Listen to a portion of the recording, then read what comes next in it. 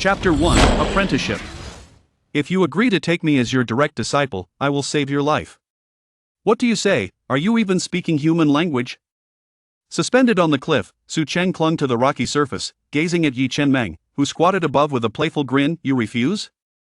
Then I'm afraid there's nothing I can do. We are not related, why should I save you? My lady, listen to me. I only established my sect to secure a meager living. I never intended to take on disciples. I lack even the cultivation to do so. Su Cheng was at a loss for words. Having just crossed over a few days ago, how had he found himself entangled with such a formidable presence? My dear, you are a child of destiny, destined to become the future empress of the demon race. You should join the protagonist's ranks, sharing in his feasts by day and revelries by night. Why trouble me, my lady? I truly cannot hold on any longer. How about I recommend a sect to you? Do you know Chang Liang? The laws of heaven cannot touch him. If you join his ranks, your future will be limitless. Yi Chenmeng was not so easily fooled. She was no fool. All of Su Cheng's inner thoughts had been laid bare to her, and she had been hearing such sentiments for several days. She was aware that Su Cheng possessed many treasures, exquisite artifacts of celestial grade, and even innate treasures said to exist only in legends. However, without cultivation, he was powerless to utilize them. Knowing this, could Yi Chenmeng possibly let him go? With just a small scheme, she had maneuvered Su Cheng into his current predicament. Su Cheng had no disciples, no children. Once she became his disciple, wouldn't all those treasures belong to her? I want nothing to do with that Cheng Liang. I wish to be your disciple and the foremost disciple of Ling Xian Hall. Yi Chenmeng remained unperturbed, confident that Su Cheng would eventually relent. Has this lady taken leave of her senses? Must she drive me to my doom? If you join my ranks, it would be evident that I am coercing you.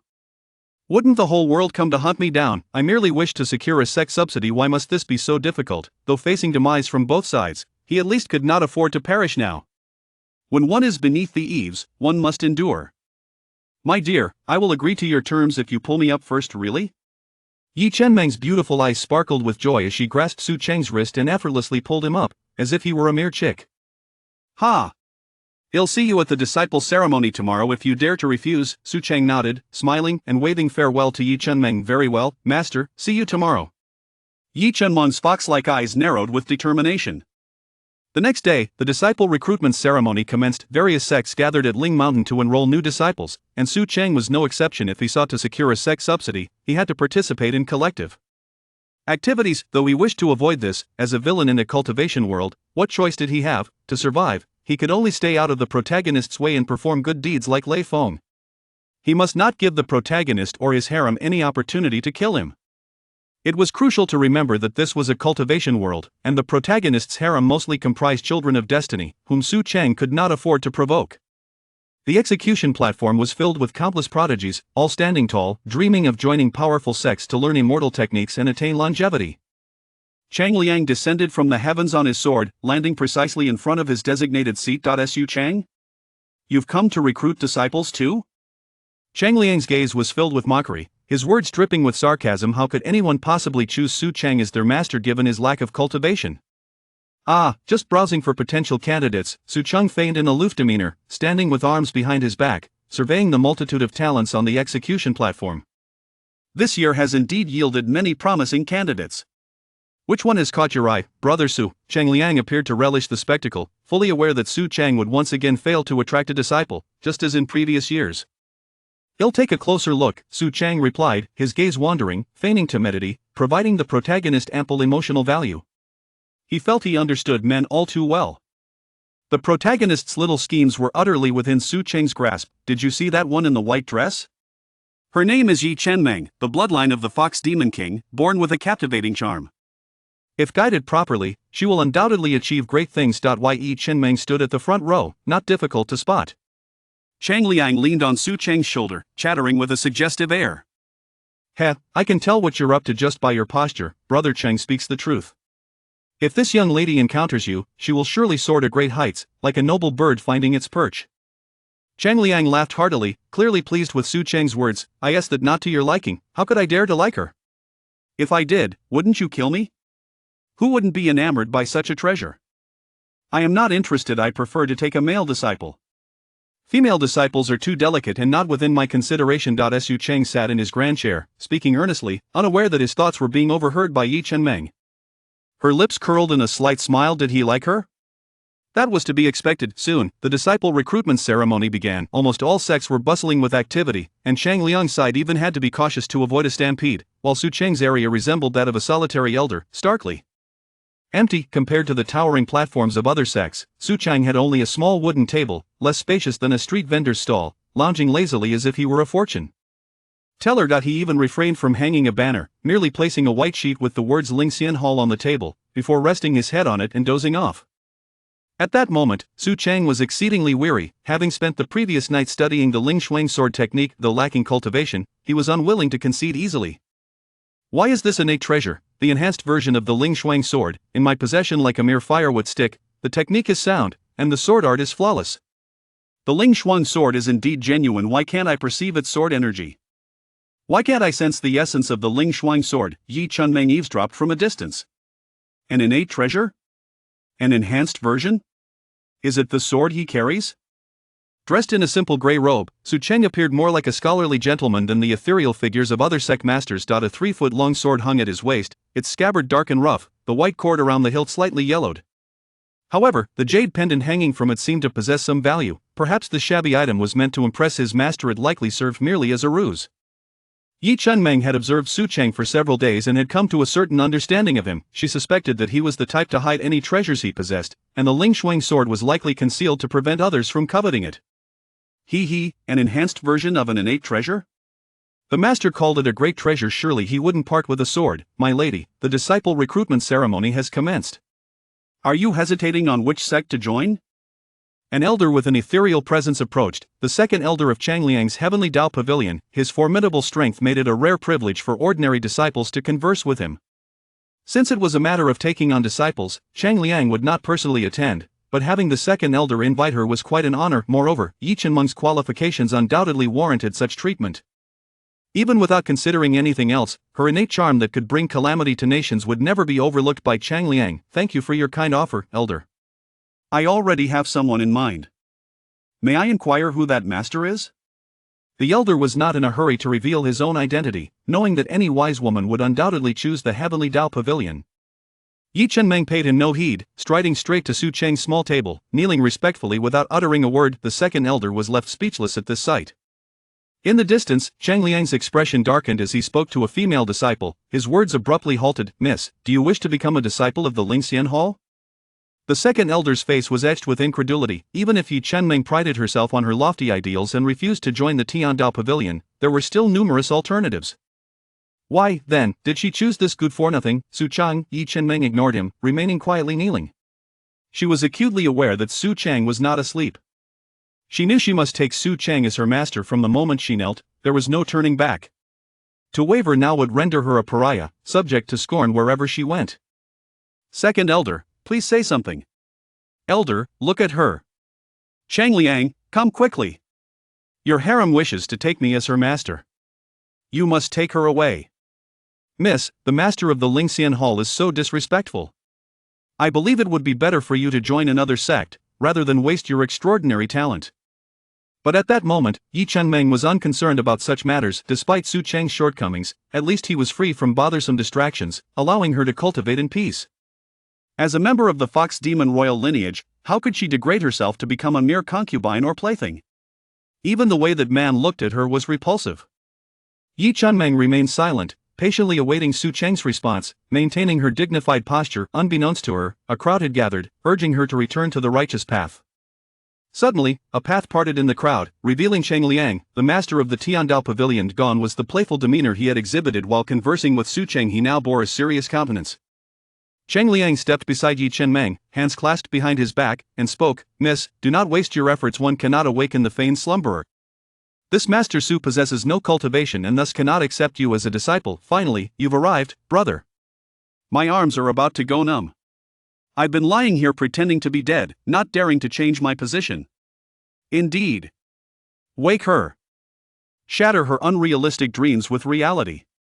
Tell her there is no possibility for me and her. The onlookers chimed in, echoing their sentiments. Indeed.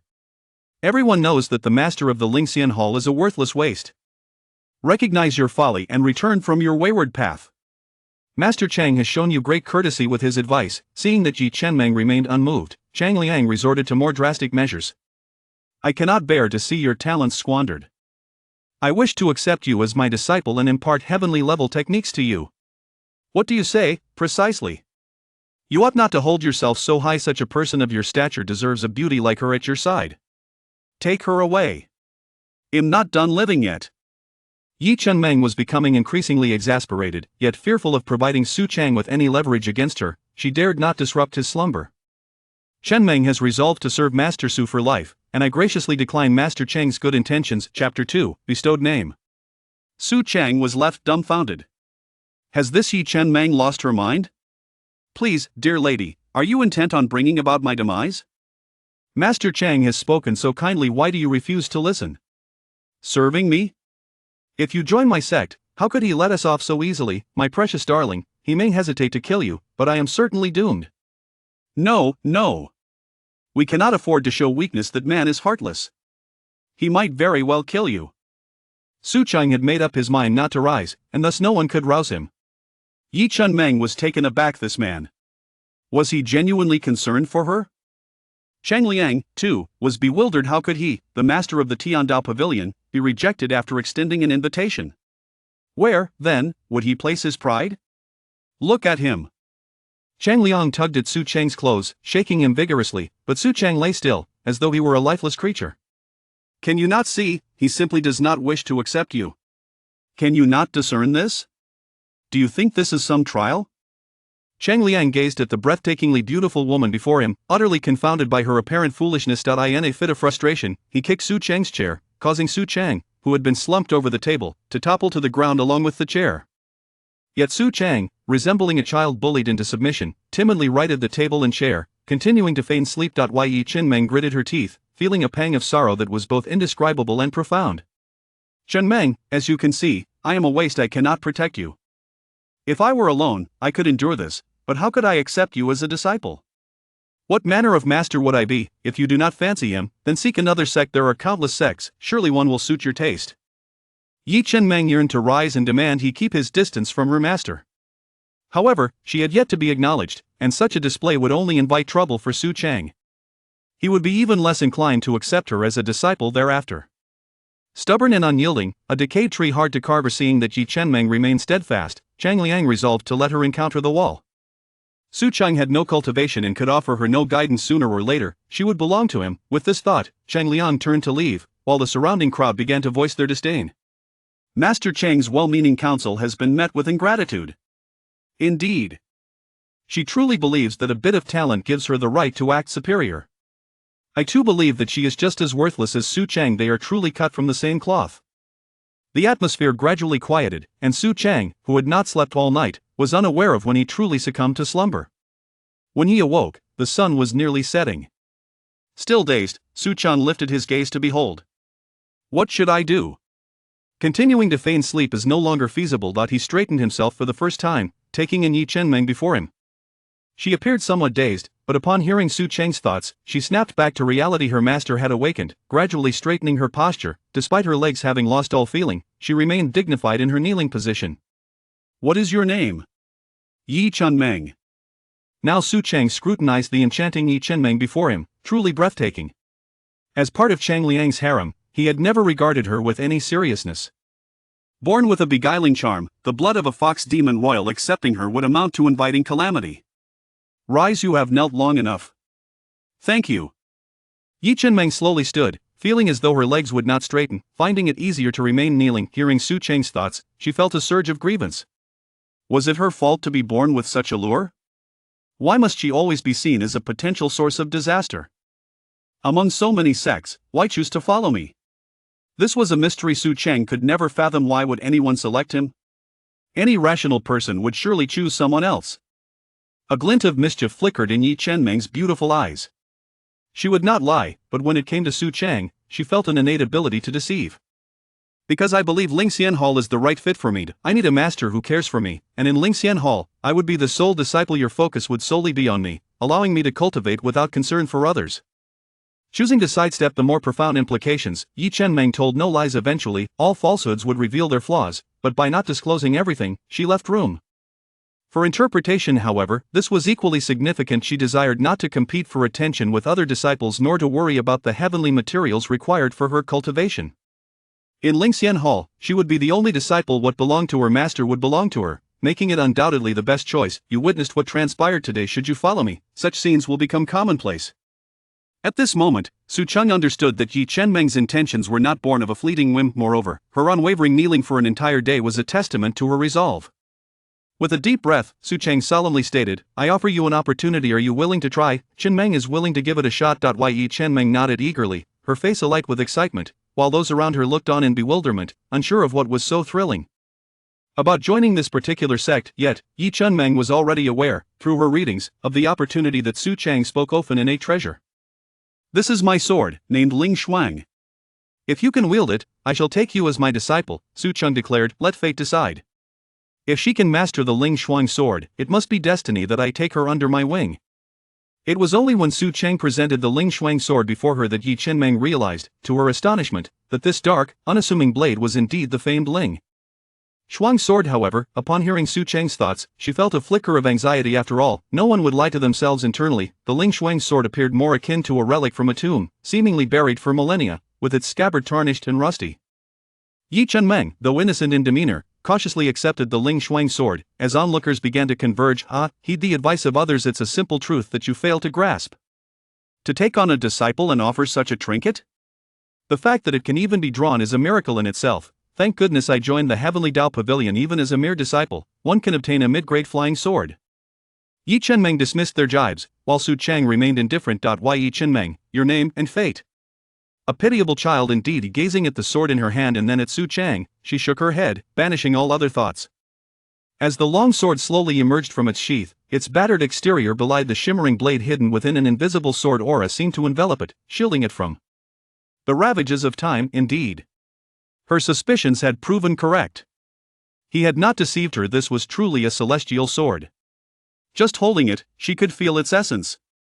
Although she had never wielded a celestial sword before, she sensed that even if it were not an innate treasure, it was undoubtedly a supreme artifact of the celestial tier.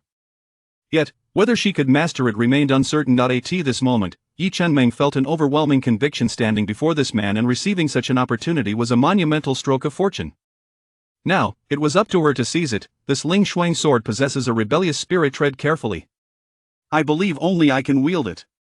If you find it beyond your grasp, do not force it. Do not harm yourself. In her heart, Yi Chenmeng resolved that today, she would tame this sword, even if it cost her life.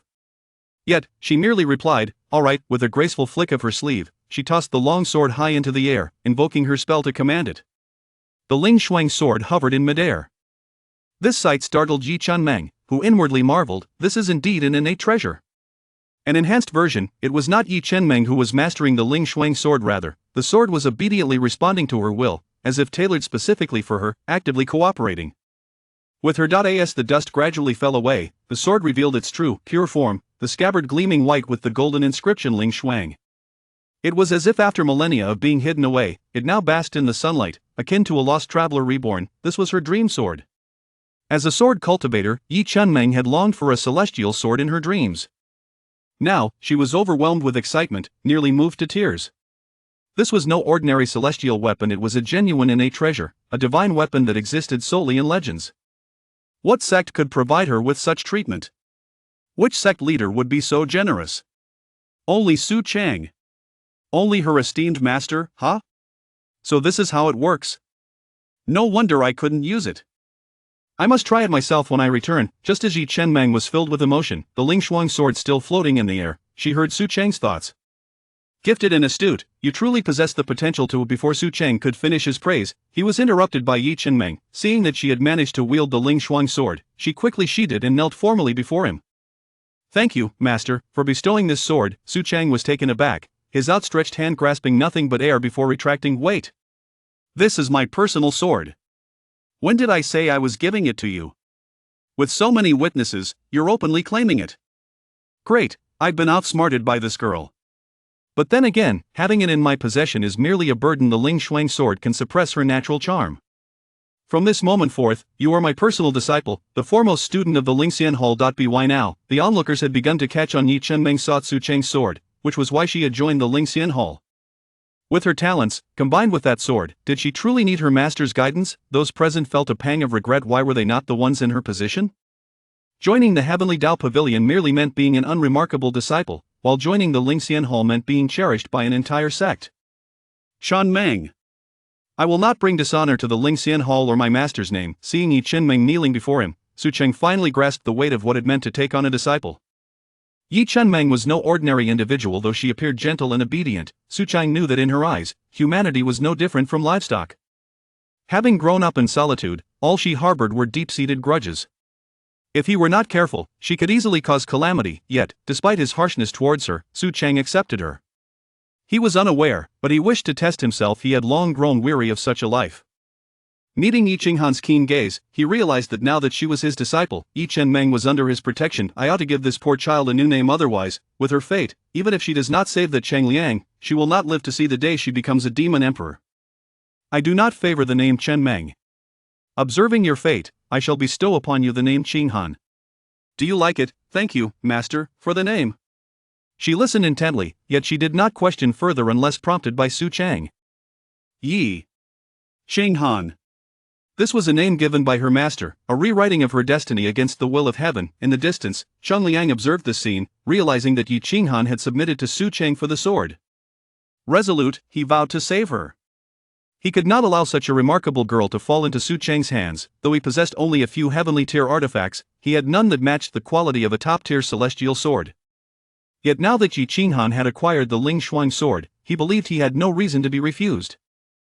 Chapter 3, The 6 Gifts. Accompanying Su Cheng up the mountain, Yi Qinghan beheld the Lingxian Hall, unable to contain her astonishment. Is this the Lingxian Hall? Is this a sect? She pointed incredulously at the dilapidated structure before her. Indeed, the path of cultivation requires a tranquil heart and minimal desires. I, as your master, do not favor excessive extravagance, Su Cheng replied.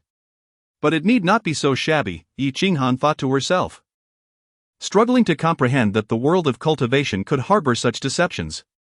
Congratulations, host, on acquiring a disciple. The villain system presents you with the following rewards.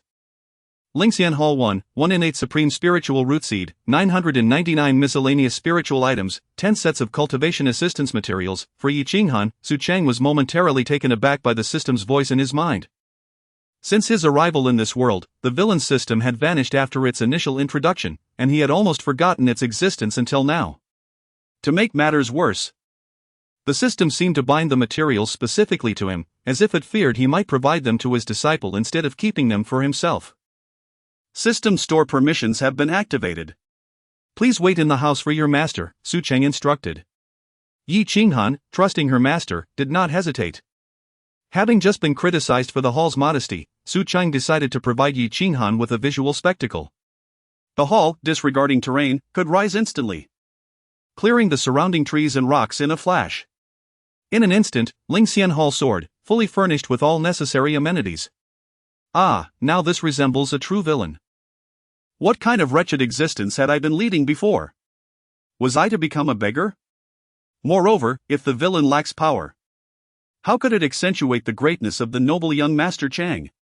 Come out, Su Cheng beckoned. Yi Qinghan could hear Su Cheng's thoughts. But when she finally beheld the transformed hall, she felt a pang of guilt. Master, have I truly been so foolish?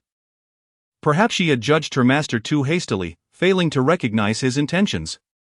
Your master has not considered your needs adequately. There are many rooms, choose whichever you prefer.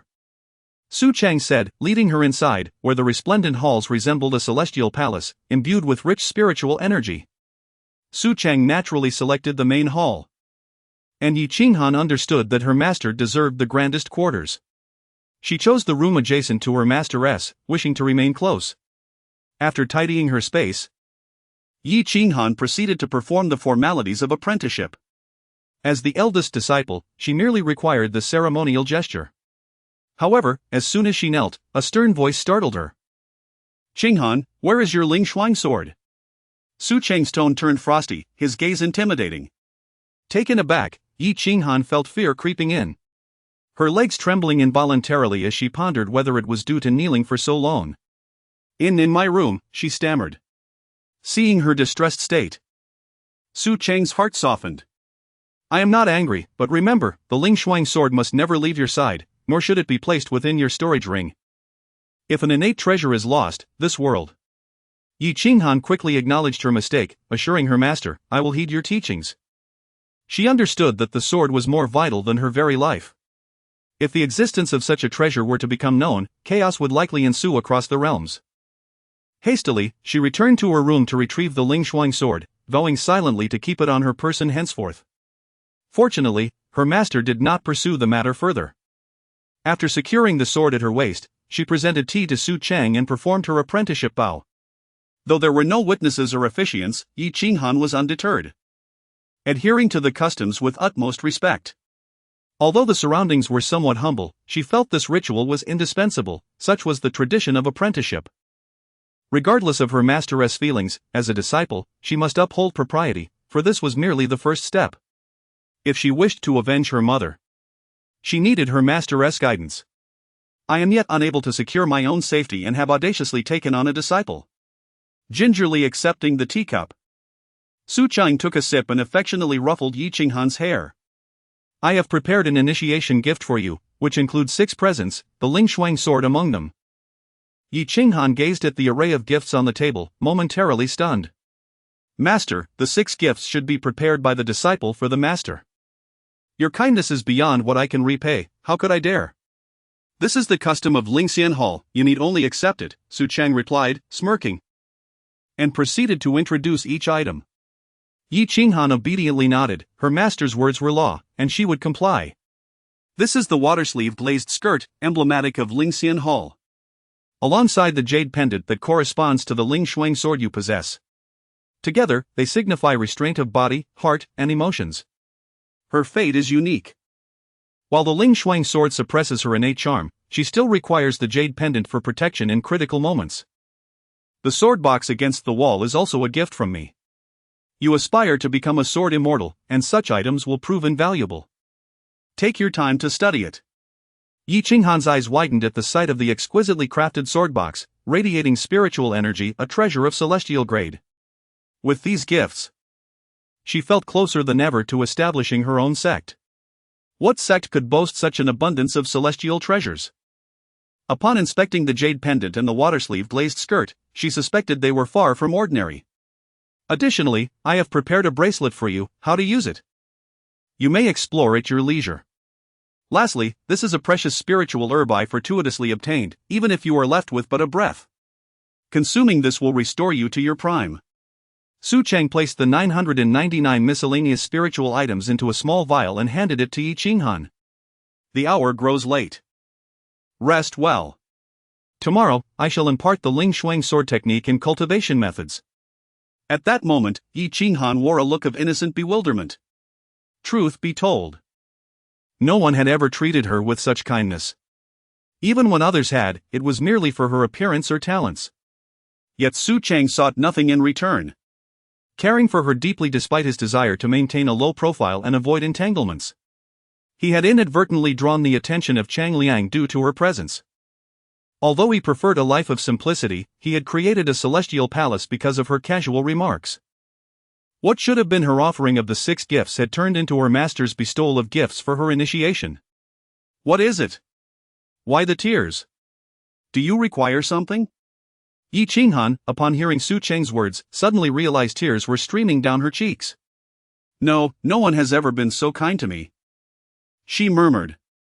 "This poor child, after all, she is merely a 16-year-old girl." Su Cheng gently tousled her hair, his expression one of tenderness as he wiped away her tears. "Go rest now." Yi Qinghan nodded, accepting the 6 gifts before returning to her room, which was merely adjacent.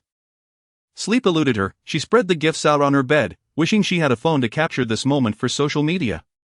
Her delicate hands rested lightly on the water-sleeve glazed skirt, marveling at its exquisite texture, realizing it was truly a gift befitting her master. She hesitated to wear it.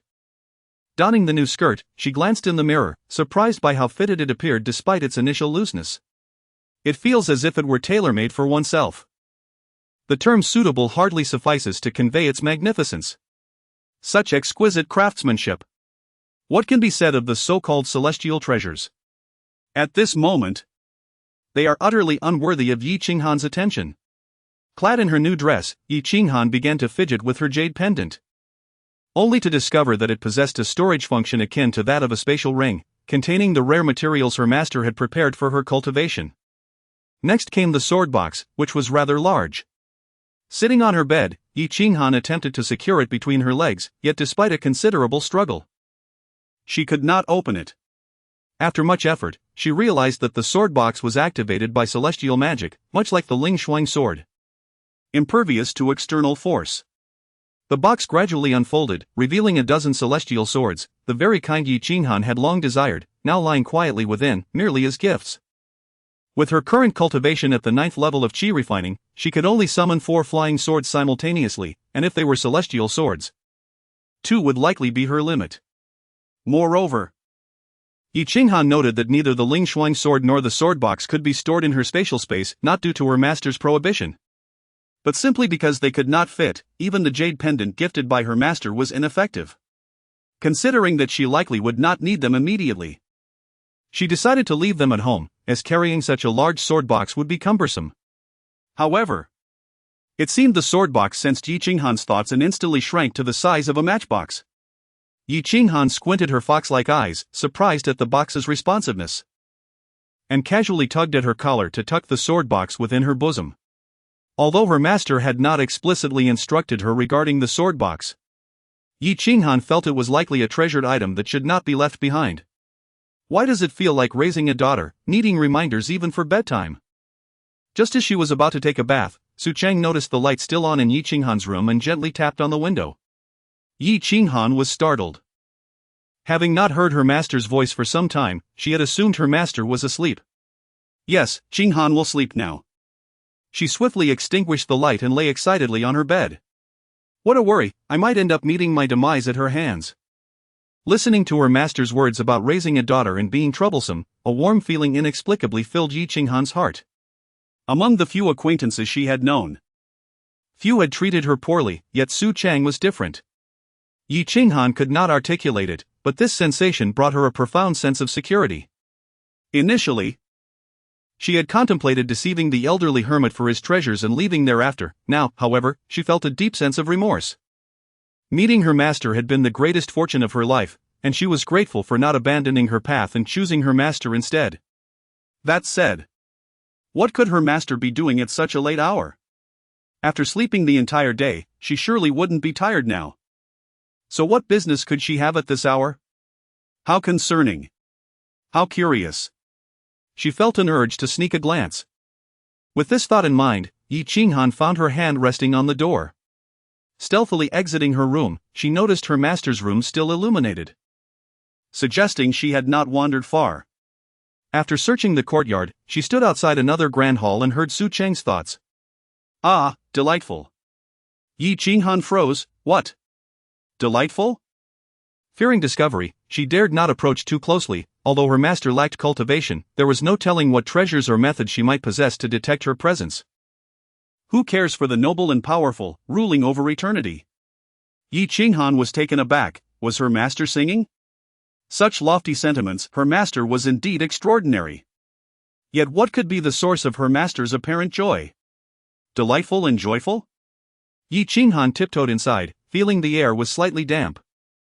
But the spiritual energy here was palpably more potent than in other areas of Lingxian Hall. In the vastness of the universe, I only wish to stand by her side. Ha! For whom? For me? Master. There is no need to go to such lengths for Qinghan. Chapter 4, The Method of Bestowing Immortality Through the Mist on the Window. Yi Qinghan beheld something extraordinary. Astonishing. At this moment, Cheng was seated by the pool, his body immersed in the water, his solid arms exposed as he faced away from the door. Just a silhouette, and Yi Qinghan felt her mind clouding with thoughts. Her face flushed crimson, extending to her neck, her earlobes burning, and her heart racing like a wild deer. Her master was bathing. Should I prepare some fresh garments for Qinghan? Although there are some spiritual fruits behind the Lingxian Hall, one still needs to eat. I wonder if she would appreciate my culinary skills. Perhaps I should offer her the seed of this innate supreme spiritual root, though without cultivation, it would be of little use. I wonder if she would trade the Lingfrost sword for the god-slaying spear or the chaos bell. I would not. I want the Lingfrost sword. She was well aware that the treasures her master offered in exchange were remarkable, yet her heart yearned solely for the Lingfrost sword. For Yi Qinghan, who aspired to become a sword immortal, the Lingfrost sword was the finest gift, unparalleled in its value. Peeking through the crack in the door, Yi Qinghan secretly gazed inside, admiring her master's handsome profile. At this moment, she realized that aside from desiring her master's treasures, she also longed for her master. Her master's physique was simply irresistible. Having stolen the woman that Cheng Liang coveted, he surely won't let me off easily. I can only hope he shows me some leniency. Yi Qinghan had long sensed something amiss. Why was her master so fearful of Cheng Liang? Were they not from the same sect? By lineage, her master was even Cheng Liang's senior. After listening for a while, Yi Qinghan returned, fearing that if her master discovered her, it would be enough to expel her from the sect. The next day, due to insomnia, Yi Qinghan awoke late, not rising until noon. Oh no! Her master had promised to teach her the Lingfrost sword technique, yet she had slept until midday. She hurriedly dressed and took the Lingfrost sword, searching the Lingfrost hall but finding no trace of her master. Oh no! On just her first day, she had already displeased her master. Yi Qinghan was filled with anxiety. If her master was upset and thought her negligent, refusing to impart the techniques and sword arts, what could she do? It would be best to admit her mistake early. After searching in vain, she resolved to kneel in the main hall, hoping her master would forgive her upon seeing her earnestness. However, she had barely knelt for long when she heard her master calling from outside. Qinghan, rise! Yi Qinghan dared not respond, remaining kneeling in silence. Qinghan? Hey! Get up and help me! As she pondered, she heard her master knocking on her door, the sound echoing with urgency. What? In the time it took me to buy some groceries, my eldest disciple went missing? Su Cheng scratched his head, searching the room for Yi Qinghan. Soon, he found Yi Qinghan, tear-streaked and kneeling on the floor, sobbing inconsolably. Master! Woo-woo! Yi Qinghan rushed into Su Cheng's embrace, truly frightened this time. She had never feared losing someone as she did now. Her fox-like head buried in Su Cheng's chest, she rubbed against him, wishing to melt into his being. Observing this scene, Su Cheng was bewildered. Who bullied you? Tell your master. Is it Cheng Liang? That seems unlikely. Aside from myself and Qinghan with the jade pendant, it would be quite difficult for others to enter the Lingxian Hall. So what happened? Did you have a nightmare? No. Is Cheng Liang sending someone? Yi Qinghan nestled in Su Cheng's arms, shaking her head like a rattling drum. What happened? Su Cheng was puzzled. Why was his precious disciple crying upon waking? I woke late, thinking my master no longer wanted me as a disciple. Woo-woo. Yi Qinghan was unsure why she felt this way, yet it seemed instinctual to express her emotions in such a manner. Yi Qinghan did not comprehend why. Despite having always been solitary and never reliant on anyone, she now resembled a little fox, seeking comfort from her newly appointed master. It was as if all her grievances from childhood needed to be unleashed upon Su Cheng, and she clung to him tightly for a long while. Perhaps it was the first time in ages that she had her own room, or perhaps it was the first time she encountered someone she could trust. Tears flowed uncontrollably, and Yi Qinghan began to understand why. It was because she could hear Su Cheng's heart, and his gentleness and kindness were no longer difficult to grasp. He had granted her a person to trust and a place to call home. Before this, all she had known were the ruins of her home and a mother long gone. Su Cheng was oblivious to the depth of her feelings, even questioning if he had inadvertently given her the wrong impression. Look at how wrong my Qinghan is. How could I not want you? This precious one. Who wouldn't he cherish you? Be good, come help your master, and I'll make you something to eat. Like a gopher peeking out, Yi Qinghan emerged from Su Cheng's embrace, her expression adorably naive. Master can cook? I have always been alone, capable of making simple meals. Seeing you hadn't woken, I went to buy some groceries. If I arrived late, all the fresh produce would be taken. Cheng pointed to the basket of vegetables and meat at the door. As they walked to the kitchen hall, Han was surprised to discover that the celestial palace possessed a kitchen. Can you wash vegetables? Cheng glanced at Han, who stood at the door with a dazed expression, and sighed. Never mind, you wait outside for a moment. I can. Han, sensing her master underestimated her, rushed forward to help. This task was nothing she couldn't handle. Assisting in washing and chopping the vegetables as instructed by her master. She found it quite simple, easily managing the task. However, when it came to stir-frying, only her master could handle it.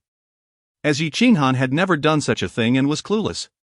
Watching her master busily moving about the stove, she found herself with no opportunity to contribute. Her master's serious demeanor was captivating. Since last night, the image of her master by the pool had lingered in her mind. And every time she closed her eyes, her master appeared before her. Were it not for this, Han would not have slept until noon. At this moment, she felt her master embodied the essence of natural charm. Han? Take this out, be careful, it's hot. Cheng placed the stir-fried dishes on the table nearby and returned to his tasks. All right. Before long, 4 dishes and a soup were prepared. And Cheng had steamed some rice. Han had already set the table with bowls and chopsticks, waiting for her master. Though there were only 2 of them. Proper etiquette was still to be observed. Sit down and choose what you like to eat. Han was not a picky eater. During her daily training, she had no habit of feasting on lavish meals, preferring a rather simple diet. However, her master's culinary skills were truly commendable, although not extraordinarily delicious. They were quite satisfactory. After devouring 2 bowls of rice with remarkable speed, Han finally began to savor her food. Master, I heard that a secret realm will open in a month. For ordinary people or sects, this secret realm represented a tremendous opportunity, rumored to contain heavenly-level techniques and treasures. However, correspondingly, the danger was equally formidable, and this particular secret realm would allow only cultivators at the foundation establishment stage or below to enter. Do you wish to go? Cheng was indifferent, having never shown much interest in such matters. Han nodded slightly, not merely for the sake of techniques or rare treasures, but rather to assess her own strength after such extensive training. They often spoke of him as a prodigy, yet what truly defined the strength of a prodigy? This was the Ling Shuang sword technique and the cultivation method. She could delve into them at her leisure. Cheng spoke as he tossed the seemingly tattered items onto the table, then proceeded to clear the dishes and depart. Han picked up the cultivation method bestowed by her master, intending to examine it, but to her astonishment, the technique instantaneously transformed into a stream of light, piercing her forehead like a bullet. In that fleeting moment, all the techniques manifested within her mind, leaving Han in a state of bewilderment. Such a miraculous cultivation method existed? Setting aside her dishes, she settled beneath a tree and activated the technique for a complete cycle. Marvelous! Absolutely splendid! What nonsense was this so-called celestial-grade technique? If any celestial-grade technique could rival this one as prowess, she would gladly consume the Ling Shuang sword. Although her realm remained unchanged after just one cycle, she sensed her strength had more than doubled. If she were to build her foundation according to this method, she believed she could effortlessly defeat 10 opponents of higher rank. However, Han simultaneously recognized a troubling thought: if her master possessed such an exceptional technique, why did he not cultivate it himself? Meanwhile, Cheng, who was washing dishes in the kitchen, felt equally speechless. It was not that he did not wish to cultivate, but this technique was bound solely to Han, rendering it unusable for him. Han slowly rose, feeling invigorated, and prepared to explore the sword technique. Yet before she could even touch it, the sword technique, too, dissipated into a stream of light. Truly marvelous! The disciple had no means to repay such kindness. At this moment, she merely wished to dedicate herself in gratitude. Now increasingly curious, Han pondered just how many treasures her seemingly timid master concealed. On the other hand, Cheng, upon receiving a system notification, found his mood significantly uplifted. System notification: the eldest disciple Han has comprehended the Ling Shuang sword technique. Rewarding the host with the complete Ling Shuang sword technique. In that instant, Su Cheng felt invincible. Yet, he reminded himself that he was still unable to cultivate, remaining merely an ordinary person, albeit with a few additional skills. Yi Qinghan, without haste to cultivate, decided to finish cleaning the dishes and rushed into the kitchen. "Master, allow me to wash," she exclaimed, seizing the plate from Su Cheng's hands and eagerly taking over the task. Such an extraordinary technique, and she could restrain herself? What did she fail to comprehend? Or was there something she desired? Nothing, this was merely her duty. She had been so absorbed in the technique gifted by her master that she momentarily lost her composure. "Silly child, there is no such thing as rudeness, nor are there so many rules," Su Cheng mused, inexplicably feeling that Yi Qinghan was far more sensible than the system had depicted, evoking a sense of tenderness within him. "Very well, if you have any questions, feel free to ask your master. But master, do you not lack cultivation? How can you guide Qinghan?" she queried. "It is merely the Ling Shuang sword technique. I can still offer some insights," he replied. "Ha, though I possess no cultivation, I dare say I could split the heavens with a single sword strike." At this moment, Yi Qinghan's eyes sparkled with realization. Her master was merely playing a role. She understood. This was the guise of a humble pig hiding a tiger. This was precisely how a master should be. In the following week, Yi Qinghan devoted herself to closed-door cultivation, solidifying her mastery of the technique. When she finally emerged, her demeanor had transformed considerably. Disciple greets master. Go bathe in the spirit pool, it will cleanse the impurities within you and fortify your cultivation. Afterward, return to find your master. May I also partake? Yi Qinghan inquired, her head tilted in disbelief as if she had heard something utterly extraordinary. She had assumed that the pool was exclusive to her master. Though she had yet to reach a state untouched by the mundane, as a fox spirit, she valued cleanliness and was familiar with purification techniques. What do you mean? Su Cheng was taken aback, questioning the absurdity of her inquiry. Was the pool not reserved for his use? You are the direct disciple of your master, there is no place within the Ling Xian Hall that you cannot access. Have I been too stern with her? That cannot be right. Why would she entertain such thoughts? Thank you, master. Hurry along, for I shall soon evaluate your progress. Chapter 5, The Sword Transference Technique in the Lingqi Hall. Yi Qinghan was changing her attire in a partition when she suddenly discovered a plethora of new skirts. Were they prepared by her master? It seemed that in the entire Lingxian Hall, there was no one else who could wear such garments. Yi Qinghan, however, was not in a hurry to try them on. She decided to heed her master's advice and take a soak first. She wondered if it truly was as delightful as her master had described. Yet, standing at the edge of the pool, Yi Qinghan found herself overwhelmed. The liquid in the pool was not mere water, it was a spiritual essence. No wonder the Lingqi Hall was saturated with such rich spiritual energy. In other sects, the spiritual liquid would require significant contributions to the sect to earn even a small vial. However, in her master's domain, it was not intended for consumption. As a royal fox demon, Yi Qinghan believed she had seen much of the world, yet in her master's presence, she felt like a mere country fox. She pondered on the proper posture for such a luxurious soak. No wonder her master claimed it could cleanse impurities from the body. She had been curious then. How could a bath be so miraculous? But now, Yi Qinghan was convinced, and she even contemplated immersing herself in it for cultivation. With her long legs gracefully gliding into the pool, she tested the temperature. It was perfect. Soon, she submerged herself, unable to restrain a delighted fox-like cry, "Ah, delightful!" She felt the spiritual liquid enveloping her body, stripping away impurities from her skin, as if both her body and soul were being purified. Yi Qinghan mused that even a true immortal would not enjoy such treatment. Somehow, perhaps due to the overwhelming comfort, she soon drifted into slumber. Afternoon. Qinghan? Qinghan? Are you in there? Su Cheng gently knocked on the door, rousing the drowsy Yi Qinghan.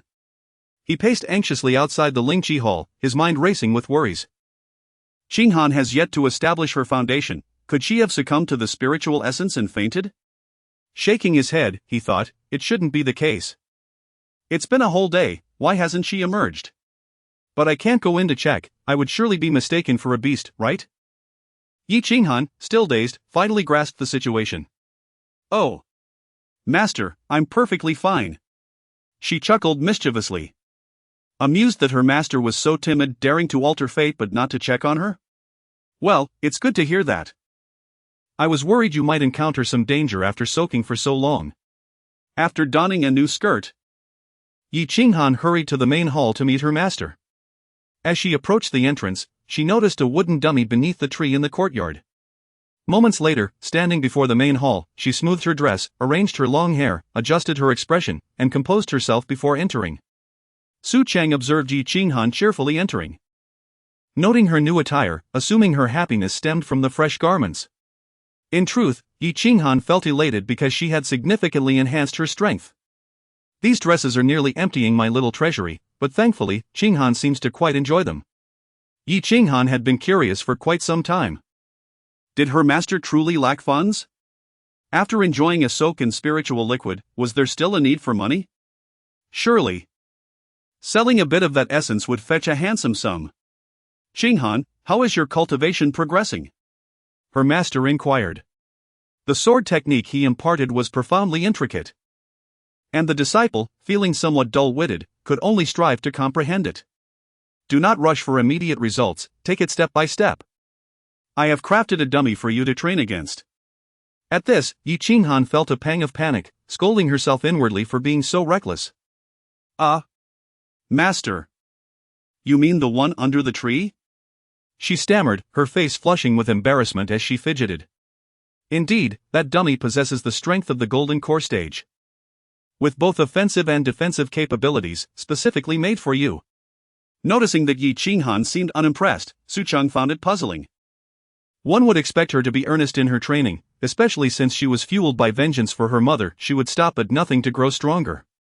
Was she perhaps intimidated by the dummy's prowess?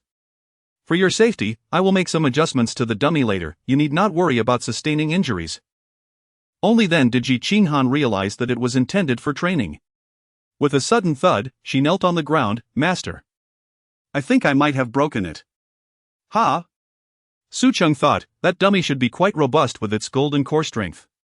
Yi Qinghan confessed. I just came from the Lingqi Hall, and when I saw the dummy, it looked sturdy, so. Su Cheng followed Yi Qinghan to the courtyard, where not a trace of the dummy remained. It had been utterly shattered. Su Cheng gazed at the fragments of the dummy he had exchanged 400 system points for, then glanced at Yi Qinghan, who wore an utterly aggrieved expression. Speechless for a moment. He had initially considered that since Qinghan was only at the Qi refinement stage, it would be more suitable to adjust the golden core dummy's strength to the foundation establishment stage. Little did he know, Yi Qinghan was so astonishingly talented that her casual soak had obliterated a treasure worth 400 system points. Master, please don't be angry, I truly didn't mean to. I had no idea it was so fragile, as if made of paper, and with just one strike it turned to dust. Yi Qinghan clung to Su Cheng's arm, her eyes brimming with innocence. It's all right, next time. I will create a celestial realm one for you to play with. Yi Qinghan was taken aback. Such a thing was possible? Really? She blinked her enchanting fox eyes, gazing at Su Cheng as if she were pleading. Please, don't look at me like that. Who could withstand such a gaze? I will do my utmost. Yi Qinghan, emboldened by the moment, realized that with just a little charm, her master's thoughts were as transparent as glass. Master, I have encountered numerous challenges while comprehending the sword technique these past few days. If you are not too busy, could you perhaps offer me some guidance? Leaning against Su Cheng's embrace, she tilted her head upward, as if making a heartfelt request. Su Cheng found it impossible to refuse, enchanted by her beautiful gaze. Let me take a look. Thank you, master. Yi Qinghan exclaimed, leading her master to the side before standing in the center of the courtyard. Suddenly, Yi Qinghan's aura shifted dramatically, her gaze sharpened, reminiscent of a keen sword. This was the frost sword intent. Frost. Emerge. In an instant, a sword seemingly summoned from thin air hung at her waist, and the temperature around them plummeted. Su Cheng felt a wave of frustration. This was nothing like the sword techniques he had studied. Back then, it was all about downward strikes and upward thrusts, or counterattacks. Why was it that when it came to Yi Qinghan, she went straight for the grand moves? Fortunately, the system had granted Su Cheng a reward for accepting a disciple. And as Yi Qinghan grasped the frost sword technique, he too learned it in that fleeting moment.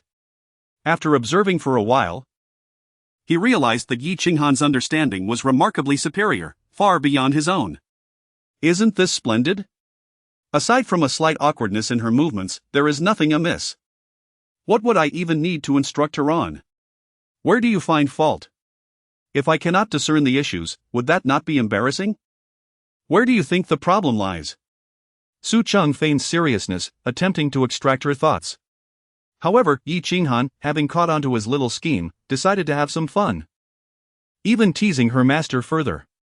Oh, you are far more intelligent than I, having spent a month studying the sword technique. I have only just mastered the art of thrusting and slashing. Aha! Once more. Su Cheng assumed a commanding posture, his tone brooking no refusal. Subsequently, Yi Qinghan demonstrated the technique once again. Although the Ling Shuang sword technique was fierce in its execution, it exacted a considerable toll on Yi Qinghan.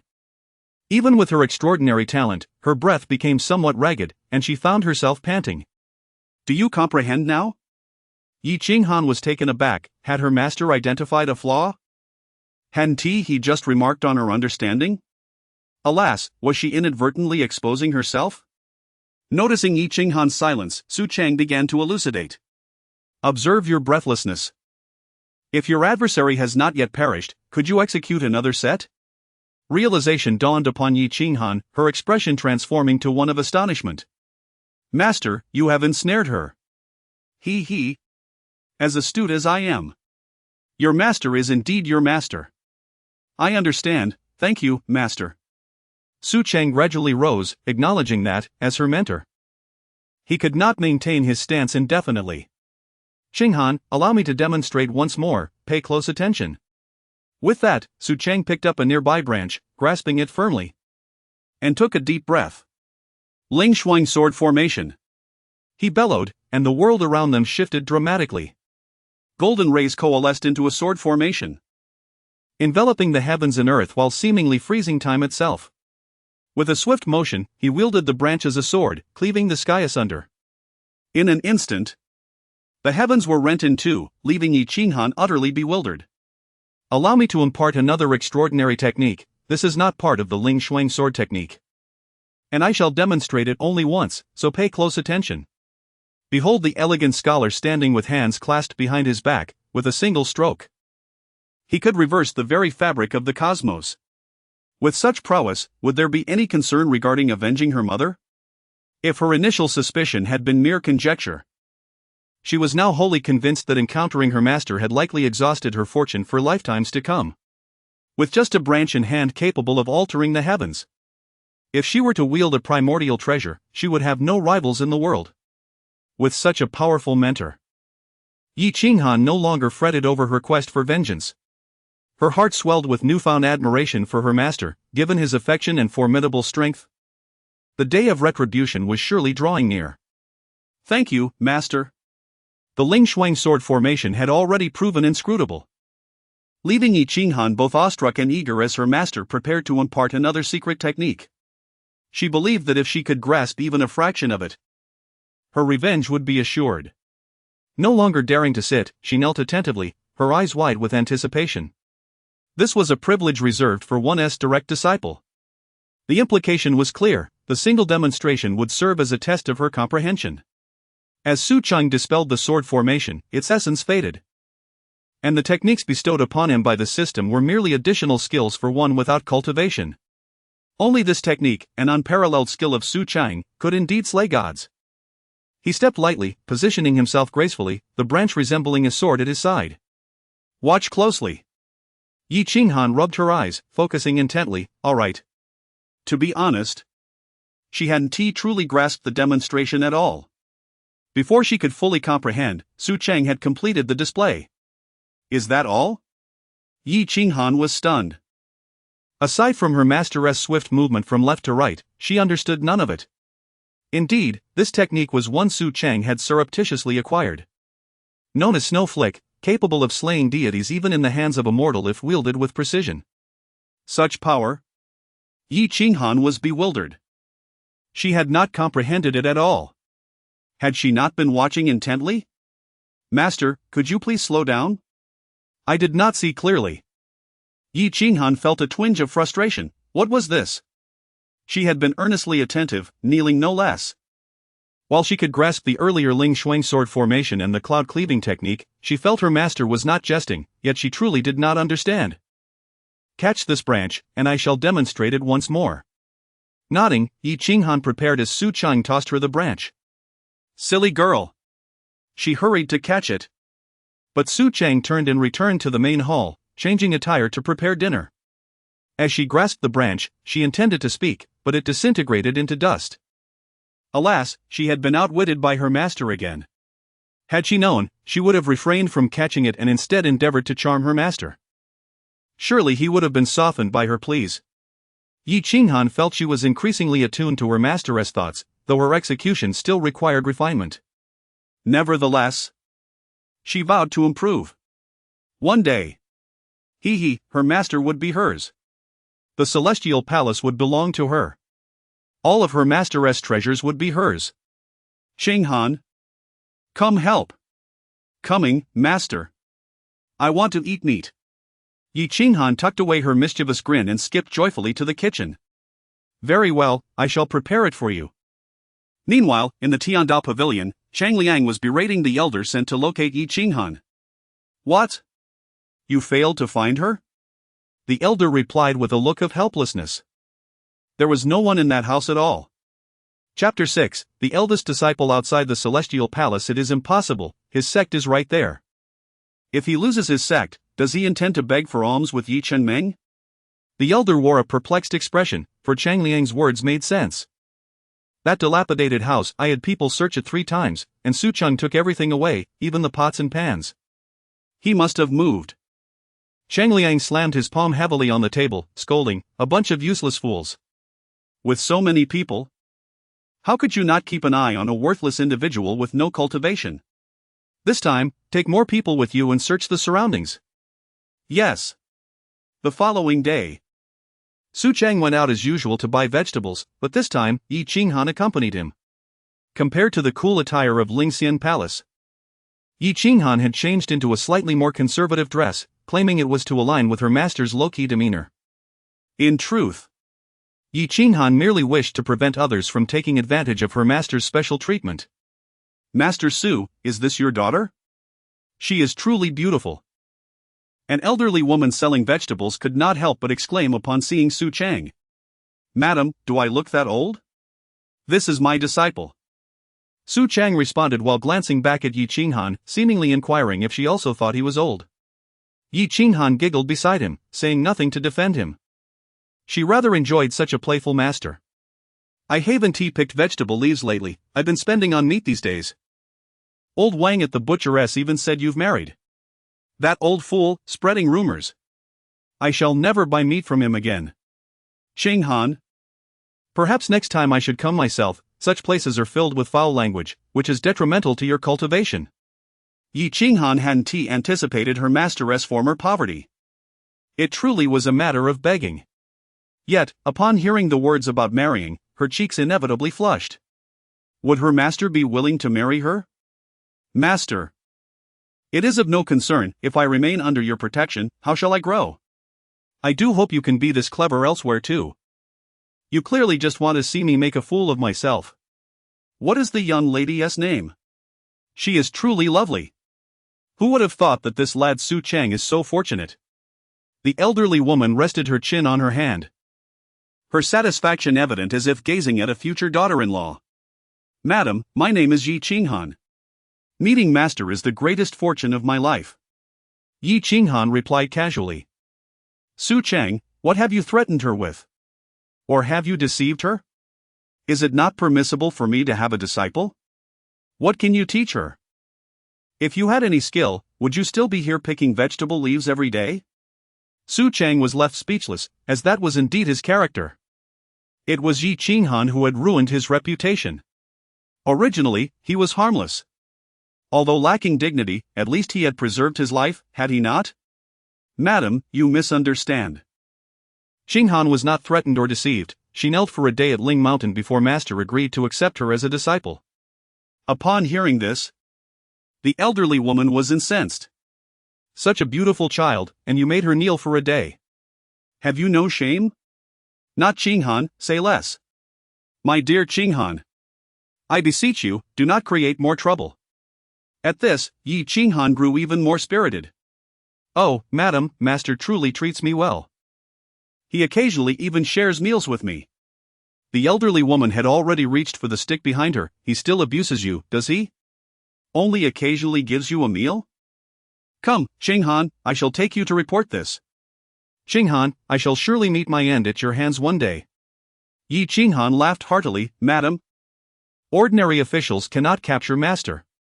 They can capture him. Su Cheng quickly interjected. Why would they want to catch me? Regardless, master is truly formidable, otherwise. How could Cheng Han have chosen him as her master? How formidable. Very formidable. I greatly admire master. Yi Cheng Han blinked her big eyes, speaking as if it were the truth. The elderly woman squinted her eyes, sizing up Su Cheng. He was not small in stature, but as for abilities, she could not discern any. Cheng Han, let us go to a restaurant. We need not converse with her any longer, shall we? Really? Yi Cheng Han's eyes sparkled with excitement. Clearly intrigued by the prospect of dining out. Indeed. Madam, I shall chat with you another time. Master wishes to take me to a restaurant. The elderly woman smiled and waved her hand, though her expression changed entirely when her gaze fell on Su Cheng. They had not walked far when someone called out to Yi Cheng Han. Chen Meng girl? Yi Cheng Han pretended not to hear, dismissing it as a dog barking. Master has bestowed me the name Cheng Han, you dare call me Chen Meng? Are you seeking trouble? However, Su Cheng turned back to assess the newcomer. Master Su, what a pleasure. The visitor was none other than the second elder of Tiandao Pavilion, Lu Cheng. Second elder? Do you have business with my disciple? Indeed. The master has urgent matters to convey to Miss Chen Meng. Lu Cheng clasped his hands. Had it not been for the crowd, he would not have bothered to acknowledge this worthless person. Su Cheng curled his lip. Cheng Han, he seeks you. Master, he is not looking for me. He is looking for Miss Chen Meng. I do not know anyone by the surname Chen. Miss is jesting. Yi Cheng Han realized that this second elder could not comprehend human speech. She had to communicate with him directly. I am not joking, my name is Yi Cheng Han. This is the name bestowed upon me by my master. Do you understand? If you wish to find Miss Chen, go aside and search. I do not know her. Su Cheng was taken aback by Yi Cheng Han's little tirade. Noticing her sharp canines peeking out as she spoke, he suddenly recalled that this girl was the king of the underworld, before she could release her pent-up vengeance.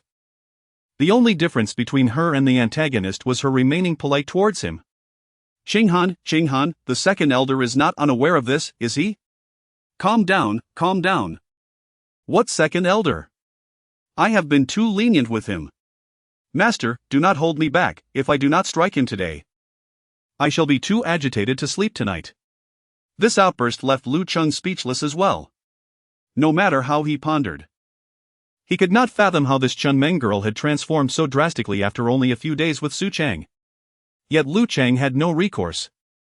This was the woman favored by the master. What could he do? Miss Cheng Han, I apologize for my rudeness. Yi Cheng Han paid him no mind. Attentively listening for her master's thoughts, anxious that he might be displeased due to others calling her Chen Meng. Do you have something to say to Cheng Han? Speak now. The second elder was also taken aback. Could such words be spoken in front of Su Cheng? Ha, it is merely the unyielding heart of a thief. I had already guessed. If Cheng Han wishes to depart, let the 6 gifts serve as her farewell. With those gifts, even beside Cheng Liang, she should be able to attain a different conclusion. Yi Cheng Han felt she could hardly listen any longer, though she had initially thought so. Now her plans had changed, she wanted her master too. Retreat? As Su Cheng spoke, he attempted to turn away, but was seized by Yi Cheng Han. Yi Cheng Han, realizing he was trying to play a ruse, exclaimed, "You sly one! Master need not retreat. Lu Cheng, return and inform Cheng Liang that Miss Chen has perished. Let him relinquish his hopes." Since Qinghan had chosen her master, even if he were to pass away, she would accompany him in death. This fellow just looked at me. How does this sound like it was meant for me? Su Cheng turned his head, somewhat astonished at Yi Qinghan's resolve. For she should have already obtained what she desired. Qinghan, I truly did not misjudge you. Rest assured. Entering the Lingxian Hall, although it caused some embarrassment for my master. I assure you that once you join the Lingxian Hall, I will ensure that you, Qinghan, will not be outdone by anyone. Even if I have to use rare treasures to cultivate you, I will mold you into a demonic emperor unmatched by others. At this point, Yi Qinghan finally breathed a sigh of relief. It would have been unfortunate if her master had been led astray by that fellow. Thankfully, she reacted swiftly with unwavering resolve. While others tame beasts, I tame my master. Just as she was beginning to feel pleased, the senior disciple of Cheng Liang arrived. Making an entrance so cliché that even Su Cheng found it hard to comment. It had long been rumored that the sect leader had his eyes on a vixen from outside, and indeed, she appeared to be just that. A tall woman pushed aside the second elder, gazing at Yi Qinghan with an air of superiority. Miss Chun Meng. Before she could finish her words, Yi Qinghan swiftly struck her across the face. Did you not hear me?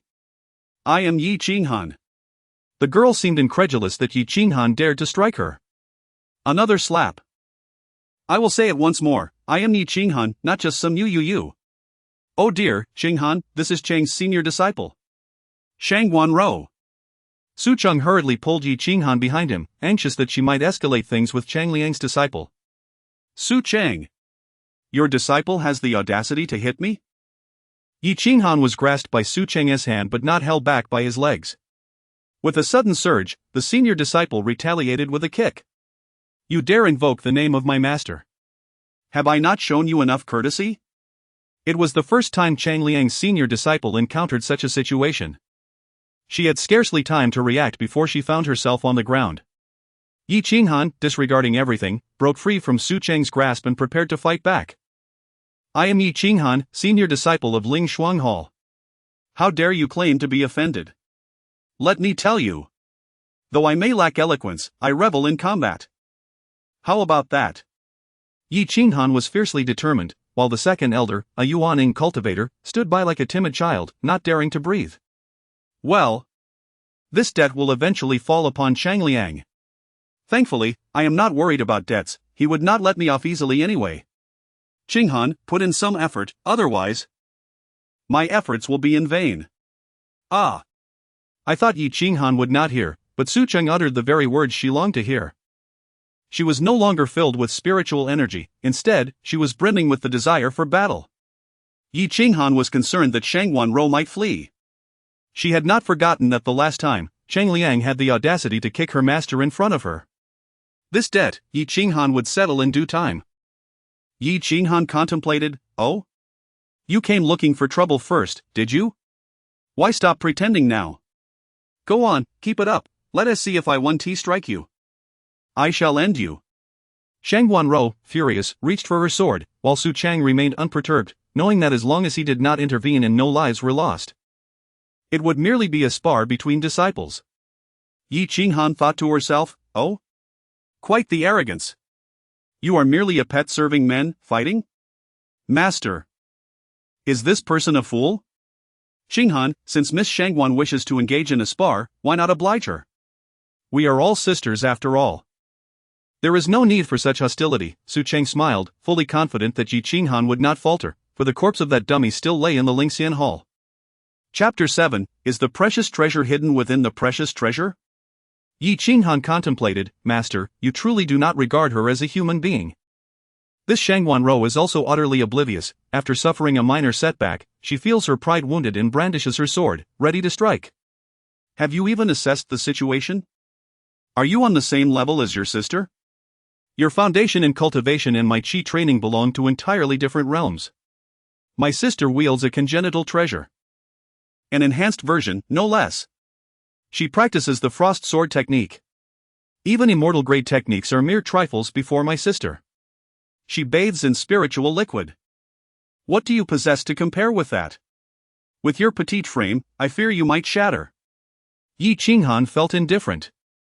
It was the perfect opportunity to test the celestial sword within her sword box. Wait a moment, let me find where I placed it.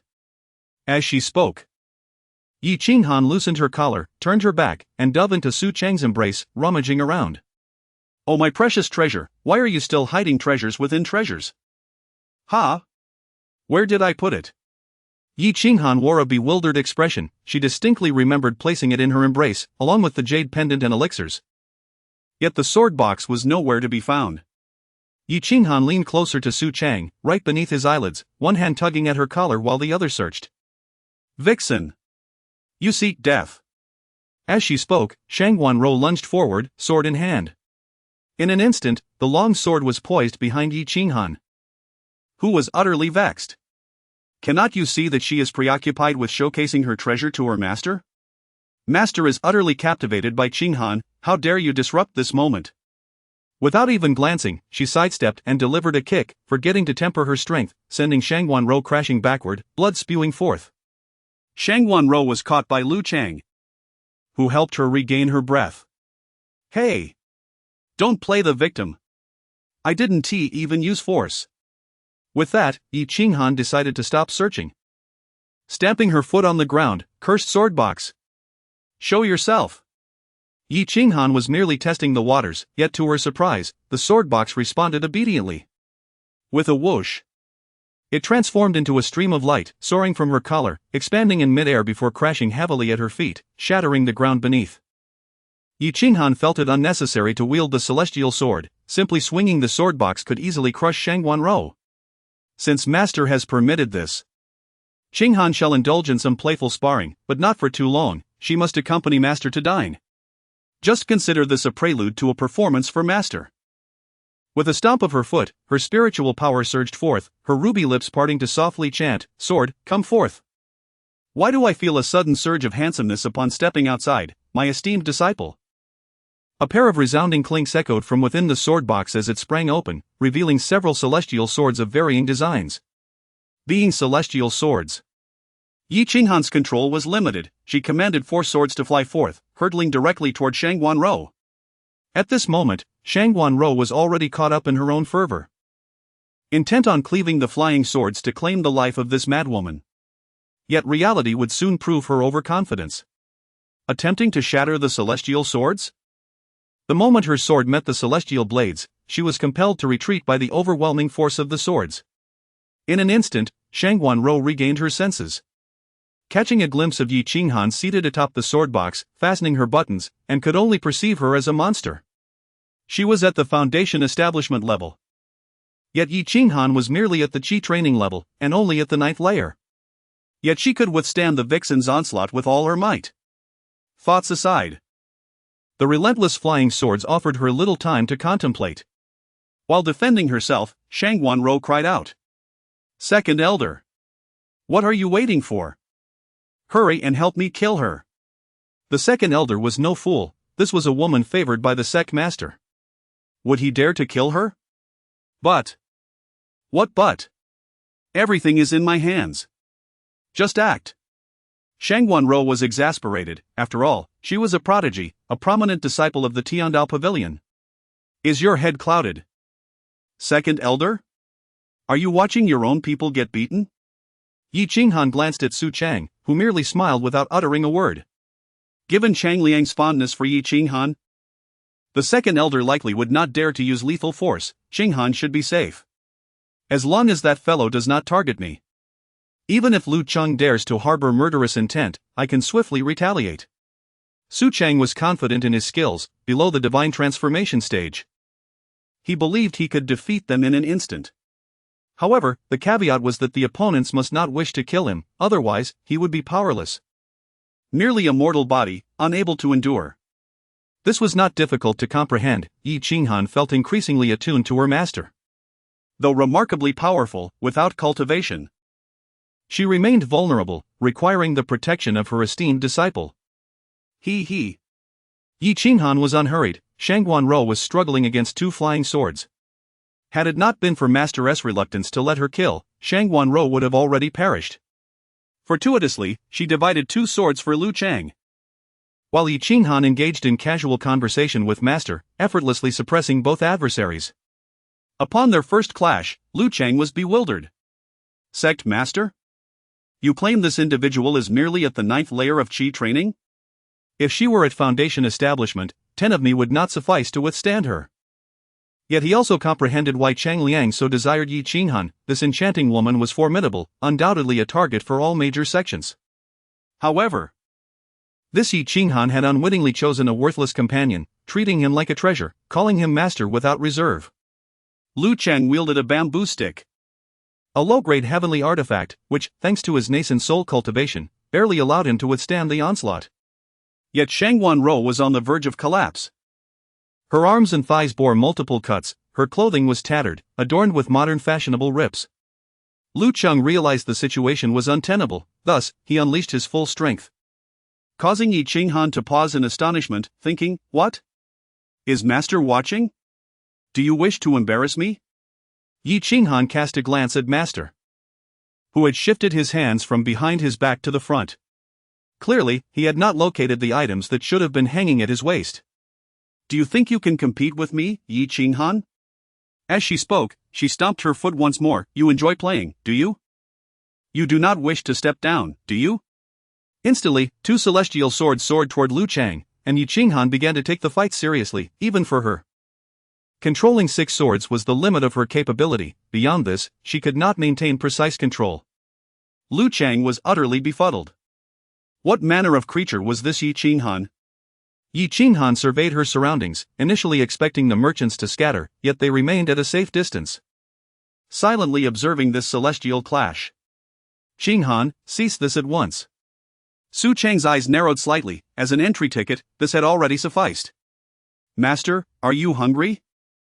Yi Qinghan had intended to test the frost sword technique against this second elder, but Master had spoken. "If I do not call a halt now, you may find yourself harboring murderous intent, am I correct?" Su Cheng said, gently ruffling her hair, his expression one of indulgence, devoid of any reproach. Yi Qinghan remained silent, quietly retracting her celestial swords, narrowing her eyes as she regarded Shangguan Rou. Placing the sword box back in its original spot, Yi Qinghan obediently stood behind Su Cheng. "Lady Shangguan, truly a hero in youth, living up to your prodigious reputation," Su Cheng admired. "On behalf of my disciple, I thank Lady Shangguan for your mercy. I have not been strict in my teaching, I shall certainly discipline her upon our return. Second elder, unless there is anything else, I shall take Qinghan to dine now." Lu Cheng and Shangguan Rou exchanged bewildered glances, though Lu Cheng appeared more seasoned than the impetuous Shangguan Rou. "Sect Master, you are too courteous. Lady Qinghan is exceptionally talented. Given time, she will undoubtedly become a dragon among men. Master Su, I shall not delay your time any longer, please, carry on." Su Cheng smiled and led Yi Qinghan to a restaurant. "Qinghan, order whatever you desire. You performed admirably today, your master is quite pleased." "Wow. Thank you, Master." Yi Qinghan did not particularly care for the food, she yearned solely for her master's praise and a gentle pat on the head. As long as she could receive her master's commendation, she felt as if she could flourish like a plant basking in sunlight. However, considering her master's potential financial constraints, she refrained from ordering everything on the menu, opting instead for a couple of her favorite dishes and some of her master's preferred selections. This incident serves as a wake-up call. I must equip Qinghan with more magical artifacts. The 2 I provided this time were manageable, but what about next time? What if the adversary possesses formidable strength or is in overwhelming numbers? I may not mind, but Qinghan is my cherished disciple, I must take responsibility for her.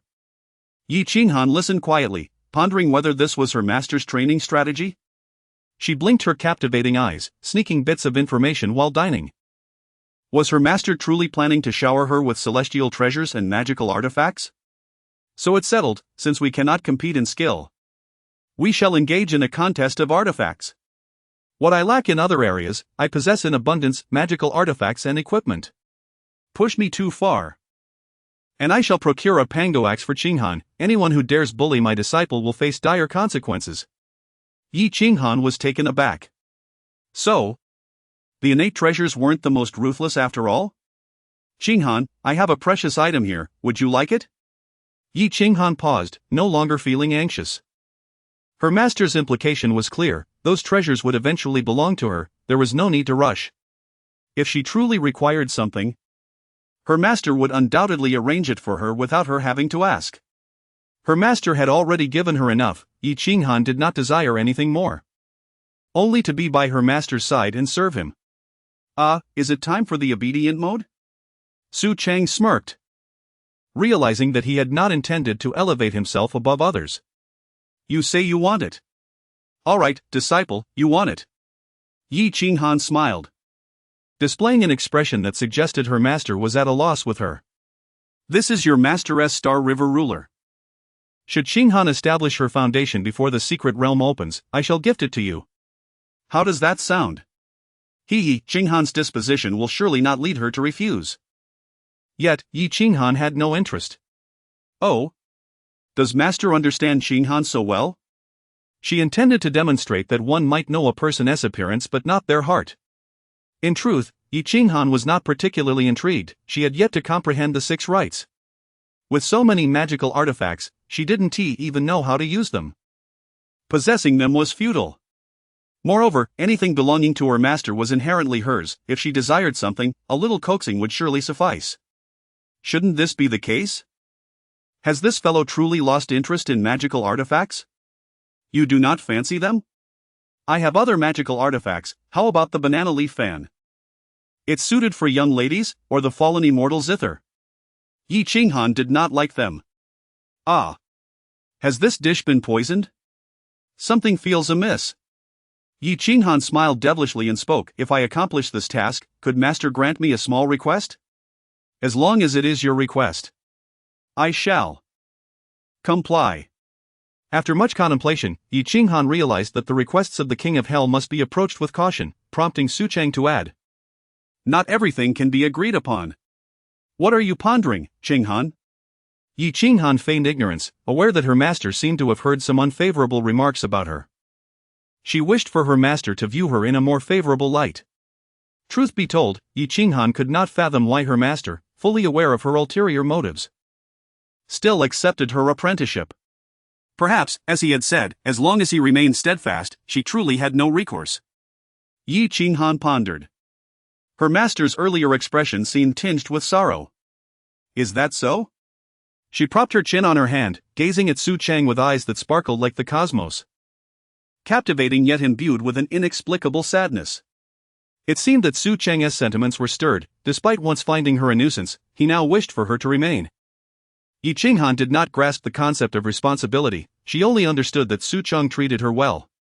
This precious bond, which had been hard-won, was something she could not forsake, nor did she wish to disappoint him. Is master unhappy? Su Cheng shook his head, revealing a familiar affectionate expression. How could I be unhappy dining with my beloved disciple? Perhaps neither realized that they had become inseparable. Yi Qinghan, in particular, felt her emotions had transcended the boundaries of master and disciple. Yet at this moment, she also began to comprehend her master's cautiousness and his tendency to take things as they came. Qinghan wishes to remain by master's side forever. Is that permissible? At merely 16 years of age, having known Su Cheng for less than a month and having entered his tutelage for just half a month, Yi Qinghan understood that she would never encounter another man in her lifetime who would cherish her as her master did. As for the reason, she had always been watching her master. When the second elder attempted to exert his utmost strength, her master instinctively reached for his waist. It was her master who harbored murderous intent, not her. Yet, the item that should have been at his side had instead been entrusted to her. Of course. You are my beloved disciple. Should you ever decide to flee, I shall hunt you down, Su Cheng said with a benevolent smile, his affection blending with tenderness, enveloping Yi Qinghan in warmth. Before long, merely enjoying a meal, they found themselves surrounded by pursuers, the restaurant now tightly encircled. After all, Su Cheng and Chang Liang were nominally sworn brothers. Chang Liang was reluctant to act directly and resorted to subtle tactics instead. Yi Qinghan had struck a disciple of the Heavenly Path Pavilion, and Su Cheng had never anticipated that this matter would escalate to such a degree. Chang Liang was not the sort to let things slide, and Shang Wanro was a woman who could not tolerate grievances. Qinghan, let us return. Yi Qinghan blinked her large eyes, tugging at his arm as they slowly exited the unremarkable tavern. At the Heavenly Path Pavilion, Shang Wanro nestled against Chun Liang, embellishing the tale of Yi Qinghan's actions with fervor, calling her a little wretch and detailing her misdeeds. Master, that little wretch is so audacious. The disciple suggested that it would be better to eliminate the two of them altogether. Fear not, once Su Cheng is out of the picture, she will eventually be mine. Master, I have something to say. Lu Cheng stepped forward and clasped his hands. Lu Cheng glared at Shang Wanro, his frustration boiling over, after all their discussion. He had gleaned nothing useful. Cheng Liang sat in the masteress seat, resembling a throne, his eyes slightly narrowed as he toyed with his top disciple, simply nodding in acknowledgement. If they wished to eliminate Su Cheng, they would need to deploy more personnel. After all, Yi Chenmeng's strength surpassed his own, and ordinary individuals would hardly be her match. Upon hearing this, Cheng Liang was momentarily stunned. Are you serious? With your nascent soul cultivation, you cannot contend with a mere chi refining girl? Indeed, I now grasp the master's intentions. If the master wishes to recruit her, it would be best to employ some tactics to separate her from Su Cheng. Cheng Liang listened, feeling a sense of disbelief. Although Yi Chenmeng was not human but rather a fox spirit, this fox spirit was exceedingly ruthless. You claim that defeating a foundation establishment practitioner is no great feat. I would not even object to you besting a golden core cultivator. After all, we all know that Yi Chenmeng is a prodigy. Yet, for your subordinate, an elder of the nascent soul level, to be outmatched by you seems rather exaggerated. Does it not? If you, at the chi refining stage, can best a nascent soul, what will happen once you establish your foundation? Will you come to the Heavenly Path Pavilion to thrash me? In fact, I have already dispatched individuals, and if your assertions hold true, these people are likely no match for her. Outside the tavern, a scene of chaos had already unfolded. Master, these are the celestial materials and treasures I have gathered. Yi Qinghan cradled a small cloth pouch in her hands, presenting it to Su Cheng with utmost reverence, eagerly awaiting her master's affectionate praise. Inside were numerous storage rings, over a dozen, though their quality was rather low, and most contained little of value. Foolish child. What would I do with such trifles? I cannot cultivate with them, Su Cheng remarked. Why not collect their wallets instead? I lack nothing save for a bit of currency. Upon hearing this, Yi Qinghan realized the truth in her master's words. If only there were money. Her master would no longer need to forage for vegetable scraps and would often take her out for meals. Master, please take this first. I shall see what else they have. Su Cheng, indifferent, scanned the system and found nothing exceptional, opting to exchange the rings for system points instead, which could provide Yi Qinghan with some cultivation materials and new dresses. While Yi Qinghan rummaged through the battlefield, Su Cheng browsed the system shop. The rare treasures they had gathered only yielded 2,000 system points, insufficient for significant purchases. The items in the system were exceedingly expensive. For instance, the 999 spirit essence he had once gifted to Yi Qinghan cost a staggering 25 million points in the shop. Yet its effects were undeniably powerful. As long as one lived, even if missing limbs, they could be restored in an instant. However, Su Cheng discovered something potentially useful. A blank jade slip? With this, could I not preserve my skills and have Yi Qinghan carry them? Ordinary jade slips could never inscribe the frost sword technique, but perhaps this mythical jade slip could. 1 for 1,000? Highway robbery. Expensive as it may be, I must purchase a couple. When I am affluent, I shall arrange for Yi Qinghan to have 200. Who needs cultivation when one can flaunt it? As Yi Qinghan continued her grim task of inspecting the dead and dispatching those feigning demise, she overheard Su Cheng's musings. Her master could indeed accomplish such feats? Ordinary jade slips inscribed mere lightning spells or incantations. She could scarcely imagine inscribing a technique of her master's caliber. This was the so-called contest of artifacts? Her master was truly remarkable. She admired him even more. Yet, if she possessed a jade slip as formidable as her masteress, would she still worry about finances? She could simply raid the Heavenly Tao Pavilion. Then, she could scour the ancestral graves for treasures to sell. Though she pondered whether her master would approve, what could he do to her? He had his disciple cultivation strategies, and she had her own manual for mastering her master. As Yi Qinghan and Su Cheng plotted, a hidden assassin prepared to strike. The saying goes, a clear shot is easily blocked. But an unseen arrow is hard to defend against. By the time Yi Qinghan sensed danger, it was already too late. A blade lunged directly at Su Cheng. The target not Yi Qinghan. Master! Be careful! Yi Qinghan shot forward, positioning herself protectively in front of Su Cheng. Su Cheng, still preoccupied with the system interface, was taken aback as Yi Qinghan shielded him. She gazed lovingly at him, collapsing into his embrace. Master! Qinghan, I may not be able to accompany you any longer. With gritted teeth and tears welling in her eyes, Yi Qinghan summoned her magic. A radiant sword sheath descending from above, striking the assassin and ending his life instantly. Qinghan, it is all my fault. Do not say such things. I will find a way. It is futile, master. It cannot be. It cannot be. Damn it! How dare you harm my precious Qinghan? I will annihilate every last one of you. Su Cheng gritted his teeth, frantically opening the system panel and scanning the shop. Qinghan will live. I will ensure you meet a good end. If anything happens to Qinghan, I will make you wish for death. Qinghan, where is the elixir I gave you? Seeing Yi Qinghan, weak and breathless, filled Su Cheng with panic. Just moments ago, she had seemed fine. How could an assassin have appeared so suddenly? Master, it hurts. Yi Qinghan's fox-like eyes seemed barely able to open, her words strained. It is all right. I am here, you will be fine. I would shatter the cycle of reincarnation to ensure your safety. Master, please take care of yourself when I am gone. Nonsense. You will not leave me. Where have you placed the elixir I gave you? Why do you speak of such dire matters? I will not let you perish. With that elixir. Even if you are on the brink of death, I will pull you back. Su Cheng pried open Yi Qinghan's hands, which were desperately clutching her abdomen. Revealing smooth skin, there seemed to be no penetrating wound. Thank heavens! It is not a fatal injury, with proper care, you shall recover. Healing pills.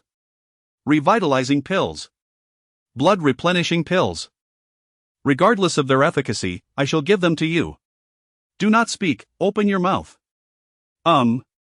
Just as Yi Qinghan attempted to speak, Su Cheng hastily stuffed several pills into her mouth. How do you feel? Su Cheng asked anxiously, holding her close. Yi Qinghan looked pale, showing no signs of improvement. Master. It hurts so much. Is there poison? 100 wounds powder, earth spirit blood restoration powder, antidotes. Seeing no change in Yi Qinghan, Su Cheng hastily shoved another miraculous pill into her mouth. Cough. Master, hold me. Wait. Did I mistakenly give you the wrong medicine? Why is there blood? Upon hearing this, Yi Qinghan was taken aback, realizing the situation. Oh no! Master's medicine is too potent, I am overheating. Master! Qinghan, where is the elixir I gave you? It must be able to cure you. It is in my chest. Su Cheng wasted no time, wrapping one arm around her delicate form while hurriedly tugging at her collar to reach into her pouch. Yi Qinghan's heart raced, her master was so bold. Master, could you not be so rough? Yet, she found herself not entirely disliking it. Master, do not speak. This is to save your life. Su Cheng asserted, what is more important than the life of my beloved disciple? How can you still be bashful at such a moment? Do you wish to throw your life away? Wait. Was she not stabbed by a sword? Why is there only a trickle of blood? Upon realizing this, Yi Qinghan too understood the dilemma, her master would surely find out. Master, it hurts so much. Only then did Su Cheng react. Hastily flipping Yi Qinghan over to inspect the wound on her back. The injury is severe. Had I been even a moment later, it could have become infected. Gazing at the crimson bruise the size of a fist on Yi Qinghan's fair back, Su Cheng was left speechless. Qinghan, it is all right. I will apply some healing ointment when we return. What now? I cannot admit that I feigned injury to elicit a hug from my master. Master has already delved into my pocket, to confess now would be tantamount to courting death. Master, please stop comforting me, I am aware of the extent of my injury. Yi Qinghan's eyes glazed over, as though she might slip away at any moment. You know nothing. You give me no peace of mind for even a second. Fear gripped the heart of the master, as no wounds marred the surface, only a patch of redness remained. Alas, dear master. I am so frightened and dread the thought of never seeing you again. Yet, Yi Qinghan was resolute, she yearned to be close to her master. All right, rise now. Fasten your buttons, and do not conceal life-saving objects in your bosom again. Yi Qinghan nodded and stood to investigate the identity of the assassin. However, her thoughts wandered. The disciple acknowledges her mistakes, yet remains unrepentant. After a thorough search, Yi Qinghan found no valuable clues, after all. The body had been reduced to 2 pieces. The only lead was a tattoo on the wrist, which Yi Qinghan did not recognize, but Su Cheng did. The death servants of Pingyun's sect were likely sent by Cheng Liang to kill me. Pingyun's sect, you truly dare to take on such tasks? What was said and done in the past is of no concern to me now. But now, you dare to harm my beloved disciple? Qinghan, let us return. I have matters to prepare. Was the master seeking vengeance? Yi Qinghan followed closely behind Su Cheng, her large eyes blinking with curiosity. Strike first to avoid 100 retaliations. Su Cheng simply walked ahead, his silhouette illuminated by the setting sun, his sturdy shoulders appearing capable of bearing the weight of the crimson sun. My persistent forbearance has inadvertently harmed you, the fault lies with me. Yi Qinghan dared not speak, her mind was a whirlwind, pondering whether her master was angry? It felt somewhat terrifying. Upon returning to Lingxian Hall, Su Cheng exchanged 2 jade slips and then attempted to inscribe the skills bestowed by the system onto them. He had anticipated a complex process, yet to his surprise, the system facilitated a swift completion. However, this is insufficient. To subdue Qingyun's sect, we must adopt a more cautious approach. Pingyun's sect is a formidable faction. Possessing protective formations and numerous elders, we must tread carefully to ensure Qinghan is not sacrificed. Yi Qinghan, eavesdropping outside the spirit pool hall, trembled with astonishment. Her master intended to bring down Qingyun's sect. This task must fall to Qinghan. As long as I remain in Lingxian Hall, it is the safest course. Should Qinghan falter, I can rescue her at once. In addition to the Star River, there is also the Chasing Immortal. We shall use it to ensnare everyone from Pingyun's sect. Then we will employ sword techniques to suppress them. This approach is the most reliable, leaving no room for escape. Su Cheng immersed himself in the pool. The spiritual liquid offered him little benefit, merely refreshing his mind. He found that being submerged in the water often led to clarity in thought. This is still not enough. Relying solely on sword techniques may prove inadequate. Give her the demon suppression tablet as well. With it, breaking the protective formation should pose no issue. We must remain cautious. What if there exists a terrifying entity within Pingyun's sect? Let Qinghan take the Chaos Bell. Even if she encounters a formidable opponent, her life will remain unscathed. And let her carry the fallen immortal umbrella and the immortaless lament zither. In case of mental attacks, it can counteract illusions. Yi Qinghan paused. Realizing this must be what her master referred to as the prop competition. However, with only 30 celestial-grade offensive treasures, I wonder if that will suffice, after all. It is Pingyun's sect, and we cannot afford to underestimate them. Yi Qinghan was left speechless. With such equipment from her master, she could conquer the world effortlessly. As Yi Qinghan observed her master's rising figure, she felt a swell of emotion and wiped away the tears at the corners of her eyes. Internally, she mused, her master always donned long robes, and such a splendid figure was wasted. She then made a silent vow, he. When the day comes that I achieve greatness, I shall let my master experience the taste of it first. Yi Qinghan stealthily returned to her chamber, hurriedly extinguishing the lights, fearful of being discovered by her master. Just moments ago, she had admired her master's attire, her small hands not particularly clean, and in the process of placing a freshly laundered garment for her master, she had inadvertently taken her master's own clothing. Burying her fox-like head within her master's robe, inhaling the familiar scent, Yi Qinghan felt as though her head might melt away. Did Qinghan prepare a change of clothing for me? This child truly understands. As she savored her master's fragrance, she wriggled on the bed like a caterpillar, suddenly startled by her master's thoughts, quickly feigning sleep. Surely, her master would not notice. and would even commend her for being thoughtful. He. One could easily surmise that her master possessed no cultivation and seldom employed any celestial arts. Most of the clothing was likely washed by her master himself. However, with Cheng around, surely her master ought to provide her disciple with some opportunities to shine. She wished to make her master unable to resist her presence, to linger endlessly in her company, to be unable to part from her for even a moment. The following day, Cheng rose early to practice. Utilizing the cultivation methods imparted by her master was not arduous, yet it could not be accomplished overnight. Nevertheless, her master had requested her to be prepared before the secret realm opened, and Cheng was indeed unhurried. With the rare herbs and techniques bestowed upon her by her master, Cheng felt that even a pig could be nourished to become an immortal with such resources. As for herself, as long as she followed her master, achieving immortality was merely a matter of time. Although her master lacked cultivation, it was likely that he was ageless. Cheng, being a fox demon, would surely live for a millennium without issue, with plenty of time at her disposal. Could she not become a demon immortal in 1,000 years? Imitating her master's habits, Cheng washed her face before practicing, although unnecessary. She recalled her master's words that it was a part of cultivation. In truth, she had not required rest prior, for her. Cultivation was merely a means to regulate her physical state. Yet, her master must have his reasons. He would not harm himself. Although it appeared she had consistently remained at the 9th level of chi cultivation, in reality, since practicing her master's methods, her cultivation had regressed. Yet her strength had visibly surged. Just moments ago, Cheng had reached the 9th level of cultivation demanded by the methods, and she felt remarkably powerful. From yesterday's ambush, it was evident that relying solely on her protective chi, she could withstand blades and swords, albeit with some discomfort. Having completed her routine, Cheng slowly rose and made her way to the main hall to greet her master. "Good morning, master. Cheng, I have tasks to attend to today. Would you mind procuring some vegetables for me?" Her beautiful eyes sparkled. Cheng was more than willing, as her master seldom entrusted her with such tasks. "Very well. I have written down everything needed on paper, you need only go. Rest assured, master, I am no child."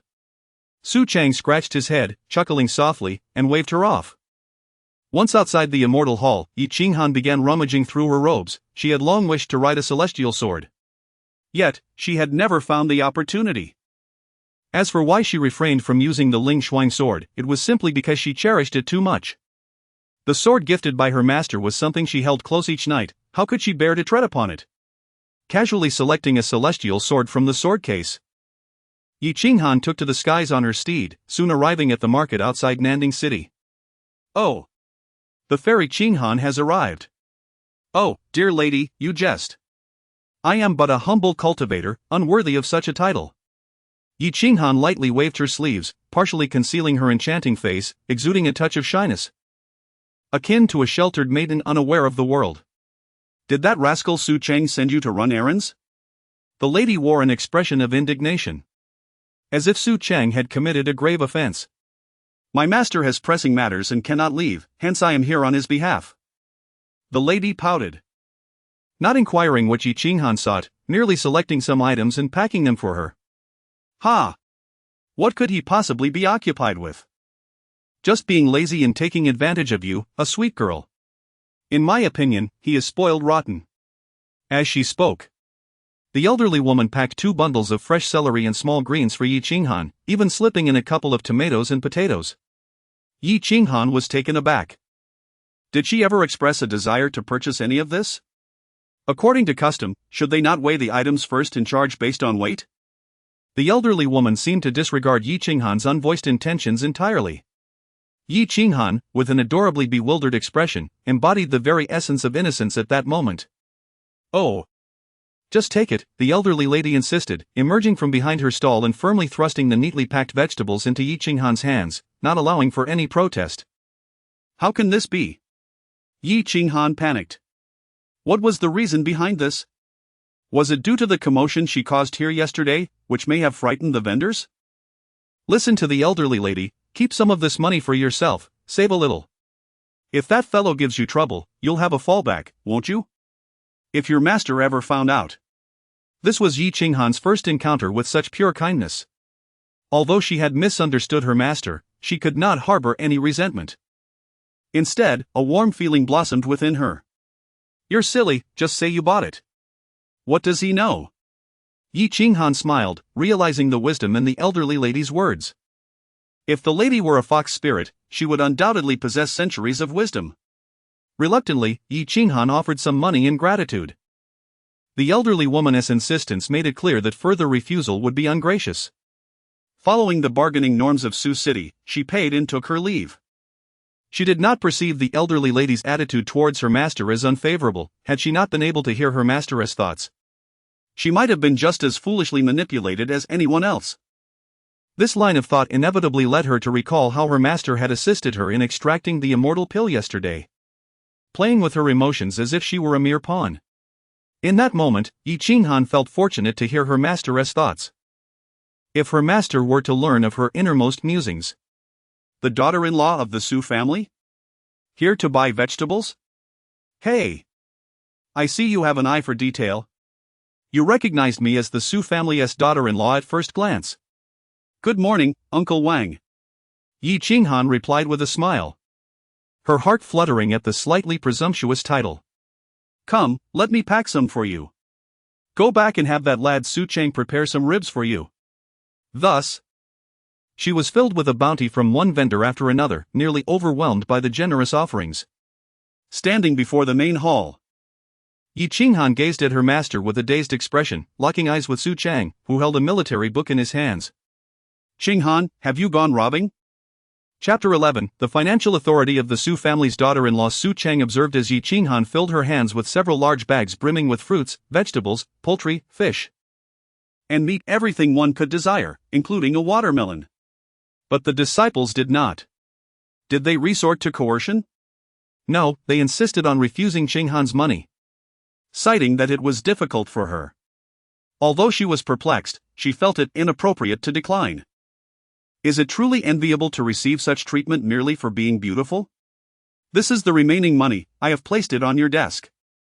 Yi Qinghan cautiously set the nearly untouched money on the table. You may keep it, from now on, the expenses of the Ling Shuang Hall will be under your purview. A financial talent like Qinghan is a rare find, the amount she holds for a day's groceries could likely last a month. This cannot be. This is all for the master. Yi Qinghan was bewildered, she knew well how much her master cherished money. Though her master's entire fortune amounted to merely a few taels of silver, it was still no trivial matter. The fact that her master was willing to entrust her with the financial authority of Lingxian Hall was a testament to the unique trust placed in her. There is a black box on my desk, take everything inside, for the Lingxian Hall is now yours. Yi Qinghan recognized that the fox spirit indeed had a penchant for treasures, having initially approached her master with an eye on his magical artifacts. Yet, Yi Qinghan aspired to earn such treasures through her own intellect rather than receiving them as mere gifts from her master's whim. Such a scenario would rob her of any sense of accomplishment. In the narrative of the fox spirit, was it not customary for her to ensnare her adversaries, leading them to ruin while claiming their wealth as her own? Yi Qinghan hesitated, initially intending to decline. She recalled the words of her elder and the mention of the Su family's daughter-in-law by Uncle Wang. Qinghan, must I kneel and plead with you on behalf of the master? You are the most suitable person to handle the finances of Lingxian Hall, without a doubt. There is no question of daring or not, since the master has spoken, you should proceed without hesitation. Qinghan resolved to give it a try. She bowed respectfully, having never imagined she could extract money from her money-loving master. However, as a daughter-in-law of the Su family, she would reluctantly comply. There is one more matter. Yi Qinghan had already anticipated what it was, yet she patiently awaited Su Cheng's words. You may command me, master. And I shall comply without reservation. Su Cheng tilted his head, his usual demeanor betraying a hint of murderous intent that only Yi Qinghan could detect. Tonight, go and annihilate the Pingyun sect. The disciple shall not fail in this mission. Su Cheng was momentarily taken aback. Huh? Is that correct? Is this person truly unfazed? Has my carefully crafted persona crumbled in her eyes? All the effort I put into establishing this worthless facade, has it vanished so easily? Yi Qinghan thought. Having learned of the plan last night, she was no longer surprised. The disciple is even fully aware of your strategy. Are you not astonished? Observing her master's expression from the previous night, she had sensed this development and was prepared. Yi Qinghan spoke earnestly, as if it were indeed the truth. My expression? What was my expression last night? Now that I think about it, my usually clingy eldest disciple did indeed speak little on the way back. You are my only true disciple. Should anyone dare to harm you, I shall not spare them. Su Cheng lightly brushed his sleeve, his gaze radiating an unusual coldness. A genuine arrogance and disdain for the world.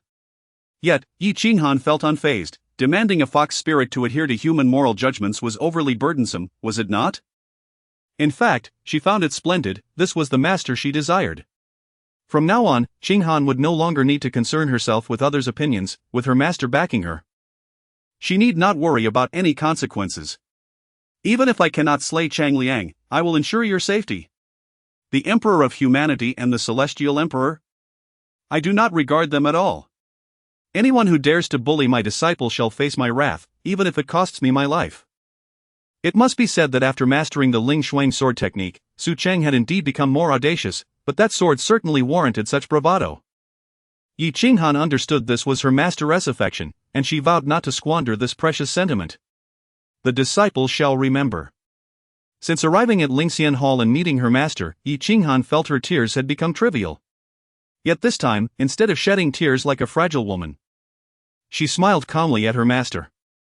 This was the master she longed for. A mere 5 words, everything would be handled by her master, provided Yi Qinghan with the greatest solace. As long as her master was present, she had no cause for concern. With her master's support, what could the formidable background of her opponents amount to? Subsequently, Su Cheng presented a number of magical artifacts to Yi Qinghan, meticulously detailing each one. There were 37 offensive artifacts, each displaying a plethora of tactics. If all were deployed, the demise of the Pingyun sect would undoubtedly surpass Yi Qinghan's imagination. There were 20 defensive artifacts, divided into 9 distinct categories, including mental defenses, barriers, passive counters, and even 6 types of spatial defenses. For addressing the protective formation of the Pingyun sect, Su Cheng provided Yi Qinghan with 3 different strategies, each accompanied by alternative plans and emergency protocols. To counter the potential terror that could withstand the Ling Shuang sword formation, Su Cheng had prepared special artifacts capable of suppressing celestial beings, designed to trigger passively. In anticipation of the possibility of being detected by the enemy, Su Cheng equipped Yi Qinghan with the artifact, Wings of the Crimson Flame Dragon, a cloak that concealed one's aura. In case of potential reinforcements arriving, Su Cheng prepared spatial-level offensive measures capable of entirely severing the Pingyun sect's connection to the outside world. Moreover, the master had arranged a teleportation array in the courtyard. Should any unforeseen circumstances arise, there would be no need to linger in battle, retreat immediately to avoid danger, as everything would be managed by the master. Although Yi Qinghan had some understanding of Su Cheng's plans, witnessing the abundance of artifacts that could scarcely fit on the table left her utterly astonished. Is there anything else you require? Or do you find anything amiss? The two exchanged glances, and upon seeing Yi Qinghan somewhat dazed, Su Cheng inquired. Master, what if I assist you in conquering the world? With this level of firepower, even Pingyun County would be unable to withstand it. Yi Qinghan was rendered speechless. Her master had even prepared the extinction of the 6 paths, to prevent the enemy from reincarnating, to avoid any chance of retaliation? Was this a jest? This firepower would obliterate foes upon mere contact, not to mention a resurrection. Yi Qinghan felt her master lacked a precise assessment of the enemy's strength. Master, do we truly need such an arsenal for a mere Pingyun sect? Ha! That cannot be right. Qinghan, this is your first venture into obliterating an entire clan. One must exercise caution and prudence, never allowing oneself to be complacent or underestimate the enemy. Recalling her master's earlier remarks about retreating in the face of unexpected changes, Yi Qinghan pondered, am I to shy away from their prowess? Yi Qinghan believed the only aspect that required caution was ensuring a survivor to inquire about the mastermind behind it all. Yi Qinghan instantly felt a pang of sympathy for his master, realizing that the surprise attack must have caused considerable distress. He reflected upon his own indulgence in the matter. recognizing that this situation had likely instilled a psychological burden on his master. He vowed that upon his return from annihilating the Pingyun sect that very night, he would devise a means to aid his master in healing. After conveying his thoughts, Su Cheng proceeded to the kitchen, leaving behind an adorably naive fox in the main hall. Though the Pingyun sect was somewhat distant from the Lingxian hall, it was hardly a challenge for Yi Qinghan, who could traverse the skies on his sword. He could not conjure any images of the great battle Su Cheng spoke of. Nor did he harbor any concerns regarding the impending extermination operation that evening. Instead, he resolved to assist his master. Chapter 12: The dominant disciple has arrived after having lunch. Yi Qinghan practiced for a while before setting off. Qinghan, do not be anxious, do not fear, simply follow the plan, and with your master by your side, all will be well. Su Cheng observed the tall figure standing on the celestial sword. Feeling as if he were witnessing a general on the brink of battle or a daughter on the eve of her wedding, emotions welled up within him. Yet he can only muster a single piece of advice after much hesitation. It was as if a chill enveloped him, reminiscent of a mother's concern for her child. At this moment, Yi Qinghan mused that it should not be she who felt nervous or afraid, but rather the Pingyun sect. Yi Qinghan understood Su Cheng's feelings. She could hear the worries of her master and feel the affection he held for her. Do not worry, master, I shall return shortly. Please sit and watch as Qinghan extinguishes the Pingyun sect. Qinghan, are you aware of the tale of Wenjiu slaying Hua Xiong? Su Cheng exclaimed in surprise, pondering the existence of a realm akin to the three kingdoms in this world. Hua Xiong? Who is that? Yi Qinghan was oblivious to her master's words and the world that resided within his heart. Nevertheless, it was only natural for her master, with such prowess, to traverse different realms. All is well. With a graceful leap onto the celestial sword, a golden streak of light cut across the sky. As Su Cheng watched the enchanting figure depart, he felt an inexplicable void within his heart. With hands clasped behind his back, he gazed into the distance. The figure had already vanished, leaving him to mutter softly, "It seems that confronting this villain is inevitable." On the other hand, Yi Qinghan was unhurried. After flying for a while, she changed her course. In the frigid northern realm, beneath a 1,000-mile expanse of snow, Yi Qinghan returned to her homeland after 2 years. As she descended, the snow crunched beneath her feet, a sound she cherished despite her ability to tread without leaving a trace. She reminisced about her earlier days as a little fox, unable to transform into human form, yet capable of leaving delicate paw prints in the snow. Following the path etched in her memory, Yi Qinghan arrived at her former home, now reduced to ruins in the northern demon capital. Her parents had long since perished, leaving her to sit amidst the remnants of the city, gazing at the charred earth. Even after several years, the land remained barren, untouched by snowflakes, still radiating heat. Mother, I have returned. Your daughter has encountered a most esteemed master, who does not reject her ignorance and has taken her as a personal disciple. My master understands my fate and has named me Qinghan, wishing to alter my destiny. My master does not scorn my humble beginnings, offering gifts and imparting celestial techniques, treating me as if I were her own. I am thriving now and have grown strong. He. This visit is merely to pay my respects.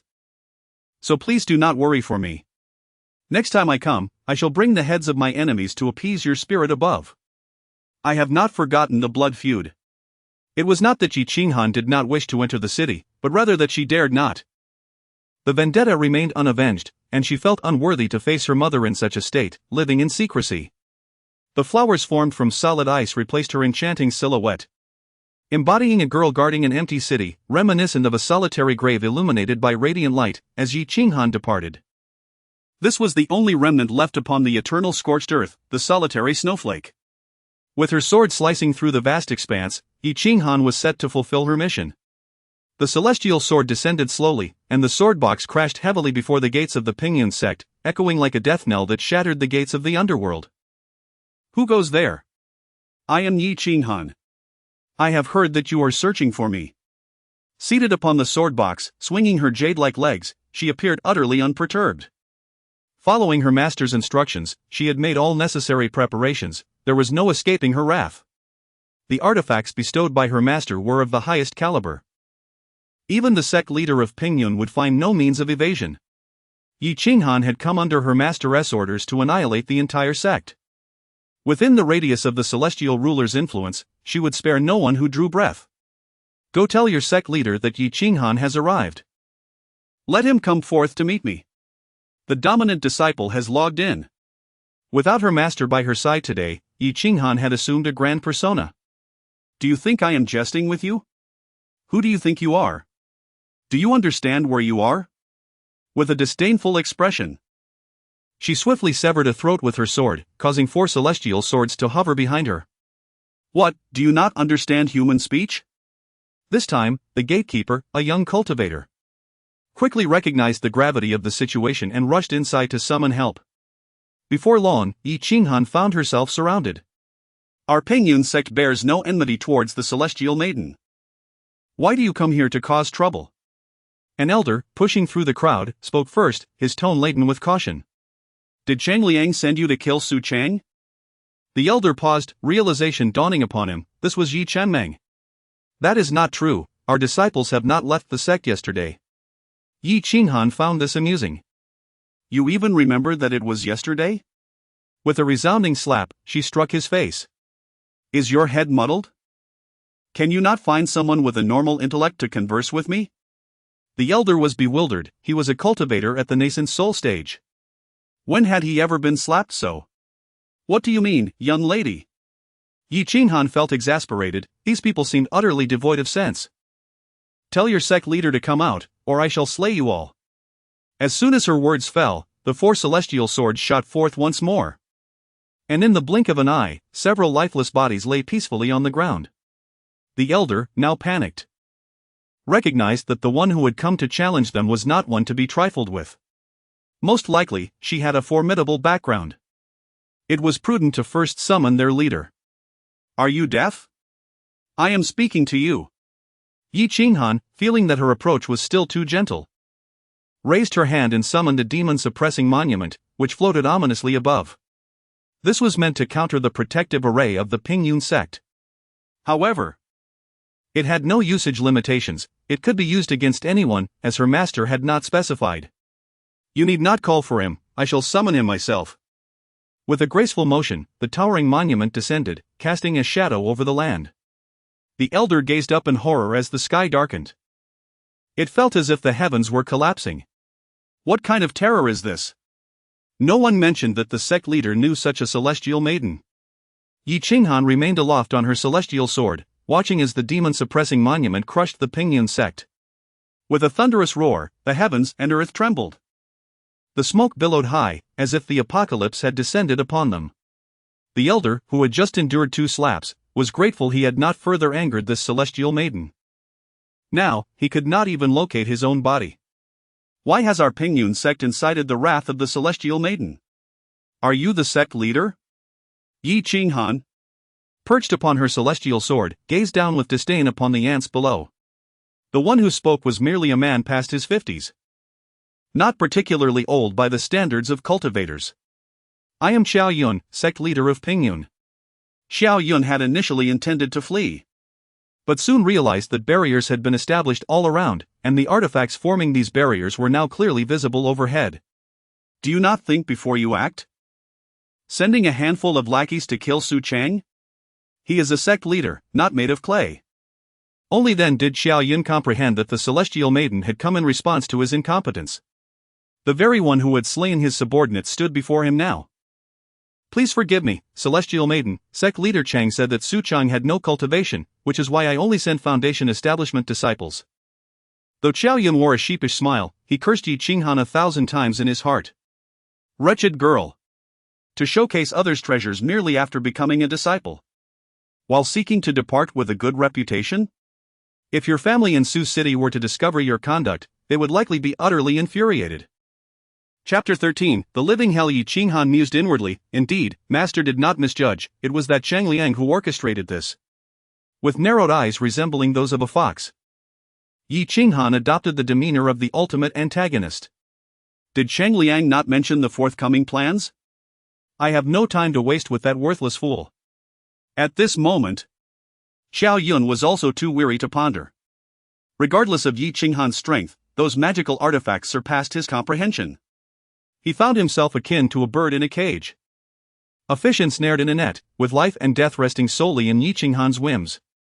Yes, Cheng Zhangmen said that if you kill Su Chang, you can be together with him. Ha! What is he, really? I am the blood of the Fox Demon King, the reincarnation of the Demon Emperor. Does he truly believe I cannot see through his petty schemes? Yi Qinghan was merely spouting nonsense. Did you not all claim I possess the bearing of an emperor? I shall cease this charade. The cards are on the table. Is it not simply a desire to share my bed? Ha! He should take a look in the mirror. Does he truly think himself worthy? The fairy speaks wisely. At this moment, Xiao Yun could not discern who was the true leader. Yet it was evident that the lady before him was not to be trifled with. The reincarnation of the Demon Emperor. No wonder a single strike nearly obliterated his Pingyun sect, leaving him grievously injured. However, what Xiao Yun did not realize was that had Yi Qinghan not sought to inquire further, the previously unleashed demon-suppressing monument could have annihilated them all in an instant. That scoundrel dares to covet my body, he shall meet his demise sooner or later. The fairy speaks wisely. So, he still intends to send someone to kill Su Chang? Yi Qinghan squinted, merely asking. Without hesitation, Xiao Yun responded, the plan from yesterday fell through. Chang Liang has already found others to target Su Chang again. Yes, Zheng Liang is infatuated with you, he will undoubtedly spare no effort to slay Su Chang. Very well. It is not suitable for me to intervene personally, slaying a master would be of no benefit to my cultivation. Yi Qinghan found amusement in this. Regardless of what was swirling in that man's mind, at least he spoke with some honesty. Naturally, the fairy must not be tainted by the consequences of slaying a master. Who has Chang Liang recruited this time? Are they reliable? If another blunder occurs, I would not hesitate to extinguish another sect. Yi Qinghan's gaze was so intense that it left a sect leader at the transformation stage trembling in fear. Xiao Yun did not dare question her words. The Pingyun sect was now akin to a slaughtered clan, and such actions for the fairy before him were merely a trivial matter. The Lu family. This I know. At this moment, Xiao Yun seemed to glimpse a ray of hope. If the destruction of the Pingyun sect was a foregone conclusion, was this fairy not his opportunity? Should she grant him another chance, he would certainly not disappoint her. Yi Qinghan appraised Xiao Yun before smiling. Ha, I could grant you one opportunity. Thank you, fairy. In your next life, be cautious not to repeat such errors. Before Xiao Yun could respond, Yi Qinghan had already taken flight. In an instant, another demon-suppressing monument came crashing down. This one was at least twice the size of the previous. Xiao Yun's pupils constricted, this was truly the end. 10 minutes later, once the dust had settled, Yi Qinghan set out to scour the battlefield, claiming all valuables for herself. Yet at this moment, she felt a twinge of disappointment. Perhaps she should have asked Master for gentler supernatural abilities, as all the precious treasures had been shattered. All the exquisite vases, antique paintings, reduced to rubble beneath the demon-suppressing monument. However, she had managed to gather a fair amount of rare materials and storage rings. Though Master did not care for such things. Regrettably, there was little money, it was impossible to return empty-handed. Master would surely be displeased. Yi Qinghan could not linger on such thoughts. The following day, the Tiandao Pavilion received news from the Pingyun sect. What did you say? Chang Liang was somewhat bewildered. Although the Pingyun sect was not a grand sect, it was certainly not a mere trifling one, yet it had vanished overnight. The methods employed were exceedingly brutal. Nothing remained of the Pingyun sect. Lu Cheng expressed his regret, his eyes filled with sorrow. No, what do you mean the Pingyun sect has vanished? It has simply disappeared. But that is not a small sect. Disappeared? Yes, Zhangmen, I personally went to see, that land is now barren. Not even a corpse remains. Cheng Liang buried his face in his hands, exhaling deeply as he pressed his Jingming acupoint. After a series of eye exercises, Cheng Liang remained silent for a long while. Are you serious? Yes, only a few pillars and the foundation are left. What do you think happened? I cannot rashly conclude. If it were revenge, there would be no need to clear out the entire establishment, right? At that moment, someone approached the second elder outside the hall and whispered something. Zhengmen, I now believe it is likely a vendetta. It must be the Yi Qinghan you have been fixated upon. That old rogue Xiao Yun possesses cultivation at the transformation stage. How could Yi Qinghan possibly be his match? My people spotted the original rockery that stood outside the Pingyun sect's great hall in the market. Said to have been sold by a very beautiful woman at a low price. Cheng Liang felt his head spinning. The wardrobe, the table, even the glazed tiles on the roof were now in the market. All claimed to have been sold by a beautiful woman urgently in need of money. Or else she would not have parted with them. This vixen has truly exceeded my expectations. Another set of eye exercises, this Yi Qinghan. This was not the worst of it. Cheng Liang lifted his teacup and took a sip. He felt there was nothing left that could astonish him now. Speak. Lu Cheng's expression was grim. He could hardly fathom what Xiao Yun had done to provoke this living hell. Yi Qinghan has probably even exhumed Xiao Yun's ancestral grave, selling the burial goods. The bracelet worn by his wife at her burial is currently in the market. Put. Cheng Liang sprayed his tea, not swallowing a single drop. What on earth has Su Cheng taught Yi Qinghan? Cheng Liang could no longer maintain his composure. How desperate for money could Su Cheng be? Sending disciples to rob homes? Robbing is one thing. Selling rockeries is another. Even taking the glazed tiles from someone's roof? These could be overlooked. One might think it was merely financial distress. But to rob the belongings of the deceased? Snatching the bracelet from a corpse? If Yi Qinghan is not human, then you are even less so. Meanwhile, at Lingxian Hall, upon Yi Qinghan's return, the sun had risen high. As she was about to speak, she noticed Master practicing with a spear in the courtyard. The spear in Master's hand must be the innate treasure, the god-slaying spear. Yi Qinghan could not help but marvel. Even without cultivation, Master wielded the spear with great elegance. Each move flowed seamlessly, resembling a choreographed dance. And despite wearing a long gown, he exuded the aura of a martial general. Master was forever so striking, whether mounted and wielding a spear or seated in deliberation. He embodied both the valor of a general and the grace of a scholar, perfectly suited for any role. Qinghan, you have returned.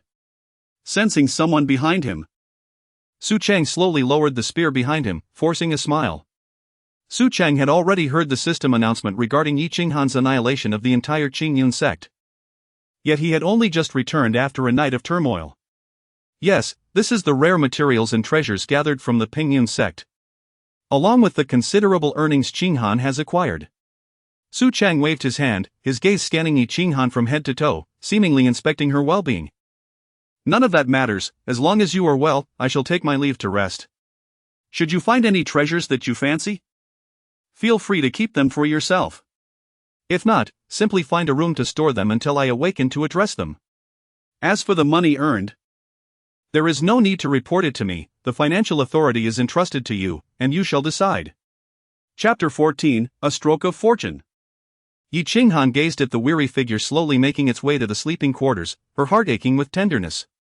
Her master, nearly a mortal without any cultivation, would undoubtedly feel fatigued after a day and night without rest, especially after practicing martial arts in the courtyard while awaiting her return.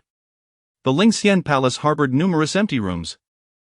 And following her master's guidance, Yi Qinghan casually selected one as a storage space, depositing a sack full of precious materials and treasures into it. Although her master had suggested keeping what she liked, she wondered what she truly lacked at this moment. With dozens of supreme-grade magical artifacts and 3 innate treasures at her disposal, she felt she could conquer the world. Such trifles held no allure for her. She simply wished to return with something in hand to please her master. Strangely enough, her master seemed capable of utilizing these lower-grade artifacts to forge something superior for her. It was best to simply keep them. With her master off to rest, Yi Qinghan washed and organized the vegetables she had purchased along the way, planning to cleanse and scent her master's garments at the Lingxi Palace. Although the clothes gifted to her were of celestial quality, her master usually wore simple attire, necessitating a hand wash. Upon seeing her master asleep, Yi Qinghan stealthily retrieved the long robe she had pilfered and hurried to the Lingxi Palace. After washing her master's clothes and placing them in a compartment to infuse them with fragrance, she surveyed the surroundings but found nothing of interest. As she gazed at the freshly clean long robe, she felt an unexpected reluctance to part with it. Why did her master not indulge in a bath or change into fresh garments before sleeping? While Yi Qinghan pouted in disappointment, she remained blissfully unaware that her reputation as a formidable figure had already spread throughout the cultivation world. To the world, she was merely a gentle fairy of the Sioux City sect, unthinkable to commit acts of cruelty. However, it would not be long before they realized that without Sioux City, the formidable Yi Qinghan would grow even more unrestrained. Only in her master's presence did she retain a semblance of humanity. Yi Qinghan did not perceive this as a constraint but rather as a source of stability provided by her master, empowering her to confront any adversary without the need to scrounge for basic necessities. From this moment forth, she would no longer need to shy away from the limelight. Others would now avoid her brilliance instead. Nevertheless, she would need to exercise caution during her next visit to the Liu family, ensuring not to use the demon suppression monument again, as it had shattered all the valuable treasures. After completing her tasks, Yi Qinghan intended to take a moment's respite. But with her masteress sent absent from the bed, sleep eluded her. Tossing and turning, she even contemplated sneaking a piece of clothing from her master. If she were to quietly enter while her master slept, surely she would not be discovered.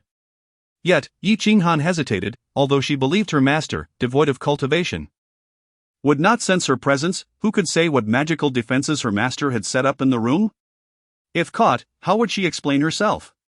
Yi Qinghan would rather claim to be an assassin than be labeled a rebellious disciple by her master. Pacing anxiously in the courtyard, she ultimately dared not enter her master's chamber. With only the two of them in the Lingxian palace, Yi Qinghan found herself with little to occupy her time, so she decided to cultivate beneath the trees. By the time Sioux City arose, it was already afternoon.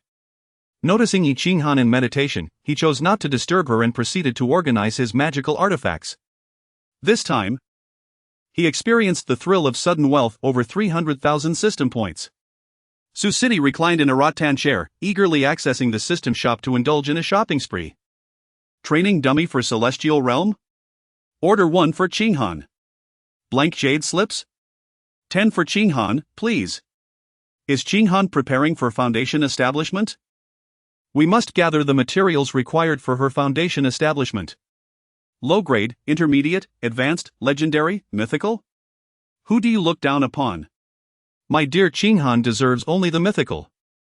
With a mere thought, he confirmed the purchase. Spent 150,000 system points on a mythical foundation establishment materials set. Mythical Foundation Establishment Set, Yi Qinghan, X1, Sioux City couldn't help but marvel at the system's meticulousness. Ah, my disciple, for foundation establishment, one must always use the finest. Yi Qinghan, while cultivating nearby, felt her heart waver at her master's prideful thoughts. Although she lacked knowledge of foundation establishment sets, she fully trusted her master to choose only the best for her. Listening to her master upgrade the Lingxian Palace and prepare various materials and elixirs for her needs, Yi Qinghan completed a full cycle of her cultivation before gently rising to greet her master, her eyes brimming with adoration. Master. Qinghan, you have performed admirably, alleviating my burdens. One by one, Yi Qinghan retrieved her master's magical artifacts, meticulously placing them upon the table within the hall. The 37 offensive artifacts, 20 defensive artifacts, capes, protective soft armor, life-saving elixirs, and other treasures, totaling 73 pieces, were all here, returned to her master without a single item missing. Do not return them to me. I no longer require external possessions. Sioux City feigned indifference, though in truth, he had no need for them. Ha, you return them to me. Yet I cannot use them. Grateful for her master's kindness, Yi Qinghan dared not make further requests. Carrying such celestial items could invite mishaps.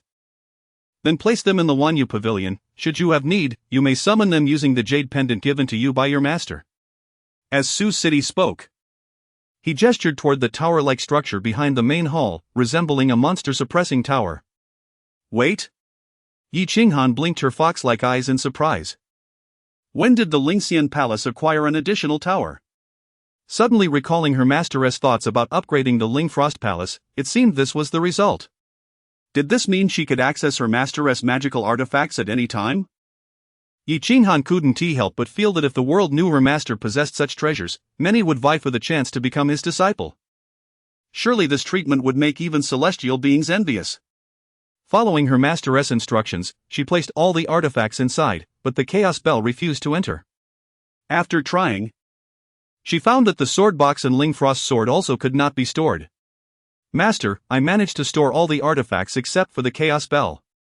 It's fine. Just place it by my bedside. Ah. It seemed her master had no intention of revealing the secrets of innate treasures. But perhaps he was only concerned for her. When her master mentioned that she could summon them at any time, did he mean literally? Whenever she wished, she could call upon them with the jade pendant. Ah. It can do that? Yi Qinghan retrieved the jade pendant from her treasured items.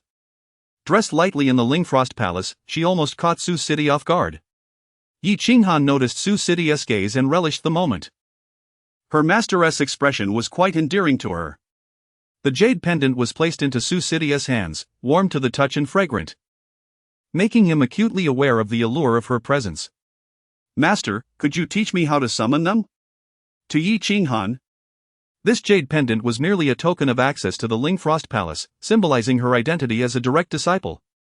Without it, others would see nothing but an ordinary dilapidated dwelling, oblivious to the grandeur of the celestial palace named Lingxian Palace that lay nearby.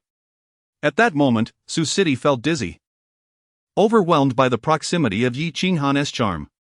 Prosperity, democracy, civilization, harmony, freedom, equality, justice, rule of law, patriotism, dedication, integrity, kindness. Truly, as a distinguished disciple of the master, one is indeed more vigilant against petty individuals than against the esteemed mentor. Chapter 15, The Sword Strikes the Thunder Tribulation Cough. Qinghan, please step back a little. I can no longer see the jade pendant. Yi Qinghan's eyes curved in a smile, radiating affection as she took a small step backward. Hee, what treasures does the master possess? What can he possibly use against Qinghan? Yi Qinghan casually perched herself on the armrest of Su Cheng's chair, her tone laced with a hint of allure and playful reproach. Master, please take your time. During your last demonstration, I could not see clearly. Su Cheng's sturdy frame trembled slightly as he cleared his throat and regained his composure, saying earnestly, very well. This time I shall certainly teach you how to use. In the days that followed, the Lu family remained silent, and life in the Lingxian Palace was exceedingly pleasant. Su Cheng gradually acclimated to the presence of Yi Qinghan in his life. Yi Qinghan was quite satisfied as she marked a tick beside the preliminary plan in her masteress training manual. For her master now understood to set aside his clothes before bathing, awaiting her to collect them. This was indeed a significant improvement. It indicated that the daughter-in-law of the Su family had become an integral part of Su Cheng's life. Yet, Yi Qinghan felt it was insufficient. She thought it unfair that she was always the one peeking at her master during his baths. Why didn't he ever sneak a glance at her? Was it because she wasn't beautiful? Nonsense. When it comes to captivating nations and enticing men, she would claim the second position. Who would dare to claim the first? Was her innate charm a jest? Was the blood of a fox demon king a mere joke? Days passed, and although Yi Qinghan did not exert herself too diligently, she began to show signs of a breakthrough. Su Cheng summoned her to his side and casually handed her breakthrough materials worth 150,000 system points. These are rare treasures I have procured for you. I shall not elaborate on their specifics, for with your innate talent, you will understand upon inspection. In truth, this trinket was contained within a box that Su Cheng could not open due to his lack of cultivation. He had no idea what lay inside. Thank you, master. I shall devote myself to diligent training henceforth to repay your kindness. Yi Qinghan was momentarily taken aback, nearly speaking amiss in her excitement. Just the exquisite wooden box containing the foundational elixirs was surely of celestial quality. The treasures within could perhaps buy her life. No worries. My expectations of you are not so harsh. My wish is for you to grow up joyfully and happily with me around, regardless of whether you become an immortal. I shall ensure your safety throughout your life. Su Cheng chuckled, ruffling Yi Qinghan's hair, which had just been serious, as if swearing an oath. Indeed, for Su Cheng, it was of little consequence. As long as this child could live safely and he could see her vibrant spirit in the courtyard each day, he would be content. Yi Qinghan was speechless, her master was always so contradictory. She could not comprehend his worries but felt the love concealed in every detail. At that moment, she wished to tell her master, "Master, I am willing." Yi Qinghan withdrew and sat in the courtyard, slowly opening the box, revealing foundational elixirs and other spiritual treasures.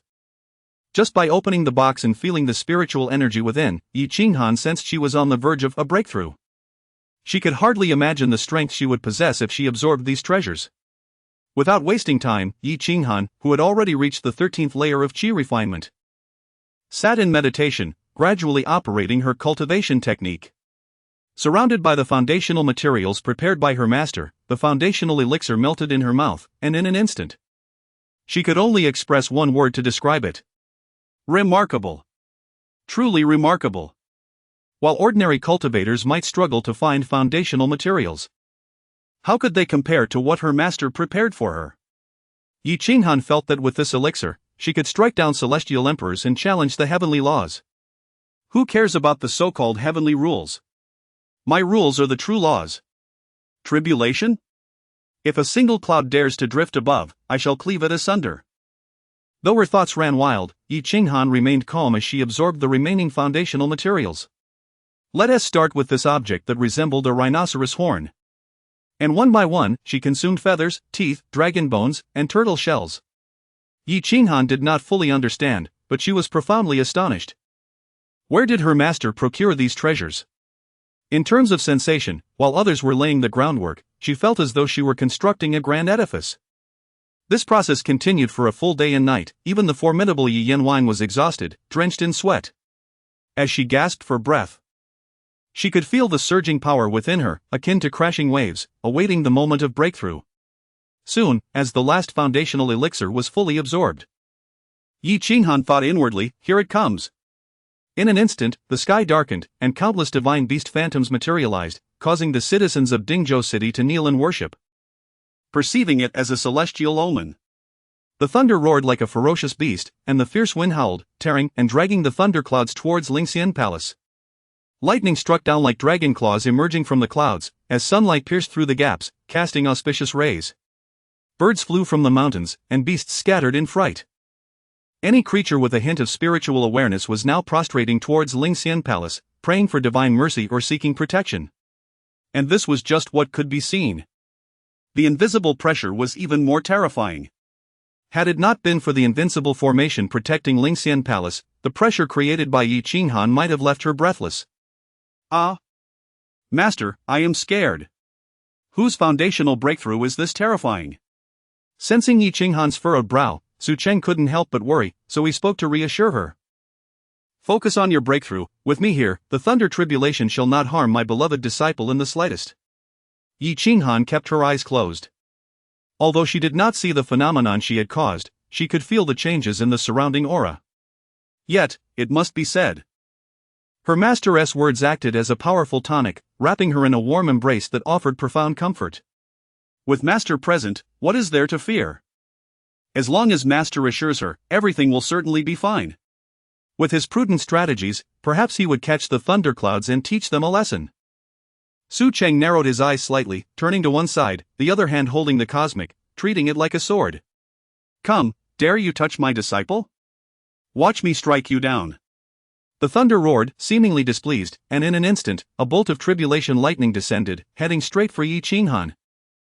Cheng, however, did not relent. The Lingxian sword array unfolded in an instant, and this time the phenomenon was even more pronounced.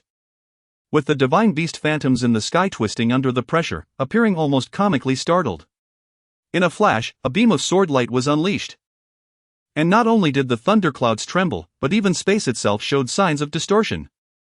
This strike felt as though it severed the heavens, making the sky appear as if it were about to collapse. This strike not only cut through the heavenly lightning but also shattered the firmament. It must be said, though somewhat brutish, it was indeed effective. The thunder's roar softened from its earlier thunderous clamor to a gentle rumble. After roughly half a stick of incense, the tribulation clouds loomed above, yet they dared not touch Yi Qinghan even slightly. Yi Qinghan slowly opened her eyes. And what met her gaze was her master, standing tall before her, the cosmic pointed towards the heavens. Handsome. In anyone else, she would have scoffed at this image.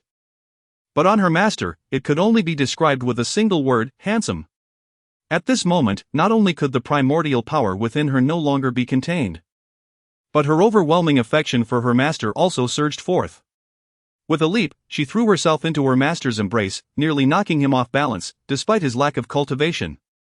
Master is truly formidable, even the thunder tribulation fears him. It is not as exaggerated as you say, he simply split it in two. Then Master must be even more formidable.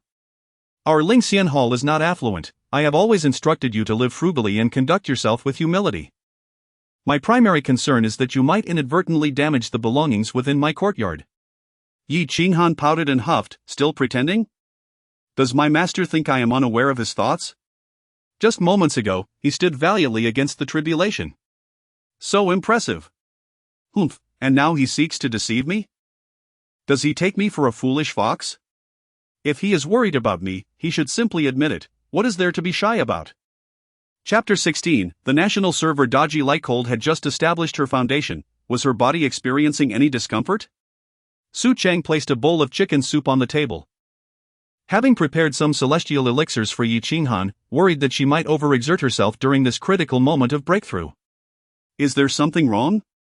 Yi Qinghan seized the opportunity to act spoiled. Do tell your master.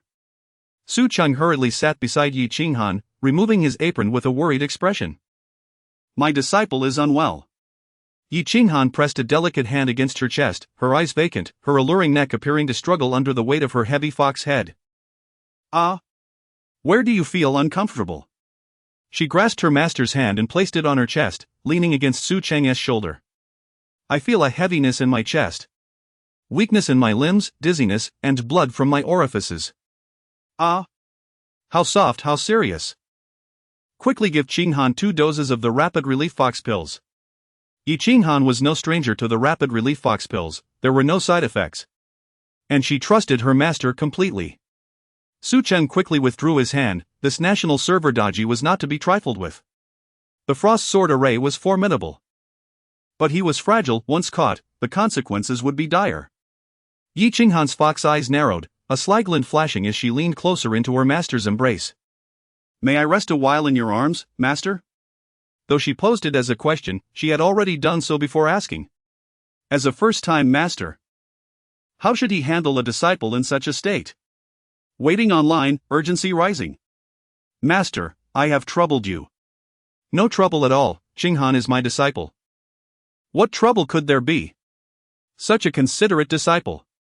How could I have thought otherwise? I truly am a fool. Yi Qinghan's heart jolted. What thought could that be? Indeed, master, your thoughts align with mine. You think as I do. The master was not at fault, it was the disciple who seduced him. However, the nature of a disciple is to err and not amend, such is the way of the fox demon. What joy could there be in cultivation compared to the presence of her master? It was merely a means to gain her master's favor. Yet, this time, Yi Qinghan was internally injured, and Su Cheng, lacking cultivation, could not discern the matter. After enjoying the comfort for a while and recovering her vitality, she finally released her master and joined him for a meal. By the way, master, the secret realm is about to open. Indeed, I have been preparing for you. The secret realm is exceedingly perilous. I have devised 12 strategies for navigating it, each with backup plans and emergency protocols. Yi Qinghan did not take it to heart. She felt capable enough to confront Cheng Liang herself. Master, if I rely solely on you, how will I grow stronger? I merely wish for you to accompany me. To be honest, Su Cheng had no intention of going, as he believed staying in the Lingxian Hall was the safest option. But such a considerate disciple makes it difficult to refuse. As long as my precious darling speaks, even if it means facing death, I would not flinch. Yi Qinghan wished for her master to be by her side? She was taken aback. That was not quite her intention. She feared that if she were not beside her master, he might encounter unforeseen misfortunes. Time in the secret realm differed from that outside. What if they returned late? And her master went out to buy groceries only to be ambushed by Cheng Liang or assassins? Yes, with her master nearby, she would fear nothing. Yet, if Su Cheng were to accompany her, they would need to set off soon. Selecting 2 swift steeds, Su Cheng, with the chaos bell in hand, set off 5 days early with Yi Qinghan, enjoying the journey with delightful food and song until they reached the realm of the secret location. As for why Yi Qinghan did not ride her sword with Su Cheng, she believed a man's pride would likely not permit such a thing. Moreover, she cherished the opportunity to travel alongside her master. Such chances were rare for her. The secret realm lay in the eastern domain, beyond the southern territories governed by the human emperor, populated by various other races. There were the pointy-eared elves, the horned demons, and of course, the beastly races transformed from spiritual beasts. Here, laws were scarce, and interactions relied on trust, strength, and background. Despite the survival of the fittest, they still adhered to the highest rules of heaven. However, around the vicinity of the secret realm, sightings of other races were rare. If present, they bore formidable backgrounds. Standing before the gates of the secret realm, all appeared genteel, yet in Yi Qinghan's eyes, they were merely clothed beasts. The demons understood gratitude, but what of humans? Her mother perished at the hands of a man she once saved. Even after death, her skin and fangs were stripped away for use as treasures. In this world, only her master was a good person. Though Yi Qinghan did not fully comprehend her master's identity, it mattered not. Surrounding the secret realm, nearly a small collective occupied a hill. Whether sect or family, all were figures of some renown. Naturally, Cheng Liang was among them. Conversely, Xiao Yun was absent. The prominent sect leaders or clan heads gathered to converse, discussing recent events. When the fearsome Yi Qinghan, rumored to be the living embodiment of the king of hell, entered alongside her master, the surroundings fell silent. Yi Qinghan, 16 years old, a fox demon king, born with enchanting bones. Achievements, effortlessly repelled by the combined forces of the Grand Disciple and the second elder of the Heavenly Dao Pavilion. Just a night later, she slaughtered the entire Pingyun sect, indulging in arson, plunder, and desecration of ancestral graves. Who could not fear such a terrifying woman? Su Cheng led Yi Qinghan directly to the assembly of notable figures. Whether they were truly significant, he could not ascertain, but they certainly wouldn't be foraging for vegetables at the market. Brother Cheng. Su Cheng cupped his fists in greeting, his demeanor exceptionally amiable. Before the clan heads, Cheng Liang also showed Su Cheng considerable respect. Brother Su. Yi Qinghan would not embarrass her master. If this were a private encounter, she would certainly regard these ruffians as less than human. Yet, at this moment, her role was not that of a wicked demon but rather a dutiful disciple. It is I, Yi Qinghan, meeting all esteemed clan heads and sect leaders. While speaking, Yi Qinghan had no intention of bowing to these individuals. They were not worthy of such respect. Having finished, she stood obediently beside Su Cheng, her patience for idle chatter with them waning. Cheng Liang was bewildered. Was this the same Yi Qinghan he once knew? He saw no change in her demeanor. Was she truly the subject of those rumors? Seeing her beside Su Cheng, he felt a surge of anger. Had there not been so many people around, he would have wanted to strike down Su Cheng on the spot. This fool had stolen his woman. Otherwise, such a promising prospect should have belonged to Cheng Liang. Master Su is fortunate. This girl possesses the potential of an emperor. With proper guidance, she will undoubtedly achieve greatness. The speaker was the third elder of the sacred mountain, Shimingyi, who had heard that the sacred maiden of the sacred mountain would also be attending this secret realm. I believe you are overly idle, prattling nonsense. My disciple does not require your teachings, nor your guidance. With a smile, Su Cheng replied calmly. Elder Shi, you jest. I had no intention of meddling in mortal affairs. Were it not for her sincere desire to become my disciple, I would never have accepted her. Yi Qinghan mused internally. Master. Your mouth is the hardest part of you. Chapter 17, Miss Saintess knows how to make friends. By the way, Brother Cheng. Last time you asked Elder Tu to convey a message to Qinghan, and coincidentally, Qinghan is right here. Su Cheng beamed with joy. As if discussing trivial family matters, yet his words subtly conveyed his stance. If it can sever your affections, that would be best. If not, it matters not. For I am determined to have Qinghan. Hearing this inner voice, Yi Qinghan felt a surge of excitement. Her master faced destiny for her sake. Of course, Cheng Liang would not undermine himself in front of so many people, as that would only invite ridicule. Having been publicly rejected by Yi Qinghan once was already humiliating enough. He had no intention of enduring such disgrace again. It was not a matter of great importance. And considering that Su Cheng was taking on a disciple for the first time and lacked experience, if Qinghan needed anything, it was only natural for their connection to be of assistance. Just as Su Cheng was about to speak, Yi Qinghan pushed him aside. She was not mute. It was simply that with her master present, her words were unnecessary. At this moment, however, the time had come for her to express her position. Her master treated his disciples as his own, providing for their needs, both material and spiritual, abundantly. Moreover, since Qinghan had received her master's grace, she should share in his modesty and glory, and her sustenance was merely a matter of appetite, while her attire was nothing more than simple fabric. Qinghan never cared.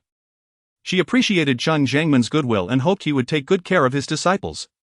Not long ago, she had met Sister Shangguan, who mentioned that you were rather indifferent towards her, quite cold indeed. It must be said that Yi Qinghan was quite adept at this. Her charming face smiled alluringly, while her rosy lips carried a hint of sarcasm. The table was filled with seasoned individuals, although Yi Qinghan did not overtly slap Cheng Liang in the face. Her words had already set the other heads of families whispering amongst themselves. Who could fail to comprehend? In essence, it translated to, they simply do not regard your Tiandao pavilion. Even if your master lives in poverty, she is willing to endure it. Cheng Liang, you need not trouble yourself with such matters, manage your own affairs well. A few cunning old foxes chuckled at the words of the young vixen, while Cheng Liang was left speechless, his teeth grinding in frustration. What could he do? Strike down Yi Qinghan? Or Su Cheng? If word got out, it would be said that the master of Tiandao Pavilion coveted his senior brother's disciple and would go so far as to eliminate rivals for her affections. Was he not already the subject of enough ridicule? Qinghan, the secret realm will take some time to open. Let us chat for a while, you may go play. Yi Qinghan nodded. Having said what needed to be said, there was indeed nothing left for her here, so she obediently went off to play. On Su Cheng's side, Eldersher seemed to revel in the unfolding drama. If my wife had just half the sense of your disciple, I would be quite content. Eldersher was indeed quite the jokester. This disciple was but a charming vixen, skilled in the art of flattery. It was well known that the saintess of the Holy Mountain was exceptionally gifted and of such remarkable talent that she was already fit to take on the role of saintess at a young age. Though Su Cheng's words were pleasant, they also bore an edge, for who did not know that the saintess, despite her talents, was somewhat of a fool? Her intellect akin to that of a child? Comparing my precious disciple to your wife? Ha! Attacking me? Then let us engage in mutual harm, shall we? However, Su Cheng was unaware that the saintess he spoke of was currently engaged in conversation with Yi Qinghan. What is your name? A girl with golden hair, resembling an angel, knelt beside Yi Qinghan. Although she bore the appearance of a sultry beauty, her expression was exceedingly innocent. Unfortunately, the conversation was not progressing smoothly. Yi Qinghan was not fond of chatting with anyone outside her master. What does it matter to you? Go away. May I befriend you? Not possible. I admire your master and wish to be your friend. Yi Qinghan was taken aback, nearly losing her composure upon hearing this. If you utter such words again, I shall end you.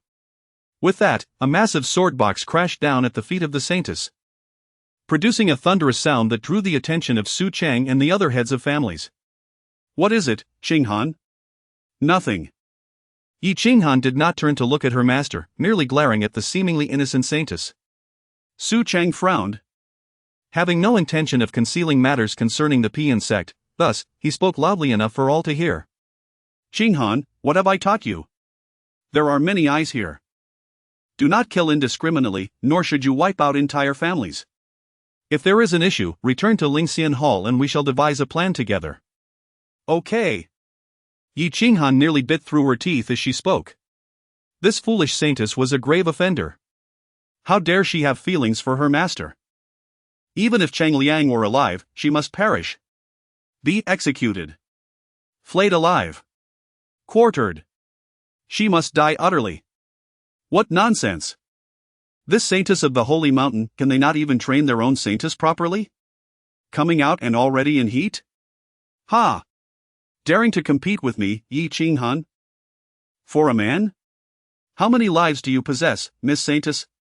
If all goes as expected, just one, yet I truly admire your master.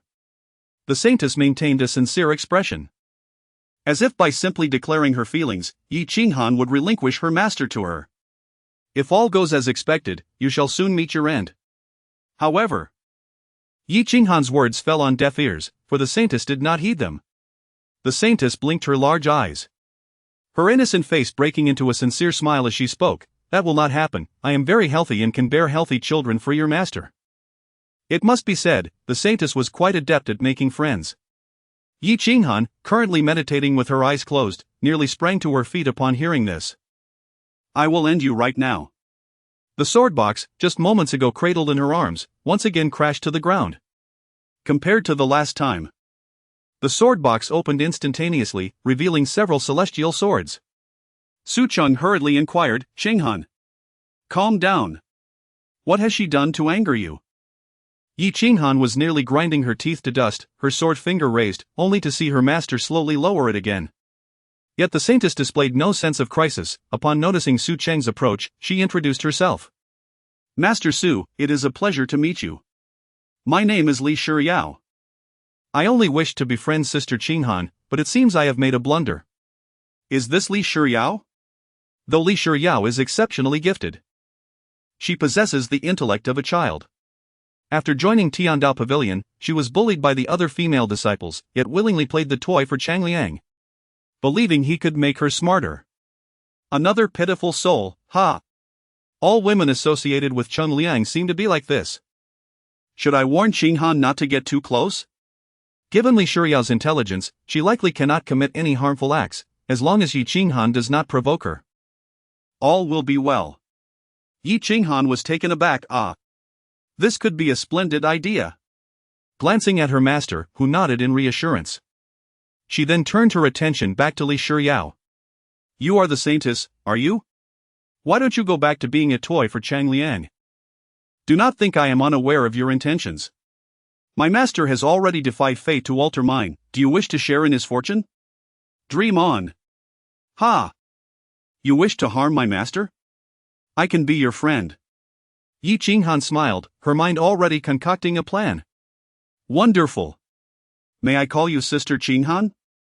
Upon hearing this, Li Shiyao beamed with joy. As the saintess, she held a position of high esteem, and with her unmatched beauty and exceptional talent, she should have been the center of attention. Yet she possesses the intellect of a mere child, which has inevitably incited jealousy among her peers, particularly the girls. Although the boys are somewhat better, the sacred mountain forbids male contemporaries from approaching the saintess, especially since she is at an age ripe for romance. What if she were to bear a child? Consequently, Li Shiyao finds herself devoid of friends, always accompanied by elders or attendants when she ventures outside. However, Yi Qinghan simply harbors an aversion towards her, detesting anyone who poses a threat to her master. Were it not for her enrollment in the Lingxian Hall, her master would not have ventured to the eastern domain, and Li Shiyao would remain a stranger to her master. Yi Qinghan is no fool. She comprehends that this predicament stems from her master's defiance against fate on her behalf. If possible, she wishes to shield her master from such repercussions. Left unchecked, Li Shiyao would likely become entangled in this fate as well. Yi Qinghan understands her master well. He is one who responds better to gentleness than to force. This girl is not only shameless but also a complete nincompoop, truly a nemesis to her master. In summary, it is perilous. This foolish saintess is even more hazardous than Chang Liang. Nevertheless, one thing is certain, you must not harbor feelings for my master. Yi Qinghan's brows arched slightly, her expression indulgent, her gaze brimming with affection for this dear younger sister. Why? Because her master is, in truth, quite the scoundrel, and her sister is now ensnared, unwilling for her younger sibling to follow in her footsteps. Li Shiyao, with a contemplative expression, despite appearing quite mature and even possessing a physique that may surpass Qinghan's, always bears a hint of naive innocence, or perhaps simplicity. Your master is so handsome and seems quite amiable. isn't that what you just said? Yi Qinghan embraced Li Shiyao, drawing close as if they were sisters, sharing intimate thoughts. If one were to speak otherwise, her master would undoubtedly chastise her severely, wielding a whip with great ferocity until she was rendered unconscious. Yi Qinghan concealed her face with her sleeves, feigning tears as her voice softened to a timorous whisper, resembling a delicate maiden utterly reliant and pitiable. Chapter 18, A Heart Full of Malice. What did my sister mean by those words? Li Shiyao, a pure and innocent maiden, could hardly fathom such a brutal scene. How could a sister, who appeared to be as beautiful as a celestial being, endure the torment of a demon day after day? It was all because my master instructed me to say so. At this moment, Yi Qinghan was deeply immersed in her role. Resembling a caged bird or a fish caught in a net, her eyes devoid of light, reflecting nothing but endless suffering and humiliation, truly pitiable. Though the situation was fabricated, Yi Qinghan's vivid portrayal rendered it a reality in Li Shiyao's eyes. My sister is already like a clay bodhisattva crossing a river. How could she bear to see you throw yourself into a trap? The earlier outburst was merely out of concern for your stubbornness. Please do not hold it against me. Dear sister. With such goodwill from my sister, how could I possibly harbor resentment? One dared to speak, while the other dared to believe. Only these two could engage in such a dialogue. If anyone else were present, they would never believe such a tale. For Yi Qinghan was certainly not the type to suffer in silence. Li Shiyao was similarly skeptical of others' claims, yet she believed in her stunning sister. However, it was precisely these two girls, one filled with malice and the other innocently naive, who found themselves together. What must the sister do to rescue her elder? Li Shiyao was on the verge of tears, frantic to save Qinghan, yet bereft of ideas. Do not worry, dear sister, I have my own means of escape. Just heed my advice, never get involved with this Su Cheng. Alright, sister, rest assured, Shiyao no longer harbors any feelings for him. Even if he is charming and dashing. I do not like him. Just as it should be. Yi Qinghan's heart was calculating with delight. Thus, I can recommend someone to you. Yi Qinghan believed that if Li Shiyao were to become a disciple of the heavenly Tao Pavilion, everything would likely return to its rightful course. As for Li Shiyao's fate, it was of no concern to Yi Qinghan. She would not shed a tear for a foolish saintess she barely knew. Nor would she allow her master to bear the burden of fate on her behalf. Who is it? Li Shiyao blinked, waiting impatiently. Yi Qinghan remained silent, nearly driving her mad. Sister, please tell me. Perhaps it is best to let it go. Though you possess some talent, he may not be interested in you. Who is it? To be honest, dear sister, I am the saintess of the holy mountain. The elders say no man in this world could resist your charm. Yi Qinghan chuckled. I once thought so too. However, I later realized that merely possessing innate allure is insufficient to win over my master. Are you familiar with the head of the heavenly Tao Pavilion? He is exceptionally handsome and powerful, truly a hero among men. I have heard of him. He is that rather unsavory-looking man over there. I do not like him, his gaze sends shivers down my spine. Yi Qinghan paused, realizing that despite his foolish demeanor, Li Shiyao's taste in men seemed surprisingly discerning. But that was irrelevant, her master belonged to her alone. Thus, Yi Qinghan began to fabricate a story. You see?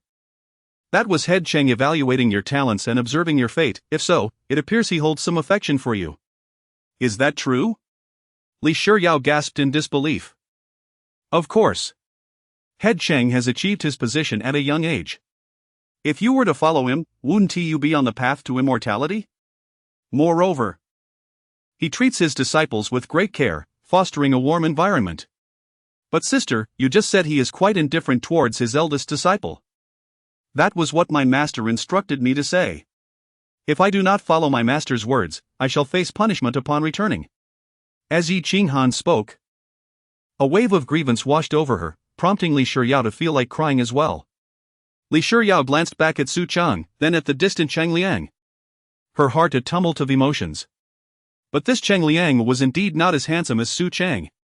The elders had spoken true. Handsome men were never to be trusted. How could one use a whip against my sister? On the other side, Yi Qinghan regretted allowing her master to accompany her. Such a handsome master should remain at her bedside for her exclusive admiration. Remember what your sister said? Yes, I shall remember. Though Li Shuyao still found Su Cheng handsome, she wished to kick him twice. Yet, considering her sister remained in the clutches of this villain, she restrained her impulse. Soon, the secret realm would open. Yi Qinghan concluded her tormenting charade and prepared to explore the secret realm with her master. Yi Qinghan approached Su Cheng, tugging at her master's sleeve to signal that the secret realm was about to begin. Su Cheng smiled, ruffling the fox's head, and followed Yi Qinghan, wishing to avoid idle chatter with the old ones. What's this? Miss Qinghan hasn't he weaned yet? Why not bring a nurse along? Yi Qinghan smiled, turning her head to display a friendly demeanor. I advise you not to enter. If I encounter you, I will surely chop off your feet and stuff them in your mouth. I look forward to meeting you inside, Miss Qinghan. Your previous performance was rather mediocre. I hope you can improve this time. As Su Cheng gazed at the woman conversing with Yi Qinghan, he was taken aback. Indeed, I should not have come. Why are there so many troublesome women? The previous one was the saintess of the Holy Mountain, and this one is even more formidable. She is the princess of the kingdom, the eldest daughter of the emperor. Dongfang Ju. This one is untouchable. That one is unapproachable. Why must every woman have some connection to Chang Liang? As for that saintess, it could be overlooked. But Dongfang Ju has the power to influence the world as fate, she must remain untouched for now. Otherwise, based on your attitude towards my disciple, I would crush you into pieces and feed you to the dogs. Yi Qinghan was taken aback. How did her master know everyone? Though she had sensed that her master could foresee future events, during her initial initiation into the Heavenly Tao Pavilion, she had indeed wished to join. And her master had known beforehand. That saintess too, her master had only to glance to discern the trials she would face in the future, which surely transcended mere destiny. If her master's words were to be believed, would Dongfang Ju also become one of Chang Liang's consorts? How fortunate Chang Liang must be. Ah, this little vixen. We shall meet inside. Before Yi Qinghan could devise a plan to deal with the royal princess, the reckless Shang Guanrou passed by and coldly interjected. Yi Qinghan squinted her eyes and chuckled lightly, turning to her master. Then, master shall wait outside for Qinghan. The disciple will handle everything with utmost care. At this moment, Yi Qinghan found the situation amusing. Were they not all individuals capable of altering the world as fate? Who wasn't he? Ah. Wait. Yi Qinghan smiled. The uncertainties of life are daunting. What does handle it with care mean? Oh no. Everything is in disarray. According to the course of events, Dongfang Ju would encounter danger in the secret realm, and Yi Qinghan would save her, leading to a reconciliation and an introduction to Chang Liang. From then on, Dongfang Ju and Chang Liang would share glances, ultimately falling in love. But now, Yi Qinghan is her disciple. Given her expression, she seems intent on eliminating Dongfang Ju. What shall be done? Yi Qinghan narrowed her fox-like eyes, so it was to unfold in this manner. Chapter 19, Serendipitous Encounter in the Secret Realm. Yi Qinghan gazed at Dongfang Ju as she slowly stepped into the secret realm, wishing to reassure her master, do not worry. Master. I have already taken care of the saintess Li Shuyao, and now I shall deal with the princess Dongfang Ju. Since danger lurked within the secret realm, what peril was truly perilous? The mere presence of the eldest disciple of Ling Xianhao posed the greatest threat to her. When the time comes, she would merely need to have Chang Liang rescue her. At worst, they could engage in a fierce battle, and she would be delivered to Chang Liang. In Yi Qinghan's eyes, Dongfang Ju was even less of a threat than that foolish saintess, as long as she did not attempt to covet her master. Qinghan, I am somewhat concerned. Perhaps I should accompany you, her master suggested. There is no need for concern, master. I shall be vigilant, Yi Qinghan replied. I am not worried about your safety, I fear for their safety should you enter. Indeed, master, you possess remarkable foresight. Yi Qinghan thought to herself. At the very least, she had no intention of allowing that Su Guanrou to leave alive. As for Dongfang Ju, if she did not face a dire fate, it would be a true miracle. However, as for the pitiful Shuyao, Yi Qinghan did not plan to make things difficult for her, for this girl would soon serve as Chang Liang's plaything. which was no easy fate. With such thoughts, Yi Qinghan believed herself to be exceedingly benevolent. Nonetheless, her actions were not merely impulsive, they were calculated. Rejecting her master's good intentions, Yi Qinghan resolutely stepped into the secret realm. Her master had already defied the heavens to alter her fate. And Dongfang Ju wished to bask in the same glory? What was she worth? Who among them was not a princess? Yi Qinghan also possessed royal blood. Did that make her proud? No, she was not. It would be best for Dongfang Ju to obediently return to being Cheng Liang's plaything. The secret realm was not as Yi Qinghan had envisioned. Rather than a dark, damp cave, it unfolded as a dense forest. Yet, it remained dark and humid, with the scattered starlight above seemingly an illusion crafted by the secret realm. Although Yi Qinghan felt immensely powerful, she did not dare to be reckless. For this was the domain of an immortal, and even she must tread carefully. Soon, the experience-giving minions appeared, accompanied by the foul stench of death. A large horde of skeletal soldiers surged forth from the depths of the forest. It seemed they were the remnants of cultivators who had perished in this secret realm. Each skeleton adorned with tattered remnants of fabric. If they were transformed by immortal techniques, they likely would not wear clothing. Just as she reached for her sword case, Yi Qinghan heard a childish voice, and she could easily guess that an annoying presence had arrived. To her surprise, she found herself having to babysit upon entering the secret realm. Big sister is weak, Shiryao will protect you. These mere minions shall not harm my sister. Yi Qinghan could not help but chuckle at the sight of the small figure standing before her, no taller than herself. Sister, you arrived just in time. Let us join forces and eliminate these loathsome creatures. Although Yi Qinghan held some reservations about Li Shiryao, she found the girl endearing despite her foolishness. She appeared to harbor no malicious intent. Initially, Yi Qinghan intended to dispatch the skeletal soldiers swiftly, but since Li Shiryao had arrived, she decided to observe how much the girl knew about the secret realm. The ensuing battle was not particularly intense, although the skeletal soldiers were numerous, they were generally weak. Even with minimal effort, Yi Qinghan could easily dispatch them with a single stroke. Li Shiryao, surprisingly, provided Yi Qinghan with a hint of admiration. Though somewhat dim-witted, she indeed possessed some ability. The golden light danced amidst the killing array, only slightly inferior to Yi Qinghan's prowess. With her enthusiastic spirit, Shiryao would occasionally offer assistance to Yi Qinghan, though it felt more like a provocation to her. The skeletal soldiers, with their cultivation at merely the 5th or 6th level of chi refinement, posed little obstacle to the two formidable combatants, and they soon dwindled to near extinction. Big sister is quite skilled. No wonder the elders advised me to be cautious around you, you are truly impressive. Yi Qinghan crossed her arms and rolled her eyes inwardly. Well, you should heed the elders' words. You two are quite surprising, she remarked. Li Shiryao seemed oblivious to her comment, instead rummaging through her backpack to produce a bun. Presenting it to Yi Qinghan with wide, bright eyes full of anticipation and kindness. Yi Qinghan was speechless. She imagined that even if Li Shiryao were admitted to Lingxian Hall, it would be hard for her master to take notice of her, as she would likely pester her daily. With such a simple mind, even a cure would leave her drooling. Do not make such expressions, they are not charming, truly. Is that so? The elders say Shiryao is quite adorable. And men favor this type.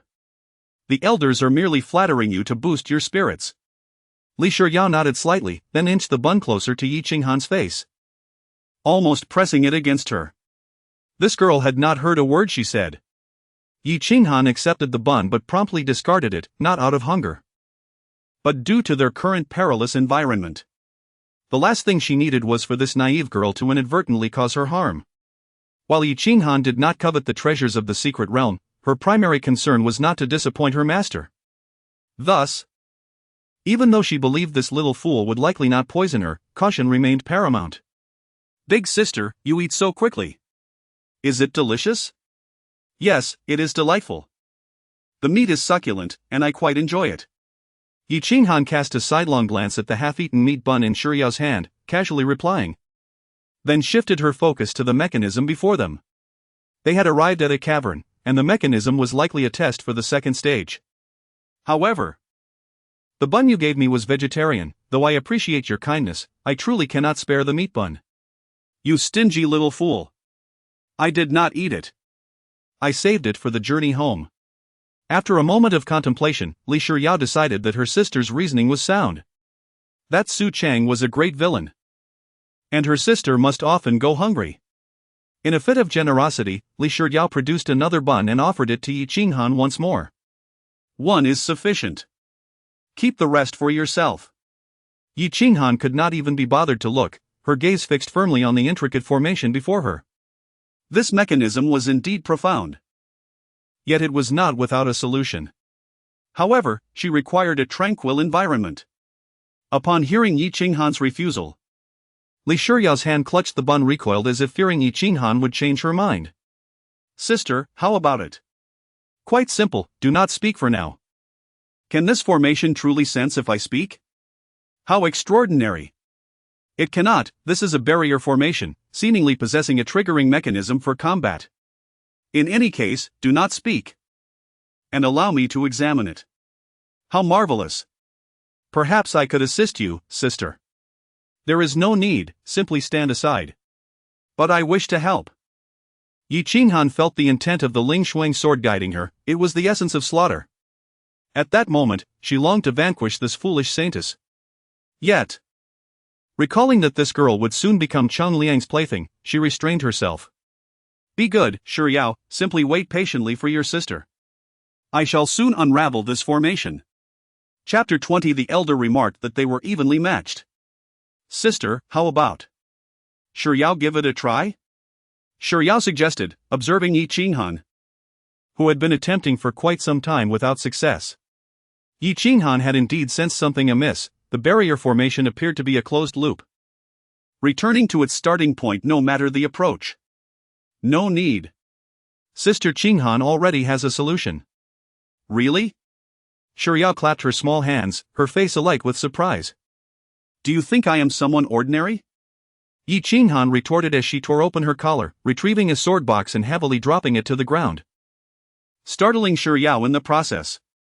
With two loud thuds, the box suddenly sprang open, and 6 celestial swords shot out, hovering around Yi Qinghan. With a sigh of relief, she also drew the 3-foot-long Baiyu sword, the cold gleam of the Lingfrost sword reflecting on Shiyao's terrified face. The surrounding spiritual energy resonated. And a phantom resembling a law figure emerged behind her, not a deity or a beast, but a shimmering golden sword shadow. The Lingfrost sword array. Shiyao whispered. Her lips slightly parted, as she coldly summoned the nearby celestial swords, which promptly responded. The Breaking Army sword array. Yi Qinghan, who inherently disliked complications, only considered attempting to resolve the matter due to Shiyao's presence. In her eyes, deciphering the situation was a last resort. Why be bound by rules? Rules were simply constraints for the weak. However, Yi Qinghan, as a strong individual, possessed better methods, brutal yet effective. With a resounding boom, the formation was instantly shattered. The sword light cleaving through everything in its path, leaving nothing but devastation in its wake. Ha! In Yi Qinghan's view, that is the true meaning of if one cannot walk the path, do not blame the road for being uneven. Let us go, Shiyao. She stored the sword box. Sister, your expression just now was quite fearsome, Shiyao remarked, glancing at the path ahead, a chill running down her spine. If this had been outside, the mountains would have likely been leveled. Really? Sister, didn't you just establish your foundation? How can you be so powerful? Shiyao bounced around, grinning like a mischievous courtier. Her vocabulary of praise exhausted, leaving her with just 2 words, impressive. If it weren't impressive, my master would have punished me severely. Yi Qinghan wished to conclude the conversation. Though having her around was not entirely bothersome, Shiyao's incessant chatter was quite overwhelming. I heard from the elder that you joined the Lingxian palace solely for this Lingfrost sword. Indeed, but once you enter, there's no way out. Is this sword really powerful? Is it a heavenly grade spirit sword? Not quite, but I adore it nonetheless. Shiyao's face fell in disappointment, she had hoped for a treasure. Only to learn it was not even heavenly grade. Why does she keep talking?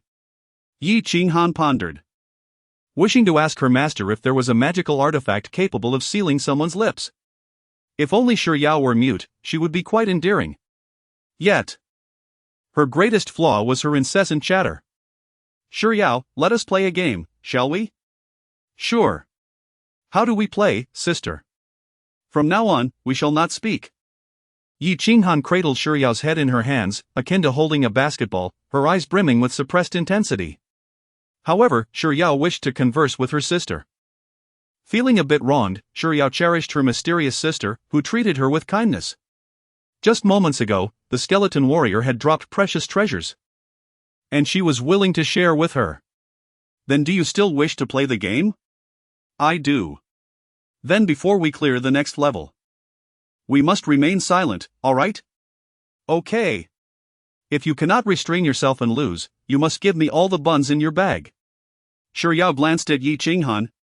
Then at the small cloth bag she held, an item sewn for her by the Grand Elder, one she had carried since she was 8. "Alright."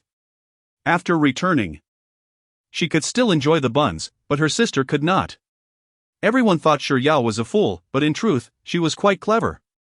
Shiryao understood that her sister cared for her. Shiryao chose to remain silent, not merely for a few buns. Yi Qinghan found the tranquility delightful, unexpectedly. She realized that this quiet Shiryao was rather well behaved. As they crushed the monstrous creatures like a tidal wave, Shiryao remained close by, truly resembling a younger sister. Moreover, she possessed some ability. Yi Qinghan recognized that even without her aid, Shiryao could have made it this far on her own. However, the current monstrous entity before them was not something she could easily contend with. This phantom before them likely possessed late-stage nascent soul cultivation.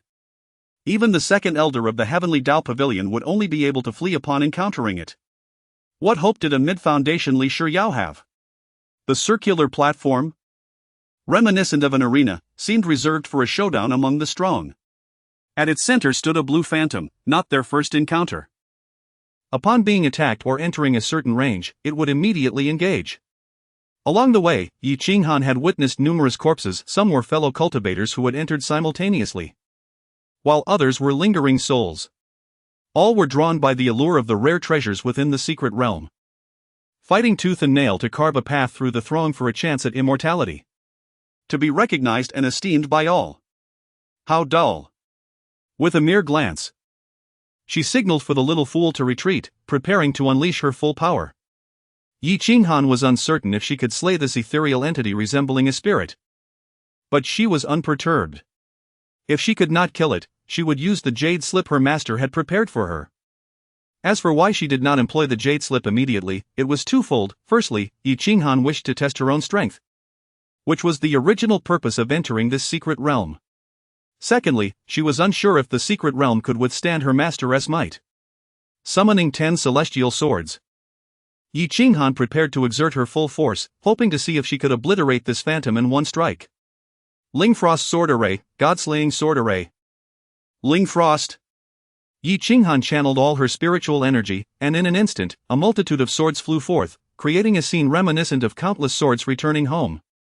Yet, most were mere replicas of celestial sword shadows. The essence of Lingfrost's sword reappeared behind Yi Qinghan, the celestial swords howling as they transformed into the god-slaying sword array.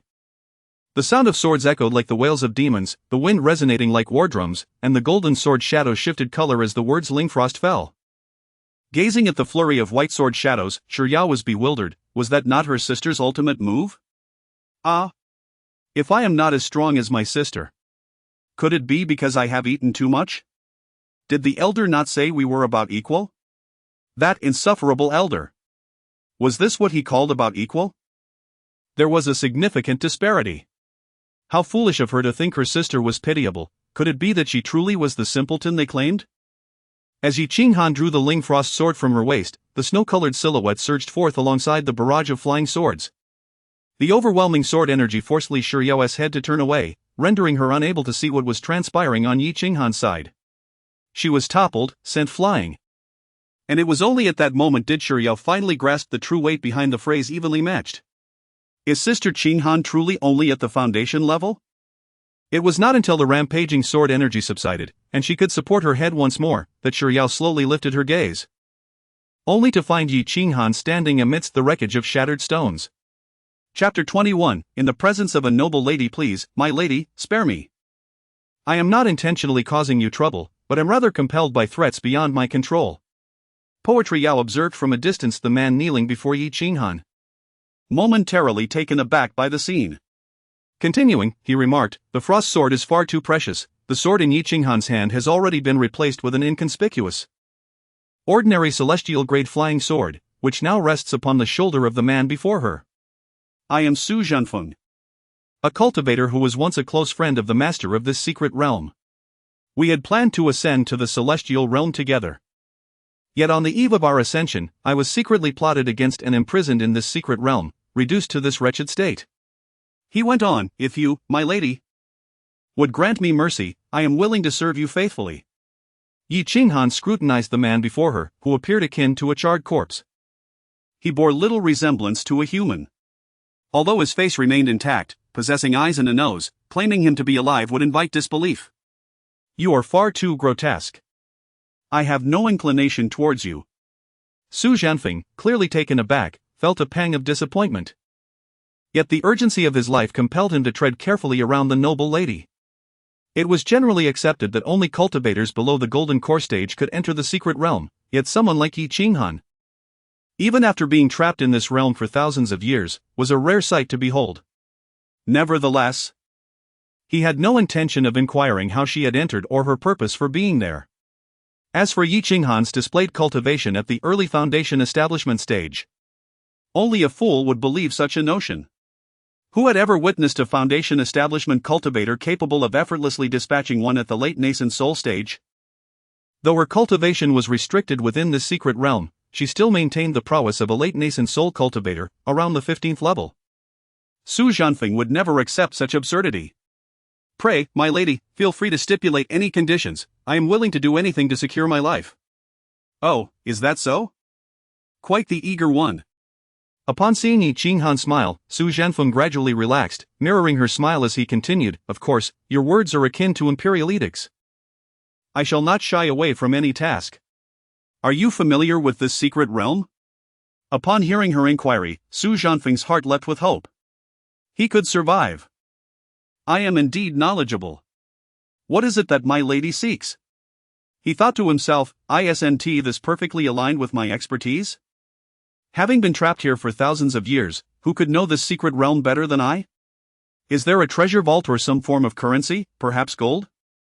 Yi Qinghan, unceremoniously, expressed her lack of concern for money, yet for the sake of her master, she desired it to avoid the need to scavenge for vegetable leaves. Yes.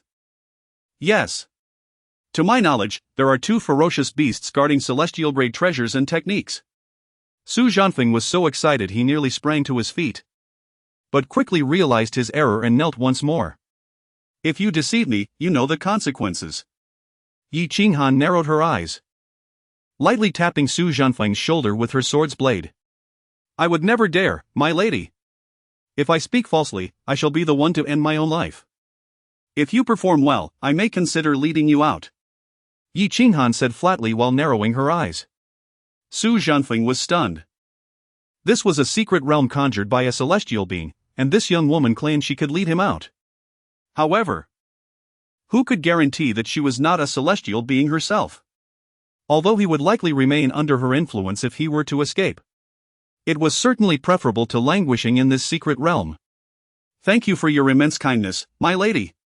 I assure you, Zhanfeng shall not betray your trust. Just watch.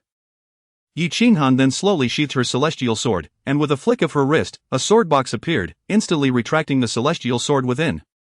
In that fleeting moment, Su Zhanfeng was left astounded.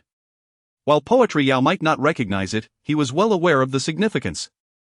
The golden gleam that had just flashed was undoubtedly from a celestial sword, and the least of them must be of superior celestial quality. The fact that such a celestial sword was in the hands of a young girl was remarkable. But even more daunting was the realization that she possessed a dozen of them, each exquisite and in splendid condition. At that moment, Su Zhanfeng believed, if there were truly someone capable of rescuing him, it would indeed be this young lady. My lady, this way, please. Yi Qinghan waved her hand, signaling the adorably bewildered Poetry Yao to follow. Poetry Yao slowly rose, nodding quietly as she complied. My lady, who is this? Su Zhanfeng dared not overstep and felt it prudent to clarify, lest he offend someone close to her. She is my sister. Su Zhanfeng, unfamiliar with such subtleties, failed to glean any information from Yi Qinghan's icy demeanor. Greetings, second lady.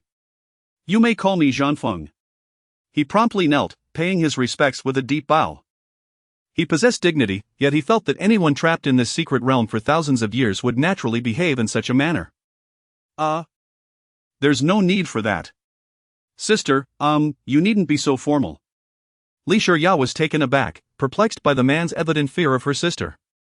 Although Li Shiya may not be the sharpest, her cultivation level was apparent. She could sense Su Zhanfeng's formidable strength, unmistakably at the nascent soul stage, rendering her no match for him. Yet, this Su Zhanfeng seemed intimidated by her sister. Just what level of cultivation did her sister possess? Lead the way. Having grown weary of Li Shiyao's silence, Yi Qinghan became impatient upon hearing her speak. Yes, my lady, this way. Be cautious of the stones. It's a bit dark here, allow me to light the way for you. Su Zhanfeng undeniably possessed a knack for servility, and Yi Qinghan found this dynamic rather enjoyable. However, she was acutely aware that if he were to escape, even with diminished strength, he would still be at least at the transformation stage. And she might not be able to restrain him. Whether to release him remained a matter for further contemplation. His single account could not be taken as evidence. After walking for a while, Yi Qinghan came to a halt, casting a frigid glare at Su Zhanfeng. Isn't this the path I took to arrive? Do you dare to deceive me? It must be said, the sword box had now become a pivotal element. As the box struck the ground, Su Zhanfeng, unable to provide an explanation, found his knees dropping before he could think. Gulp, my lady, please allow me to explain. Su Zhanfeng did not wish for this. His legs were far quicker than his thoughts.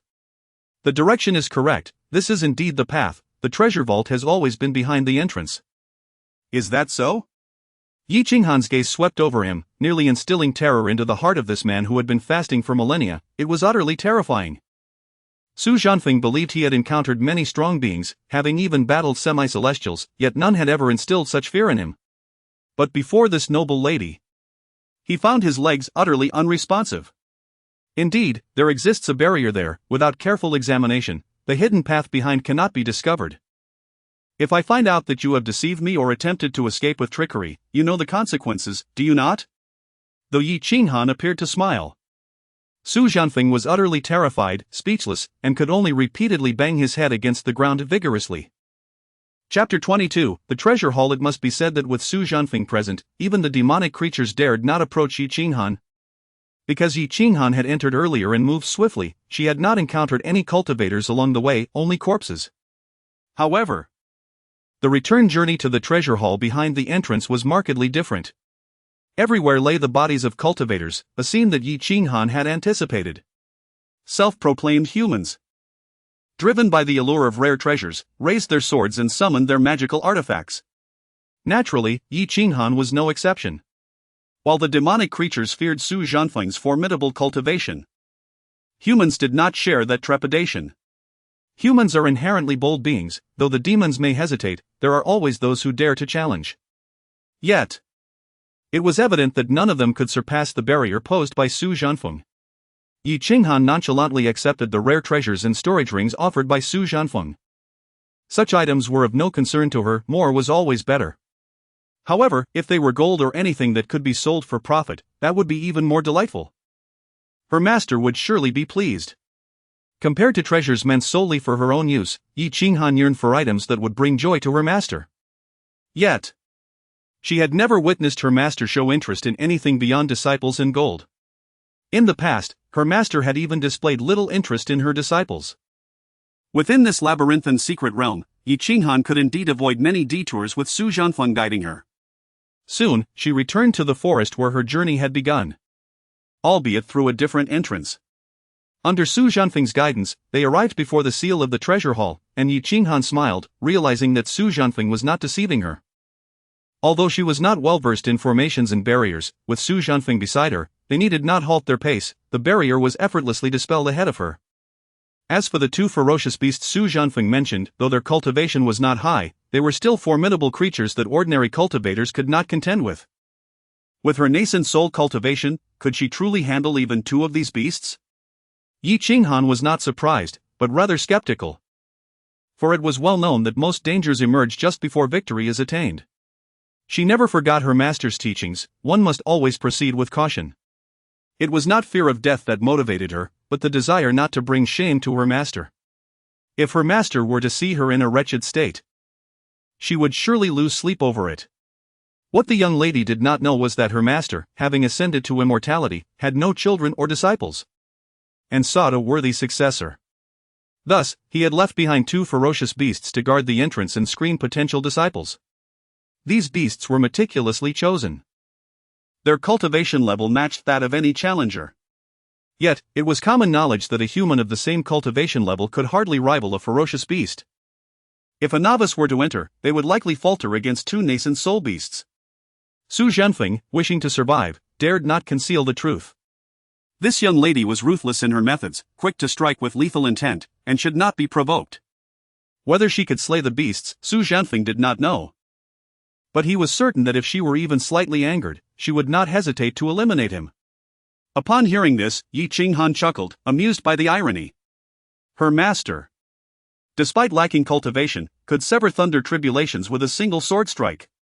A foundation establishment disciple could single-handedly take down nascent soul beings. Although Yi Qinghan herself was at the foundation establishment level, she truly believed that none could rival her prowess. 1 against 2. Did they underestimate her Ling Xuan Hall? Should the nearby law cultivators witness this, they would think Ling Xuan Hall incapable of standing its ground. She could take on 10. Were these truly ferocious beasts? They resembled mere mountain dogs, hardly remarkable. Su Zhenfeng looked bewildered.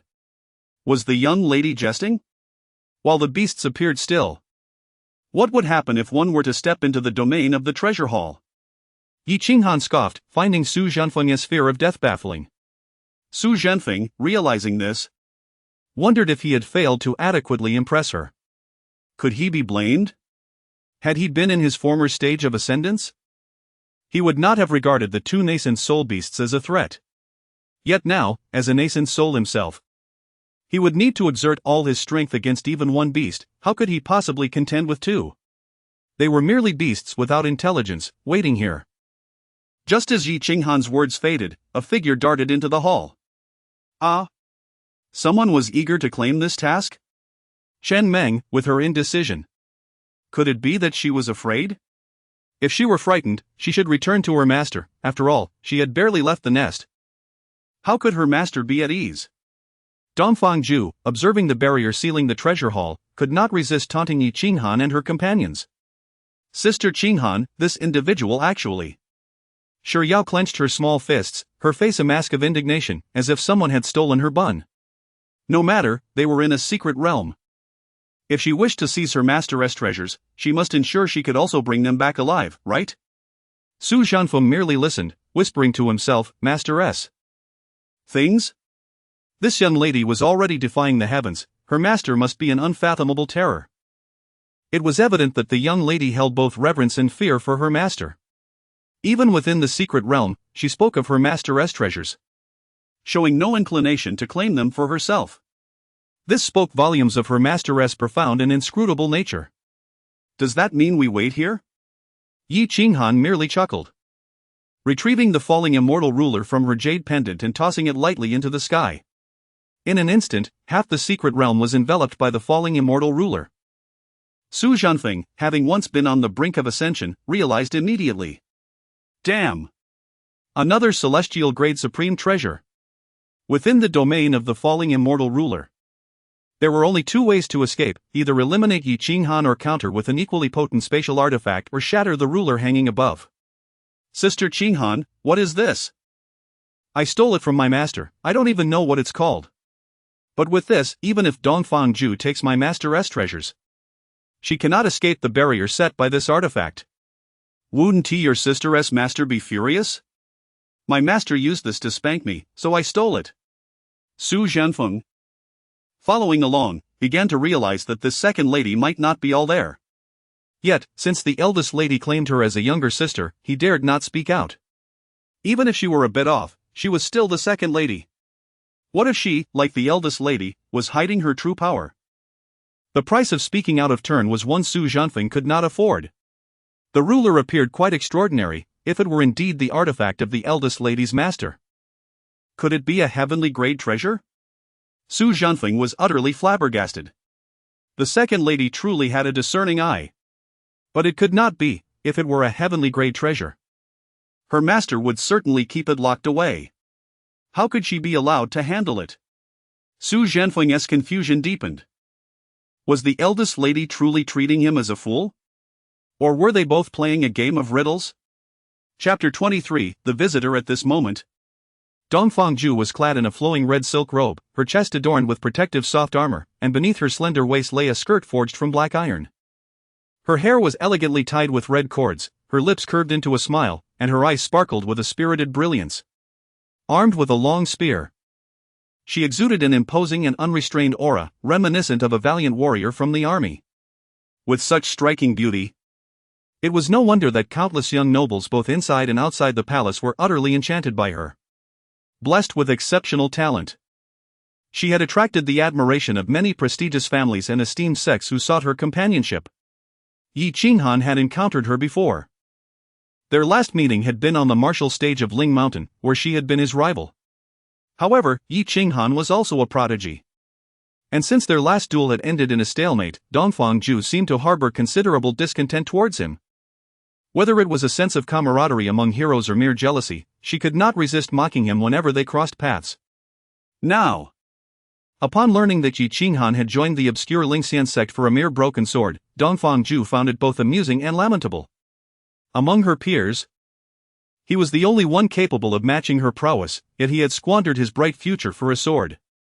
As she gazed at the sealed entrance to the treasure hall, which had been firmly locked since her arrival, Dongfang could not suppress a victorious smile. But as she turned around, even someone as talented as she could not manage a smile. The two small beasts she had previously encountered had now expanded to several times their size, transformed into fearsome creatures under Su Jianfeng's command. Both had replicated Dongfang's cultivation level, and they were now at the late stage of foundation establishment. How terrifying! Dongfang spat, tossing her spear aside. Well then, let me see what you've got.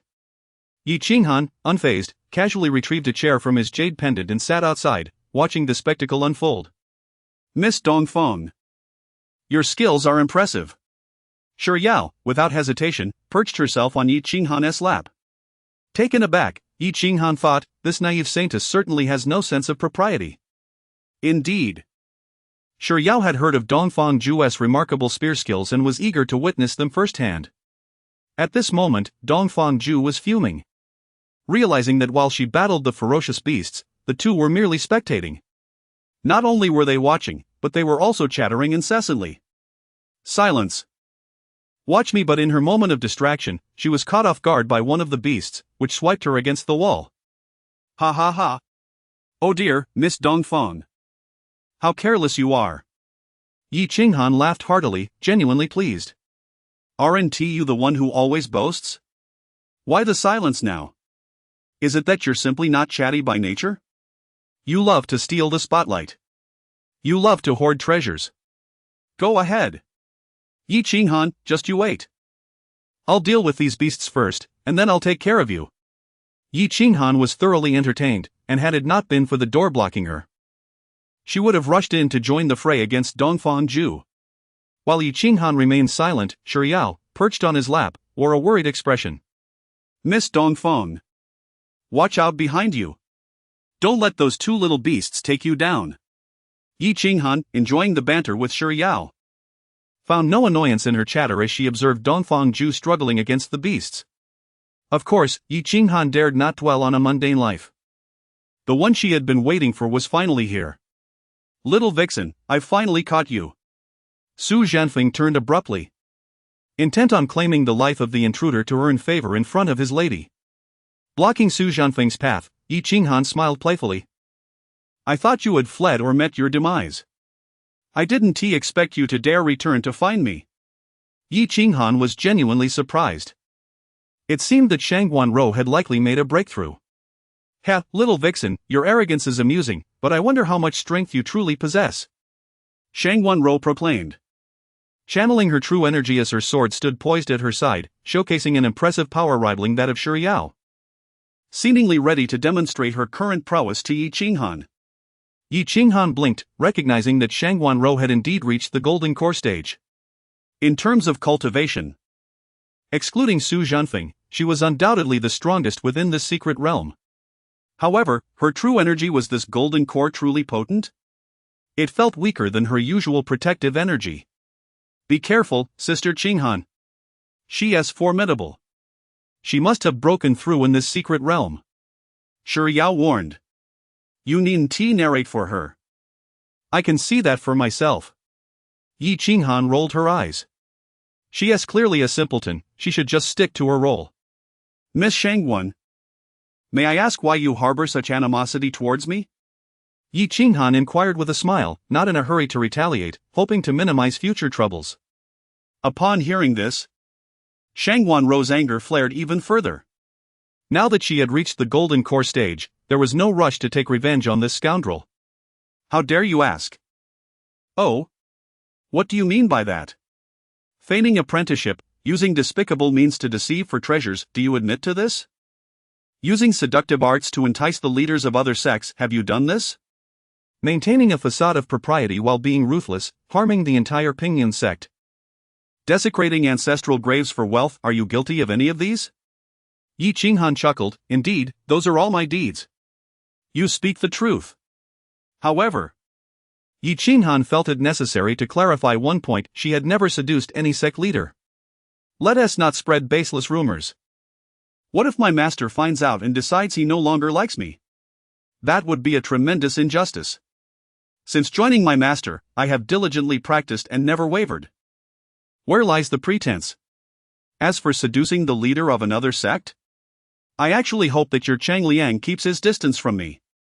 Sometimes, I find you quite foolish for liking someone like him. What do you even see in him? Moreover, if I truly wished to entice him, do you think you could hold your ground? Look in the mirror, what are you compared to me? What is your Chang Liang? Have you ever considered that I have never regarded you or your master as worthy opponents? As Shang Wan-ro sneered, she remained oblivious to the danger approaching. Ha! Your sophistry is futile, prepare to face your fate. Yi Qinghan was indifferent, finding those who dared to overstep their bounds unworthy of pity. Whether Shang Wan-ro had lost her mind or was genuinely foolish mattered little to Yi Qinghan. To her, there was no distinction between a golden core or nascent soul cultivator. Though she thought Shang Wan-ro truly foolish, Yi Qinghan could empathize. Had she not overheard her master's little secret, she too would struggle to believe such things. Yi Qinghan had no doubt that her master had not taken her in merely for her talent, nor out of desire for beauty. It was simply because she had sincerely knelt for a day, demonstrating her earnestness. Had anyone else knelt for a day? Her master would likely have extended the Ling Shuang sword to test them. To Yi Qinghan, this was what one might call a destined encounter. Chapter 24, a steady stream with a swift motion, Yi Qinghan drew the sword from the sheath and engaged in combat with the formidable Shang Wan-ro. Amidst the clash of blades, Yi Qinghan seized the opportune moment to pivot and delivered a resounding slap. Do you recall how your Chang Liang bullied my master on the day he became your disciple? Shang Wan-ro, seething with rage, retaliated with another strike. Her sword slicing through the air with remarkable precision. Yi Qinghan, agile as ever, wielded her celestial sword like a dancing dragon. The golden light flowing gracefully like ribbons in sync with her lithe movements. Evading the oncoming strike, she took advantage of Shang Wan-ro's momentary imbalance to deliver yet another slap.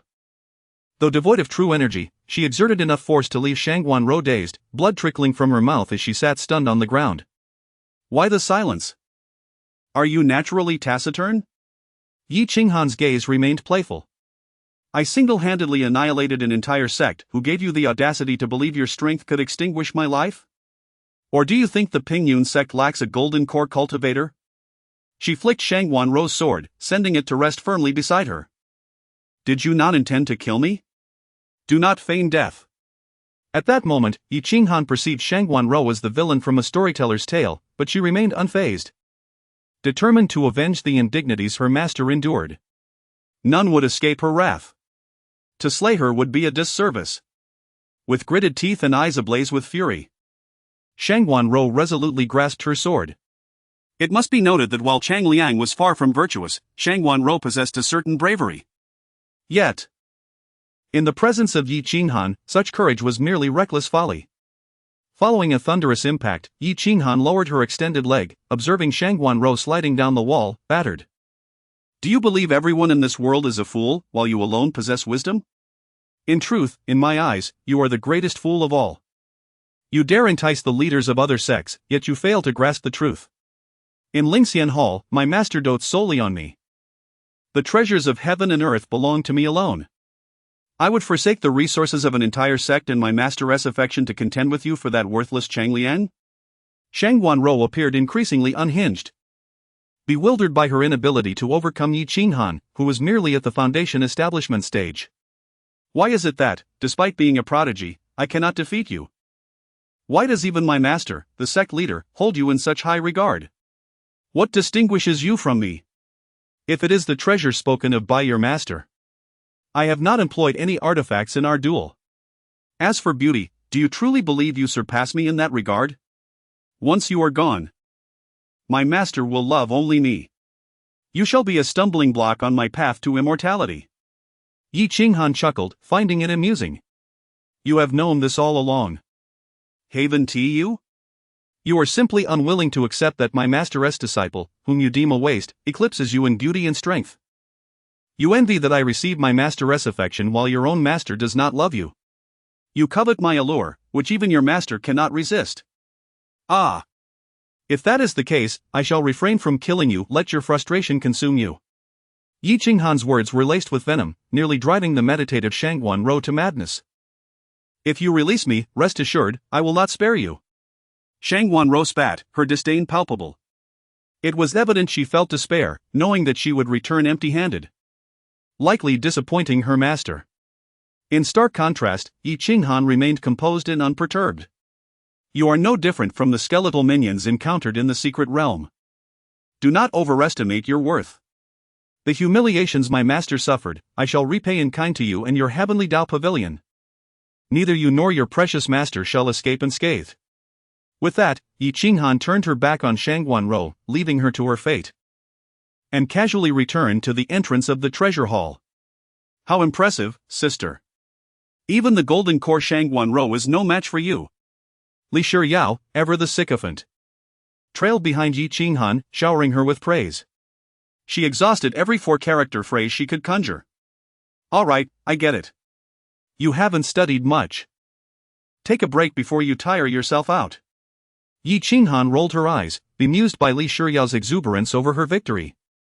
Su Zhanfeng, in a state of disbelief, noted that the praises were echoing his own sentiments.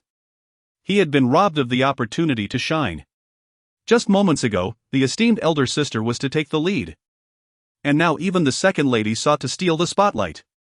After a prolonged silence, he managed to utter, "Welcome, esteemed elder sister." Yi Qinghan anticipated his thoughts, "Stop with the useless flattery." She then began to survey the treasure hall. Upon inspection, she found Dongfang Ju being relentlessly assaulted by two fierce beasts, her body battered and on the verge of collapse. Could it be this individual is so weak? Unable to contend against two beasts? Yi Qinghan pondered, recalling their previous encounter where they had fought to a standstill. Yi Qinghan had intended to seize the treasures once Dongfang Ju subdued the beasts, but it appeared she was far from victorious. Yi Qinghan suspected that Dongfang Ju must possess some hidden power yet to be unleashed. Is it possible that her trump card is reserved for me? Yi Qinghan contemplated. She believed her strength to be somewhat inflated. Without the Ling Shuang sword and its accompanying techniques, while she would still be stronger than most, her advantage would be limited. However, these two beasts were evidently weak. Two foundation establishment beasts were hardly worthy of her summoning the Ling Shuang sword. Thus, it was absurd for Dongfang Ju to falter against them. Sister, should we assist her? At this rate, she may perish. Why must we save her? What difference does her death make to you? Yi Qinghan abruptly turned her head, suspicion etched on her face. Something felt amiss. Throughout our journey, this individual has never shown mercy. Why now? It is not merely a matter of saving or not saving. Since my master has expressed a desire for Dongfang Ju's survival, I shall intervene. However, I wish to observe a little longer, at least to witness her ultimate technique. Yet, with Li Shiyao now speaking up, the situation shifted. Moreover, she had previously expressed admiration for their master. Surely, there could not be another in this world who could hear their master's innermost thoughts. But she is so beautiful. I do not want my lovely sister to perish. However, if my sister refuses to save her, she must be a villain. Ah, that is difficult to ascertain. Li Shiyao mused. Even if she could hear our master's thoughts, it may not aid her cause. Look, sister. That Dongfang sister is about to die. She will not perish. She still has a hidden power left. Sister, how can you be certain Dongfang Ju has not unleashed her ultimate technique? What might it be? It is merely a guess. I believe her strength should enable her to withstand two mere beasts. Is it true that Dongfang's sister is so capable? I believe she must be on par with you. Shiyao, she should have no trouble dealing with two beasts. Li Shiyao hesitated for a moment. If it were one beast, I would be confident, but against two, I might need to flee. Feeling a bit bashful, she scratched her head. Yi Qinghan was bewildered. This couldn't be right. Are you saying that you are also unable to defeat the ferocious beasts? Shiyao was equally perplexed. Did her sister truly believe that she was as formidable as her? It wasn't that they couldn't win, but rather that they couldn't handle two at once. Yi Qinghan found it hard to believe. Logically speaking, the one who built this secret realm must have had the intention of finding an heir, yet it seemed that even Shiyao and Dongfang Ju were deemed unworthy. Aren't you both at the foundation establishment stage? How could you not handle it? Yi Qinghan could not comprehend. Why? Sister, though somewhat reluctant. It is not the case that every foundation establishment cultivator possesses your remarkable strength. Li Shiyao fiddled with her small hands, her expression one of grievance. As if she had been reprimanded. Yi Qinghan couldn't help but recall Shang Guanrou. In dealing with Shang Guanrou, she had wielded the immortal sword. And her victory had been expected. Against Su Zhenfeng, she had employed the frost sword technique, and winning had been equally unsurprising. However, at that moment, Yi Qinghan was truly uncertain what the strength of a foundation establishment cultivator should resemble. Being beside her master, she felt rather insignificant, always striving to play it safe. How foolish she had been to think that her master lacked knowledge, when in truth, she herself was quite ignorant. Are you suggesting that an ordinary foundation establishment practitioner should be unable to defeat a ferocious beast? Yi Qinghan wore a look of disbelief in her eyes. These beasts were as fragile as paper. With one misstep, if one exerted too much force, the beast could easily perish. It wasn't merely a possibility. It was a certainty. Among the disciples at the foundation establishment stage, Shiyao was not the strongest, but she was certainly formidable. Capable of confronting only one beast at most. I refuse to believe it, show me. At that moment, Yi Qinghan felt an inexplicable sensation that Li Shiyao was concealing her true abilities, deliberately deceiving her. She had just attained foundation establishment. Despite being endowed with her master's unparalleled techniques, there should not be such a vast disparity with ordinary individuals. Shiyao was no fool. Risking her life for treasures of heaven and earth? She certainly would not. Yi Qinghan had always believed that her strength stemmed from the combination of the frost sword technique and her master's unbeatable methods. Not to mention the enhancement provided by her innate treasures. With her master's precious items, Yi Qinghan would naturally look down upon ordinary prodigies. Yet if one stripped away these external factors, surely she would still be stronger, but was it to such a degree? Yi Qinghan felt confused. Could it be that she was truly too powerful? Or perhaps she simply failed to perceive the true strength of the ferocious beasts? Let me see for myself. With that, Yi Qinghan slowly rose and drew the frost sword from her waist. Be careful, my lady. These two ferocious beasts can change their cultivation level if you enter. They will assume your level. Su Zhenfeng was deeply concerned. If anything were to happen to this lady, although the second lady sounded weaker than her, he would not dare to take the risk. But they were merely beasts devoid of intelligence, silence. Yi Qinghan merely wished to ascertain the strength of a foundation establishment beast. She had never regarded these beasts with much concern, rather. It was the barrier she struggled to decipher. My lady, this formation is infused with immortal techniques. Can you unlock it? Yi Qinghan tilted her head. Her exquisite face, enchanting enough to captivate, was presently overshadowed by a layer of frost. I am powerless. Then shut your mouth. I told you to be quiet.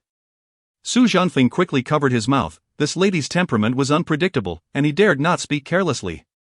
Fortunately, Yi Qinghan produced the versatile key known as the Frost, for in her understanding, there was no door that this key could not unlock. If there were, she would apply more force and try again. With a resounding boom, the purple formation shook under the impact of the frost sword. Yi Qinghan hadn't exerted much force, primarily fearing that a single strike might eliminate the small beast inside. She still wished to observe the strength of a Foundation establishment cultivator. Another loud crash echoed, as she increased her strength slightly, and the formation began to shatter, the surrounding spells flickering to life. Yi Qinghan felt the need to lighten her next strike, and thus she gently delivered a careful blow, visibly cautious, rendering Su Jianfeng speechless. As the formation crumbled to dust, Yi Qinghan naturally stepped inside.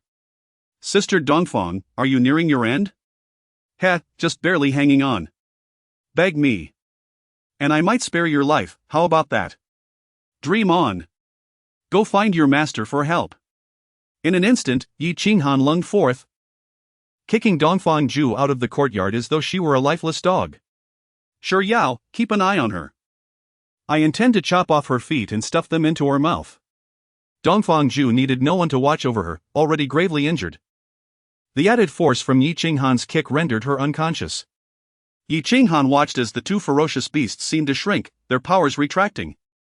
And then they lunged at her, claws bared. I thought they didn't look strong, and now they've shrunk further. Do they underestimate the eldest disciple of the Frost Palace? Sure Yao, is this right? Sister, do not fear, I shall assist you. No, I mean... Are you certain these are beasts at the Foundation establishment level? Absolutely. No sooner had the words left her mouth than Yi Qinghan accidentally kicked one to death. This left Sure Yao feeling somewhat uncertain. Is it truly Foundation establishment? Sure Yao, you can't handle this thing? Yi Qinghan found that this creature was less sturdy than the dummies her master had provided. It crumbled at the slightest touch. Sister, don't wander too far. If Sure Yao is overmatched, you must come to her aid. Alright, you go pummel it, I will observe. With that, Sure Yao entrusted the unconscious Dongfang Ju to Su Jianfeng, swallowed hard, and with a serious expression, entered the treasure hall. Yi Qinghan no longer doubted her own strength. She had come to realize that even a pig trailing behind her master would be an immortal pig. Strength was inevitable. Yet she was now exceedingly curious about the extent of the gap between herself and these ordinary prodigies.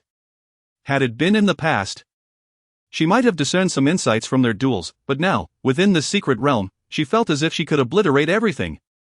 Su Jianfeng at the nascent soul stage? One strike. Shangguan Rou at the golden core stage?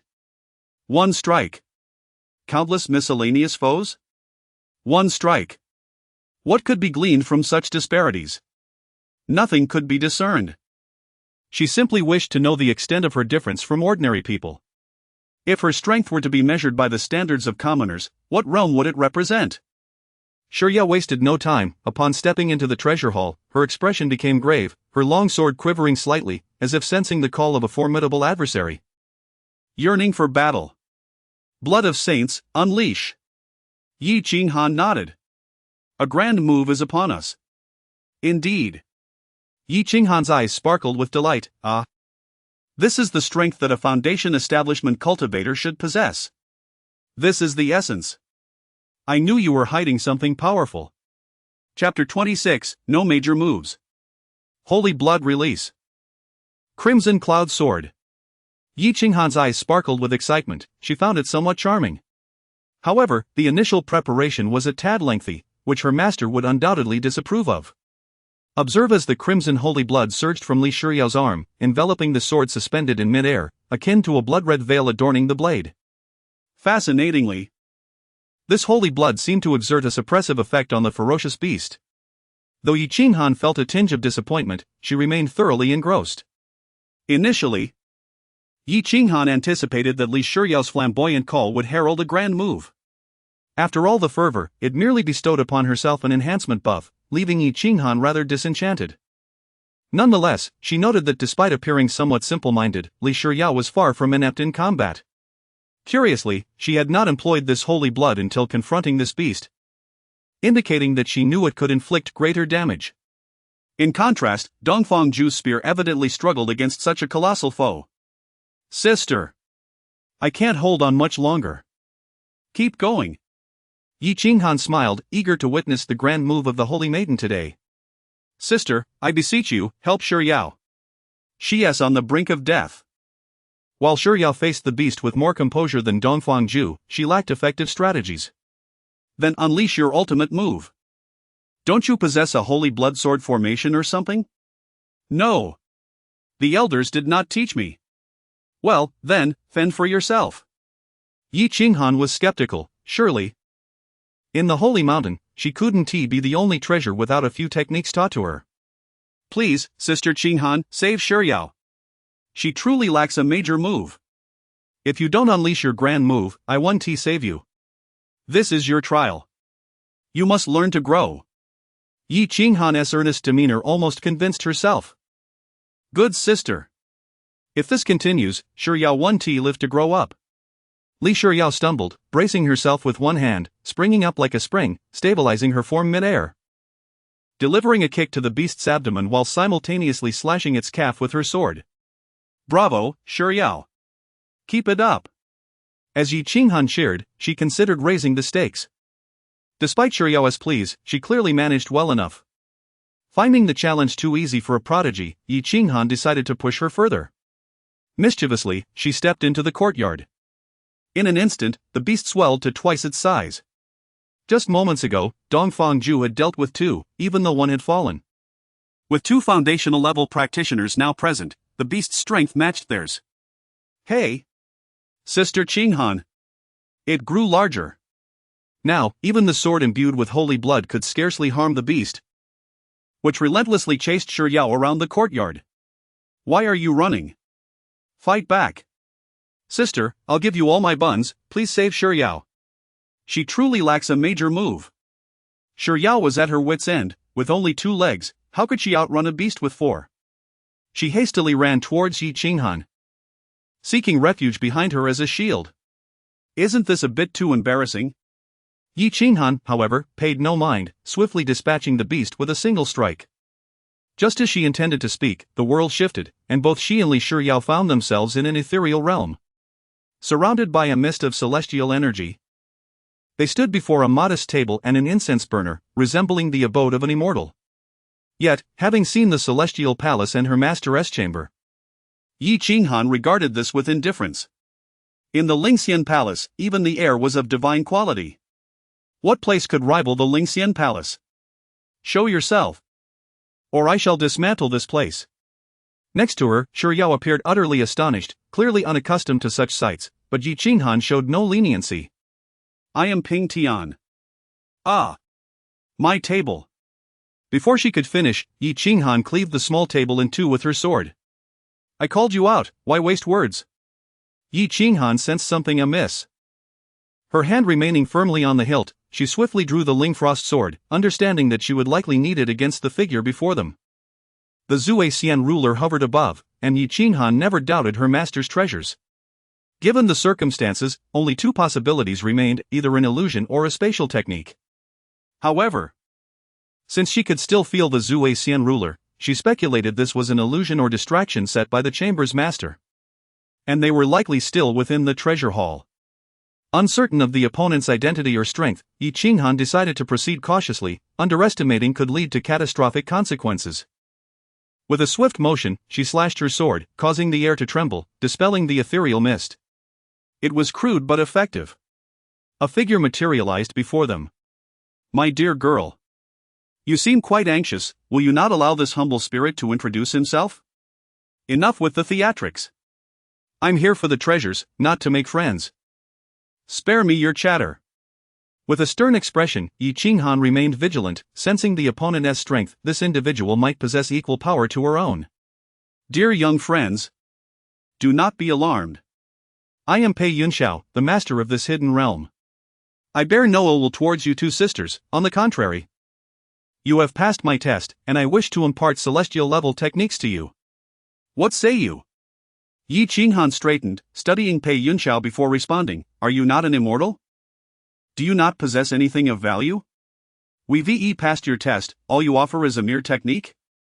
Sister, are you foolish? He claims he will give us celestial-level techniques. Shiryao exclaimed, astonished, but more so by Yi Qinghan's words. Indeed. I see extraordinary potential in you both and wish to pass on my lifelong skills. How does that sound? I have no interest, I do not covet your paltry techniques.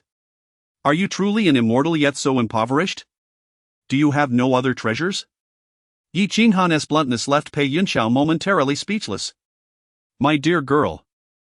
Do you think I am deceiving you? My physical form has entered the celestial realm, I remain here solely as a wisp of consciousness, I would never harm you. Pei Yunxiao regarded Yi Qinghan with interest, her youth and cultivation level, having passed the test, marked her as a rare prodigy. While the golden-haired girl beside her was also impressive, Yi Qinghan clearly appeared to possess greater capabilities. Do you have nothing substantial? Gold? Treasures of some sort? Chapter 27, The Greatest Good Person in the World. Pei Yunxiao was baffled, pondering how such an exceptional talent could come from a family in dire straits. Why forsake the celestial-level techniques in favor of requesting money? If one were to cultivate this celestial technique, the path to immortality would be unobstructed, requiring only diligent practice for a promising future. Be silent. Do you possess any money, or are we merely engaging in idle chatter?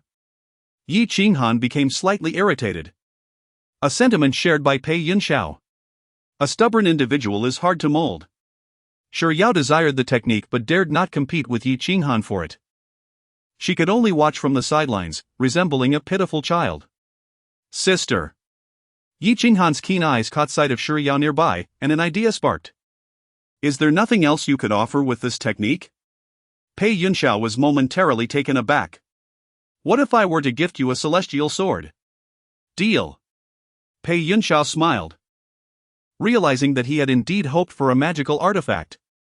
However, exchanging a celestial sword for a disciple of such remarkable talent was not a loss. With a mere gesture, a celestial-level foundational technique radiating with iridescent light, along with a verdant celestial sword, gently floated before them. Upon seeing it, Yi Qinghan exclaimed, "That is mine." Before Pei Yunxiao could elaborate, she reached out, and a sword box materialized, swiftly enveloping the celestial sword. Ignoring Pei Yunxiao, she turned to the pitiful Shiryao. Sister shall keep this celestial sword, while the technique shall be gifted to Sister Shiryao. How does that sound? Shiryao's eyes widened in disbelief. Is this true? Sister. If Master discovers that I have accepted another's technique, he will surely scold you. Sister, your talent surpasses mine, with this celestial technique, you shall soar. Sister. I cannot accept this. Shiryao was nearly moved to tears, astonished that her sister would forego the celestial technique for her. Were it not for Yi Qinghan being a girl, she might have offered herself in gratitude. No. Even as girls, Shiryao can. Sister. I beg you to remain safe and avoid any perilous ventures. Yet Shiryao, despite her fondness, felt a pang of guilt. She had already resolved to regard Yi Qinghan as her sister. Such a sister, if stripped of the technique, how would she explain her actions upon returning? Sister. Do not hesitate, exercise caution upon your return, and let not this matter leak. Yi Qinghan's sincerity was unlike any Shiryao had ever encountered, bringing tears to her eyes as she accepted the technique, nodding through her tears. As Shiryao accepted the technique, Yi Qinghan finally turned her gaze toward Pei Yunxiao, whose face had darkened. What? You do not wish to reclaim what you have given away, do you? Miss, do you truly look down upon my celestial technique? Pei Yunxiao could not comprehend. If it were anyone else, they would vie fiercely for such a celestial technique. Yet, here were these two sisters, dismissing it with such disdain. Why had the celestial technique, upon reaching them, become something to be scorned? While Pei Yunxiao understood that Yi Qinghan harbored her own burdens, he chose not to pry further. After all, he was merely a wisp of spiritual awareness. Whomever received the technique mattered little, his corporeal form had long since perished in the immortal realm. And his intent in passing on knowledge was merely to sustain the lineage. Fortunately, Li Shiyao exhibited some talent with this technique. She would likely not fall behind Yi Qinghan. I harbor no preference, my concern lies with master, who favors things of value. Pei Yunxiao ceased his discourse and turned to depart, the illusion gradually dissolving. Miss, you have returned. Upon opening her eyes, she saw Su Zhenfeng kneeling before her, executing the motion with remarkable skill. Do not startle, I have yet to perish. Yi Qinghan, surveying the treasure hall, found it devoid of valuable items. The finest among them was merely a mid-tier heavenly fan. However, Yi Qinghan was unperturbed. What she returned with could be transformed into treasures by her master. Shiyao, help your sisters search for some gold or something similar. Li Shiyao was taken aback. Gold? Su Zhenfeng, remove the paintings from the walls. They should fetch a considerable sum. Understood, miss. Like a bandit invading a village, Yi Qinghan fully embraced her role, emptying the entire treasure hall, even ensuring that the gold leaf on the pillars was scraped clean by Su Zhenfeng. Once everything was stored within her jade pendant, Yi Qinghan felt a wave of satisfaction. Her mood lifted. Once all these treasures are sold for gold, my master will surely commend me. Sister, while I understand the gold leaf on the pillars, is it truly necessary to remove the floor tiles? Silly sister, as the holy maiden of the sacred mountain, you cannot fathom the value of resources. Ha! Shiyao was flummoxed. How was this related to her statement? As Yi Qinghan directed Su Zhenfeng to clean up, she earnestly began instructing Li Shiyao. You know that the meat in your buns costs money, the dough costs money, and even the labor to chop it into filling incurs a fee. Without money, sister would go hungry. Is it truly so dire? Sister, I have misunderstood you. In the Lingxian Palace, it is merely sister and master.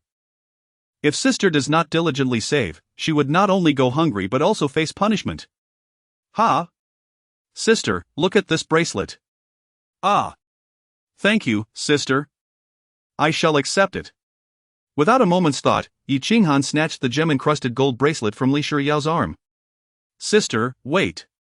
Shiyao sensed something was amiss, yet could not discern what. However, she felt certain her sister would not harm her. Sister, should we not return now? Return?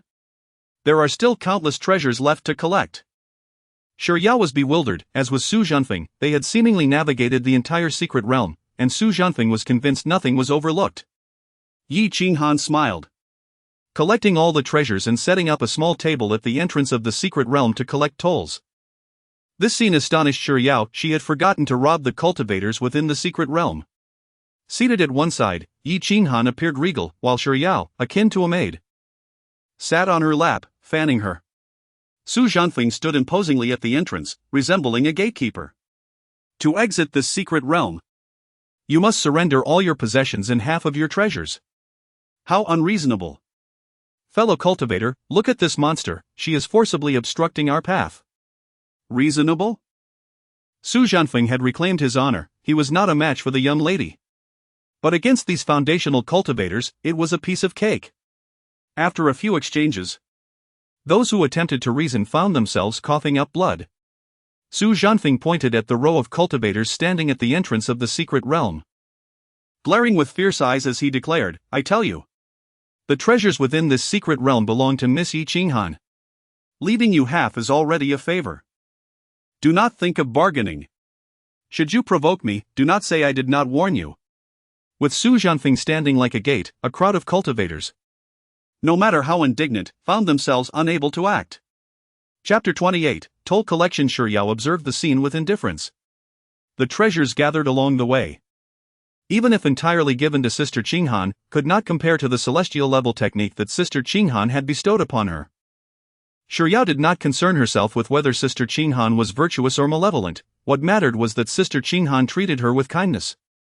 In her eyes, Sister Qinghan was the most benevolent person in the world. Perhaps her actions were merely an attempt to avoid the torment of their master, the despicable Su Cheng. Handsome as he was, turned out to be a villain, bullying Sister Qinghan. Although Yi Qinghan appeared to be fixated on the beauty beside him, His peripheral vision remained keenly aware of Shang Wanro. Do not trouble her, let her pass. Su Zhanfeng regarded Shang Wanro, initially intending to avenge his esteemed relative's grievances. But with her words, he was forced to relent. Why? At this moment, Shang Wanro had gained clarity. She recognized that she was no match for Yi Qinghan. Nor could she contend with Su Zhanfeng. I do not harbor any feelings for you, thus I have no desire for your possessions, not even money. Yi Qinghan lounged in his chair, smiling as he regarded Shuyao beside him, not sparing a glance at Shang Wanro. If you leave empty-handed, you might not even be able to afford a toy. We are all women, and I have no intention of making things difficult for you. Shang Wanro remained silent. With inadequate strength, her words would be futile. No one understood this better than she did. This time, the one lacking power was indeed herself. Observing Shang Wanro's retreating figure, Yi Qinghan felt a surge of joy, believing that peace would reign for a while. Yet, he pondered when the Lu family would finally make their move. Given his master's temperament, she would surely not permit him to take the initiative. After all, it was merely Qiao Yun's word, and now that Qiao Yun was deceased, there were no witnesses left. The Lu family was one aspect, but Yi Qinghan also deemed it necessary to accumulate some assets. While looting and extermination could be seen as entrepreneurial tactics, it was not a long-term solution. One could not simply eradicate everyone, since his master had a penchant for wealth. Yi Qinghan resolved to learn how to generate income to support her. This way, his master would become reliant on him. After all, without him, she would be left without money and would have to scavenge for vegetable leaves. Why did that woman not have to pay? This was the voice of Dongfang Ju. Su Zhanfeng, uncertain of his esteemed relative's attitude towards her, chose to treat Dongfang Ju with a modicum of courtesy. That woman is acquainted with my esteemed relative, so she naturally need not pay. Ah? Yi Qinghan, is it that you cannot afford to play fair? Resorting to robbery now? Dongfang Ju exclaimed, hands on her hips, brimming with indignation as if eager for a confrontation. Yi Qinghan rose with a smile. The princess is indeed correct. The Lingxian Hall is in deficit. And as the eldest disciple, I must engage in some small business here. Yi Qinghan, although you were somewhat arrogant before, you at least had some semblance of a person. And now? Yi Qinghan's laughter was vibrant, and, as Shang Wanro had surmised, Dongfang Ju's words held little weight in Yi Qinghan's eyes. Without further ado, Dongfang Ju seized a spear and charged forth. Oh, she is in a hurry. However, she barely advanced before Su Zhanfeng pinned her to the ground, kicking the spear aside. Yi Qinghan found the role of the villain quite exhilarating, a delightful experience. Zhanfeng, release her, she does not seek to evade payment but merely wishes to spar with me. Ha! Even with wealth, I shall not yield. Dongfang Ju gradually rose, having recovered from her earlier ordeal. She stomped on the ground, summoning the spear back to her hand. Bravo! Yi Qinghan clapped joyously, and the surrounding cultivators gathered to witness the duel between the two prodigies. Go, Miss Dongfang. You must not lose to this fox demon. We support you. Su Zhanfeng, witnessing the fervor, could not help but bellow at the crowd, if you wish to live, silence yourselves. Yi Qinghan simply smiled, reveling in the joy of following her master. Being a villain was far more enjoyable than being a good person, especially since she was ill-equipped for the latter role. The two engaged in an instantaneous clash, and it must be noted that while Dongfang Ju's cultivation was on par with Shuryao's, her strength was evidently superior. Did your master teach you the demonic path? How have you become such a figure? Her spear danced without a trace of method, yet her movements were fluid and striking. The speed of their exchanges was remarkable. Yi Qinghan was merely curious to assess Dongfang Ju's skill, while she sought for an opening that eluded her. Are you envious? You no longer resemble a person. Dongfang Ju flicked her spear lightly and, turning, unleashed a powerful strike. Yi Qinghan effortlessly deflected this forceful attack with a casual flick of her wrist. The duel continued, each exchanging blows, Yi Qinghan with her sword, and Dongfang Ju with her spear, captivating the audience who momentarily forgot their dire circumstances. Dongfang Ju's spear technique was mesmerizing, and she exuded an air of gallantry, while Yi Qinghan's swordsmanship was fierce and captivating. I am, after all, a fox demon. What semblance of humanity do I possess? With that declaration, the previously evenly matched contest began to shift. Yi Qinghan, leveraging her superior swordplay, gained an overwhelming advantage. Do you see? Merely based on swordsmanship. You are no match for me, princess. As her words fell, she concluded with a well-executed sidekick, leaving Shiryao agape. Yi Qinghan's swordsmanship was unfathomable. Undoubtedly the strongest Shiryao had ever witnessed. Princess, since I am here collecting tolls, I fear not your disruption, do you understand? Step by step. She approached Dongfang Ju and delivered a fierce kick, jolting the unconscious Dongfang Ju awake from her stupor. Princess. You live in comfort and thus can afford to speak of saving the world. But should the world take your parents' lives and annihilate your kingdom? Would you still shamelessly profess your love for humanity? Yi Qinghan's laughter was vibrant. She did not harbor intense disdain for Dongfang Ju. Had her mother still been alive, Yi Qinghan would have been a princess too. Yet alas, she had lost her kin and her home, rendering her incapable of loving humanity. Dongfang Ju lay on the ground, devoid of strength to rise, and Yi Qinghan had no intention of allowing her to do so. Do not wear that incredulous expression, you are rather kind, are you not? Why not become a saintess on the sacred mountain? You are more suited than Li Shiryao. As she spoke, another kick followed. Fear not. I do not plan to kill you, for in my eyes, you are but an unweaned child. Yi Qinghan cared not for right or wrong, nor for the moral standards that held no sway in this world. The so-called laws were merely leashes binding the lower classes. The only person she cared about was her master. Yi Qinghan turned, her gaze fierce as she glared at Su Zhanfeng. Su Zhanfeng. Su Zhanfeng, feeling weak at the knees, hastily knelt. If this princess happens to bring back a stone from the secret realm, I shall twist your head off. Chapter 29, Seeking justice from Su City. The audacious Dongfang Ju had been struck down, causing those that followed to become far more subdued. After all, there lay about 10 fallen paragons beside him. Yet, being the protagonist, Dongfang Ju proved remarkably resilient. As Yi Qinghan observed Dongfang Ju attempting to rise, she relayed a message to Su Zhanfeng. She wished for him to understand that she intended to venture out together. Su Zhanfeng nodded repeatedly, his smile strained yet dutiful, assuring her, understood, my lady. Rest assured, he shall not rise before you depart. With a purposeful kick, Su Zhanfeng ensured the blow was just enough to incapacitate without causing fatal harm. Before the entrance of the secret realm, a lengthy queue had formed, with Su Zhanfeng collecting tolls.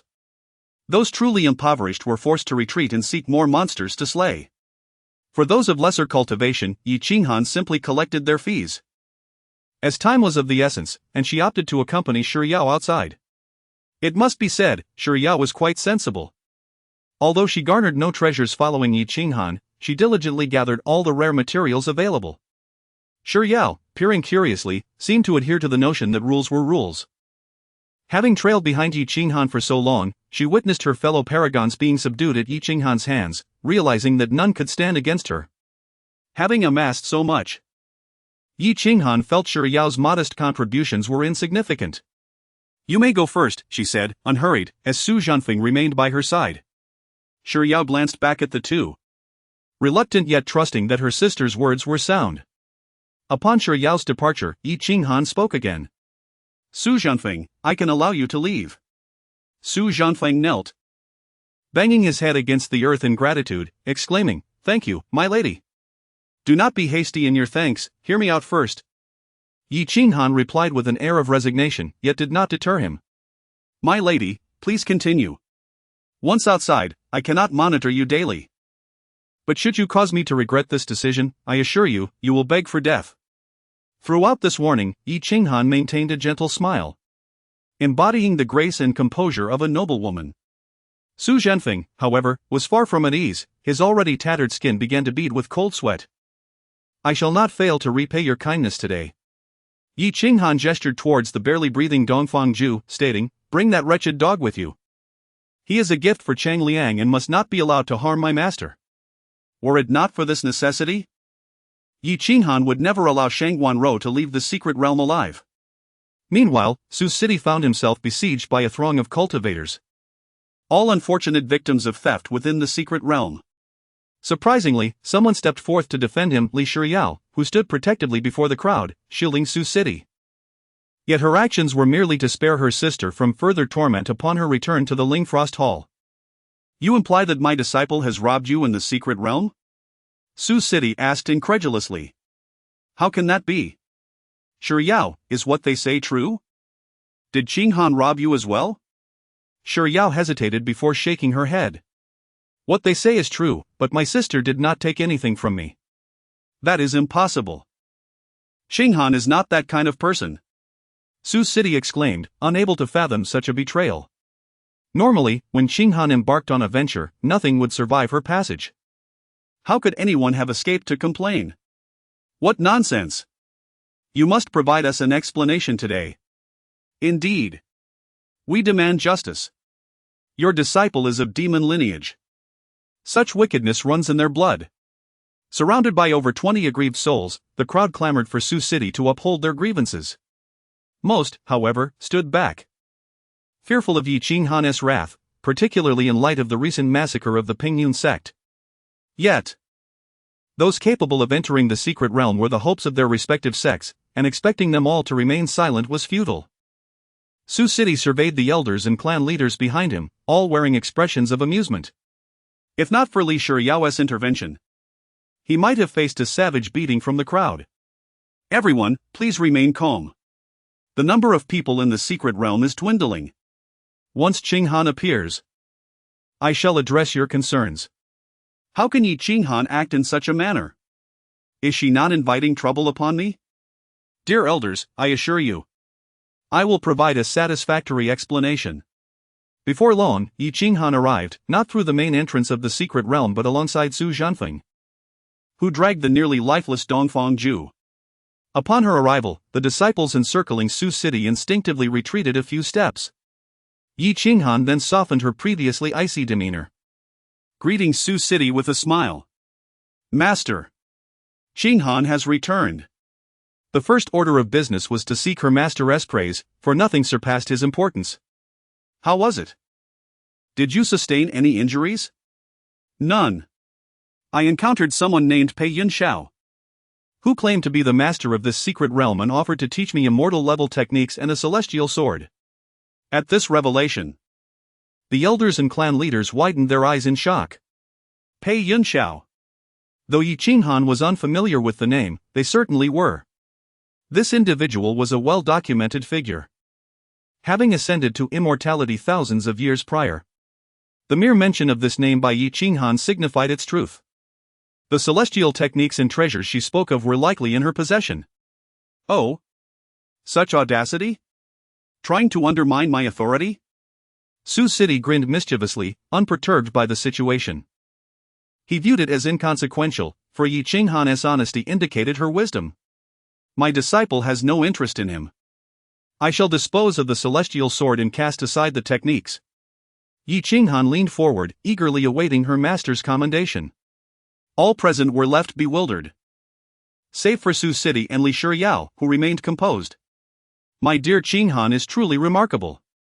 Sioux City chuckled, affectionately ruffling her hair. "Thank you for your praise, master." He. It was then that Yi Cheng Han recalled Su Zhanfeng, who promptly received a scolding. "Su Zhanfeng, are you just standing there like a target? Come here." Having been confined within that secret realm for millennia, Su Zhanfeng reveled in the sunlight, fresh air, and the restoration of his cultivation. Floating in midair, he felt his body reconstituting, strength coalescing within him. Although his cultivation had merely returned to the integration stage, far from his previous great ascension level, emerging from the secret realm was more than he could have hoped for.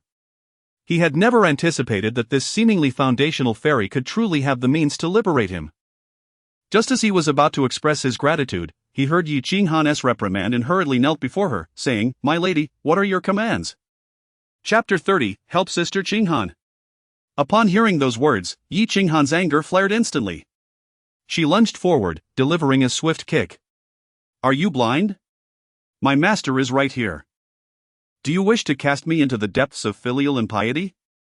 Su Zhanfeng's fear was palpable, seeping from his very core. "And no, I dare not. Esteemed sir, I am Su Zhanfeng, an old acquaintance of Pei Yunxiao. We had originally agreed to cultivate together and seek the Tao, but that scoundrel plotted against me, trapping me in this secret realm. Fortunately, I was rescued by your esteemed lady, and now I bask in the light once more. I have never laid eyes upon your esteemed self before, I merely overstepped my bounds. I implore you to show mercy. Su Zhanfeng was unsure if the part below him still existed, yet he felt as if he might soil himself in terror. This he-fairy was already fearsome enough. And in the presence of her master, he felt utterly insignificant. Fear not, Qinghan, you may handle this as you see fit. Yi Qinghan contemplated releasing him, after all.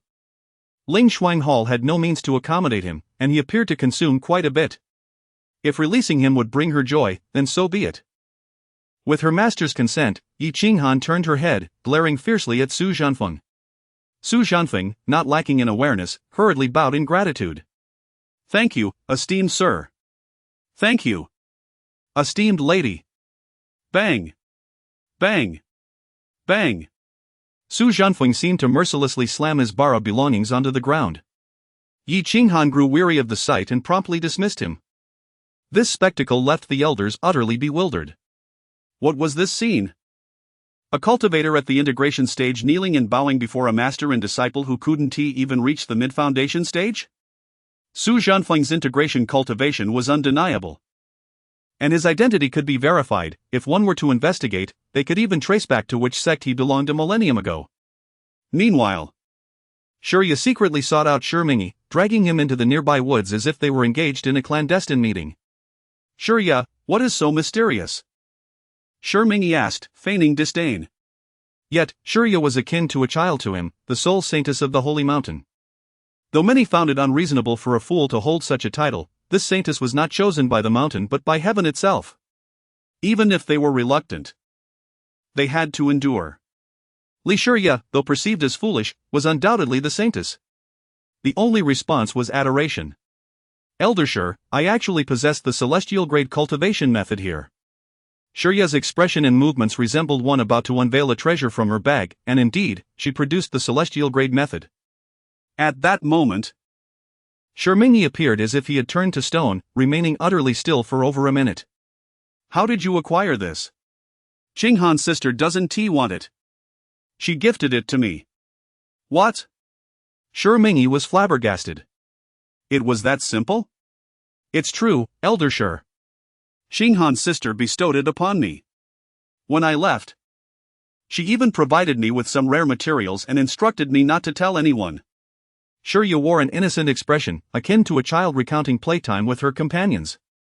Her eyes sparkling with anticipation for their next adventure together. But why would she give you such a precious thing? Because sister is very kind to me. Shurmingi paused, perplexed. But you only met her for the first time before entering the secret realm, how can she be so kind? Yet, this celestial grade cultivation method, it truly benefits you. Shurmingi could not comprehend the sentiments of girls, yet he accepted the existence of such feelings. So, why don't you secretly take it back for your own cultivation? Why reveal it to me now? Shurya tucked the celestial grade method into her bag and whispered. I want Elder Shur to help Qinghan's sister. Help her? Did you make a deal with her? Shurmingi found it hard to believe anyone would relinquish a celestial grade method for no reason. After all, mastering it would certainly lead to immortality. What did you trade for such a precious item? It's not a trade. Qinghan's sister is very good to me and even gave me this valuable method. I want to help her. You mean to say, Yi Qinghan asked for nothing in return and simply gifted you this method? You wish to assist her out of your own volition? Seeing that Elder Shur finally understood, Shurya nodded fervently, thinking him rather slow-witted. How could something so clear be so difficult to grasp? How do you want me to assist her? Shurya was uncertain, yet she implored, Please, Elder Shur. You are the best to me. Will you help? Li Shurya was no child, her figure and visage, though comparable to Yi Qinghan's, were merely different in allure. When she acted coy, there was an inexplicable charm that was hard for any man to resist. I understand. However, Shurya, you must remember that before we return to the Holy Mountain, this matter must remain a secret. Alright, Sister Qinghan has already instructed me, I will remember. Shurmingi then returned, while several elders whispered amongst themselves about Su Zhenfeng's presence. Shi Mingyi observed Yi Qinghan with curiosity, unable to fathom why she would forego the celestial grade method in favor of Shirya. It was understandable that Shirya wished to assist her, her heart was pure, and she regarded favors as monumental. Moreover, having received the celestial grade method, Yi Qinghan must surely seem like the most benevolent person in Shirya's eyes. Yet why did Yi Qinghan act thus? What matter required her assistance? That individual could even tame Su Zhenfeng, surely she did not need help? Could it be, as the rumors suggested, that she did not wish to be bound to Su Cheng? Alas, that might be the only possibility, but could he truly be of assistance? For now, he would observe. Although he had promised Shirya to help, he must also maintain discretion from the perspective of the Holy Mountain. On Su Cheng's side, he began to mediate the situation. Qinghan, I have heard from these cultivators that you robbed them of their precious materials. Is there any truth to this? Su Cheng bore no trace of anger, nor did he particularly care. Qinghan dared not conceal the truth from her master, it is indeed the case. Yi Qinghan glared at the group of cultivators, her beautiful eyes brimming with murderous intent. In an instant, her aura enveloped the space, even Su Cheng felt its weight. Startled, the cultivators recoiled several steps, some fleeing in terror, while others lost control of their bladders. Qinghan, you are permitted to ambush and rob them. Yet they cannot report it? Kneel first and allow me to speak. Even in the lawless secret realm, Yi Qinghan knew to kneel before her master was not disgraceful. And you lot, do not leave just yet. After I discipline my Qinghan, I shall certainly take care of you. Su Cheng smiled amiably, presenting himself as an upright and benevolent figure.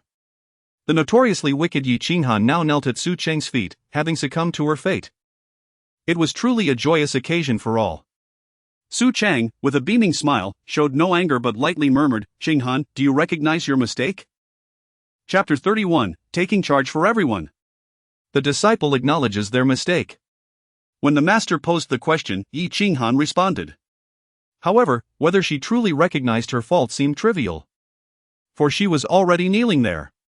The master's word was law. Elder Shi interjected, Sovereign Su, why take offense? Qinghan is merely young and impetuous, besides, it is common for cultivators to fight over treasures in the secret realm. Hey, what is with you? Why are you defending Yi Qinghan? Indeed, Elder Shi was right. Sister Qinghan was simply acting on impulse. Li Shiyao applauded in agreement. Oh?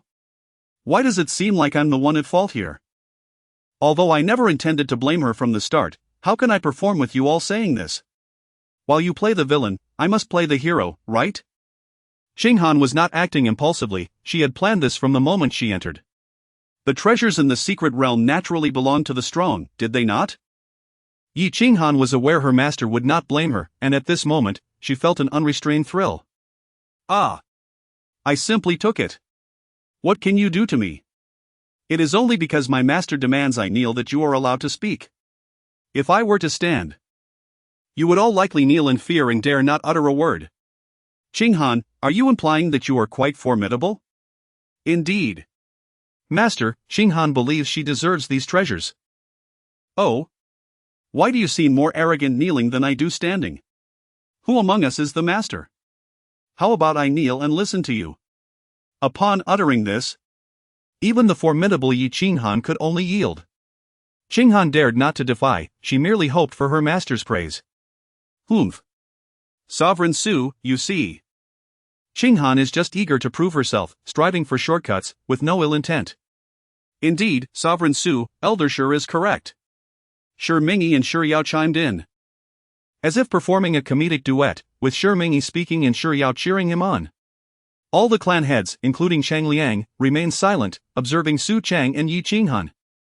The so-called principle of not chastising children in front of others, and the notion of keeping family shame hidden, were mere fallacies.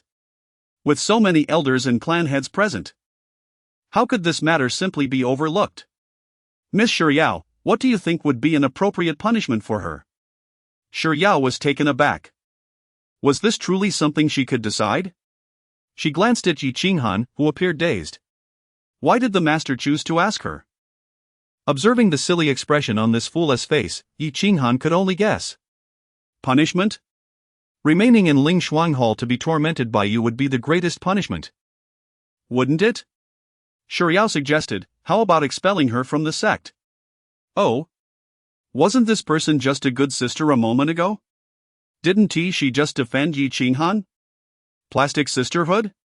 Yet, Yi Qinghan remained unperturbed, she still held a degree of trust in her master. Wouldn't that align with her wishes? Without any constraints. Wouldn't she cause even more chaos?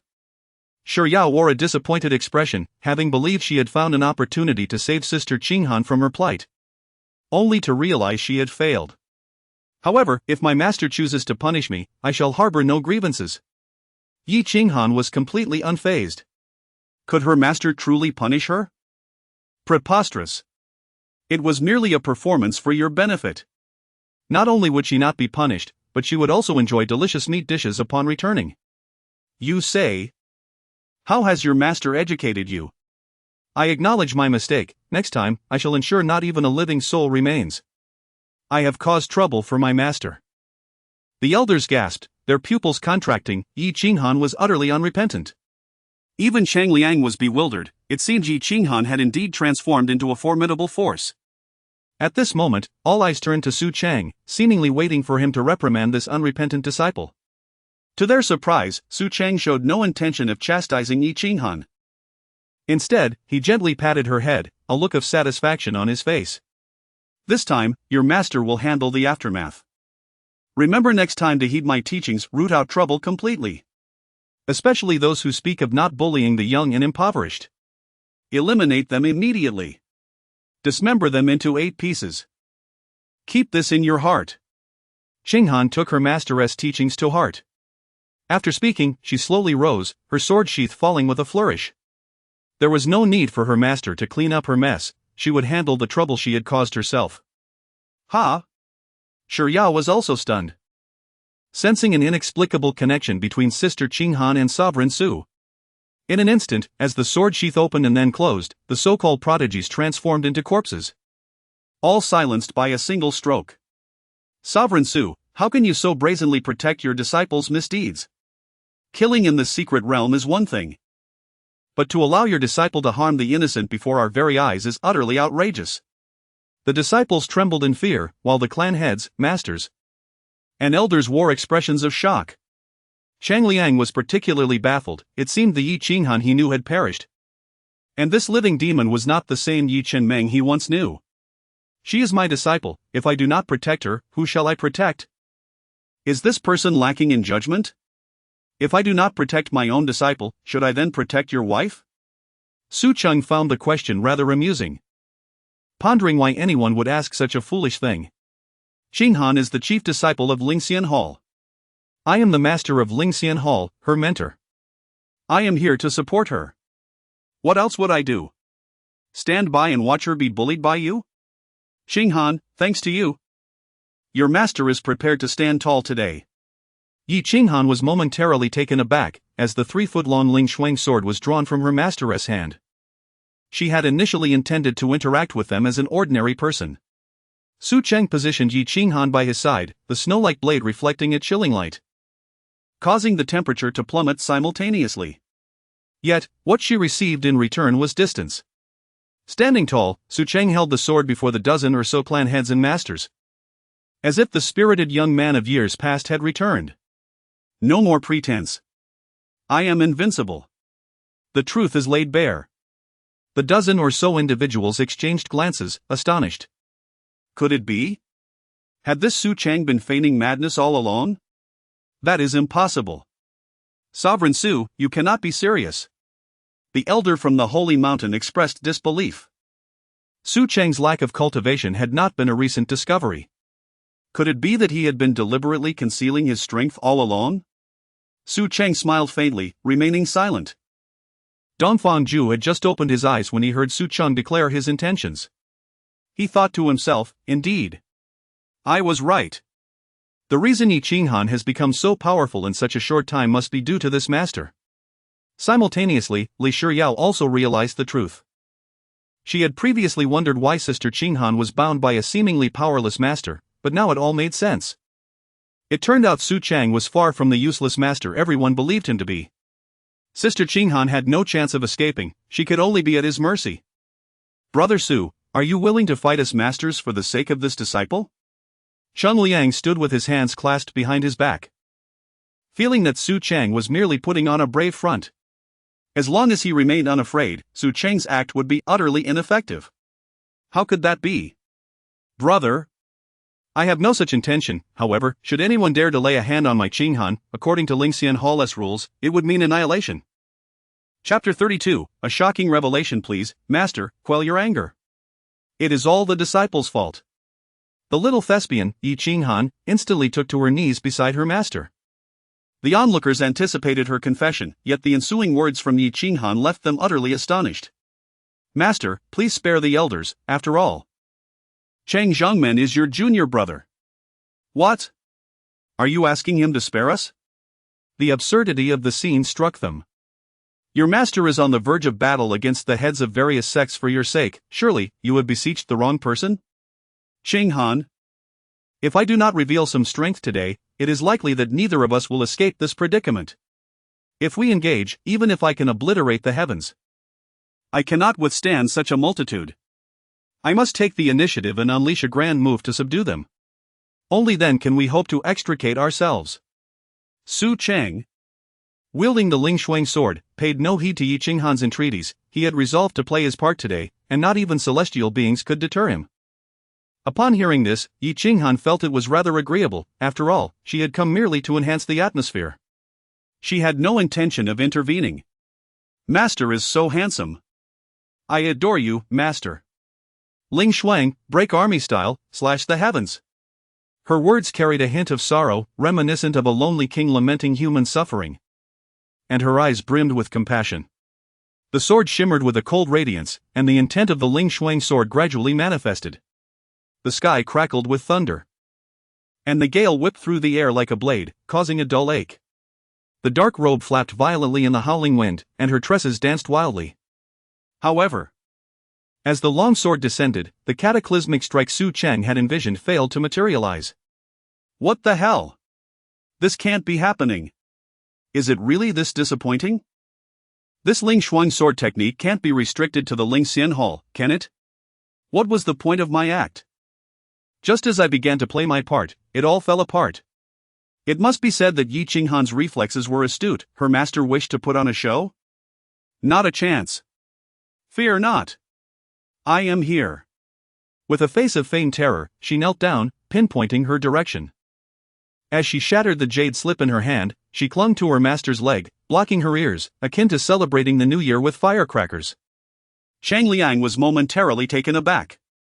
What are you doing?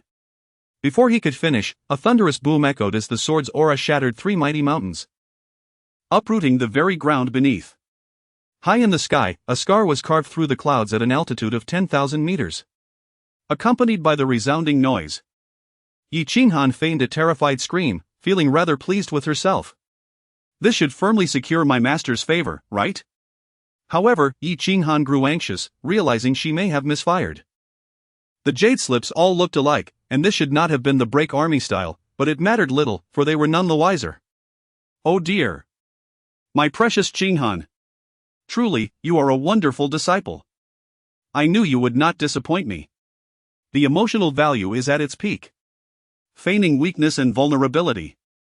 She nestled her fox-like head against her master's leg. Master, I am frightened. The elders were left dumbfounded. All the cultivators present were rendered speechless. Cheng Liang's jaw nearly hit the ground in disbelief. Dongfang Ju was equally bewildered. She had considered that Su Cheng was not entirely useless, even surmising he might possess strength. Yet, she never imagined he could be this formidable. Before Dongfang Ju appeared a pale blue system panel, revealing Su Cheng's information. Name, Su Cheng, race, unauthorized, gender, unauthorized, identity social background, master of Ling Xian Hall, commander. Cultivation practice, Qi refinement level 1 none, magic artifacts, unauthorized, personal description, unauthorized, Qi refinement level 1? Dongfang Ju was witnessing the system display unauthorized for the first time. More astonishingly, someone as cultivation could elude the system. How is this possible? Subsequently, after 2 months, Dongfang Ju checked Yi Qinghan's information once more.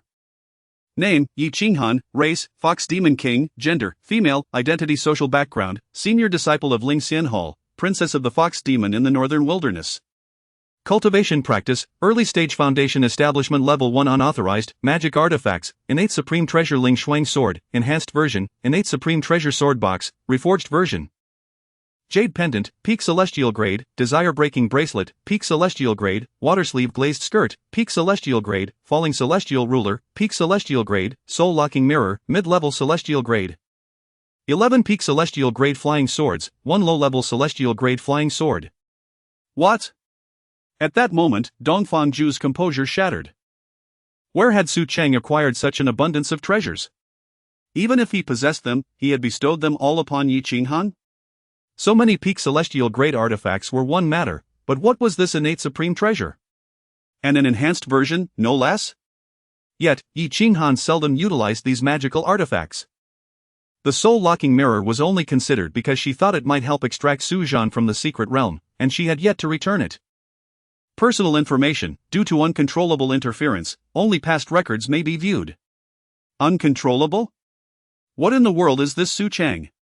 As if anything related to him is off-limits. With a single strike, silence enveloped the surroundings, the world grew eerily still. Ah! Su Cheng suddenly exclaimed. He recalled something. Yi Qinghan's body jolted. She had not flinched at the shattering of 3 mountains but was startled by her master's voice. Master, what is it? It's time to claim the sect subsidy. Su Cheng's previously gloomy expression vanished in an instant, replaced by visible elation. Master! What could be more important than the sect subsidy? A full 200 taels. Though Yi Qinghan did not perceive it as a substantial sum, she still gasped. Her face a picture of exaggerated astonishment. You are right, Qinghan. Let us go. Su Cheng said, lifting Yi Qinghan with a face radiating affection and indulgence. As if he could melt her with his gaze. Master, after we receive the funds, can we dine out? Yi Qinghan clung to Su Cheng's arm, resembling a couple in love, leaning against him. With the money, today, Qinghan wishes to eat whatever she desires. Then I want stir-fried meat slices. What dish is that? Qinghan doesn't care, she wants to eat. Very well, whatever you wish. The two, amidst the astonished gazes of numerous cultivators and sect leaders, strolled away, laughing and chatting. After a long while, Elder Shi broke the silence. Cheng Zhongmen, has the Ling Xianhao always possessed such a style? Cheng Liang exhaled deeply. Brother, he has his pride, though he lives modestly, he has never accepted help from anyone. In truth, Su Cheng's act of picking vegetable leaves on the street was no secret, everyone was aware, yet they were at a loss on how to dispel the awkwardness. During the previous silence, Cheng Liang had mentally rehearsed countless scenarios of facing Su Cheng, yet he could not conceive a response. One must concede. Su Cheng had managed to astonish everyone this time. Master, I have disappointed you. Shang Guanrou stood behind Cheng Liang, looking as wilted as a frostbitten eggplant, devoid of purpose. No harm done. At present, it is understandable that you are not a match for Yi Qinghan. Go and heal, rest well. Thank you, Master. Chapter 33, You are quite the braggart. Cheng Liang recalled Yi Qinghan's words and slowly extended his hand to rest on Shang Guanrou's head, gently ruffling her hair. It's all right. Don't take it too much to heart. He then walked over to Dongfang Ju, fed her a healing pill, and lifted her into his arms. Hey! Don't touch me! Dongfang Ju protested. Throughout her life, no man had dared to lay a hand on her. However, after being severely beaten by Yi Qinghan, she found herself devoid of any resistance. You're injured. If you don't receive treatment soon, it may hinder your cultivation. Cheng Liang paid her no mind, carrying her away on his sword as they returned to Tiandao Pavilion. Shang Guanrou clutched the healing pill Cheng Liang had given her, watching as he flew off with Dongfang Ju. The sound of shattering glass echoed, blood seeping between her fingers as she crushed the pill bottle, shards embedding into her palm. Yet, she seemed entirely oblivious to the pain. At that moment, Yi Qinghan's voice echoed in her mind. The words she had uttered in the secret realm returning with vivid clarity. Sometimes I think you're rather foolish, truly. How could you possibly like a man like Cheng Liang? I wonder what you see in him. Shang Guanrou found herself agreeing with Yi Qinghan's remarks. What was it she liked about him? Perhaps it was the affection he once held for her? Yet, that version of him seemed to have vanished. First it was Yi Qinghan, now it was Dongfang Zhu, and tomorrow perhaps it would be Li Shiyao? Who would it be the day after? Ha! Who did this? Ah! My son! A voice cried out, revealing a man with graying hair, kneeling on the ground, holding his son's lifeless body, trembling with pain. The newcomer was Mo Chunfeng, the current head of the Mo family. He had assumed that with the Mo family's strength, bringing 2 guards along with his son would suffice. After all, no one would wish to provoke the Mo family. However, it was unfortunate that his son had crossed paths with the Ling Frost Palace, where Yi Qinghan showed no regard for who you were when it came to killing. Ling Frost Palace, Yi Qinghan. Among the assembled sect leaders, someone had mentioned this. Oh. I thought it was some fool. Turns out it's that useless new disciple. Mo Chenfeng, consumed with rage, slammed his fist into the ground, causing several elders to tremble in fear. Brother Chenfeng, do not underestimate the situation. We had intended to seek justice for the deceased, but that Su Cheng possesses formidable strength. Nonsense. Debts must be repaid, and blood must be avenged. I will not let him go. Yi Qinghan, is it? I will ensure you suffer a fate worse than death. Mo Chenfeng's eyes widened with fury, his face flushed as grief twisted his features. Brother Mo, I believe it best to deliberate carefully. The head of Ling Xian Palace is fiercely protective and ruthless. Just now, he shattered 3 mountains with a single blow before our eyes. Brother Chenfeng, if you seek revenge, it should be through his disciple, Yi Qinghan, considering your son was killed by her. The sect leaders and heads of families, who previously had no intention of getting involved, now watched eagerly, their minds brewing plans. Yi Qinghan had robbed everyone, and naturally, those present were not exempt. With individuals willing to take a stand, they united against a common foe. The enemy of my enemy is my friend. Had Shiyao still been present, she might have spoken a few words in Yi Qinghan's defense. However, she was currently clutching a celestial grade technique, having been stealthily pulled away by Shimingyi. Despite the other 2 disciples of the Holy Mountain also falling victim to Yi Qinghan's theft, Shimingyi recognized the importance of the celestial grade technique. Not long after, a strategy was devised. Mo Chenfeng, hearing others speak of Su Cheng's protective measures, was nearly driven to madness. Yet he was no fool.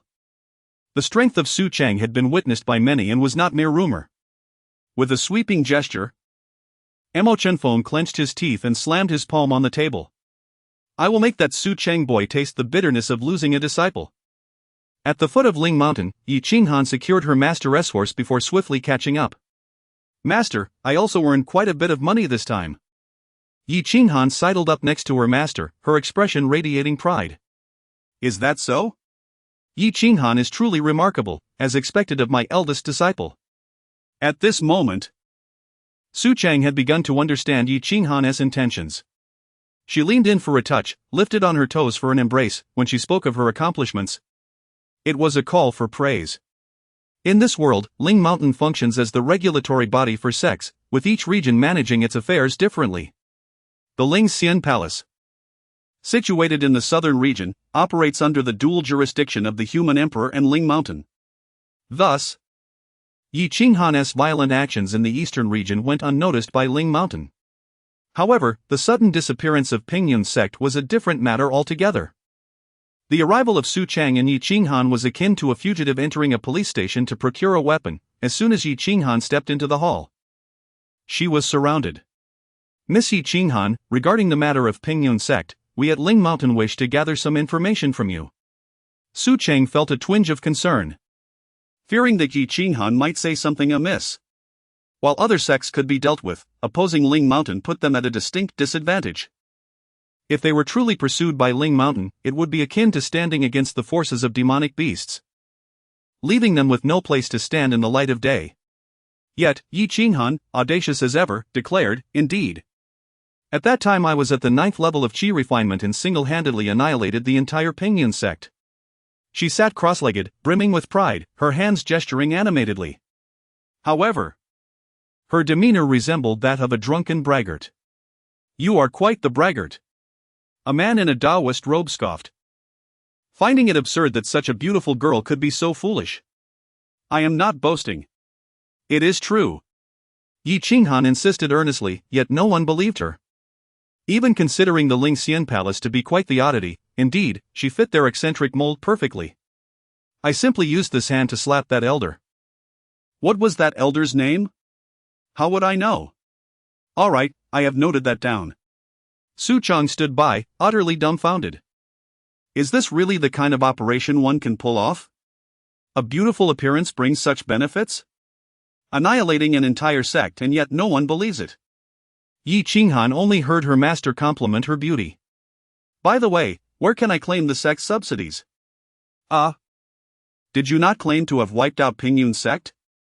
Do you still need this little bit of money?" "I need funds to establish my own ventures."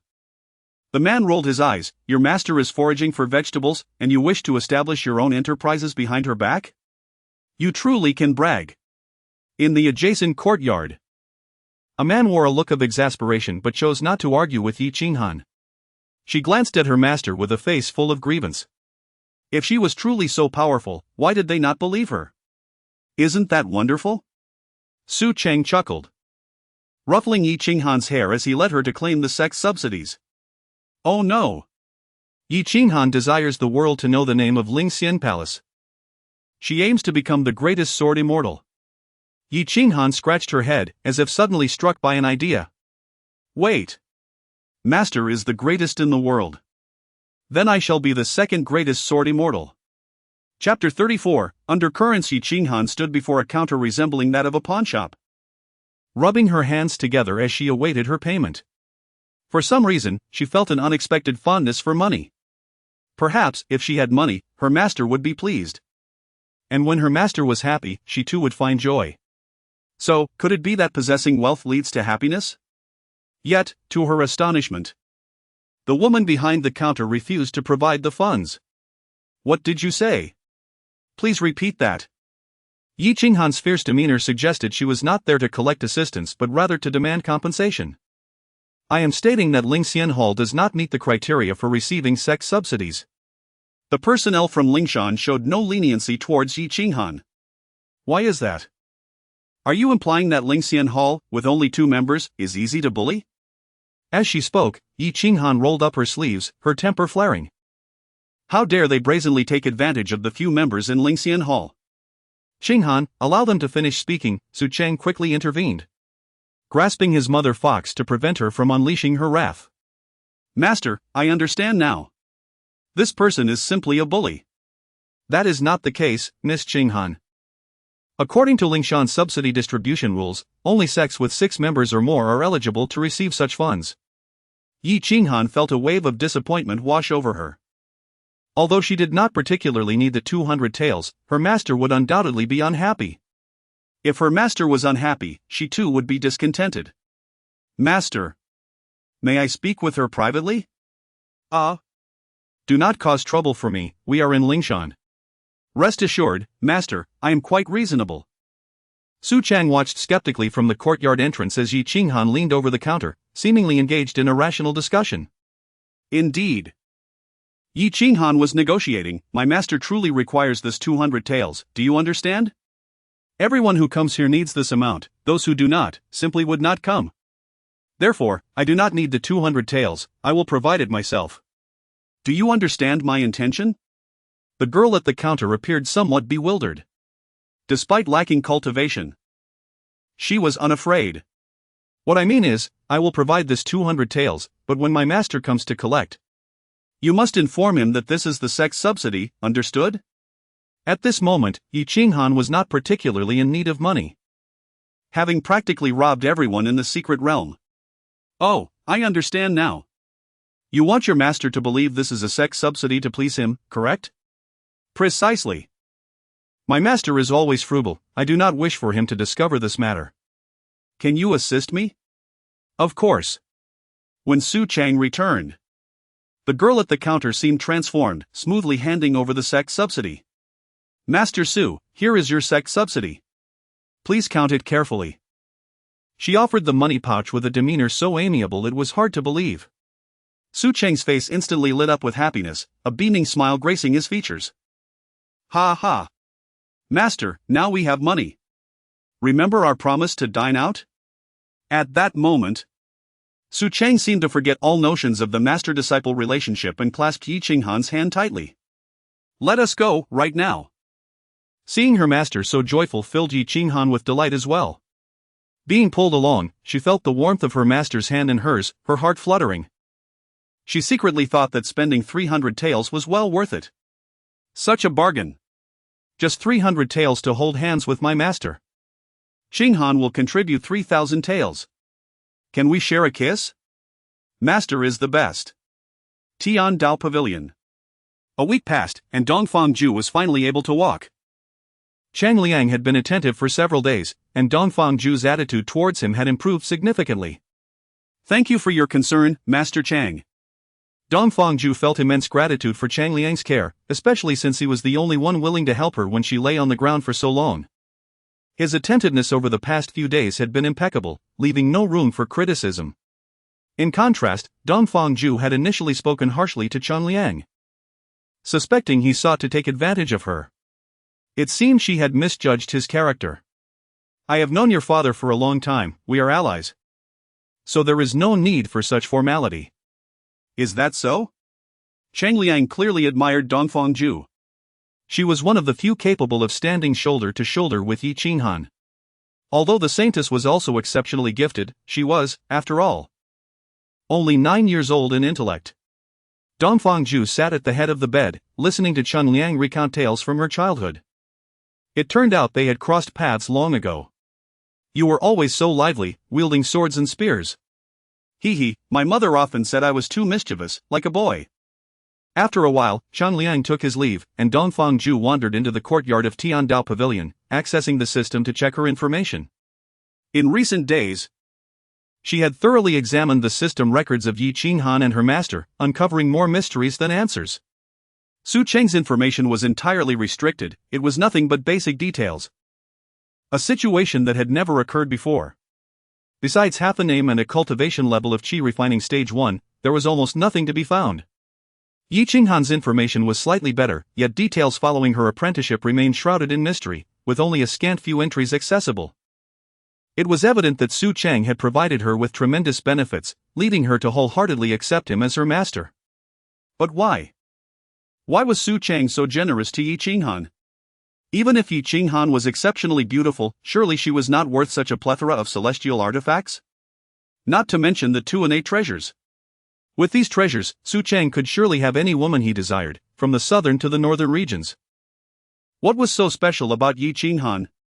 Dongfang shook her head. Having been beaten by Yi Qinghan, her anger had dissipated somewhat. Defeated by someone stronger. She had no choice but to accept it. Yet, she felt a sense of injustice. Why could Yi Qinghan, with similar innate talent, overpower her? Yi Qinghan was beautiful. But what was lacking in her? Miss Dongfang, are you feeling better? As Dongfang pondered her predicament, a gentle voice broke through. With a graceful demeanor, clad in a dark qipao that accentuated her alluring figure, Sheng Wanro approached. Her hair, usually tied back, now cascaded elegantly down her side, revealing the poise of the chief disciple of a major sect, imbued with a gentle, wifely aura, contrasting starkly with her demeanor when she had encountered Yi Qinghan. Thank you for your concern, Sister Shangwan. I am much improved now. Shangwan Ro smiled lightly, instantly perceiving the heartache Dongfang harbored. Are you thinking about Yi Qinghan? Dongfang smiled, realizing that this person had not come merely to exchange pleasantries. Sister, are you here to mock me? Of course not. Before you. That individual nearly killed me. Shangwan Ro forced a wry smile, appearing quite helpless. Even with your golden core cultivation, you could not contend with her? Yet. As soon as she spoke, Dongfang realized. With all those treasures in Yi Qinghan's possession, it was no wonder she could emerge victorious. Just that celestial sword alone was enough to overwhelm her. Not to mention the numerous mysterious artifacts she possessed. Even the second elder of the nascent soul stage was no match for her, she had barely escaped with her life. only to be spared for the sake of humiliating her. Chapter 35, This Woman Must Die. It was as if two gravely ill patients were discussing their ailments. And the two conversed for quite some time. However, Dongfangju was not foolish enough to divulge anything regarding Su Cheng. As such an act would yield no benefit for her, on the contrary, it could result in her own peril. To her father, the king, it was only natural to cultivate a relationship with Lingxian Palace if he were aware of its strength. Although matters on the table seldom involved new grudges or old resentments. Focusing solely on interests, Su Cheng was not a merchant but the leader of Lingshuan Palace, and her relationship with Yi Qinghan was far from amicable. Given Su Cheng's favoritism towards Yi Qinghan, it was unlikely she would extend a warm welcome to herself or the kingdom.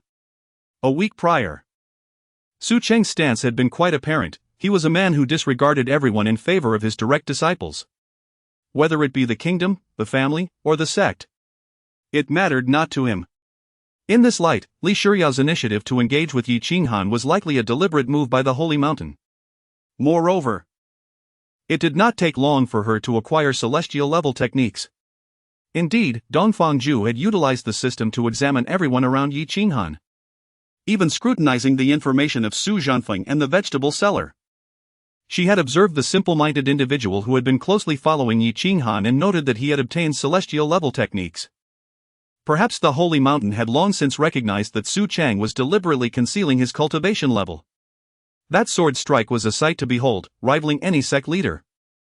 Shang Guanrou had already been quite tactful in her remarks. While Chang Liang could replicate such destructive power, he would never wield it as effortlessly as Su Cheng. Such matters were well understood by all, and Dongfangju would naturally refrain from exposing them. Such truths cannot remain hidden for long. Soon, Lingxian Palace would either be revered like a star or become a target of scorn. Results were inevitable. Shang Guanrou smiled, her eyes reflecting admiration. The young lady from the Dongfang family possessed an extraordinary ability to perceive the currents of the world, truly remarkable. Dongfangju chuckled wryly. Sister, you jest.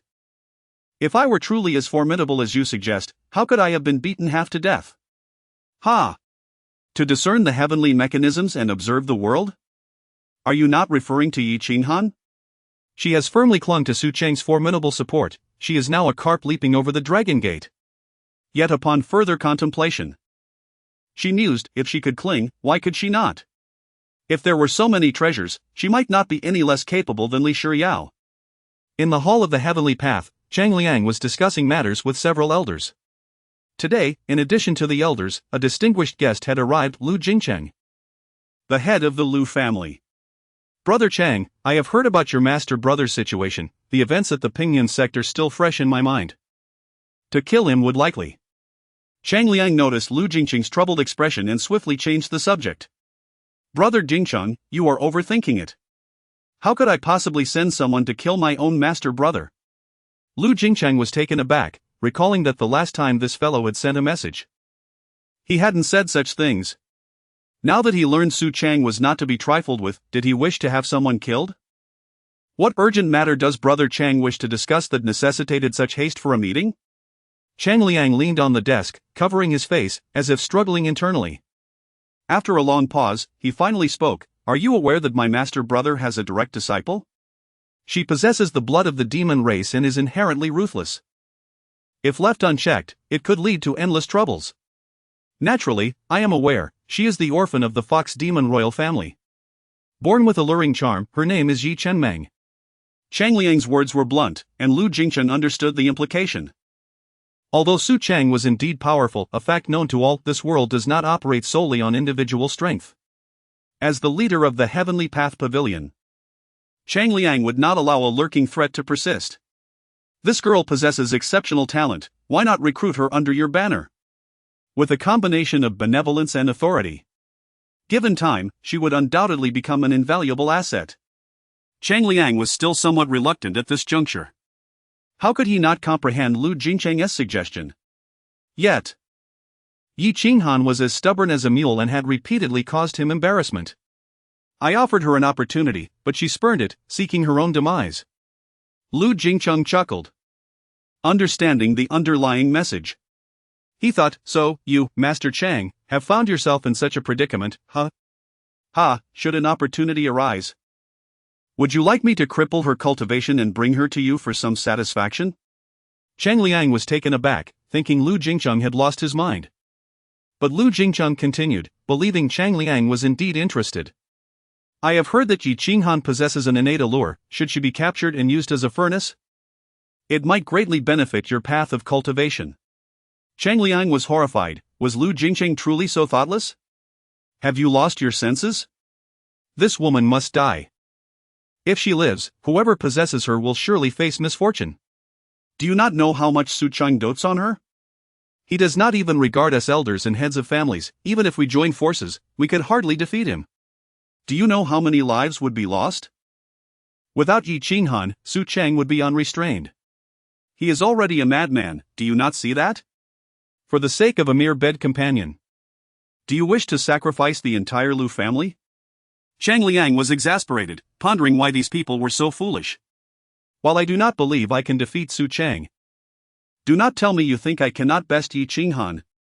If I wish to capture her alive, why would I not do so myself? Is it not to prevent Su Cheng and Ling Mountain from seizing the opportunity? And you wish to deliver her to me? Are you attempting to divert disaster my way? Inciting that madman Su Cheng to seek vengeance? You suggest capturing her alive and delivering her to me? Are you mad? Or am I the one who has lost my senses? You wish to provoke that lunatic Su Cheng? So long as Yi Qinghan is alive in Lingxian Palace, it will remain a force to be reckoned with, growing ever stronger. I can foresee that day. Yet such a simple truth seems to elude this fool. A heavy slap struck the table, toppling the teacups, as Cheng Liang gritted his teeth and declared, Master Lu, remember, you must ensure her death. Do not be tempted by her beauty and spare her life. If she lives, the repercussions will be dire. My actions are not born from petty jealousy. I cannot bear to see my master brother take her away. If Lingxian Palace is allowed to rise and flourish into a formidable power, it will become increasingly difficult to contend with. As long as Yi Qinghan is dead, even if Su Cheng possesses unparalleled abilities, he remains but a solitary figure. He will not stir up any significant waves. He is not a cause for concern. Lu Jingcheng was taken aback by Cheng Liang's fervor and began to grasp his intentions. It was merely a jest, I fully comprehend. In the main hall of Lingxian Palace. Master? Su Cheng stood before the desk, exhaling deeply as he slowly set his brush down. He had been quite idle these past days, practicing his calligraphy, but just as he was about to finish the last character, he was interrupted by Yi Qinghan. What is it? Did I disturb you, master? Yi Qinghan asked, feigning embarrassment, though she was not particularly bothered, merely scratching her head politely. No matter, what brings you here? Qinghan? There are visitors outside. Yi Qinghan pouted her lips, clearly displeased, yet she did not show it in front of her master. Su Cheng was puzzled. Ordinarily, since the two of them resided within Lingxian Palace, it was unlikely for outsiders to detect its presence. Could it be Cheng Liang? Did Qinghan's earlier display of bravado at the entrance of the secret realm not intimidate them? Are they here seeking an explanation? Currently, I am in Lingxian Palace. Even if it were a true immortal, I could defeat them with a single blow. Who is it? Chapter 36, An unwelcome disturbance. Yi Qinghan had hoped that it would be Cheng Liang who arrived, but instead, it was Dongfang who was the most troublesome. What was she doing here? Qinghan was perplexed. Her disciple had not noticed the Lingxian hall and had been waiting in the courtyard where her master once resided for quite some time. If it were someone else seeking an explanation, it would be of little consequence, but in the case of Dongfang, she could not be harmed at present. The matters concerning the demon capital in the northern domain required the assistance of her father.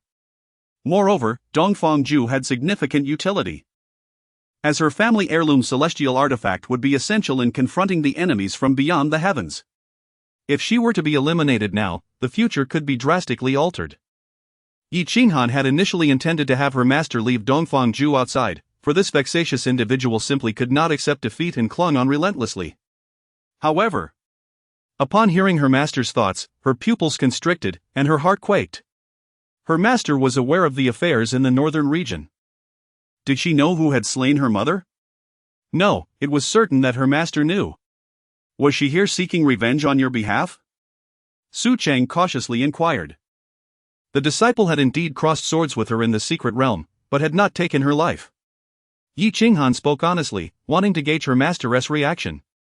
Although Yi Qinghan was confident that her master would assist her in avenging her mother, she could not bear to wait even a moment longer. Yet, would her impulsive actions adversely affect her master? Yi Qinghan yearned for vengeance, but she did not wish for her master to bear the consequences that might alter fate. Would it be better to avoid meeting her altogether? Or would it be more prudent to help Qinghan clear up any misunderstandings? If they did not meet, Dongfangju's nature would likely not allow her to relent, and she would undoubtedly seek out the Lingxian Hall, potentially escalating the situation further. It would be wiser to resolve any misunderstandings. After all, Dongfang Shuo would be able to explain matters adequately. Let us go see her, Su Cheng suggested. Leading Yi Qinghan outside the hall, where they found Dongfangju, clutching a black iron spear, sleeping against the fence of the courtyard. Having received Su Cheng's prior encouragement, Yi Qinghan, who had initially intended to kick her awake, restrained her temper and gently patted her. Dongfangju slowly opened her eyes, and upon seeing Yi Qinghan, she sprang up with a notable wariness. "Miss Dongfang, what brings you to sleep here?" Su Cheng inquired kindly, appearing harmless. "Su Zhangmen, I came to find Yi Qinghan. But upon seeing you were not around, I decided to wait here," she replied. Yi Qinghan felt exasperated. Was this girl seeking death? Could she not see the vast difference between herself and her? "You are no match for me, why persist?" "I'm not here to fight. I'm here to play with you, rather, to visit," Dongfangju corrected cheerfully. "Both my master and I are quite busy and cannot spare time for games." "I will not disturb you, please continue with your tasks." Yi Qinghan sensed something amiss. Dongfangju's cheerful demeanor suggested she was up to no good. Turning to her master, she realized this was not a decision she could make on her own. "Qinghan, how much do you despise her? It's as if you have dislike written all over your face." "Yet, it's quite entertaining," her master teased inwardly. Upon hearing her master's playful thoughts, Yi Qinghan could only huff quietly to herself. At that moment, the gazes of the two exquisite beauties were fixed on Su Cheng. One seemed eager to be a guest at the Lingxian Hall, while the other appeared intent on eliminating the guest. It is difficult to refuse, after all, one should not strike a smiling face. Let us see what she intends to do. Prepare to meet her with grace, for she is a guest. You are the foremost disciple of Lingxian Hall. How can you disregard decorum? Indeed, master speaks true. Yi Qinghan gritted her teeth, wishing fervently to shove Dongfangju into the nearby well. Dongfangju, grinning, quickly clasped her hands together. "Then I shall not disturb you." Yi Qinghan thought, "You have come here solely to disrupt." Although displeased, she had no choice but to lead the way, as Su Cheng had spoken. Dongfangju watched as the two walked towards the forest, bewildered. "Su Zhangmen, where are we going?" No sooner had she spoken than the dense woods vanished, revealing a magnificent complex of palaces. Golden letters on a black background inscribed with 3 characters, Lingxian Hall, hung grandly above the entrance. "Ah! My father, as the emperor, has never resided in such an opulent palace," Dongfangju exclaimed. "Lingxian Hall is indeed a celestial abode." "Yi Qinghan, did you not say your master was impoverished? Is this poverty? Is your master not one who shuns luxury and desires simplicity?" As they stepped over the threshold, the aura of spiritual energy enveloped them, confirming it was indeed the dwelling of immortals. "Qinghan, you converse, I shall prepare tea." "Master, it suffices that Qinghan is here." Dongfangju paused. "Why not you converse? And I shall prepare the tea?" "Su Cheng, have you been abducted by Yi Qinghan? I recognize the 5 words 'I shall prepare tea,' yet when combined, they elude my understanding." Dongfangju looked around, noting the various items in the courtyard, particularly the training dummy riddled with sword marks. Surrounding the courtyard were countless palaces, and there was even a towering structure at the back. Seated in the courtyard under Su Cheng's guidance, Dongfangju marveled, "Su Zhangmen, this Lingxian Hall is truly magnificent. I have been accustomed to a life of luxury, believing myself worldly, yet today I am still awestruck." "Miss Dongfang, you flatter me. The very courtyard where you rested was once my humble abode. Alas, due to the constraints of propriety, It was not suitable for a lady like Cheng Han to dwell in my modest quarters, thus, I employed a touch of celestial magic. Yi Cheng Han smiled as she settled beside her master, delicately pouring tea for him. Master, please enjoy. However, when it came to Dongfang Ju, she merely tossed a teacup her way, as Yi Cheng Han was disinclined to serve her. It was then that Dongfang Ju noticed that, at some point, Yi Cheng Han had changed into a different attire.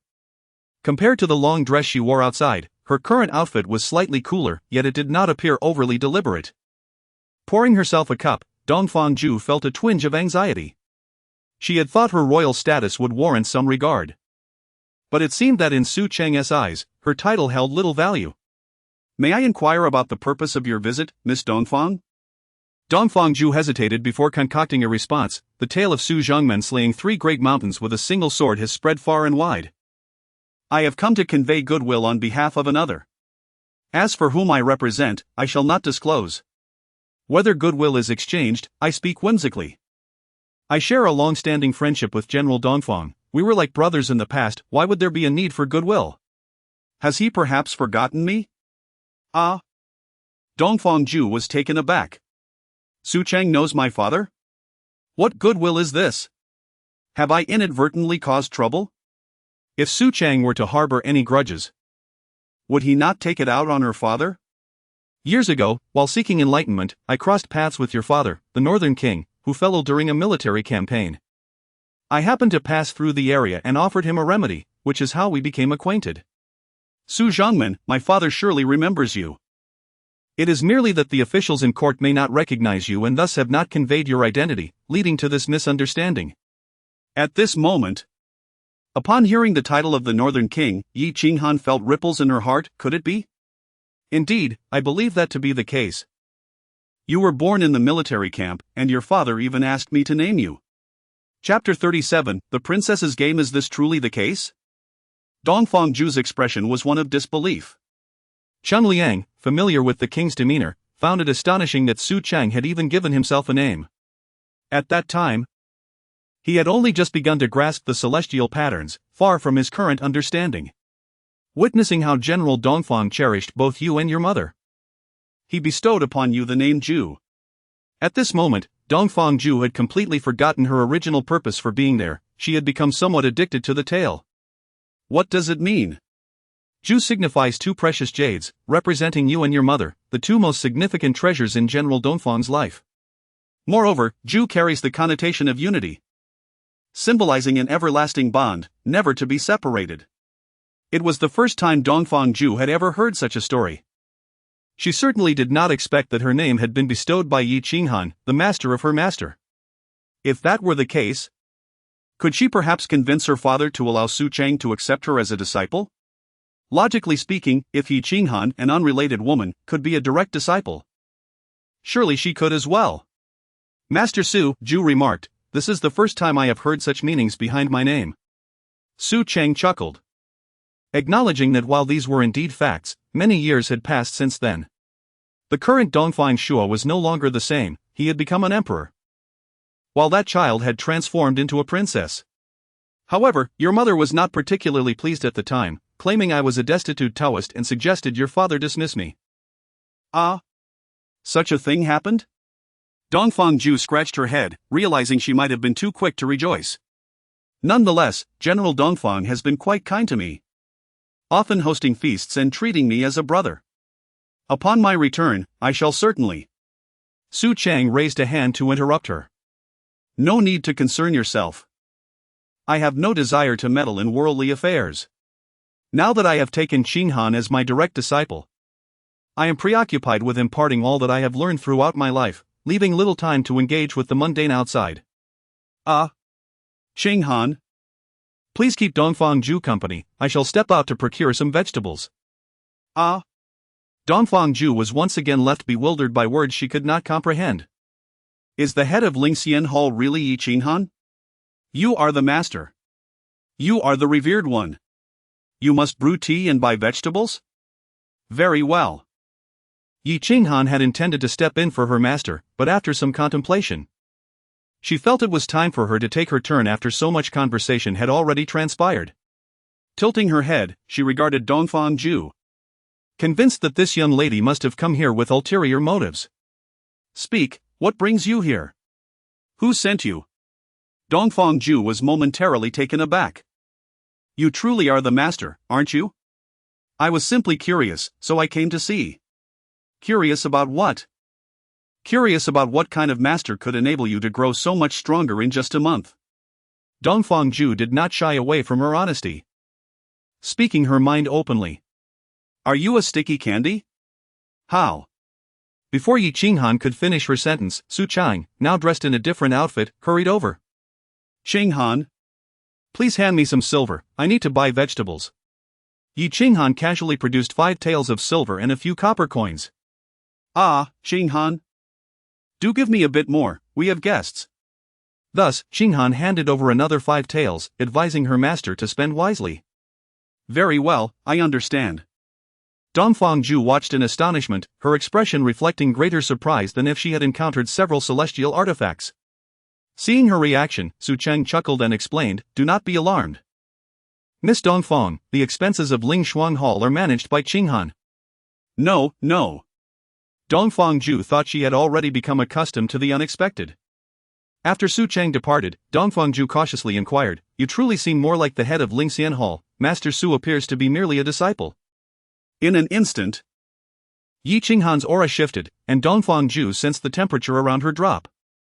Miss Dongfang, please be mindful of your words, even as a guest, Qinghan's patience is not limitless. My apologies. Dongfang Ju could feel the respect Yi Qinghan held for Su Chang, she was not Li Shiryao, for even with a mere glance. Dongfang Ju understood the depth of respect Yi Qinghan had for Su Chang. Every gesture while serving tea, as well as her cool attire, was crafted with her master in mind. Both reverence and apprehension. I know what you are thinking, in daily life, my master operates this way, with most trivial matters being handled by Qinghan herself. At this point, Dongfang Ju grew curious. What constitutes a significant matter? When I act, I only consider whether my master is pleased, anything where I cannot ascertain her feelings is deemed significant. Your life is spared due to uncertainty regarding Master Su's stance? It is because you still possess value, Yi Qinghan replied with a smile, feeling pleasantly surprised by the rarity of conversing with someone of normal intelligence. In recent days, her encounters with others had mostly involved those lacking in wit, such as Shang Wanrou and Li Shiryao. Ah, I see. Dongfang Ju conjectured that this was likely due to her father's influence, otherwise, Yi Qinghan would not have shown her leniency. I expected you to be like those fools who would inquire about my usefulness. Thank you for the compliment. So, you are curious about my master? Yi Qinghan chuckled lightly, her gaze imbued with the disdain of one in a superior position. I am curious about the means by which you obtained the status of a direct disciple. Dongfang Ju contemplated, deciding to be direct. She recognized that Yi Qinghan was not one to engage in frivolous conversation, nor was she. What method do you think could deceive my master? Yi Qinghan's expression mirrored that of someone observing a simpleton. Dongfang Ju had indeed presumed that she had employed some trickery to attain her position. I have been honest and dedicated, sacrificing my path to immortality and future prospects to take this gamble. Fortunately, I won. I have heard that Master Su has not accepted any disciples in recent years. Of course, if he had, would I still hold the title of the eldest disciple? You are beginning to speak nonsense, it matters not. You merely believe I resorted to base tactics to gain my master's favor. You misunderstand, as you stated, I too do not believe any trickery could fool Master Su.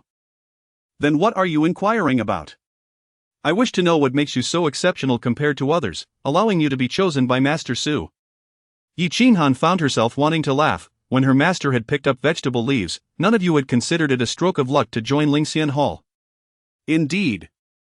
At that time, joining Lingxian Hall was not viewed as fortunate, rather, it was a source of mockery. Like a cloud parting to reveal the sun, Dongfang Ju suddenly comprehended. So it was a matter of timing.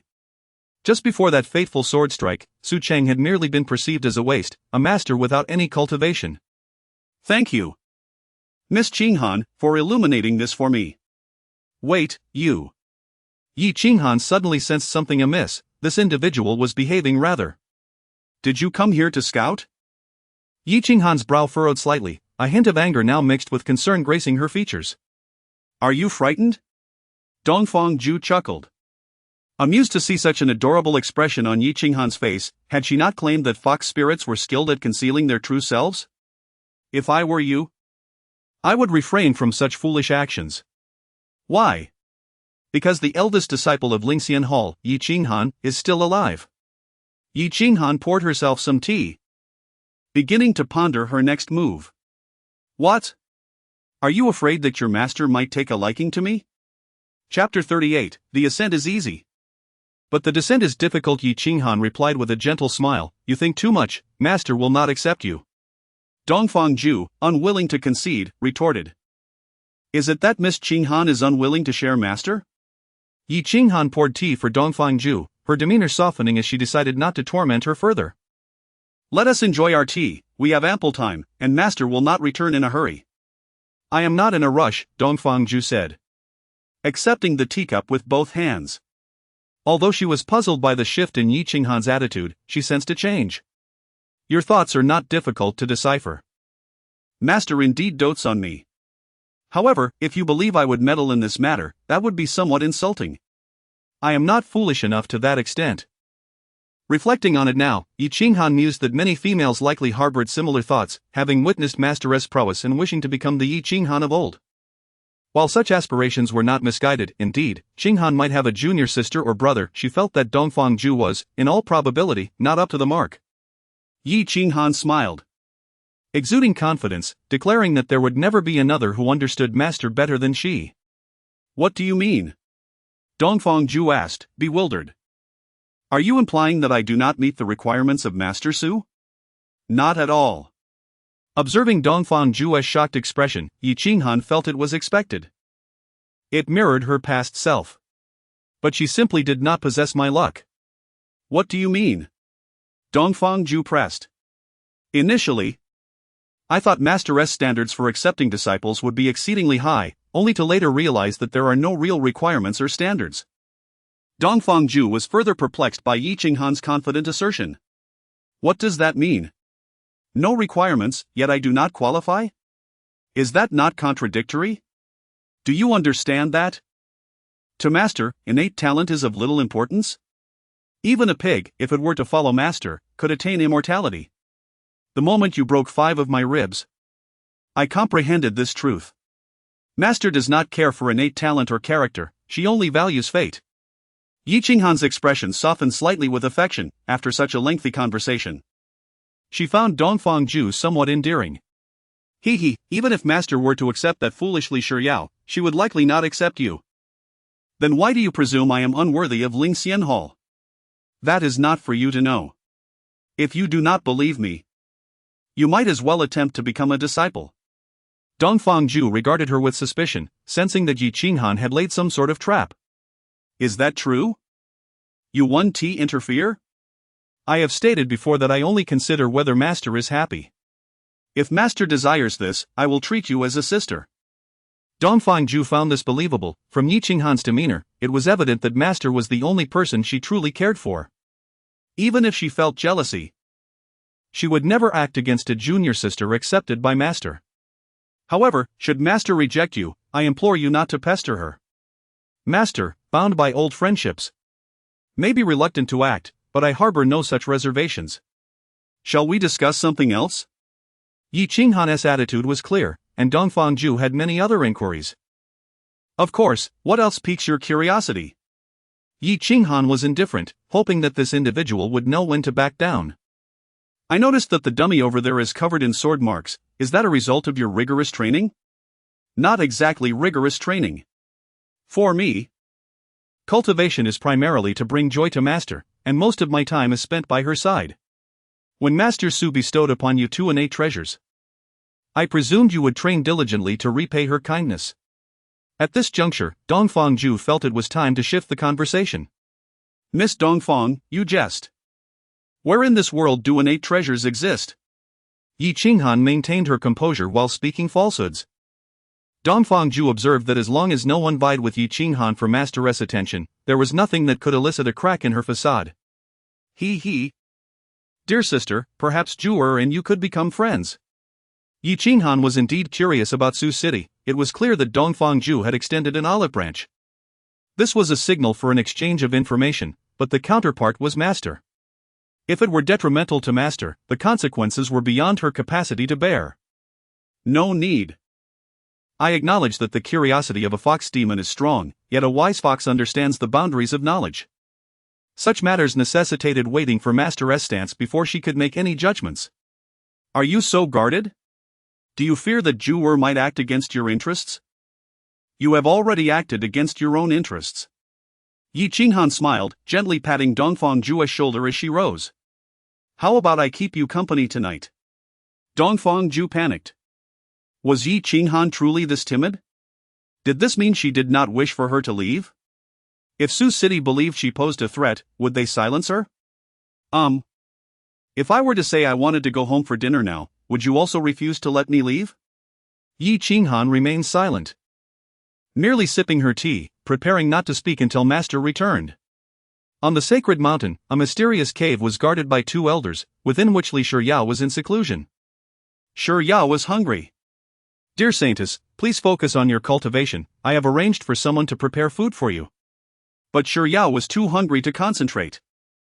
The scene appeared as though the Saintess was imprisoned, yet such occurrences were commonplace on the sacred mountain. The second elder exchanged glances with Shimingyi, then sighed deeply before heading off to procure food for the girl. Keep an eye on her, do not let her escape again. Understood. With that, Shimingyi proceeded to the kitchen, contemplating how to prepare something to appease the little ancestor and distract her from her cultivation. Li Shiyao knocked on the door, tiptoeing and gripping the railing to engage the second elder in conversation.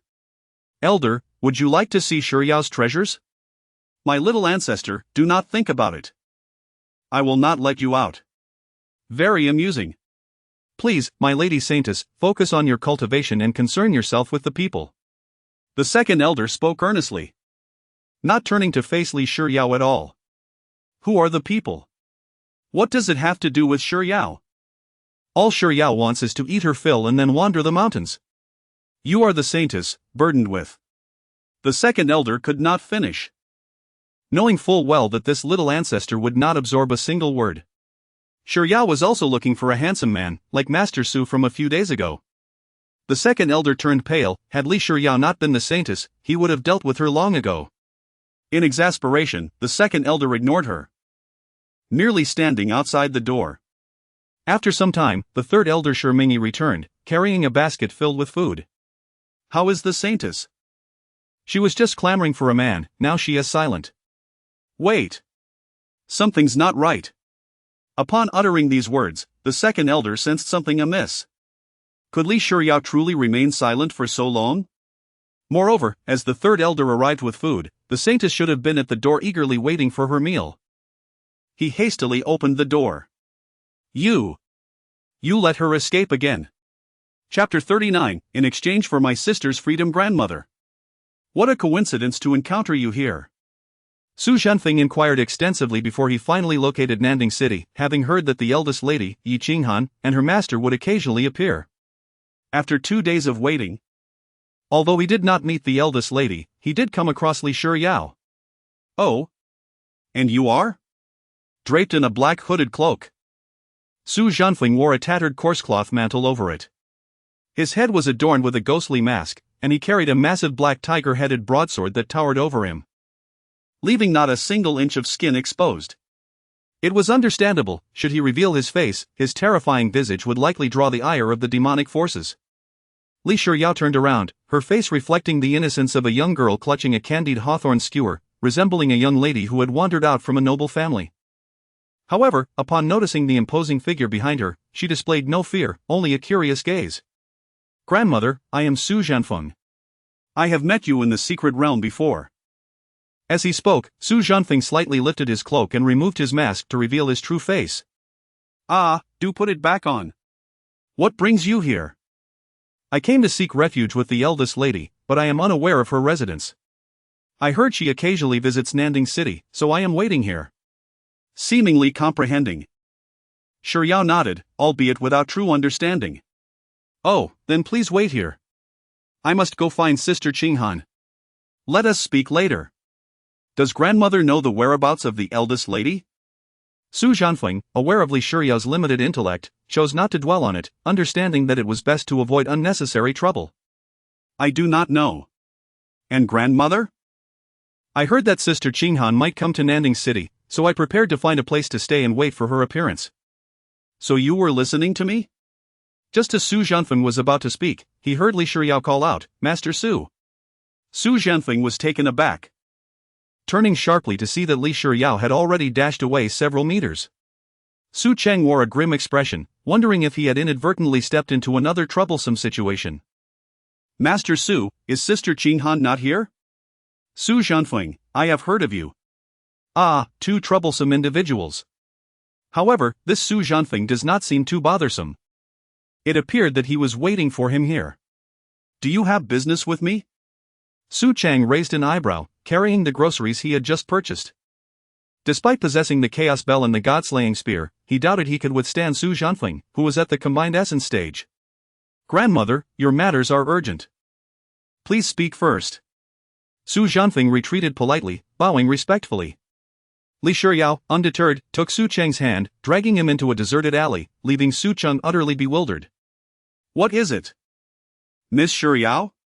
Why the secrecy? Li Shiyao stood opposite Su Cheng, her head lowered, her troubled expression evoking sympathy. What has happened? Su Cheng was perplexed, after all. What could possibly trouble the Holy Mountain? The Holy Mountain was not a small sect, it wielded considerable influence even before the Spirit Mountain. If it were not for Li Shiyao's childlike intellect, even Chang Liang would have to show some respect to the saintess, given the backing of the Holy Mountain. If it were not an issue with the Holy Mountain, then surely it must be a problem with this young girl? Had Yi Qinghan bullied her in the secret realm? That seemed unlikely. If Yi Qinghan had resorted to violence, Li Shiyao would certainly not appear unscathed. So what was the matter? After a prolonged internal struggle, Li Shiyao slowly raised her head, revealing a pitiful expression as if she had been wronged. Master Su, I have fought long and hard. Sister Qinghan has always treated me well. I wish to exchange myself for Sister Qinghan. What do you mean? Exchange for Qinghan? Su Cheng was utterly baffled, he could not comprehend a single word she uttered. Master Su, I beseech you to release Sister Qinghan. I am willing to take her place in the Lingxian Hall. No, did someone say something to you?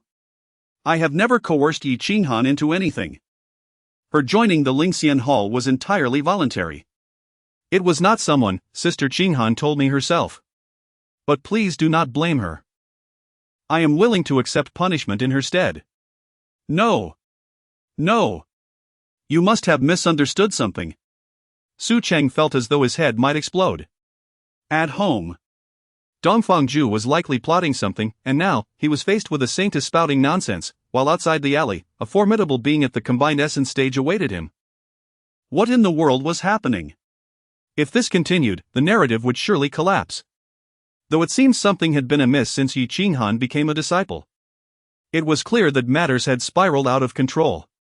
Shiyao has not misunderstood, she will heed Master Su's words. Shiyao is in good health, and if Master Su wishes, she can. No, please wait. There must be a misunderstanding. What did Qinghan tell you? Master Su, I know everything that has transpired with Sister Qinghan. I am willing to do the same, I only ask for you to spare Sister Qinghan. By heavens! Is Li Shiyao here to rescue Yi Qinghan? What kind of sorcery has Yi Qinghan cast upon this girl? Then how about this? You accompany me back to the Lingxian Hall. And we will discuss it in front of Qinghan. How does that sound? Li Shiyao's eyes widened, and in that moment, she forgot her fear, outright refusing, no. Unless you promise to release Sister Qinghan, otherwise you will only return to whip her again. What? Who is tarnishing my reputation?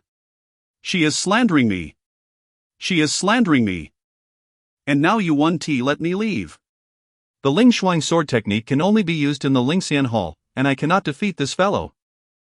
Isn't that a recipe for disaster? Alright, I will agree to your terms, is that satisfactory? Really? If Qinghan truly wishes to leave the Lingxian Hall, I will never use force to retain her. Wait, are you assuming I am foolish? What if you have leverage over Sister Qinghan? What leverage could I possibly have? Su Cheng felt overwhelmed. If anyone dared to call Li Shiyao foolish, he would be the first to object. This girl was exceptionally clever. Is it not permissible for Shiyao to exchange herself for Sister Qinghan's freedom? It can be done, provided Yi Qinghan is willing to agree. Do you promise not to intervene? Very well, I promise not to interfere. Good, let us seal the pact. You are willing to risk your life for Yi Qinghan's freedom. And now you wish to seal a pact? This seems exceedingly formal. And earlier, you were so pitiful, how have you become so bold now? This isn't acceptable. That isn't right? Let us just seal the pact. Su Cheng found himself utterly at a loss with Li Shiyao. That settles it. Master, let us return. Ha? We are sealing the pact now? Are you changing your tune so quickly? Sister Qinghan will surely agree, so Shiyao is merely familiarizing herself with the address. Li Shiyao was now brimming with joy, having resolved to save her beloved sister Qinghan. Compared to the unfamiliar masses, she yearned to rescue her sister. The thought of her sister enduring a life shrouded in darkness, deprived of sustenance, and subjected to endless torment, left her with no heart for cultivation. Chapter 40. To work and earn money. Su Cheng emerged from the alley with a grim expression, and Su Zhanfeng promptly bowed in greeting. Master. Su Cheng raised an eyebrow at Su Zhanfeng, whose face was obscured by a mask, rendering his emotions indiscernible. However, even without the mask, it was unlikely to reveal much. Are you also here to rescue Yi Qinghan? Su Zhanfeng appeared bewildered. What did this mean? Was the matriarch in trouble? Master. I have come to seek your protection, hoping that both you and the matriarch will take me in. You guys. Master. I have been trapped in the secret realm for over 1,000 years, fortunate enough to be saved by the matriarch. Now, with friends and loved ones long departed, I pledge my life to repay the matriarch's life-saving grace, willing to serve without any ulterior motives. All right, you can come back with me. You both just need to talk to Qinghan, and if she agrees, then it's settled. At that moment, Su Cheng felt overwhelmed. Yi Qinghan seemed to possess quite the charm. Dongfang Zhu was here to visit, Li Shiyao had come to rescue her, and even the formidable Su Zhanfeng had come seeking refuge. Thank you, Master. With several bows of gratitude, Su Zhanfeng finally rose to follow Su Cheng, feeling reassured that the master held a favorable impression of him. Before long, Su Cheng brought the two back to Lingxian Palace. Yi Qinghan, eager to welcome them at the door, was momentarily taken aback upon seeing the visitors. Is there such a crowd visiting today? Master, who are they? One has come to rescue you, and the other seeks refuge. Don't ask me. I'm just as puzzled. They are all here for you, so treat them well. I will go prepare a meal. With that, Su Cheng departed for the kitchen. Yi Qinghan was flabbergasted. What was happening? From the tone of her master, though not angry, she could sense the growing impatience. Just as she was about to interrogate the two, Li Shiyao reacted even faster. Taking Yi Qinghan's hand, she stepped aside and pulled out an immortal-grade technique from her backpack, insisting on putting it into Yi Qinghan's hands. Upon meeting Yi Qinghan's bewildered gaze, Li Shiyao beamed with delight, feeling as though she had accomplished something monumental. Sister! You are now free. This set of techniques rendered Yi Qinghan, the purebred vixen, speechless. What are you saying? Free? Shiyao and Master Su have made an agreement. I am freed, and Shiyao will take my place.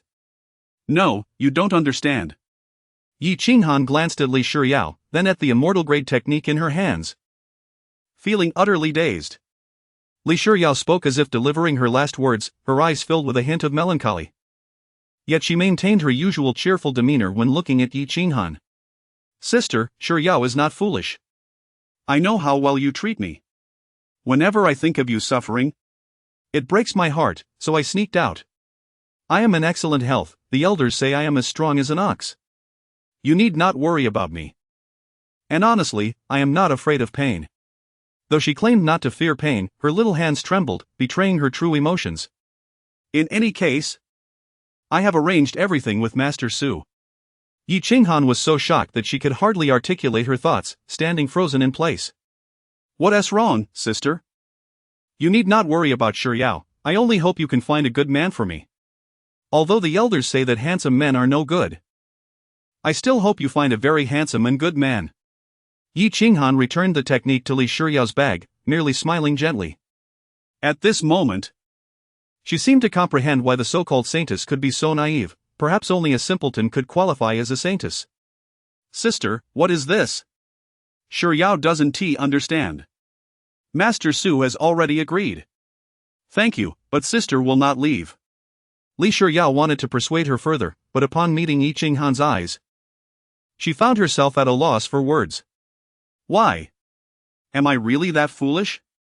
I will never understand my sister's thoughts. Yi Qinghan simply smiled. Go wash up in the Lingqi Hall, I will join you for a meal shortly. Yi Qinghan sent Li Shiryao to the Lingqi Hall before turning to the timid Su Zhanfeng at the door. Since meeting Yi Qinghan, Su Zhanfeng had felt that nothing in this world could astonish him anymore, yet he was still taken aback by the grandeur of the immortal palace. Silently marveling, truly a celestial abode. Will you not let me off the hook? Do you wish to make me your servant? Indeed, I implore the matriarch for an opportunity. Su Zhanfeng replied without hesitation. What of being a servant? To serve the matriarch is a grand fortune. Currently, the matriarch remains low-key, hiding in the depths, given time. Even to be a servant would require one to line up. What does the master say? The master has stated that it is up to your discretion. Oh. That could work, but... Yi Qinghan regarded Su Zhanfeng, who seemed a bit dull yet possessed some strength. The matriarch need not worry. My life is devoted to repaying her life-saving grace, with no disloyalty. That is not a problem. How about a monthly protection fee of 20 taels? I wonder if you can accept that. Su Zhanfeng was taken aback. Is the matriarch jesting with me? 20 taels? Is that a reasonable protection fee? Seeing Su Zhanfeng hesitate, Yi Qinghan added, if you are unwilling, then forget it. You may seek elsewhere. Ah, matriarch, I am willing. Not to mention 20 taels.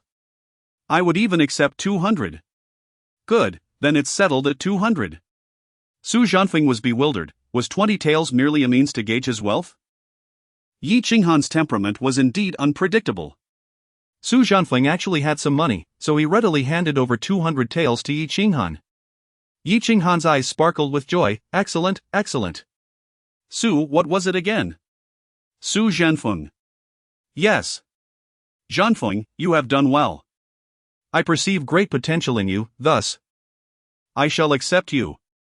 Su Zhanfeng was left utterly dumbfounded. He was to work for Yi Qinghan and pay her as well. Was this celestial lady somewhat impoverished? Had he known, he would have brought more money to secure a better position. Thank you, matriarch. From now on, you are a member of Lingxian Palace. Find a place to stay in Nanding City. I will arrange tasks for you in the coming days. Thank you, matriarch. All right, off you go. After sending Su Zhanfeng away, Yi Qinghan cheerfully hurried to the kitchen to assist. Master, regarding Su Zhanfeng. Yi Qinghan intentionally left her sentence unfinished, eager to hear her master's thoughts. Su Zhanfeng possesses the cultivation of a harmonization stage. If he can be of service to Lingxian Palace, it is certainly a boon. As Yi Qinghan heard this, she continued washing vegetables, saying, I have asked him for a monthly protection fee of 200 taels, and I have accepted him. Oh my, 200 taels. How splendid. A person of such great worth should be welcomed. You may decide as you wish. At this moment, Dongfang Zhu trailed behind Li Shiryao, curious about her destination. Is there something you seek from Shiryao? Chapter 41, Sisters in the Bath. What are you planning to do? Sister Qinghan wants Shiryao to freshen up before joining her for a meal. But how can Li Shiryao think about eating right now? Her mind is consumed with thoughts of Sister Qinghan. Despite her efforts, her sister still refuses to let her suffer. Dongfang Zhu gazes at Li Shiryao. A hint of surprise crossing his face. Has she been in a fight? Why is she so dirty? Although Li Shiryao is a bit of a fool, she has always maintained an image of purity and grace. However, after sneaking out for a few days, she is inevitably covered in dust. In the kitchen. Upon noticing Dongfang Zhu following Li Shiryao, Yi Qinghan casually set up a barrier while chopping vegetables. Master, I have something curious to ask. And I hope you can enlighten me. Go ahead. Is it about Li Shiryao? Could it be that Cheng Han is unaware of what has happened to her? I was just chatting with Dongfang Ju, and she mentioned that you gifted Cheng Han 2 innate treasures. I know that what you bestow is never ordinary. So I refrained from responding. She recognizes innate treasures? How is that possible? Logically, the Ling Shuang sword and the sword box underwent transformation, making them unrecognizable. Is there some unknown means or artifact at play here? Did she say anything else? To prevent any potential trouble, I did not converse further with her. You did well. The matter of the innate treasures must be kept in your heart. This is not something to boast about. I understand, but what about Dongfang Ju? If that is the case, we cannot let Dongfang Ju be at ease. At the very least, we must ascertain how many are aware of this. If the existence of innate treasures were to be revealed to the world, it would not be a matter that only Cheng Han and I could resolve. At that point, any accusation would be unchallenged, possession itself would be a capital crime. To be on the safe side, I must inscribe a spatial anchor point on Cheng Han. This is the only way to protect her. The rhythmic sound of chopping vegetables abruptly halted, only to resume again as Yi Cheng Han encountered a new term. Spatial anchor point? What is that? Inscribed on oneself? Su Cheng's thoughts were in disarray, yet her hands skillfully continued to stir-fry. But how do I explain this to Cheng Han? Should I say, be a dear and undress, I shall inscribe a few words on you? Given Cheng Han's temperament, she might challenge me to a duel. Master. You truly overestimate your own heart while underestimating the fox spirit. A duel? If you wish, I could start undressing right now. But I fear it is you, Master, who may end up in a duel. No, let me first probe Dongfang Ju's intentions and see how much she knows. If this truly poses a threat to Cheng Han, she cannot be allowed to leave. Yi Cheng Han turned to observe her master's silhouette, longing to shed her clothing and offer herself to her. Even in her thoughts, her master never considered herself, dedicating her heart solely to her disciples. Cheng Han, do not overthink. Eat first. Everything shall be taken care of by me. This fox head is surely lost in thought again. Yi Cheng Han and her master exchanged a blank stare, listening to her remarks about her own fanciful thoughts. All right. The Lingxian hall had never been so lively. Su Cheng prepared several dishes, with nothing else to occupy her. She could not practice, so she decided to practice calligraphy and cooking instead. Where are they? Su Cheng gazed at the empty courtyard, puzzled. The Lingxian hall has protection mechanisms. Without the jade pendant, one cannot enter or exit silently. Cheng Han, go find them and call them for dinner. Before long, Yi Cheng Han found the two at the entrance of the spirit pool hall, though Li Shiryao still appeared quite dirty, her white dress resembling camouflage. Were you not told to wash up? Why are you lingering at the door? Shiryao does not know which is the spirit pool hall. Did I not just point it out to you? This is the spirit pool hall.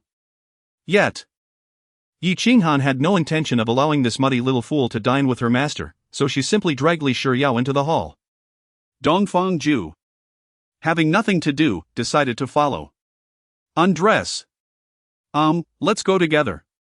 Having been helping in the kitchen, Yi Cheng Han was also covered in oil and smoke. Since she was there, she thought to soak as well. If possible, Yi Cheng Han hoped to become fragrant and sit beside her master, who would surely appreciate her more. Sister. Shiryao feels shy. Oh, if you're shy, then let Sister Cheng Han help you undress. Don't move. Look at how compliant Dongfang Ju is.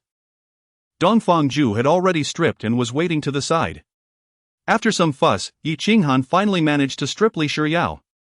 And both she and Dongfang Ju couldn't help but marvel. Yi Cheng Han considered her own figure to be exquisite. Yet, Li Shiryao was not lacking in that regard. Though she always wore a white dress, resembling a pure maiden, that fluffy white dress had concealed the true essence of the saintly maiden. Yi Cheng Han couldn't help but tease, Shiryao, next time you see Su Zhanfeng, let him call you madam. Why? Li Shiryao covered herself with her small hands, her face turning crimson. Because you truly deserve it. Even Dongfang Ju struggled to maintain composure. This girl consumed a lot yet seemed to have no brain power. It appeared that all the nourishment had been absorbed by her unnecessary flesh. Yi Qinghan placed her treasures in a compartment, grasped the Ling Shuang sword, and entered the spirit pool hall, with the sword box leaning against the edge of the pool. Sister, do you bring the Ling Shuang sword with you while bathing? By the master's command, the Ling Shuang sword must never leave my side.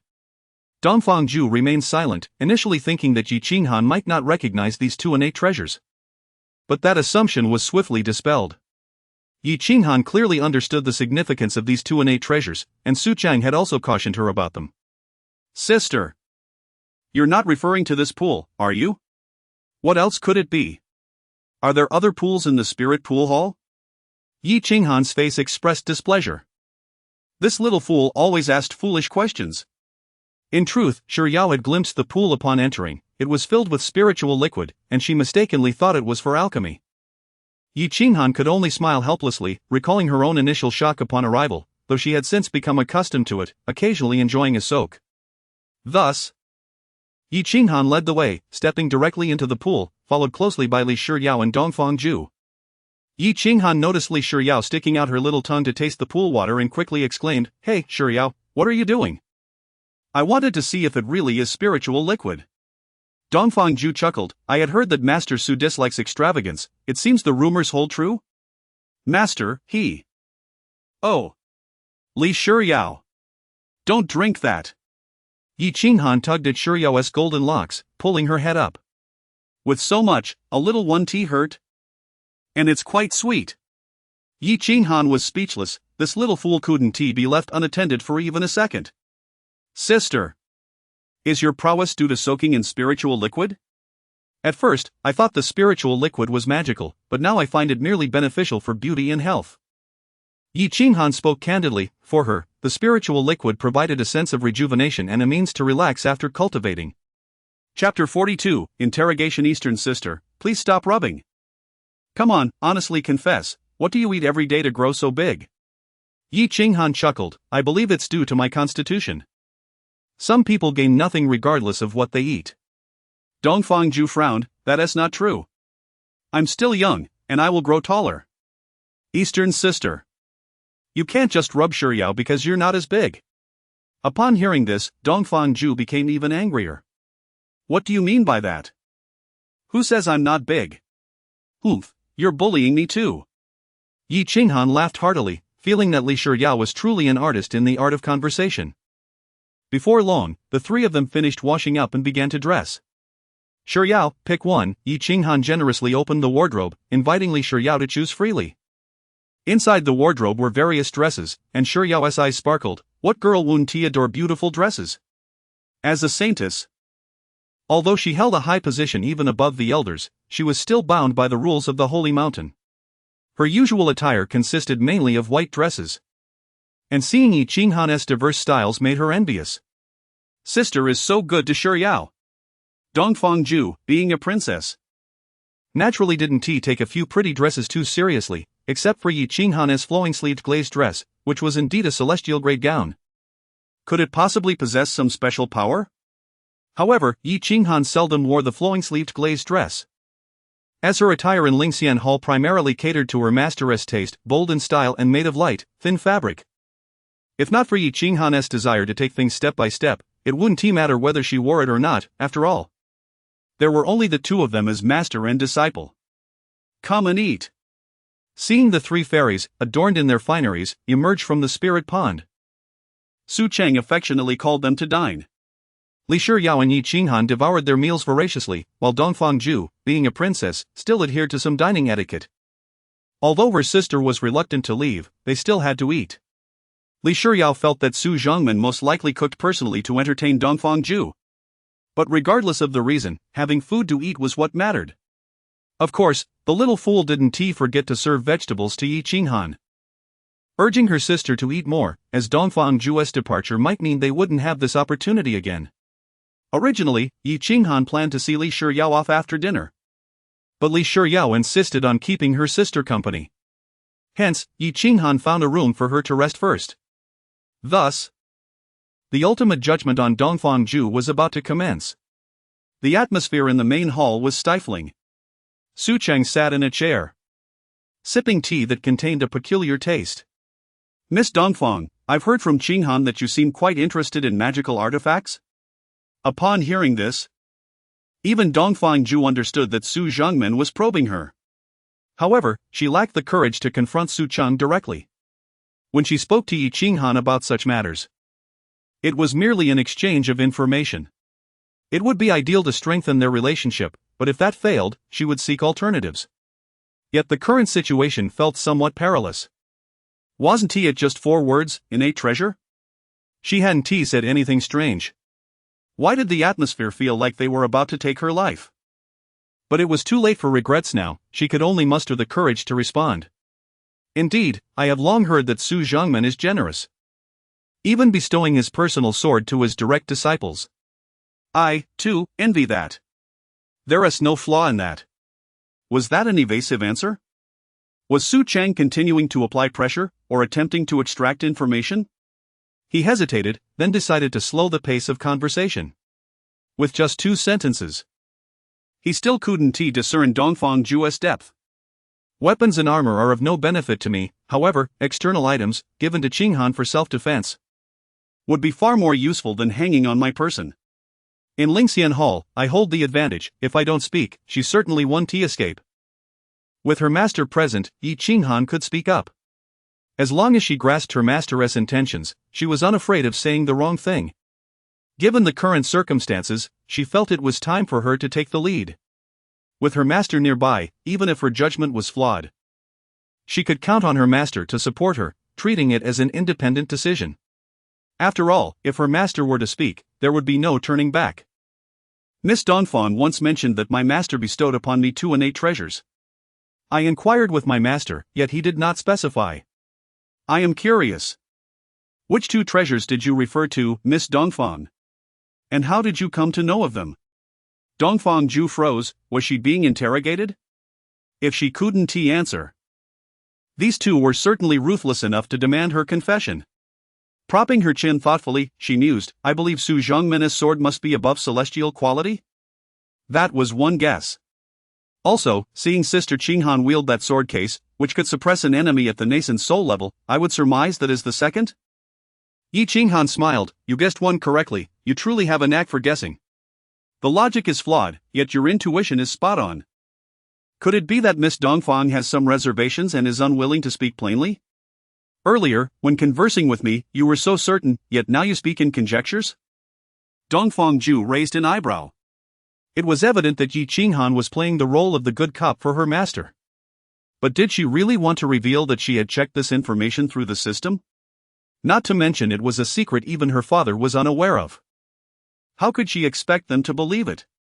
It might as well be said that it was divine revelation. This prolonged silence from Dongfang is acceptable for now. The priority is to ascertain who else is aware of this matter. Upon hearing this, Yi Qinghan realized that her master was aligned with her thoughts. It seemed that Miss Dongfang harbored unspoken difficulties. That was understandable. Sister, I am deeply grateful for your understanding, Dongfang said sincerely. Yi Qinghan smiled, adopting the same serious expression she had when teasing the little fool in the past. Sister, do not be alarmed, the matter of innate spiritual objects is certainly a fabrication. However, my master is concerned for the world, fearing that malicious individuals might sow discord, leading to turmoil in the pursuit of divine weapons, making it difficult to rectify later. Ha! So, am I the malicious one? Good sister, I am a princess. If the world is in chaos, wouldn't that mean my home is in turmoil too? Are you accusing me directly? My sister speaks reason. Yet Dongfang could only nod in agreement, setting aside the fact that they were currently under the same roof. Even if they weren't, Yi Qinghan's words were indeed valid. Whether true or false, once it spread, it would incite a frenzy among the heroes, igniting chaotic times. Yi Qinghan did not doubt her sister, she merely feared that her sister had fallen into the traps of the wicked, being used as a pawn. Dongfang was utterly stunned. The implication of her words suggested that her father had sent her as a scout. Coming here. She felt as though she had not made a good impression and instead brought trouble to her father. Sister, you worry too much, I merely learned of this by chance. And my intention was to remind you without any instigation from others. Is that so? Sister, do not act tough, my master and your father have an old friendship. And we are sisters, not outsiders. If you face any difficulties, do not hesitate to speak out to avoid greater calamities. Yi Qinghan pondered. I trust you as far as I can throw you, your intentions have never been pure. The heart-capturing mirror showed no reaction, that was the truth. This means that only she knows about this matter, that would be for the best. Yi Qinghan was taken aback. She had never heard of her master possessing any lie-detecting treasures. Although it was evident that her master had been prepared. It was astonishing that even her most trusted disciple was kept in the dark. Was it because her master feared she would learn of the innate treasures? Moreover, this artifact was not stored in the Wanyu pavilion, suggesting her master carried it on her person. If that were the case, wouldn't she end up looking like a fool? However, since her master had never used it against her, it seemed she regarded her as one of her own. With this thought, Yi Qinghan felt somewhat relieved. Sisteress intentions, I shall certainly not forget. I assure you. I harbor no ill will and have not been influenced by others. The truth. Why did she come here? It can't possibly be because she's taken a liking to me. She must have ulterior motives. Yi Qinghan was momentarily taken aback. What her master thought was entirely plausible. This person was contemplating apprenticing herself during the day. If she had indeed taken a fancy to her master, her sudden visit would no longer be unexpected. Subsequently, she tried to extract information from me to understand my master. More significantly, she claimed she wanted to be an apprentice. Then, she provided certain information to capture my master's attention.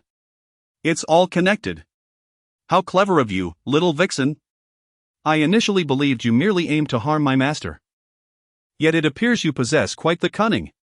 So you are here to vie for my master's favor. You deserve to be condemned to an eternity of suffering. Given this, I can finally rest easy. Yi Qinghan gritted her teeth as she spoke. Though her master had yet to decipher her thoughts, she had understood everything. Dongfangju felt a chill run down her spine. Just moments ago everything was fine, but now Yi Qinghan's gaze was filled with a palpable murderous intent. Ha? Did I say something wrong? I meant no harm. Why is she unhappy? Is it that she doesn't trust me? Sister, do you not trust Jur? How could that be? I trust you immensely. I now not only believe you are not lying but also understand your devious schemes. No. I must devise a way to eliminate her. She cannot linger by my master's side. Master, I am feeling a bit fatigued, may I take a rest? Of course, Qinghan, please take care of your health. The purpose of cultivation is to refine oneself, neglecting your well-being would be futile. Yi Qinghan seized Dongfangju's wrist, lifting her from the chair. Hey, Sister Qinghan, I'm not tired, I don't need to rest. No, you are tired. Ah. Dongfangju felt numb. This situation seemed far too perilous for her to be alone with Yi Qinghan. Su Zhengmin, what are you grinning about over there? Does this scene appear heartwarming to you? The tranquil smile you wear now will be as peaceful as my departure shortly. Yi Qinghan dragged Dongfangju out of the main hall and back to her room. Sister Qinghan. Just the two of us, no need for pretense. Yi Qinghan wore a displeased expression. She harbored an intense desire to eliminate any woman attempting to steal her man. What is wrong with you? What have I said to provoke the senior sister's ire? Who the hell are you calling senior sister? As Yi Qinghan spoke, she reached for her sword, but Dongfangju hurriedly restrained her hand. Hey. That is not necessary, don't be so impulsive. You're so good at guessing, why not guess what I'm thinking? The room was dimly lit. Yet Dongfangju could still see the murderous glint in Yi Qinghan's fox-like eyes. You aren't contemplating how to kill me, are you? Correct. No. Calm down. I've learned my lesson, I mean no harm, truly. You have designs on my master and still claim to mean no harm? Did you not say you would refrain from interference? I even threatened to chop off your foot and stuff it in your mouth. Have you forgotten? Oh. How could the fair Qinghan be so fickle? Yi Qinghan pondered. She knew her master would never agree, given his aversion to complications. He would not dismiss you lightly. As it would be a favor to you. Who could have predicted Dongfangju would play such a trick? Now, even if Dongfangju sought to leave, her master might not consent. If Dongfangju were to cling to Lingxian Hall, what chaos would ensue? Although her master was not one for romantic pursuits, could he truly withstand her relentless pursuit? What if something unforeseen occurs? What? Are you dissatisfied? Would killing you count as interference? I would not defy my master's wishes, however. Unless I recall, we weren't quite so familiar before your apprenticeship, were we? But you just mentioned that my father and your master are old acquaintances and that we are sisters, not strangers. I don't know your father. He can associate with whomever he pleases, and as for sisters? Ha! Oh, come now, good sister, surely you jest. If I am here, you are also the eldest disciple. Do you truly believe my master would favor me over you? Are you seeking death? As Yi Qinghan spoke, she unsheathed her sword halfway, only to have Dongfangju push it back down. Don't be angry, senior sister, don't harm yourself. You little. Yi Qinghan pressed Dongfangju onto the bed, speaking each word deliberately. I will only say this once, so listen closely. Dongfangju straightened up, nodding obediently, aware she had narrowly escaped disaster and could not afford to be reckless. If you sincerely wish to apprentice, as my master's personal disciple, I will not obstruct you. But if you resort to cunning tricks and devious schemes, even if you manage to enter the fold, I will ensure you do not survive. Dongfangju was taken aback. She realized Yi Qinghan was serious. Although she thought that once she became a disciple, Yi Qinghan would likely hesitate to act against her due to her master's influence. She dared not take that risk. I understand, but... But what? But you also employed cunning tactics to be accepted by Su Zhongmin, did you not? Yi Qinghan did not respond. There was no merit in explaining such matters. She felt that even if the foolishly sure Yao were to seek apprenticeship, she would surely surpass Dongfangju. At least Li Shiyao understood the significance of apprenticeship and would not resort to petty tricks. Conversely, if one believed that such ploys could deceive her master and herself, that would be truly foolish. Once her words were spoken, Yi Qinghan activated her celestial powers, igniting the oil lamp, illuminating the room. Tonight, you will sleep with me. I'm actually not tired. Yi Qinghan casually removed her clothing, donning a black nightgown from the wardrobe. The sword box leaned against the bedside, the 3-foot-long frost blade nestled between her legs, and at that moment, her fox tail and ears emerged. Then, Yi Qinghan fell asleep. Dongfangju was left in the corner, surveying the room. The walls were adorned with various paintings of Su City, most likely crafted by Yi Qinghan herself, with an unfinished piece resting on the table. She had only removed her bracelet, which the system referred to as the Desire Dispel bracelet, the purpose of which she was unaware. A jade pendant the size of a bank card in some celestial medicine remained tucked in her clothing, even in a nightgown. The edges of the pendant could be faintly seen peeking out. The flowing sleeves of a glazed dress hung in the wardrobe. A garment of celestial quality that was undeniably exquisite. The fragrance surrounding Yi Qinghan was intoxicating. Dongfangju believed that even most men could hardly resist it, let alone women who found it delightful. Yi Qinghan appeared to have drifted off to sleep, looking extraordinarily enchanting, though her knowledge of Su City was limited. Her impression of Yi Qinghan had deepened significantly. A beauty capable of bringing nations to ruin, with unparalleled talent, she catered to her master's every whim, prioritizing his happiness above all else. It was no wonder Su City favored her so greatly, showering her with treasures. However, am I not lacking? At the very least, I shall strive to improve. Chapter 44, Li Shiyao's Grand Move. Qinghan, did you make any progress last night? Su Cheng inquired as he approached Yi Qinghan, who was washing up. None, Qinghan replied, sensing no malice from her. I feel the same, Su Cheng pondered, turning away to sit back at the table beneath the tree. As a disciple, I believe it would be best to either eliminate her or drive her away. She cannot remain at Lingxian Hall any longer. Yi Qinghan shared this sentiment but hesitated to complicate matters for her master. Setting aside the feasibility of killing Dongfangju, doing so might trigger a butterfly effect that could alter the future, I know. She thought to herself, accepting Yi Qinghan was already a considerable stretch. I must find a way to send Dongfangju to Tiandao Pavilion. As she calculated the time, she realized that Cheng Liang's fourth disciple would soon appear. Yet, the original second disciple, Yi Qinghan, was by her side, and the third disciple, Dongfang Zhu, was also at Lingxian Hall. Qinghan, do you have a way to send Dongfang Zhu to Tiandao Pavilion? I do, but why must she go there? Ha! When my master sees her, without a second thought, he will slap her. Within 2 days, she will undoubtedly head to Tiandao Pavilion. How should I phrase this? I cannot simply reveal to my disciple that I possess foresight into the future Qinghan, her fated companion is Cheng Liang. If I were to intervene forcibly, it might contravene the heavenly mandate. While I fear not the consequences, I worry it may affect your path to immortality. Yi Qinghan squinted her fox-like eyes. If that were the case, her master's claim of knowing destiny was likely false, everything stemmed from her own existence. However, what does my master mean by being able to kill Dongfang Zhu? With my cultivation, I could easily dispatch 100 of her ilk. How could it be impossible? In that case, leave it to Qinghan, I will ensure she is sent to Tiandao Pavilion.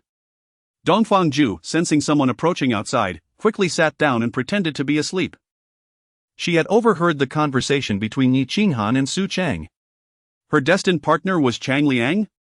He had indeed treated her well, yet Dongfang Zhu found it odd.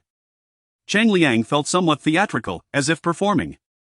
Even when sneaking a glance at him from behind, she sensed that he was merely putting on a show for her. Get up! Yi Qinghan stood at the foot of the bed and delivered a light slap to Dongfang Zhu's backside. Sister Qinghan?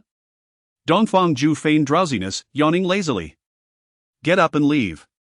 Where to? Yi Qinghan, uninterested in further conversation, delivered another gentle slap to her soft rear. Li Shiyao poked her golden head through the door, looking adorably daft. Good morning, Sister Qinghan. Good morning, Sister Dongfang. Yi Qinghan nodded at Li Shiyao and tossed Dongfang Zhu's clothes onto her face. Sister Qinghan, I want to sleep with you. You can sleep with Sister Dongfang, I prefer to sleep alone. Why? I sleep with the Ling Shuang sword, if you're not afraid. You may join. Yi Qinghan squinted her eyes, giving Li Shiyao a look that nearly scared her into submission. Shiyao is a big girl now. I can sleep by myself. Yi Qinghan felt increasingly adept at dealing with Li Shiyao, at least able to conclude the conversation smoothly. However, she did not anticipate that. In a moment of distraction, Li Shiyao would muster the courage to seek out her master. The golden-haired little fool, though treated as a child by Yi Qinghan, was not at all short. Standing before Su Cheng, she appeared fierce, as if demanding payment. Yi Qinghan, standing tall at 178 centimeters, possessed a graceful figure and naturally alluring traits, which made her beauty all the more reasonable. She could eat whatever she liked without gaining weight, defying logic. Yet, Li Shiyao, lacking the same innate allure, still stood at a remarkable 175 centimeters, with a curvaceous figure and a face resembling that of a gentle, nurturing figure. Though she often bore a daft expression, appearing like a small victim of circumstance. Li Shiyao tilted her head adorably as she confronted Su Cheng, her expression not particularly clever. Didn't you promise to release Sister Qinghan? Su Cheng blinked, hesitating for a long moment, unsure of how to respond. Hey, this is Lingxian Hall. Do you think it's still the marketplace? If I refuse to let her go, what will you do? Dongfang Zhu is one thing. But do you really intend to bully me, too? Then Shiyao begs you, please let Sister Qinghan go, alright? Just as Su Cheng was about to speak, he noticed Li Shiyao's gaze shift abruptly, revealing a fierce intensity. In an instant, a long sword shot forth from beneath her sleeve. Its swift motion aimed directly at Su Cheng's face. Whoa! This little fool is trying to kill me. Su Cheng hastily dodged as Li Shiyao unleashed a flurry of attacks, driving him from outside Yi Qinghan's chamber to the entrance of the spirit pool hall. Though Su Cheng was strong, he faced the onslaught of an assassin.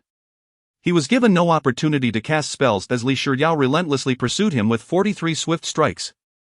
Blood of the sacred Crimson Cloud Sword. In a heartbeat, blood enveloped the long sword. Knowing Su Cheng's prowess, Li Shiyao intended to give him no respite. She was determined to eliminate the villain who bullied her sister. It must be said, Li Shiyao was truly gambling her life this time. Compared to dealing with beasts in the secret realm, she seemed possessed by the spirit of a slayer. Her mind was solely focused on defeating Su Cheng, urging herself to be quicker, faster. With each strike, Su Cheng, without a weapon, could only dodge back and forth. Just as he attempted to cast a spell, another sword came hurtling toward him. No! Ah! This time, Li Shiyao wasted no breath. With a flick of her wrist, she pierced through the fabric of Su Cheng's long coat. So close! Yet, at that moment, she only wished to pierce through Su Cheng himself. Imagining her sister Qinghan being tormented by this villainous master, Li Shiyao was resolute. Blood of the sacred demon-slaying sword formation. In an instant, sacred blood surged from her wrist, transforming into a sword formation that ensnared Su Cheng. Su Cheng felt numb. He had envisioned countless ways to meet his end but never imagined it would be at the hands of this little fool. The demon-slaying sword formation restrained Su Cheng's movements as if he were trapped in a quagmire, facing Li Shiyao's charged final strike with no means to resist. With no other option, Su Cheng could only summon the Chaos Bell to defend against the attack, but with his cultivation, he could only use it once. The method was to find an opportune moment to throw it, negating one attack. In truth, Su Cheng believed he might be able to use it again, provided he could retrieve the thrown Chaos Bell. As he watched Li Shiyao leap forward, the overwhelming sword energy forced Su Cheng to shut his eyes, haphazardly tossing the bell in her direction. Fortuitously, Su Cheng managed to block it, even pushing Li Shiyao back, granting himself a moment's respite. But then, disaster struck. While Su Cheng had hoped to escape, he witnessed Li Shiyao transform into a pool of blood. It was an illusion. At that moment, Li Shiyao's true form was behind Su Cheng, and this strike was her full power. Even if I bleed out, I will take you down. Let Sister Qinghan be free. In an instant, more sacred blood flowed forth, as Li Shiyao floated mid-air like an offering, her front adorned with the demon-slaying sacred sword formed from her blood. What Qinghan could not witness, Su Cheng beheld at that moment. Su Cheng, now ensnared by the sword formation conjured from sacred blood, found himself with no means of escape. This little fool was undoubtedly Su Cheng's nemesis. The sacred blood, which possesses remarkable efficacy against demons and monsters, often does not confer a significant advantage in combat, but rather takes a considerable toll on Li Shiyao. However, for Su Cheng, it proves to be highly effective. This is a secret even Qinghan is unaware of, and Su Cheng himself did not anticipate that the sacred blood would exert such a powerful suppressive effect on him. Su Cheng felt akin to a prisoner being led to execution, while Li Shiyao was not faring much better, having exhausted her sacred blood to summon the demon-slaying holy sword. Blood now seeped from the corner of her mouth, and her face appeared pallid. Yet, at that moment, Li Shiyao's expression was one of unprecedented ferocity, reminiscent of her sister Qinghan's fury. With the sacred sword, born of sacred blood, she was poised to strike down the villain before her. Hearing the commotion, Qinghan emerged from her chamber, stunned by the sight before her. Li Shiyao! Stop! But Li Shiyao paid no heed. The sword had already been unleashed, and there was no turning back. Sister, Shiyao grants you freedom. At this moment, Qinghan prepared to unleash a powerful move, directing it squarely at Su Cheng. A sword, the size of a room, hurtled toward him, and Su Cheng felt as though his mind was spinning. Qinghan had no time to summon any artifacts or employ her sword formation. She could only draw the Lingfrost sword and leap into action. Uncertain if she could intercept Li Shiyao's sacred blood sword, but there was no time to ponder. With a thunderous crash, the sacred blood sword struck the Lingfrost sword. Had Qinghan been able to muster a second strike, it might have mitigated the impact, but there was no time.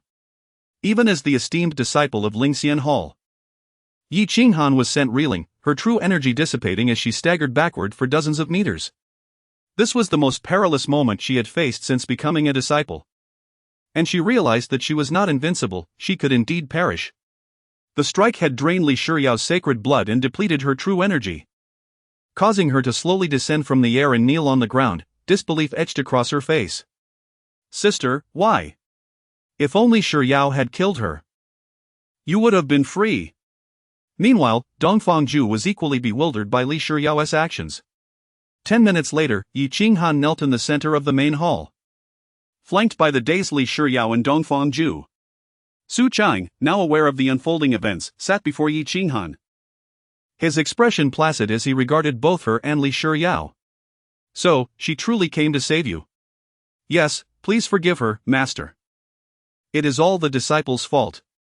Despite Yi Qinghan having clarified matters with Su Cheng, Li Shiyao remained utterly perplexed. She was replaying the sequence of events in her mind, contemplating how, had she executed the process more smoothly, her sister would not need to kneel at this moment. Next time, I must act more swiftly. No. It is not my sister's fault. Shiyao has long wished to kill you. Oh, look at that, Qinghan, even now she defends you. What kind of enchantment have you cast upon her? Indeed, Li Shiyao, you are formidable, I cannot provoke you. Shiyao, cease your words. Yi Qinghan was exasperated. This foolish girl likely thought she was defending her. We have reason, why should we fear? Do not speak further, or my sister will suffer. If Yi Qinghan did not save him, it was certain that he would be the one to suffer. Su Cheng squinted. Qinghan, do you accept punishment? Such events warrant a slight reprimand, but how should it be administered? Yi Qinghan lowered her head, a look of despair on her face. Yet as long as her master still desired her, it was not a substantial problem.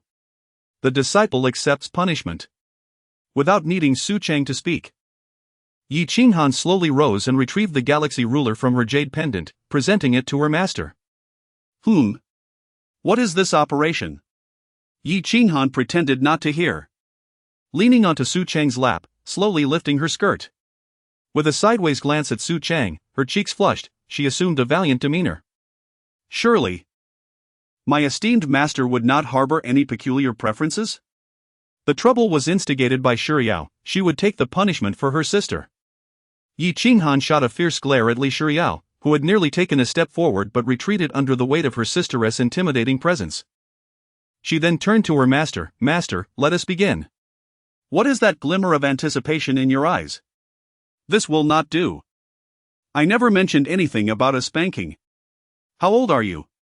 Besides, does Lingxian Hall even have such a rule? Upon hearing her master's thoughts, Yi Qinghan became even more embarrassed, her face burning. Though she was a vixen, she had no prior experience. The mere thought of being spanked by her master was inexplicably thrilling, and she found herself somewhat looking forward to it. How absurd, yet Qinghan liked it. With Su Cheng cornered, 3 pairs of eyes were fixed upon him, leaving him no choice but to proceed. It feels a bit reluctant. But this is for Qinghan's own good. She must learn her lesson. Li Shiyao glared at the galaxy ruler in Su Cheng's hand, her anger flaring. For the sake of punishing her sister, Su Cheng had even prepared 2 rulers? The ruler stolen by her sister last time was not this one. Su Cheng's gaze turned cold and indifferent as he lowered the skirt Yi Qinghan had lifted. It was unnecessary. As the galaxy ruler descended, even someone as formidable as Yi Yanwang felt like a kitten, unable to suppress a delicate protest. Her jade hands clutched Su Cheng's long robe tightly. Her teeth gritted as though enduring excruciating pain. Ah! Is it that painful? I barely exerted any force. Master, continue. Dongfang sensed she might have grasped the situation. The senior sister seemed a bit unorthodox. Should we call it off? It does not seem fair to blame Qinghan, but who else can be blamed? Me? No, Su Cheng, you must not show her mercy. She is a vixen. She must learn to remember her mistakes. Yi Qinghan, hearing her master's inner thoughts, silently urged, Master, do not show mercy to Qinghan. Punish her severely. Facing the galaxy ruler, Yi Qinghan's protective true energy was of no use, though it was not overly exaggerated, it still stung somewhat. Master, the disciple, While Yi Qinghan reveled in the experience, Li Shiyao was on the verge of tears. Why is it still going on? They've already struck 4 or 5 times. Dongfang sister, do not stop me. Did you not see my sister being tormented? I think your sister appears quite pleased, Dongfang replied, exasperated. She could only conclude that Yi Qinghan and Li Shiyao were one a pure pervert, the other a total fool. Shiyao is not a fool. How could anyone enjoy being punished? Upon hearing this, Yi Qinghan felt even more ashamed, yet she still desired more, even wishing her master would strike harder. After a full 20 strikes, Su Cheng, gazing into Yi Qinghan's tear-filled, dreamy eyes, found it difficult to continue. Qinghan, you must learn from this, remember it well. Yi Qinghan slowly rose, her legs giving way as she collapsed into Su Cheng's embrace. The galaxy ruler, even through her clothing, had left her utterly exhausted. And it must be said, it truly hurt. Yet, she loved her master dearly. Qinghan, I will surely remember this lesson and never transgress again. Chapter 46, The time has come. Is it truly that exhilarating? Sister Qinghan, do mind your expression. Dongfangju trailed behind Yi Qinghan, feeling as though the sky had fallen. Yi Qinghan appeared relatively composed usually, but once she was in the same frame as Su Cheng, she seemed to transform entirely. Yi Qinghan shot a glance at Dongfangju, then simply led the two of them outside. At the south gate of Nanding City, Yi Qinghan halted them. All right. Let us part ways here. Dongfangju glanced at Li Shiryao, who in turn looked at Yi Qinghan. The three exchanged glances. Are you sending us away? Ah. Yi Qinghan's temper flared. What, do you think Lingxian Hall is your home? Yi Qinghan grasped Li Shiryao and earnestly said, Shiryao has been out for several days. It's time for her to return. The elders must be quite worried about you, don't you think? Li Shiryao was astute. Although Yi Qinghan had explained the situation, she sensed that her sister was telling a benevolent falsehood. She simply didn't want to worry her, however, such little tricks would not deceive her. In front of her, her sister had even been spanked. What if she weren't there? Shiryao wished to remain with her sister and did not want to return to the holy mountain. Yi Qinghan, on the other hand, wore a helpless expression. No matter how she explained, Li Shiryao would not believe her, so she could only let the misunderstanding persist. Shiryao, you cannot assist your sister, nor can you replace her. This is a path that I must take. Her words left Li Shiryao momentarily stunned. In that case, let sister and Shiryao flee. Yi Qinghan felt that Li Shiryao's condition was rather severe, and it seemed she would need to treat her slowly. First, to deal with the dangerous element, Dongfangju, I have consulted my master, and he said he does not like you, you should leave quickly. Nonsense. I don't believe it. Whether you believe it or not is irrelevant. If you cling on any longer, I will beat you. Every time I see you, I will beat you. Why are you so unreasonable?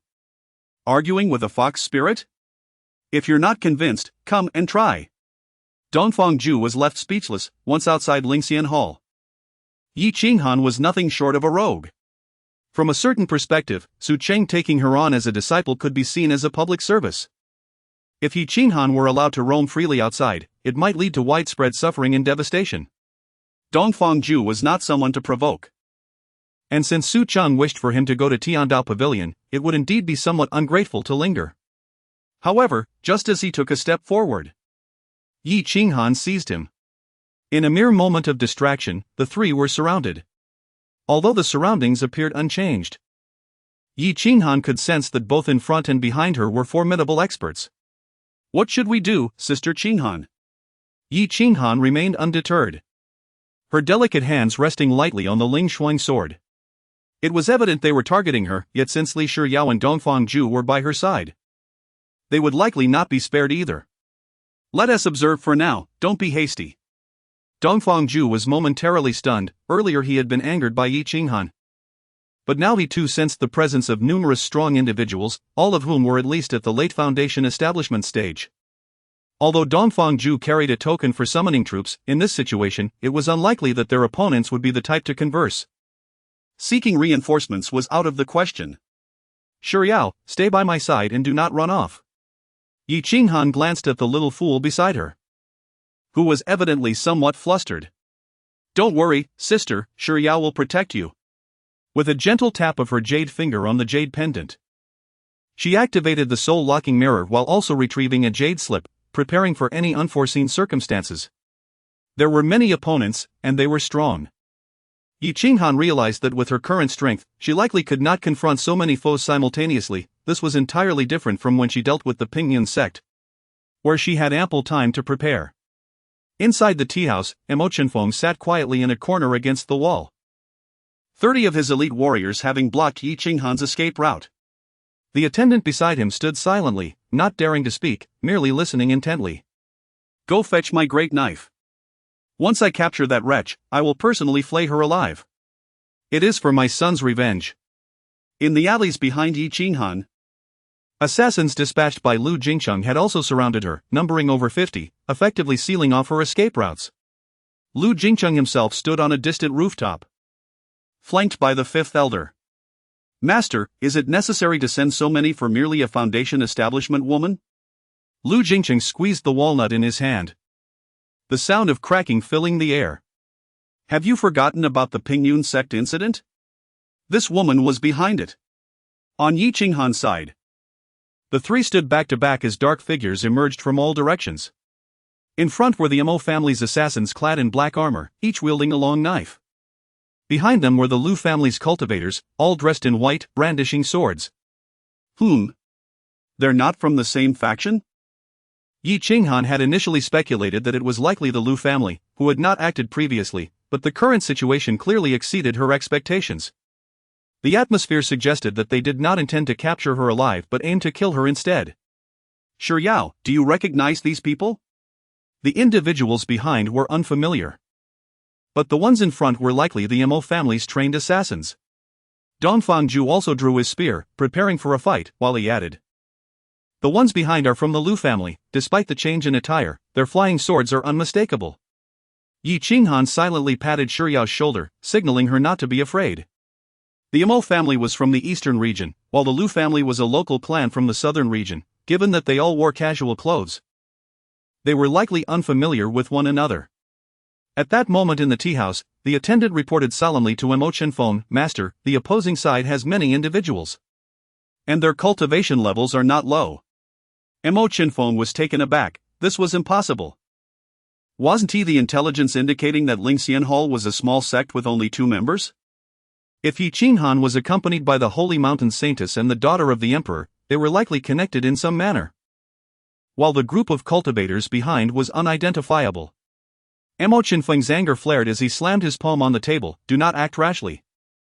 Let us see who they are behind her. Meanwhile, Lu Jingcheng was also bewildered. Wasn't this supposed to be an assassination operation? This situation seemed off. Who were those people opposite? They did not appear to be from the southern region. That Yi Chunmeng possessed a natural allure, likely using her charm to find some assistance. The fifth elder squinted, gazing into the distance. Those black-armored assassins appeared to possess formidable cultivation as well. Lu Jingcheng realized this too. To avoid unnecessary losses, it would be prudent to proceed with caution. Let us stabilize the situation first and ascertain who they are. Master, perhaps we should withdraw. This could very well be a trap set by Chang Liang. You mean to say this is to weaken the Lu family's influence? Indeed. Chang Liang himself wouldn't dare provoke that lunatic from Lingxian Hall. If this matter comes to light later, the Tianda Pavilion would merely watch from the sidelines. Especially since Su Chang is his fellow disciple. No matter what, we must first ascertain the truth. To withdraw now would leave both Chang Liang and the old man unsatisfied. On Yi Qinghan's side, the situation was tense. 2 factions flanked the 3 beautiful women, with enemies above and below. Yi Qinghan had no choice. Should she confront them head-on? Even if she were extraordinarily strong, she would never be able to contend with so many powerful foes. She could only take a gamble. A gamble that they were not allied. Yi Qinghan decided to emulate her master, standing with her hands clasped behind her back and shouting, "Charge! Not a single one shall escape." Chapter 47, A Fox Plays with 2 Tigers. The factions of the Mo family and the Lu family initially intended to observe the situation. However, with Yi Qinghan's utterance, they swiftly took up arms and engaged in fierce combat. It was not a lack of reason that spurred them into action, rather, their very rationality compelled them. All were formidable warriors, and a single step back could spell death. Each participant had cultivation levels no lower than the late foundation establishment stage. And even a moment's hesitation could lead to demise. Thus, they could only surge forward, howling as they charged. In an instant, both sides mistakenly believed the other to be Yi Qinghan's allies and struck first. They recognized only attire, not individuals. They killed anyone they encountered. The air was filled with flying swords and magical artifacts, with various spells clashing in a breathtaking spectacle. Yi Qinghan and her companions stood back to back, also attacking anyone they saw with lethal intent. Inside a tea house, Mo Chenfeng sensed the dire situation. There were over 50 opponents. Although his side consisted of elite bodyguards capable of 10-to-1 combat, even the strongest fists struggled against multiple foes. This was troubling. It seemed he had fallen into a trap. Initially, he held onto a glimmer of hope, thinking the adversaries might be seeking revenge against Yi Qinghan. But now, Mo Chenfeng realized this was a plot against the Mo family. Did he still not know who was behind this? The Lu family, a clan from the southern region, was no large family, reputedly under the aegis of the Tiandao Pavilion.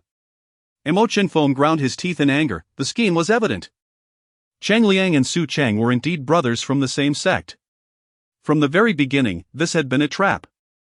They first sent the eldest disciple of the Lingxian Hall to kill his son, merely to draw him out. Luring him to the southern region under the guise of the Lingxian Hall, they aimed to deplete the Mo family's elite forces.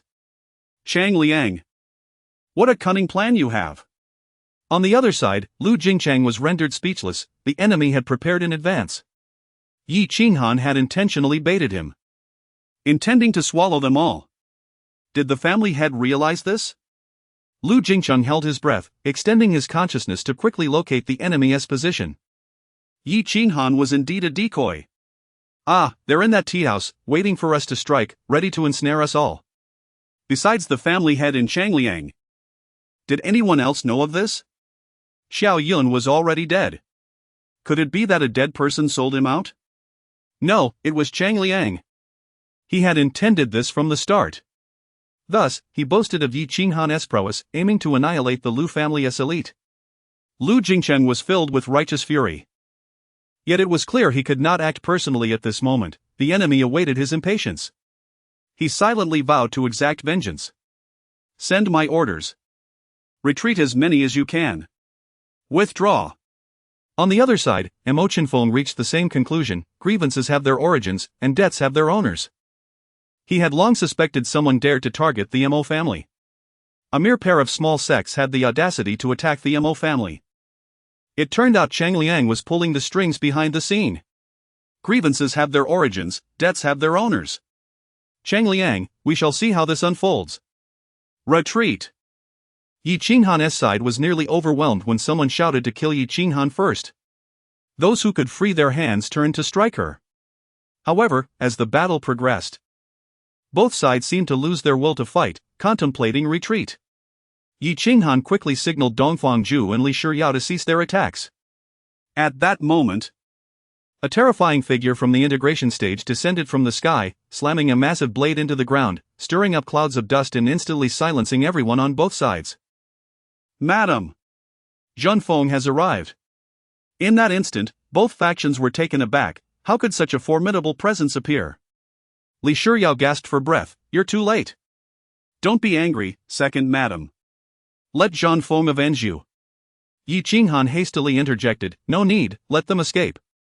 At this moment, Yi Qinghan sensed the changing tides. In the chaos, they had been attacking anyone in sight, but now, any reckless action might alert the enemy. Although Su Zhanfeng had arrived, both factions had observers. And Yi Qinghan could not gauge their cultivation levels. In any case, exercising caution was prudent.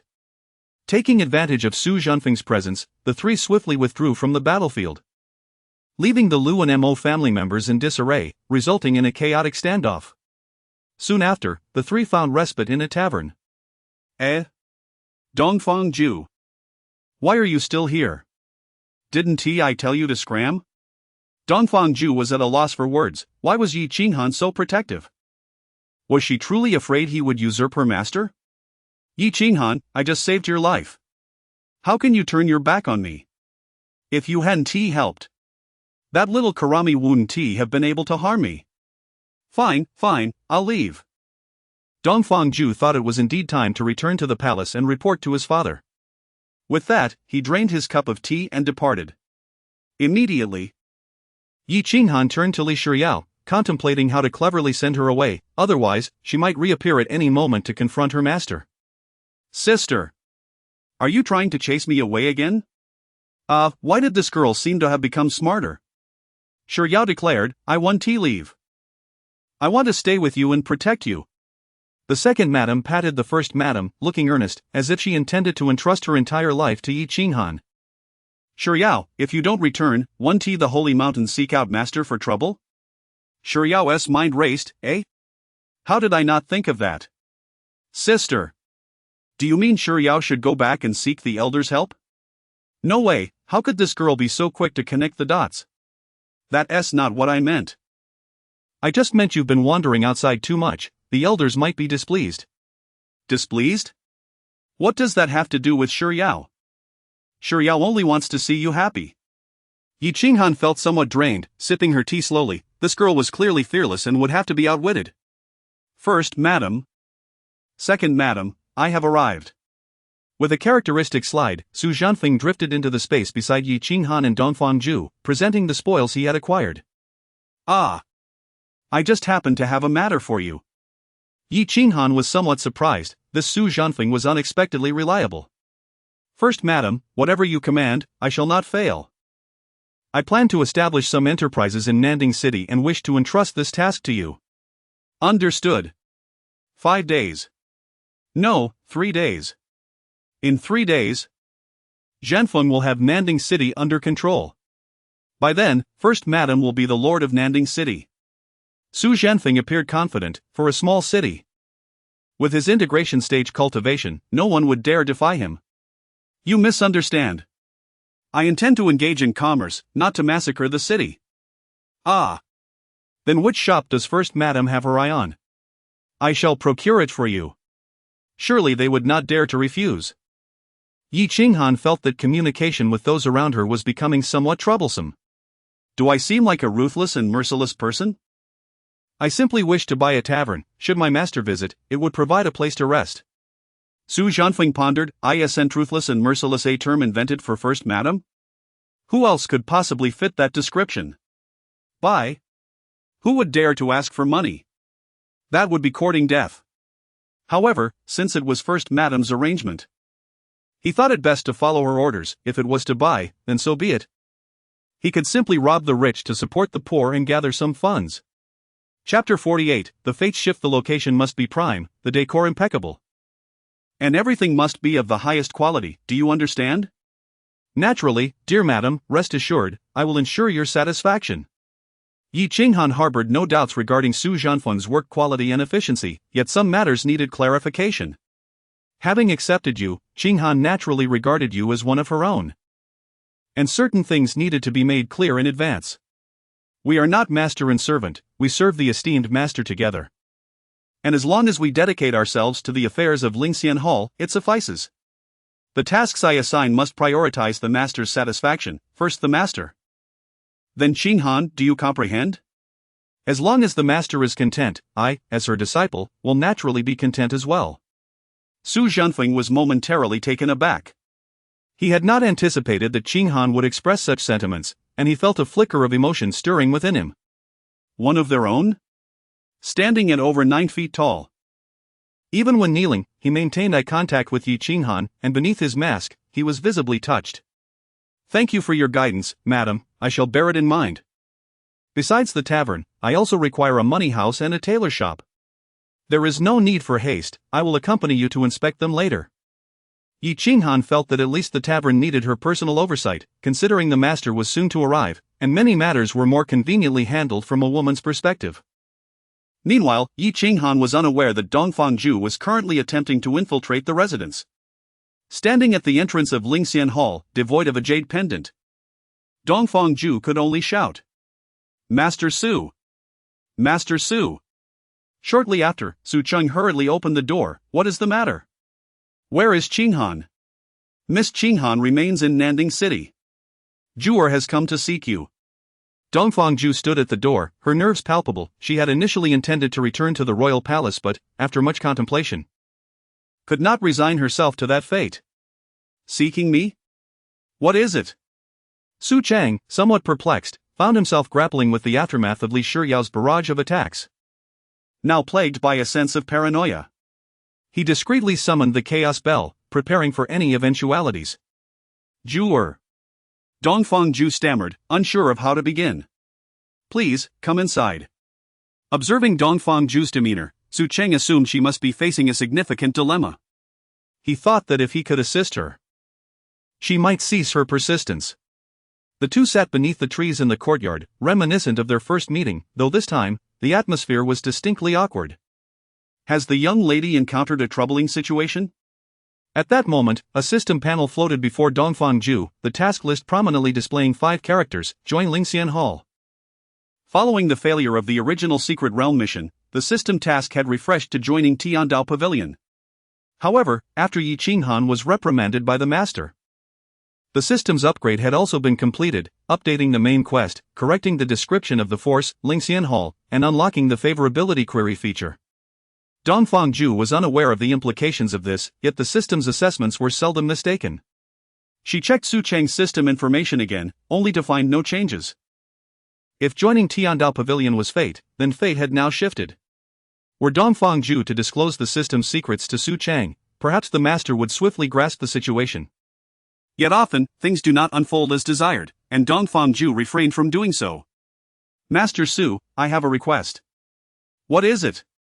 Su Cheng pondered. Honestly surprised that Dongfang would seek her for anything, as she was not like Yi Qinghan, who had enemies, and few would dare to provoke this princess. Zhu'er wishes to join Lingxian Hall. Ah. Dongfang could no longer remain seated and knelt before Su Cheng, compelling the master, a qi refining expert, to retreat a couple of steps.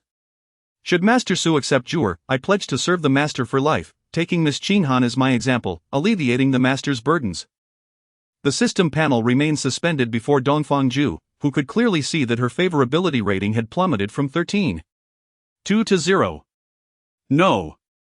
Su Cheng was bewildered. Managing one Yi Qinghan was already overwhelming. Must she take on another? Is Master Su disinclined towards Zhu'er? The young lady misunderstood, her talents are exceptional.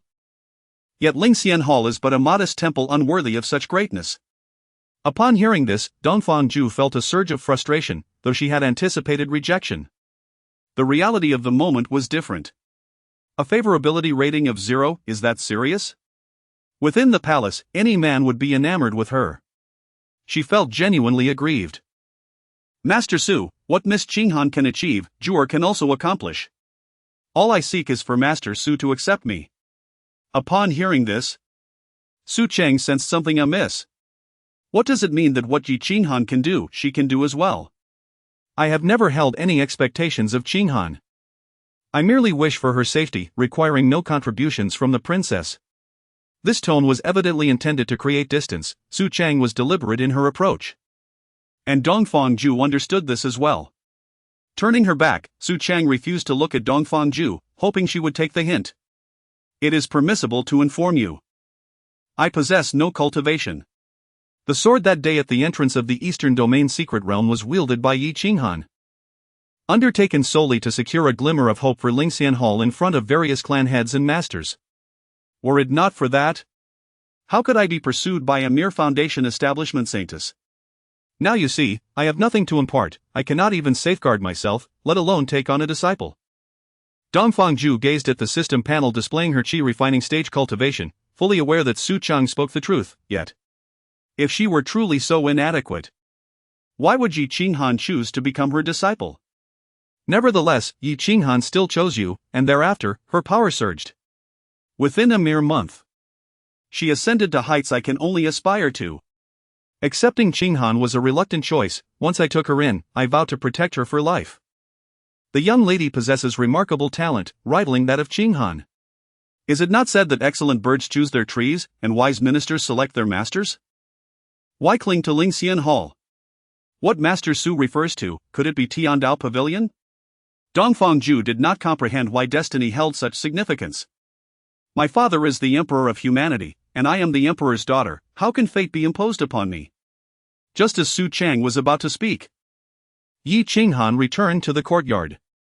Su Zhanfeng had personally escorted the little fool back to the sacred mountain, leaving Yi Qinghan to return alone. Upon entering, Yi Qinghan immediately spotted Dongfang kneeling before her master, that little vixen, attempting to seize her opportunity in her absence. Did she not expect me to return? Choosing to remain silent, she stood obediently beside her master, eavesdropping. Save me, master. Qinghan. This girl wants to be your junior sister. Yi Qinghan almost burst into laughter but managed to suppress it, choosing to remain silent. Su Cheng feigned profundity, stating, "The secrets of heaven cannot be revealed." This morning, Master Su spoke with Miss Qinghan. Jura overheard that Cheng Liang is my fated partner. Could this be true? At that moment, Dongfang Ju felt a twinge of jealousy. Why did Yi Qinghan possess such fortune? She was determined to reject the so-called Tiandao Pavilion.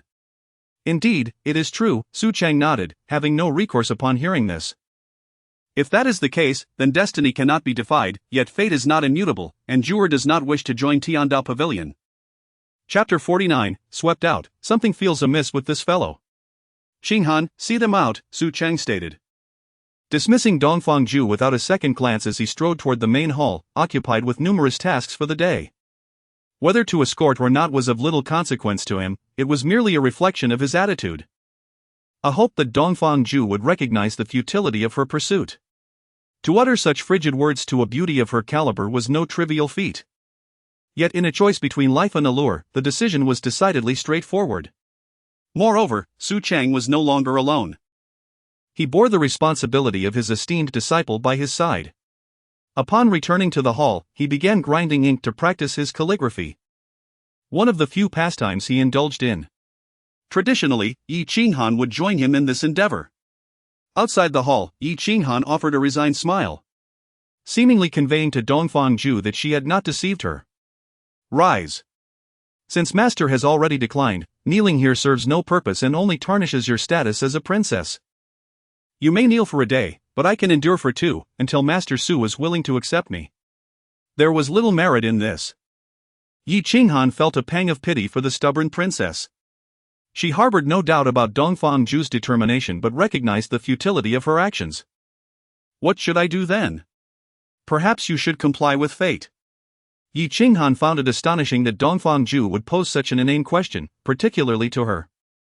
In Lingxian Hall, no one would indulge Dongfang Ju as a princess. Yi Qinghan wished for her swift departure, while Su Cheng would prefer to keep his distance. Dongfang Ju sensed this disparity. She could not comprehend why, despite being the center of admiration wherever she went, she found herself so unappreciated in Lingxian Hall. Su Cheng's gaze toward her even bore a hint of trepidation. Where had she erred? Yi Qinghan, if I claimed I could perceive destiny, would you believe me? Dongfang Ju rose slowly, her demeanor reminiscent of a resolute general, as if no one could vanquish her in this world. Impressive, indeed. Seeing that Yi Qinghan remained skeptical, Dongfang Ju abandoned her pretense. After all, Yi Qinghan was the senior sister. If she wished to take her as a disciple, she would inevitably have to pass her scrutiny. Preeminent treasures, the frost sword, the sword box, a top-tier jade pendant, the desire-disrupting bracelet, the water-sleeved glass skirt, 11 exceptional flying swords, and 1 inferior flying sword. How could I have overlooked the fallen immortal ruler and the soul-locking mirror? Yi Qinghan's gaze sharpened as it swept over Dongfang Ju. That bracelet. Even I am unaware of its name. I don't even know how to use it. Because Master never mentioned it. Yet Dongfang Ju was aware that the bracelet was a celestial-grade treasure, even knowing its name. You haven't disclosed these to Master, have you? Indeed, senior sister. The momentary astonishment vanished, and Yi Qinghan transformed into a caring sister, her eyes softening as she crouched to examine Dongfang Ju. Let us converse in my chamber. Kneeling here is hardly appropriate, don't you think? In Yi Qinghan's quarters, to put Dongfang Ju at ease, she even set up a barrier array. What do you wish to exchange for this secret? A chance at survival? Or perhaps a little secret of your sister? Trust from my senior sister, how does that sound?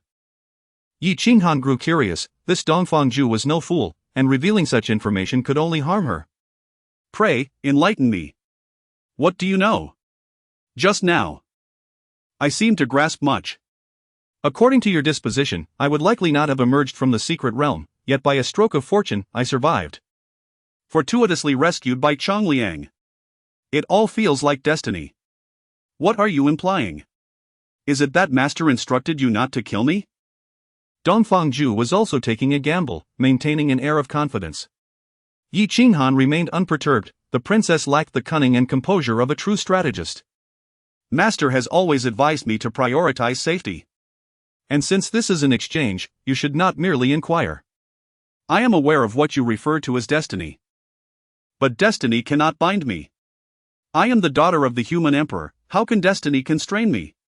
Even so, if master refuses to accept you, even a fated connection may not translate into a bond. Dongfang Ju pondered if she had not spoken enough. I can perceive my senior sister. Yet I must admit I have no insight into Master Su beyond his cultivation. Yi Qinghan felt exasperated. Previously, she merely disliked this individual, but now she found herself rather irritated with Dongfang Ju. I cannot be bothered to listen further. I had thought this fellow might have gained some wit. Yet it appears she has made no progress whatsoever. She pulled Dongfang Ju toward the hall. Senior sister? What is the meaning of this? Juer speaks candidly. Why does senior sister act thus? Without further ado, Yi Qinghan expelled Dongfang Ju from Lingxian Hall, leaving her seated before the dilapidated structure. Feeling for the first time in her life as though she had been swept out. She was unwilling to accept this. Clearly, destiny was shifting. Why did they not believe her? Meanwhile, Yi Qinghan was grinding her teeth in frustration, astonished at how foolish Dongfang Ju had proven to be. She had repeatedly cautioned her. And yet this individual was even less sensible than Li Shiyao. All she seemed to think about was employing underhanded tactics to become her junior sister. This Dongfang Ju was nothing more than a naive child, entirely oblivious to the true meaning of apprenticeship. It was merely curiosity. So self-assured. Believing she could deceive master and herself? A jest. Not even 10 of her could outsmart me. This was not a matter of apprenticeship, it was a mockery of master. Permit you to enter? Dream on. Yi Qinghan had considered that if master truly acted impulsively and accepted Dongfang Ju, she would acquiesce, for it was master's wish. But now? That little imp could keep dreaming. At this moment, the Tiandao Pavilion was even more bustling than Lingxian Hall. Cheng Liang paced within the main hall, utterly perplexed as to where things had gone awry. Su Cheng had always been a mere waste, he had never regarded Lingxian Hall with any seriousness. Yet now, this senior brother was no longer the useless individual he once was. He had first taken away his woman, injured his esteemed disciple, subsequently annihilated the Pingyun sect, and even allowed Yi Qinghan to kill in front of the elders. Before he knew it, he had become an undeniable presence. Now even Dongfang Ju and the saintly Li Shiyao exchanged glances with Yi Qinghan, and they might just become part of Lingxian Hall. Master. The speaker was the third elder, Pei Ling, the only woman among the elders of the Tiandao Pavilion. Pei Ling possessed mid-level transformation strength, surpassing most of the men who typically handled internal affairs, such as Lu Cheng, by a significant margin. Pei Ling was alluring, and her words bore a hint of the charm reminiscent of Yi Qinghan, which often endeared her to men, facilitating smoother conversations. Pei Ling, you have arrived. Cheng Liang, despite his inner turmoil, refrained from expressing it in front of a woman, striving to maintain his composure. Master, I have heard of the recent events. I possess a method that could assist you in luring and eliminating the two from Lingxian Hall. Pei Ling smiled, feeling that the two unfortunate souls of Lingxian Hall were already facing their demise. Though Yi Qinghan was exceptionally gifted, she was merely at the foundational level. Even if Su Cheng were indeed a celestial being descended to earth, he could not possibly contend against the entire Tiandao Pavilion. Su Cheng is a fellow disciple of mine. What method do you propose? Pray, share with me. Chapter 50, The Awakening Opportunity. Cheng Liang initially considered putting on an act, but ultimately decided against it and directly inquired, are you aware of the Ling Mountain tournament happening in a month? I assume that Miss Chen Meng will certainly be attending. Won't she? Are you implying that I should eliminate her at the tournament? Pei Ling smiled enigmatically, offering a small object to Cheng Liang while winking. Cheng Liang stared at the item in his hand, his expression one of shock. This is cheating, isn't it? He gazed at Pei Ling, feeling as though this woman before him had transformed. She was not the same as before. How could one combat such unscrupulous evil with ordinary means? In Lingxian Hall, Su Zhanfeng was brought to the main hall by Yi Qinghan. Trembling, he knelt down to pay his respects. Upon receiving a nod from Yi Qinghan, he lifted his gaze. Rise, and let us discuss serious matters. It is rather inconvenient for you to operate in this state, as you have now entered Lingxian Hall. The items on the nearby table are for you. Su Cheng, who was practicing calligraphy, casually remarked, while Yi Qinghan also gestured for Su Zhanfeng to get up. Initially bewildered by Su Cheng's words, Su Zhanfeng was momentarily dazed by the sight of several celestial items on the table, before quickly kneeling again, attempting to decline. Since the master has bestowed them upon you, accept them graciously, and serve him diligently in the future. Yi Qinghan, embodying the poise of a matriarch, smiled to ease the awkwardness for Su Cheng. She understood that the master was not adept at handling such situations, so it was her role to intervene. Su Zhanfeng once again performed a deep bow, exclaiming, "Thank you, master, and thank you, madam. I shall not disappoint Lingxian Hall, nor the kindness shown to me by the master and madam. From this point onward, you shall serve as the steward of Lingxian Hall. Should you require assistance, seek out Qinghan, there is no need for formality." Su Cheng continued to focus on his calligraphy, seemingly oblivious to the proceedings. Not out of aloofness but rather because he struggled to confront the charred remains of a body, feeling unworthy to bow repeatedly before it. When Su Cheng received Yi Qinghan, she merely offered a single bow. She was quite knowledgeable about etiquette, barring instances of cultivation or sloth. She would regularly inquire about his well-being and perform respectful bows. Yet, such fervent devotion was somewhat overwhelming for Su Cheng. Unbeknownst to him, although Su Zhanfeng initially sought only to preserve his life, his current fervor stemmed from genuine gratitude. Indeed, the madam's reverence for the master was palpable. The 200 taels were not given in vain. It was an exceptional benefit for a newcomer. Subsequently, Yi Qinghan led Su Zhanfeng to the courtyard, intent on preventing him from distracting the master during his calligraphy practice. As the master had shown remarkable improvement in recent days, certainly a far cry from his earlier scribbles. This is the elixir prepared for you by the master. After consumption, you shall be able to reconstruct your physical form within the hour. Yi Qinghan pointed to a small vial on the table, which, as per tradition, was made of celestial-grade materials, exuding rich spiritual energy and a sense of Taoist resonance. This is your steward's jade pendant, take it. Otherwise, I would have to come fetch you every time, which would be quite troublesome. As Su Zhanfeng gazed at the jade pendant resembling Yi Qinghan, he felt tears welling up. Though none fell. Had it not been for the dryness of his eyes, he would likely have wept profusely. However, this pendant did not grant access to the artifacts of Wanyue Pavilion, aside from allowing entry to Lingxian Hall. It facilitated communication with Yi Qinghan and the storage of rare materials. This is the blade the master has gifted you. Discard that useless thing you possess. It serves no purpose. As she spoke, Yi Qinghan summoned a towering beheading sword from the pendant, its blood-red blade gleaming with an unsettling sharpness. Dragon Abyss God-slaying blade, celestial grade. Su Zhanfeng coldly observed Yi Qinghan as she tossed the sword to him, his emotions beyond words, unable to utter a single syllable. The materials required for cultivation were contained within the pendant. Should you find yourself in need, come seek me. As for the remaining items, you may inspect them at your leisure. Meanwhile, Su Cheng received a system notification within Lingxian Hall. Congratulations, host. The number of antagonistic forces under your command, 1, excepting Su Zhanfeng, who has merged with his cultivation, as the steward of Lingxian Hall. System rewards are as follows: Mysterious Cultivation Method, Su Zhanfeng, X1, System Points, 10,000, Host Cultivation Level, 5, Lingxian Hall upgraded to unlock LV2. Lingqi Hall can now be upgraded, unlocking Alchemy Furnace and Sword Forging Furnace blueprints. System Store upgraded to LV2, now unlocking the library. Click to view details. Su Cheng was taken aback. I have cultivation now? After a thorough examination, his joy was boundless. What the? I have cultivation. 6th layer of Qi refining. Woohoo! Is this the power I have longed for? Absolutely exhilarating. Though Yi Qinghan could not hear the system notification, she could certainly hear Su Cheng's exuberant inner thoughts echoing throughout the courtyard. 6th layer of Qi refining? You longed for it? How delightful. However, Yi Qinghan found the master to be quite endearing.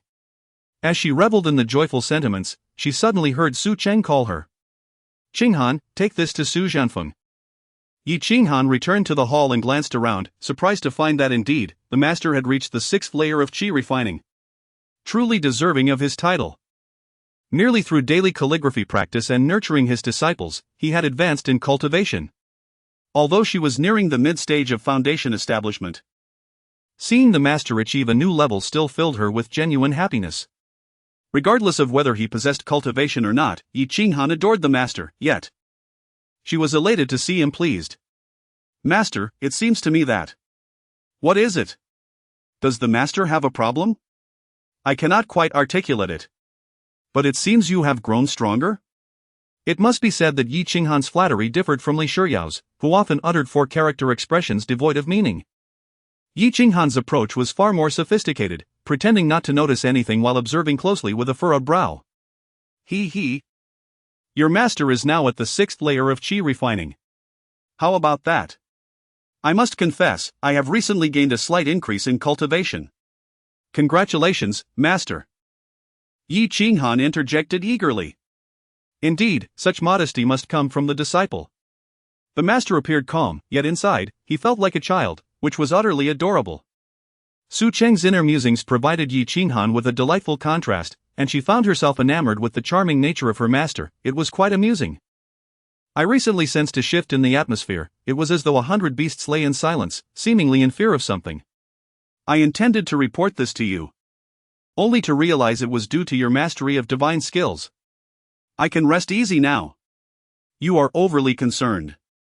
While Su Cheng outwardly maintained his composure, beneath the surface, Yi Qinghan's flowery praise had him feeling light as a feather. What? Am I truly so formidable? Oh dear, this is incredible. Ha ha ha. Master, please allow me to stand guard by your side next time. Ha, Qinghan, you are quite thoughtful. At that moment, Su Cheng seemed to comprehend why he had been devoid of cultivation.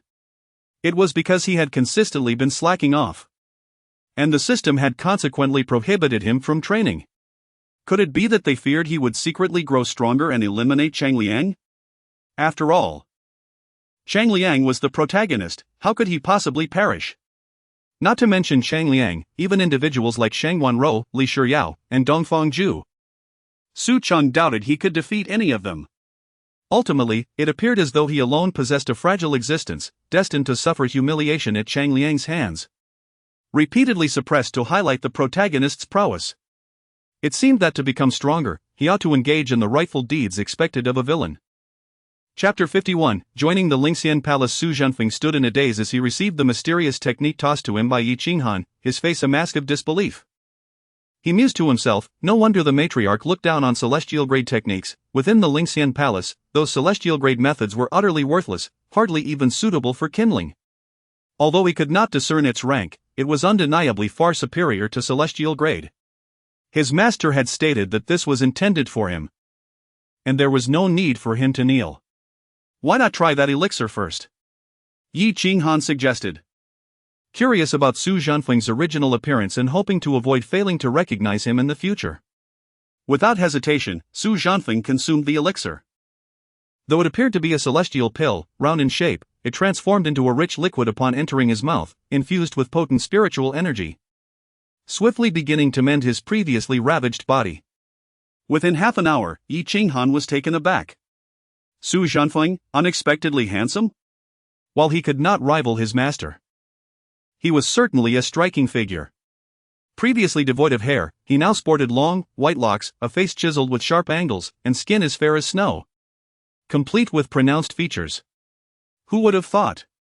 He possessed an air of ethereal grace. If he were to be seen by others, he would surely attract a throng of admirers. However, his attire left much to be desired. Yi Qinghan had considered finding Su Zhanfeng some discarded clothing from her master. But upon reflection, she realized her master might still want those garments. Moreover, such an act could easily provoke jealousy in her master, so she chose to refrain from meddling. Come with me, Yi Qinghan said, her expression stern, signaling Su Zhanfeng to follow. He complied without question, not inquiring about the purpose of their journey. Behind Yi Qinghan's sleeping quarters lay a storeroom, housing treasures in the form of gold, silver, and various antiques. The moment she opened the door, a dazzling golden light nearly blinded Su Zhanfeng's eyes, even for one of his cultivation level. The room was brimming with treasures, piles of gold ingots resembling small mountains, Porcelain vases, jade jewelry, gold and silver coins, and ingots filled the space, each item a hard currency. Even the gems from the coffin lid of Qiao Yun's wife had been pried off and placed here. In addition, there were some items Yi Qinghan had yet to sell, such as tiles from secret realms and gilded tiles from the Pingyun sect. At that moment, Su Zhanfeng understood, in the Lingxian palace, one disciple lacked comprehension of strength, while the other had no grasp of wealth. The matriarch sat atop a mountain of gold 5 meters high, yet still required a monthly tribute of 200 taels. Consider how much you would need to procure the items I mentioned. Just take it from here, Yi Qinghan instructed. Su Zhanfeng was taken aback. What? Take money from the matriarch? If I do so, I fear I would be beaten to a pulp before I even settle into my new form. He dared not. Alleviating the matriarch's burdens was the duty of a steward. How could he use her money? Enough nonsense. You are now the steward of the Lingxian palace. You must present yourself properly in public. Stop fixating on nefarious deeds. We are a reputable sect. Su Zhanfeng quickly grinned, replying, the matriarch speaks wisely. I shall maintain a correct attitude from now on. By the way, the room at the southernmost part of the main hall has been bestowed upon you by my master. Upon hearing this, Su Zhanfeng carefully scrutinized Yi Qinghan's expression. He understood that while she spoke on behalf of her master, it did not necessarily reflect the matriarch's views. The room was a gesture from the master. The master was one entity, while the matriarch was another. Their relationship was evident. Should he offend the matriarch or catch his master's ire, he would surely face dire consequences. Living in the Lingxian palace was akin to tempting fate. He expressed his gratitude to both the master and the matriarch, yet as a steward, residing in the Lingxian palace posed certain inconveniences. Yi Qinghan smiled, recognizing Su Zhanfeng's potential. He was indeed someone who had lived close to ascension, proving to be quite intriguing. Given this, I will not impose. As we are of the same family, feel free to voice any needs. As long as you are dedicated to the Lingxian palace, I will not make things difficult for you. Thank you, matriarch. Su Zhanfeng felt no hesitation. Given the matriarch's wealth, the tavern would likely be constructed to royal standards. Additionally, the tailor shop and money exchange would need to upscale accordingly. His initial plans would have to be entirely rethought and redone. With that in mind, Su Zhanfeng set off to fulfill his duties. Thus, the Lingxian palace returned to its former relaxed ambience. Yi Qinghan occasionally practiced her cultivation or sought her master's affection. Even so, she was on the verge of reaching the mid-foundation stage. Master, I have heard that Ling Mountain is to hold a martial arts competition. As she savored a new dish developed by her master, Yi Qinghan feigned indifference. Oh? Is that so? The disciple merely overheard some gossip while shopping. Who did you hear that from? The market vendors know so much? They even concern themselves with Ling Mountain's affairs? Just admit you want to go. Oh. Yi Qinghan paused, realizing her master was waiting for her to confess her eagerness. Does the master believe my strength can secure the top spot? With your abilities, you could probably knock me off my feet. Is it that I can no longer sit still? Cheng chuckled, affectionately ruffling her hair. He. If I can win first place in the competition, it would surely bring honor to the master, would it not? Which outstanding talent can compare to my Qinghan? I merely consider it an outing with you. Very well, shall we go enjoy ourselves? Master, I will not disappoint you. I care not for the outcome. As long as you return safe and happy. Yi Qinghan's eyes sparkled, presenting an adorable, endearing demeanor. Master, I recently learned to dance and wish to seek your guidance. You dare dance? Such a beautiful maiden performing a dance would be too much for me. I am still but a child. Given your usual attire, it seems you are more prepared to fend off villains than your master. Though I appreciate your trust, I truly cannot handle it. As she assessed Yi Qinghan, Cheng noted her wearing a sheer nightgown of unknown origin, leaving him unsure where to direct his gaze. To dance in such attire, I fear I might perish. I am not versed in such matters, I cannot provide guidance. Yi Qinghan, you must prioritize your cultivation. Yet, as Cheng expressed his concerns, Yi Qinghan resolved firmly that she must perform the dance today. Without waiting for Cheng to conclude, She poured him a cup of wine and filled one for herself as well, determined to present a performance worthy of her master. Why do I feel as though the Lingfrost sword and the desire-ending bracelet are becoming a bit too much for her? Yi Qinghan chuckled inwardly. Realizing that since discovering the bracelet's name, she had only worn it when going out, never in the presence of her master. Desire-ending bracelet, the name itself felt off. No wonder her innate charm had little effect on her master. It turned out her master had been prepared all along, binding her body and heart, and now asking her to relinquish desire? Chapter 52, A Dance by Qinghan. Hehe, Master, are you not supposed to remain unmoved? Aren't you struggling to contain yourself now? At this moment, Master S gaze is utterly fixated on Qinghan. Su Cheng felt utterly dazed. Su Cheng! You ought to be ashamed. Stop looking. She is indeed beautiful. Su Cheng! You are her master. How can you gaze at your disciple in such a manner? What a calamity! Which master can withstand such temptation? At the very least, you should change into something else before she dances. Where did she learn this dance? Is it from Daoyin? So overly enticing. The luminous moonlight cascaded upon Yi Qinghan's snow-like skin, the sheer fabric accentuating her alluring figure. Accompanied by the melodious sound of magical artifacts, Yi Qinghan swayed her waist, seeking only to capture her master's attention. What she desired was not to possess her master, nor was she in a hurry. The so-called groundwork was merely to ensure that in her master's eyes, she was not solely a disciple, but could also be a worthy companion. Thus, patience was essential. As a top-tier predator, calm contemplation was far more significant than mere hunting tactics. She aimed to blur the boundaries of intimacy, to render the distinction between master and disciple indistinct, leading her master into utter oblivion. Perhaps in the eyes of Dongfang Zhu or others, her master was unattainable. Yet with the right price, becoming her master's plaything was merely a matter of words. However, Yi Qinghan sought far more. She wanted her master to love her.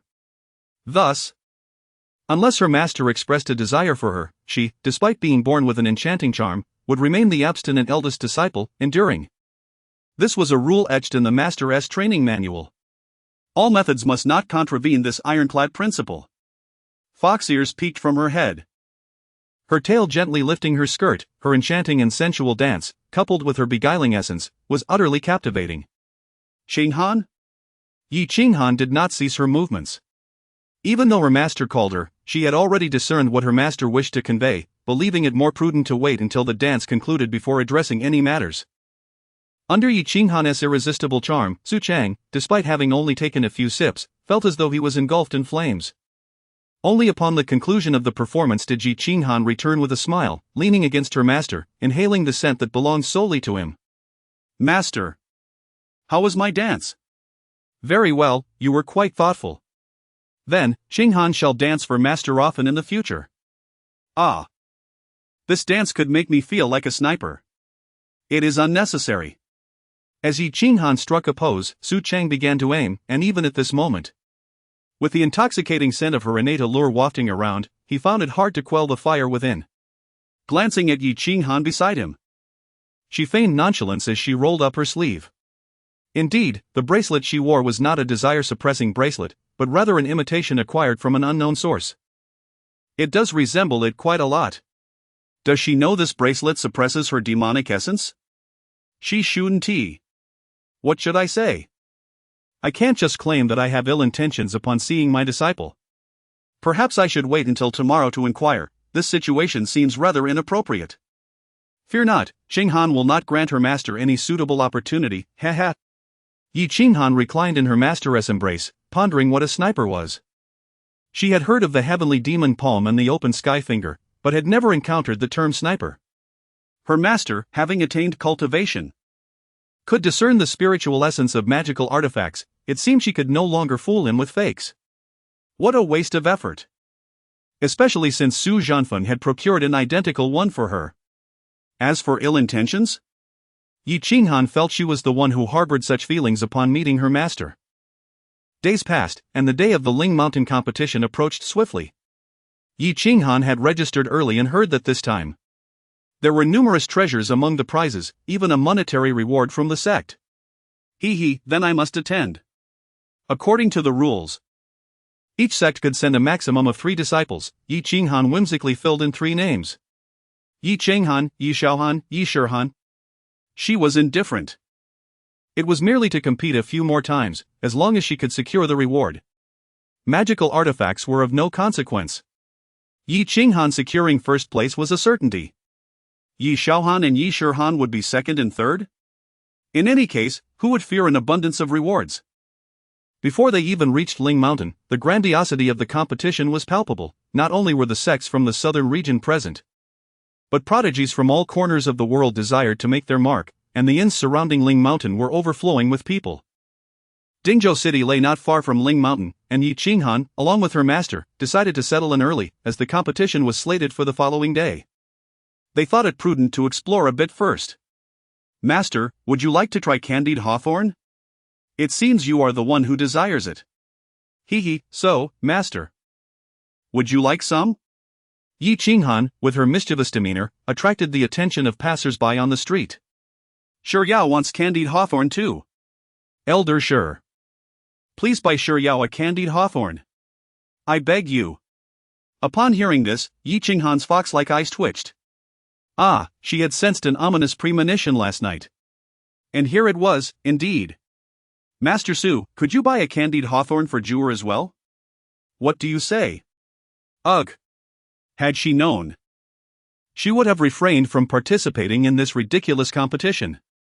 With this time, she might as well have gone to annihilate the Lu family. The profits would be the same. Yi Qinghan and her master both turned their heads with a frown, forcing smiles to greet Dongfang Ju. "Miss Dongfang, you are here as well," Su Cheng remarked, beginning to assess the individuals beside Dongfang Ju. One donned silver-white battle armor, with an impressive demeanor, exuding an air of ruthlessness akin to a victorious general on the battlefield. "Master Su, it has been a while, this is my guard." Dongfang Ju waved her hand, and though the guard said nothing, he offered a slight bow. "Sister Qinghan! Sister Qinghan! Shi Yao is here." The little fool hopped excitedly, making one wonder what astonishing thing might emerge from her tightly wrapped dress. Yi Qinghan felt utterly exasperated. This person was too embarrassing. "I see you, but do not shout so loudly." "Sister Qinghan, what flavor is that? Can Shi Yao have a taste? These candied hawthorns are all the same, each your own." But Sister Qinghan's candied hawthorn looks more delicious than Shi Yao's. Li Shi Yao's face was nearly pressed against Yi Qinghan's candied hawthorn, saliva almost dripping. Were it not for Yi Qinghan knowing this girl was a fool, she would hardly believe she was the holy maiden of the holy mountain. "No, this was bought for me by master." After uttering these words, Yi Qinghan herself felt foolish. Talking to this person made her feel somewhat dim-witted. Beside, Shi Mingyi wore a conflicted expression. Why did this little ancestor have to favor Sister Qinghan? "Miss Qinghan, please forgive me, it is our holy mountain." "Elder Shi, there is no need for concern. Sister Shi Yao is kind-hearted and innocent, I like her very much. The holy maiden also thinks highly of Sister Qinghan, we are quite pleased that someone is willing to be friends with her." Yi Qinghan did not probe further. She felt that with Li Shi Yao's character, it would be difficult not to befriend her. However, did this imply that Li Shi Yao had no friends? As long as this girl did not cause trouble for her master, taking care of her a bit was no issue. Yi Qinghan wore an unwilling expression, yet still extended the candied hawthorn, speaking simultaneously. "I truly cannot refuse you, you may only have a small taste, for this is a gift from my master." Chapter 53, The Unremarkable Competition at Lingshan. "Qinghan, could you please let Shi Yao have another one?" "No way. You've already had one. This was bought for Qinghan by our master." "But Shi Yao saw it. It was clearly you who paid for it, so just let her have another." Li Shi Yao held her candied hawthorn, resolutely refusing to eat it, insisting instead on having Yi Qinghan's. Meanwhile, Su Cheng also took out some leftover pocket money to buy candied hawthorn for Dongfang Ju. "Why does it feel like I'm babysitting? Shi Yao is one thing, she's just a little fool. But isn't Dongfang Ju a female general? A remarkable woman? Thank you, sect leader Su." Dongfang Ju beamed like a blooming flower, her gaze conveying a sense of familiarity to Su Cheng. With a demoness, a princess, and a saintess, the 3 guardians each accompanied a child, blending seamlessly into the bustling marketplace.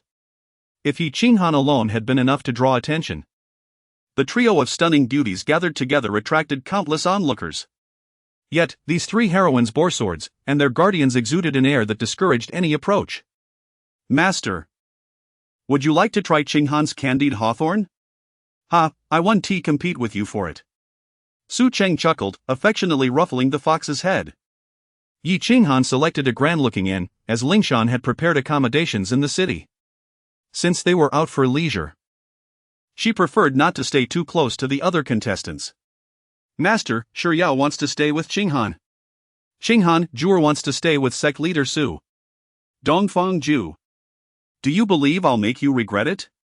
The three guardians exchanged knowing smiles, each bearing their own helplessness. They each booked a separate room while the three girls shared a large one. In their homes, these three little tyrants were untouchable. Although Li Shiryao occasionally faced pressure to train. Good night, master. Yi Qinghan stood at Su Cheng's door, greeting him with utmost decorum, leaving the other two guardians utterly astonished. Eldersher glanced at his attendant, his expression seemingly saying, "Look, this is what a well-behaved child looks like." The attendant rolled his eyes, thinking, "Your child is still less well-behaved than my princess." Inside the spacious room, the three girls, clad in nightgowns, laughed and played. Although Yi Qinghan wasn't particularly fond of Dongfang Ju, she acknowledged that the latter had no ill intent. As long as she kept her away from the master, there was really no cause for concern. Li Shiryao leaned towards Dongfang Ju, her gaze fixed intently on the latter's chest, suddenly exclaiming, "Sister Dongfang, you're not a boy. Are you?" The room fell into an unusual silence, followed by Yi Qinghan's laughter ringing out. Li Shiryao. Don't run. Wait, don't. Dongfang. I mean, Qinghan. Save me. Don't scratch. Yi Qinghan watched as Dongfang Ju tackled Li Shiryao, the two of them in a heap, creating a somewhat scandalous scene.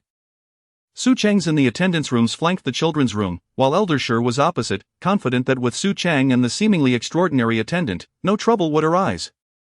The girls played until midnight before finally falling asleep. However, the thin wall tormented Su Cheng, who could hear every word clearly. Yi Qinghan was in the same boat. The next day, the girls dressed and prepared to head to the Lingshan competition. The elimination rules were quite standard, yet Yi Qinghan had 2 matches on the first day. Specifically against Yi Shaohan. The audience buzzed with lively discussions about the favorites for the championship, with numerous talented individuals from prestigious families standing eagerly below. Yi Qinghan had thought her fame was sufficient. Her record of defeating an entire sect was indeed unique among the talented. However, it was evident that while the event had generated much excitement, evidence was lacking. The favorites for the championship were primarily heirs from the renowned families of the 5 domains, including esteemed sects like Tiandao Pavilion and Shangshan. With the announcement of the competitors, the crowd erupted in cheers. Miss Shiryao, I love you. The saintess truly is the chosen one. Her beauty is just my type. Li Shiryao, clad in a flowing white gown, approached the circular stage. Her bare feet exuding an ethereal quality akin to a fairy descending to earth. Shangshan, Li Shiryao. On the other side stood a minor sect from the western regions. Utterly unprepared to face someone like Li Shiryao, they appeared disheartened. What terrible luck! Li Shiryao was ranked among the top 15 for the championship and held the top spot for beauty. Even the naturally alluring Yi Qinghan ranked below her. As for the championship rankings, Yi Qinghan didn't even make the list. Wait. Li Shiryao slowly set down her small backpack at the edge of the arena. Her expression adorably naive and her movements exceedingly charming. Alright, let us go. Li Shiryao's cheerful demeanor suggested she treated the competition as a mere game. At the signal, Li Shiryao, who had cultivated heavenly grade techniques, unleashed her full strength, transforming from a fairy into a whirlwind of chaos. Yi Qinghan watched with keen interest, noting how much stronger Li Shiryao had become since she began practicing heavenly grade techniques. It could be described as a qualitative leap. Having reached the golden core stage, Dongfang Ju couldn't help but marvel at the transformation. Although she had been intensifying her own training, she wondered if she could triumph over Li Shiryao, the little fool. Well, you've improved significantly since last time, Yi Qinghan replied absent-mindedly, her eyes fixed on the competition. Her body nestled comfortably in Su Cheng's embrace.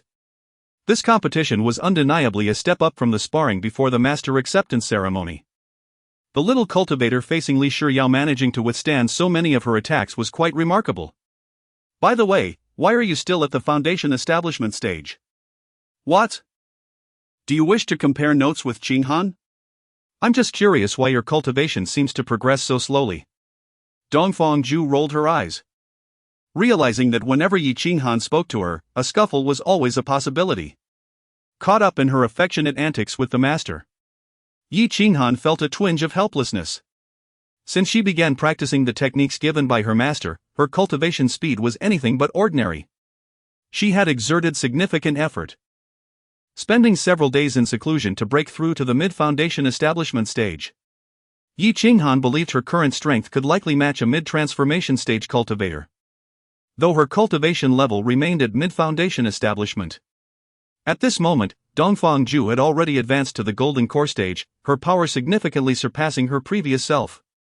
However, she had no intention of participating in the competition today. Her presence was merely to support Yi Qinghan and Su Cheng while exploring the event.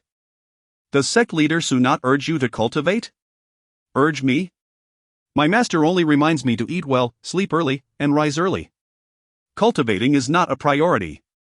Sect leader Su is truly kind to you. Juer envies you so much. You can't imagine what it's like to have someone constantly pushing you to study, arrange marriages, and cultivate everything feels so rushed. Chapter 54, The Pride of Yi Qinghan. Yi Qinghan glanced at Su Cheng, who sat beside her. Though her master remained silent, she could clearly perceive his thoughts.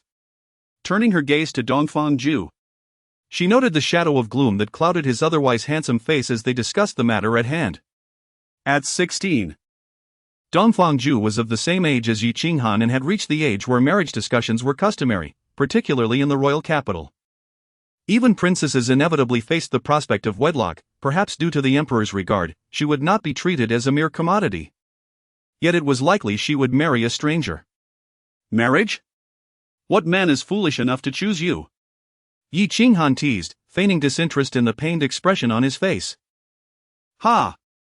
The men who wish to marry me could line up from the royal capital to the celestial realm. Indeed, despite being flanked by a fox demon and a saintess, Dongfang Ju's striking features remained unblemished, though his physique was another story. Keep boasting, but according to Shiyao, all men favor girls, and you first need to be one. Yi Qinghan, I have tolerated you for long enough. In a fit of exasperation, Yi Qinghan chuckled, her laughter a delightful melody, largely due to Su Cheng's occasional witty remarks, which she found endearing. Gently patting Dongfang Ju's shoulder, she shot him a knowing glance. You're next. She spoke nonchalantly, her eyes shifting to Su Cheng, as if awaiting her master's words. Ha! Should I remind you of something? Perhaps to take it easy and not kill anyone? Safety first. I will heed your advice, she replied, her tone earnest. Yi Qinghan's matches were the final two of the morning, yet the audience remained exuberant. However, their excitement stemmed not from her presence but from her opponent, a striking werewolf from the northern territories. Lin Lang, a contender in the top 5. Wielded formidable mid-stage golden core cultivation, adept with his long blade and innate claws, garnering much acclaim among the female cultivators. Unlike Yi Qinghan, Lin Lang often appeared in his half-human, half-wolf form, sporting square glasses that lent him a charmingly rogue, domineering demeanor.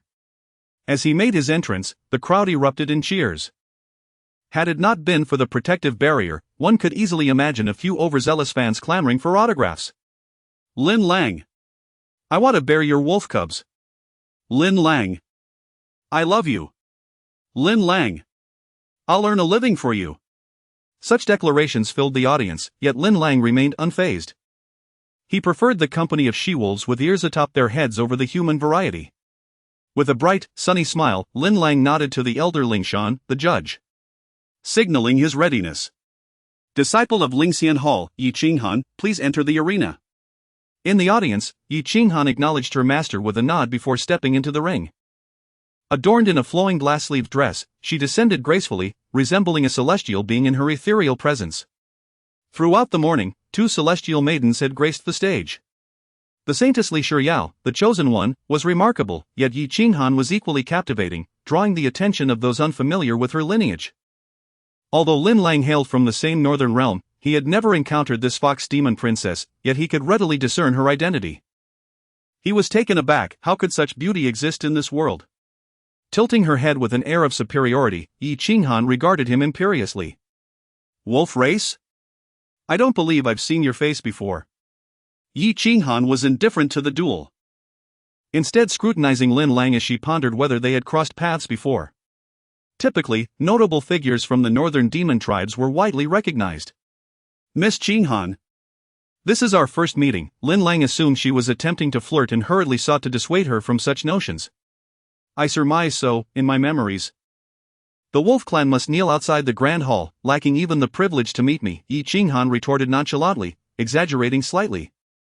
For she had indeed encountered a few prominent figures from the wolf clan. Lin Lang was momentarily stunned. Although the woman was undeniably beautiful, her wit seemed lacking. The elder, growing impatient, interjected, please prepare yourselves. With a smile, Yi Qinghan spread her hands in indifference. Lin Lang, now somewhat irked, felt this audacious fox was becoming too arrogant. Slowly drawing his long blade, he assumed a fighting stance. Yi Qinghan did not deign to regard him, for she was invincible below the transformation stage. Above it, she possessed jade slips of knowledge. The audience was bewildered. Even the prodigiously Shi Yao treated her weaker opponents with respect, yet Yi Qinghan's demeanor seemed excessively arrogant. Consequently, Lin Lang's devoted fans began to voice their discontent towards her, but she remained unperturbed. At that moment, Yi Qinghan also garnered a wave of admirers. How could such a queenly presence not attract the attention of men? The duel commenced. Like a bullet fired from a gun, Lin Lang shouted and lunged forward. With an overwhelming force, his blade descended, threatening to cleave Yi Qinghan in two, causing the male spectators to tense with anticipation. Yi Qinghan was indeed beautiful. Yet her opponent was Lin Lang, one of the top 5. Lin Lang. Do you lack compassion for such a stunning beauty? How can you treat this exquisite maiden so brutally? Meanwhile, female fans erupted in cheers for Lin Lang, proclaiming, yes. Defeat this presumptuous little hussy. My wolf is just too handsome. Even Su Cheng struggled to maintain his composure. Indeed, Yi Qinghan seemed to regard her opponent as inconsequential, yet he understood her nature, deeming it harmless. Alas, the anticipated scene of women cheering and men lamenting did not materialize. Not a single soul in the audience could discern Yi Qinghan's movements. Not even her master Su Cheng. As in the mysterious realms before, Yi Qinghan slowly lowered her elevated leg, calmly smoothing her skirt and adjusting her attire, while Lin Lang had vanished without a trace. As the haze of war dissipated, Lin Lang was found embedded in the wall, unconscious. This spectacle left the esteemed elders and heads of clans in disbelief. What sort of monster was Yi Qinghan? Such a strike would earn the prowess of an elder in any sect. This woman is the foremost disciple of Lingxian Hall, Yi Qinghan. How ruthlessly she strikes. Silence enveloped the crowd as they exchanged glances, their gazes eventually resting on Su Cheng in the audience. The staff of Ling Shan rushed forth, administering first aid to Lin Lang, prying him from the wall. The victor! From Lingxian Hall, Yi Qinghan. Yi Qinghan slowly turned, casting a distant gaze towards her master in the audience, her eyes curving into a playful smile. This smile was enchanting. This smile was perilous. This smile seemed to stir the hearts of all men in attendance, causing an uproar among the crowd. Yet, Yi Qinghan had not yet exited the stage. The next match featured Yi Xiaohan. Chapter 55, The Light Cold Enforces the Law. How is it? Has Shi Yao arrived late? Li Shi Yao hurriedly ran over and sat between Dongfang Zhu and Su Cheng, her face brimming with anticipation. Ever since she began cultivating the celestial level techniques, her strength had soared to new heights, enabling her to keenly perceive the terrifying power of Sister Qinghan. It is worth noting that she is now a golden core cultivator, fortified by celestial level techniques. Yet, even so, she cannot touch even a fraction of Sister Qinghan's former prowess. This was when Sister Qinghan had just begun her foundation establishment, and now the current Yi Qinghan is already at mid-foundation establishment. How formidable must that be? Few in this world truly comprehend this matter. Li Shi Yao is eager to witness the current strength of Sister Qinghan. If she could secretly learn a move or two, even the elders would be beneath her notice. Beside her, Dongfang Zhu wore a face of despair and said, It's already over. Li Shiryao glanced at the arena. Only Yi Qinghan stood there, while her opponent had vanished without a trace. What? Shiryao rushed over after the match ended, and she missed it? That Lin Wolf was nearly kicked to death by your sister Qinghan. Li Shiryao was not surprised by this revelation. But it was truly a pity to have missed sister Qinghan's moves. What of the Lin Wolf? Even if he lost, there was no need to flee so hastily. He was taken away for treatment. If he hadn't hurried, then it would be a matter of either nearly being kicked to death or nearly being saved. Li Shiryao was momentarily stunned. Mid-foundation establishment indeed lived up to her expectations. How terrifying it was. Since the match had concluded, why hadn't sister Qinghan left? Dongfang Ju shook her head, uncertain. Based on her understanding of Yi Qinghan, she should have already been by her masteress' side. Then the elder began to introduce the next match. The next competition would feature Lingxian Hall's Yi Shaohan. Hearing the elder's introduction, everyone was momentarily taken aback. Many in the audience were cultivators from the southern region and had at least heard of Lingxian Hall. The fact that there was only one disciple in Lingxian Hall was no secret. Just as everyone was pondering, they witnessed Yi Qinghan in the center of the arena. Dancing gracefully like a flower fairy, her flowing sleeves swaying, her alluring waist twisting, and with a turn, she donned a new outfit. The males present were nearly reluctant to blink, all attempting to etch the image of this exquisite beauty's transformation into their minds. The thin veil obscured her face, adding an air of mystery, inciting cheers from the men and scornful whispers from the women. Lingxian Hall, Yi Shaohan. Yi Qinghan gently parted her crimson lips, softly gesturing to the elder. The elder, acting as the referee, initially thought Yi Qinghan had something to instruct her junior sister about the subsequent match, only to realize she herself was Yi Shaohan. Miss Qinghan, isn't this a bit? Elder, I am Yi Shaohan, the second disciple of Lingxian Hall. The rules state that a sect or family may send a maximum of 3 disciples, but it does not specify that the 3 cannot be the same person. Miss Qinghan. The rules. The elder wore an expression of helplessness. He had never encountered such a situation before. However, no one had ever thought they could represent 3 individuals alone. After all, those present were all prodigies from various sections. Even if one were exceptionally powerful and uninjured, the consumption of their abilities would still require time to recover. Although someone might conceive of this method, no one would genuinely act on it. Yet, Yi Qinghan was different. With her formidable mid-foundation establishment cultivation, confronting mere golden core cultivators was as easy as reaching into her pocket, observing the patterns with a mere flick of her hand, incurring no consumption whatsoever. In fact, it was less taxing than assisting her master in the kitchen. Yi Shaohan.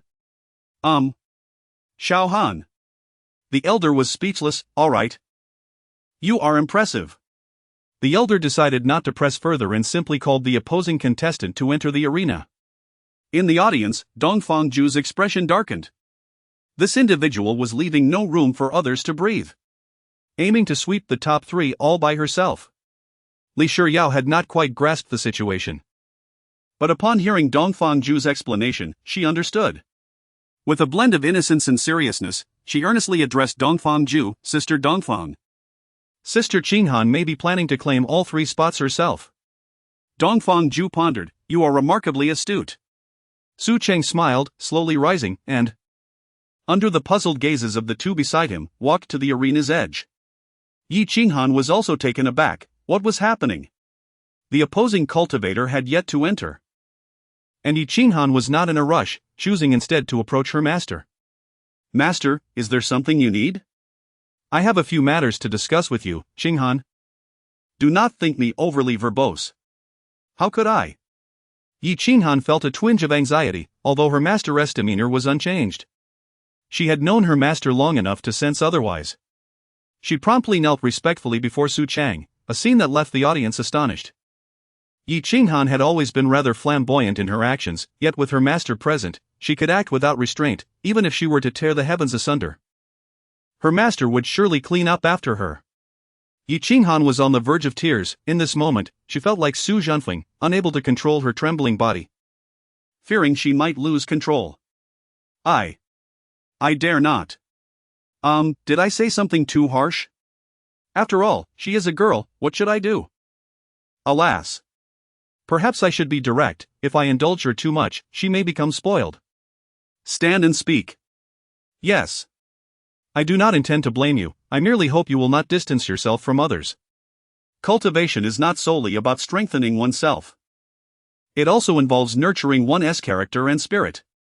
One must not be excessively proud, lest it lead to significant losses. Master's teachings are wise. Yi Qinghan bowed her head.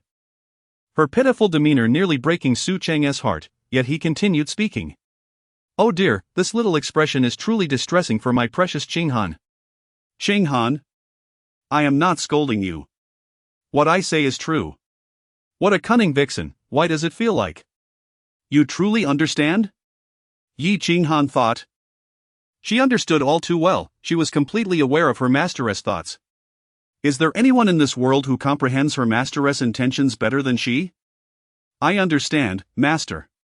If possible, I wish you were not a demon emperor, just a little fox, carefree in the courtyard every day. Then I could protect you for a lifetime. I am grateful that you chose me during the apprenticeship ceremony. I promise you a lifetime of safety and will certainly exchange my life for yours should calamity arise. Su Cheng gazed at Yi Qinghan thoughtfully, while Yi Qinghan listened in silence. First, there was the spatial anchor point, and now there was talk of calamity. What did it mean? Was it a future enemy? As long as you understand. At this moment, Yi Qinghan had unraveled Su Cheng's tangled thoughts. It was nothing more than concerned that she might create enemies everywhere, endangering herself. Her master had never changed, he was always the one who cared deeply for his disciples, never worrying about his own fragility, but instead fretting over this troublemaking disciple. The initial fear stemmed from the worry that her master might think her inherently evil. Now, she felt at ease. Knowing her master remained the same, and she was still the cherished little fox, pampered like a child. Chapter 56, Drunken Immortal Pavilion. After gently ruffling the fox's head, Su Cheng turned and returned to the audience seats. The surrounding cultivators couldn't help but regard the seemingly ordinary yet handsome man with newfound respect. Is this the master of the Lingxian Palace? If his disciple is so formidable, surely his strength is remarkable as well. That Yi Qinghan is no good person, thus. The master cannot be much better. Su Cheng had long grown accustomed to the whispers of praise and criticism around him, paying them no mind. Meanwhile, Yi Qinghan, enlightened by her master's teachings, understood that as the daughter-in-law of the Su family, her role in cultivation was indeed indispensable. With humility and high skill, she looked at her master and marveled at his profound wisdom. How else could one successfully play the role of a pig to eat the tiger? Even when facing the weaker Pingyun sect, he would devise meticulous plans, leaving no room for the adversary to breathe. Such is the steadiness of her master. Even when confronted by Cheng Liang, who sought to eliminate him, he could lie low and bide his time. With such depth of character, who could dare to underestimate him? Looking at herself, Yi Qinghan felt immensely inadequate. Her cultivation was far too shallow. No wonder her master always regarded her as a child. A mere couple of words could provoke her anger. Not only could she not tolerate Chang Wanro, but she couldn't even stand a single Oriental Jew. How embarrassing. Alas! What a grand disciple she was, yet she still required her master's direct guidance for such matters. A stick of incense later. The disciples from the Lu family had yet to appear, and Yi Qinghan realized they were intimidated by her. The elder announced Yi Qinghan's victory. For as one who stands tall often attracts the wind, her master's counsel was impeccable from every angle. Although Yi Qinghan felt that this situation was not entirely unfavorable. Making enemies everywhere clearly contradicted her master's low-profile persona. In the afternoon, Su Cheng planned to rest, while Yi Qinghan ventured out with Dongfang Zhu and Li Shiyao for some leisure. If it had been someone else, Mingyi might have been uneasy, but at that moment, with Yi Qinghan helping him take care of the children, he relished the peace. However, if Mingyi had known where his two esteemed sisters had taken the saintess for entertainment, he would never have consented, even if it cost him his life. With wealth at his disposal, Dongfang Zhu, dressed as a man, along with her companions, was selecting beauties as if in a casting call. She appeared as a frequent visitor, well acquainted with the establishment. In the most luxurious room, Dongfang-ju sat with her legs crossed in the soft embrace of a girl, scrutinizing the newcomers at the entrance. Evidently unsatisfied with all. "Bring me the head courtesan. Madam, I advise you not to try to deceive me with these mediocre women." As she spoke, Dongfang-ju placed her pocket money on the table, alongside a token that symbolized her status. Although Yi Qinghan did not recognize it, and Li Shiyao was indifferent. The Madame's expression changed dramatically. "Oh dear, military lord. If you anger me, I will have this drunken spring pavilion burned to the ground. And no, I wouldn't dare." The madam, now frightened, understood this was no ordinary token. Though she did not know Dongfang-ju personally, she had seen such a token before. Yi Qinghan found herself speechless. If her master knew she was frequenting such places, one could only imagine his reaction. Li Shiyao, however, was filled with curiosity. It was her first visit to such a place, filled with delicious food, melodious tunes, and beautiful sisters. What a delightful venue she had never experienced before. Before long, the madam summoned additional girls to attend to Dongfang-ju's room, and the three were enveloped in their embrace. Dongfang-ju appraised the head courtesan's delicate face. Frankly, it was rather average. After all, the three of them were rare beauties in the world, by such standards, who could compete with their splendor? If one were to speak of seducing men, the fox spirit would claim the second spot, but who could claim the first? Even Yi Qinghan, simply standing there, could easily captivate most men. As for purity, who could compare to the saintess? Li Shiyao, from head to toe, radiated an aura of purity so profound it seemed etched into her very soul. As for Dongfang-ju, she was simply a boy visiting the brothel to engage in poetry and revelry with her sisters. "My lord, shall I serve you?" The head courtesan, named Lychee, approached with a lychee in her mouth, her ruby lips enticingly close to Dongfang-ju's face. "Would my lord prefer the lychee in my hand or the one in my mouth? Or perhaps, would you like this naughty lychee?" Dongfang-ju, grinning like a mischievous minister, wrapped her arm around Lychee's slender waist, pulling her into an affectionate embrace. "I want it all." Dongfang-ju was thoroughly indulged, surrounded by beautiful companions, relishing the moment. "All right. It's settled." Yi Qinghan smiled. Since they were out to have fun, why not enjoy it fully? After all, they were all girls. What could possibly go wrong? She took one girl in each hand, joining in the playful revelry. "Ah. Shiyao came for good food, not to work. What does it matter?" As melodies filled the air, the madam had arranged for 7 girls to cater to the whims of the 3 lords. Unfortunately for Li Shiyao, while her 2 sisters came to play, she seemed to have arrived for duty. She was coaxed into drinking by Yi Qinghan and chased by Dongfang-ju for kisses. "Hey! Don't pull on Shiyao's clothes." Li Shiyao was overwhelmed. She truly couldn't handle it anymore. She was unable to drink anymore. The 2 lords, blindfolded, rummaged through the room for beauties, while Li Shiyao trembled in the midst of the crowd, knowing that being caught would mean losing her garments. She was left with only a single undergarment and her wrap. Meanwhile, Lychee was confused. Was this blonde newcomer new? She had never seen her before. Remarkable. This girl was stunning, her figure surpassing her own, her skin delicate and flawless. Initially curious as to why Yi Lei was embracing a man, she was soon captivated when Li Shiyao was chased around the room, her golden hair flowing freely. Ah! An unexpected turn of events. "Little blonde, you seem daft, but you're anything but. You even play dress up. How entertaining." Lychee silently resolved to make this newcomer's life difficult upon her return. "I've got you." Dongfang-ju pounced like a hungry tiger and caught Shiyao. A wicked smile spreading across her face as she began tugging at Li Shiyao's clothing. Li Shiyao resembled a startled deer, clutching her neckline tightly, her eyes brimming with tears as she pouted, appearing quite pitiful, seemingly enticing. "Great lord, please spare Shiyao."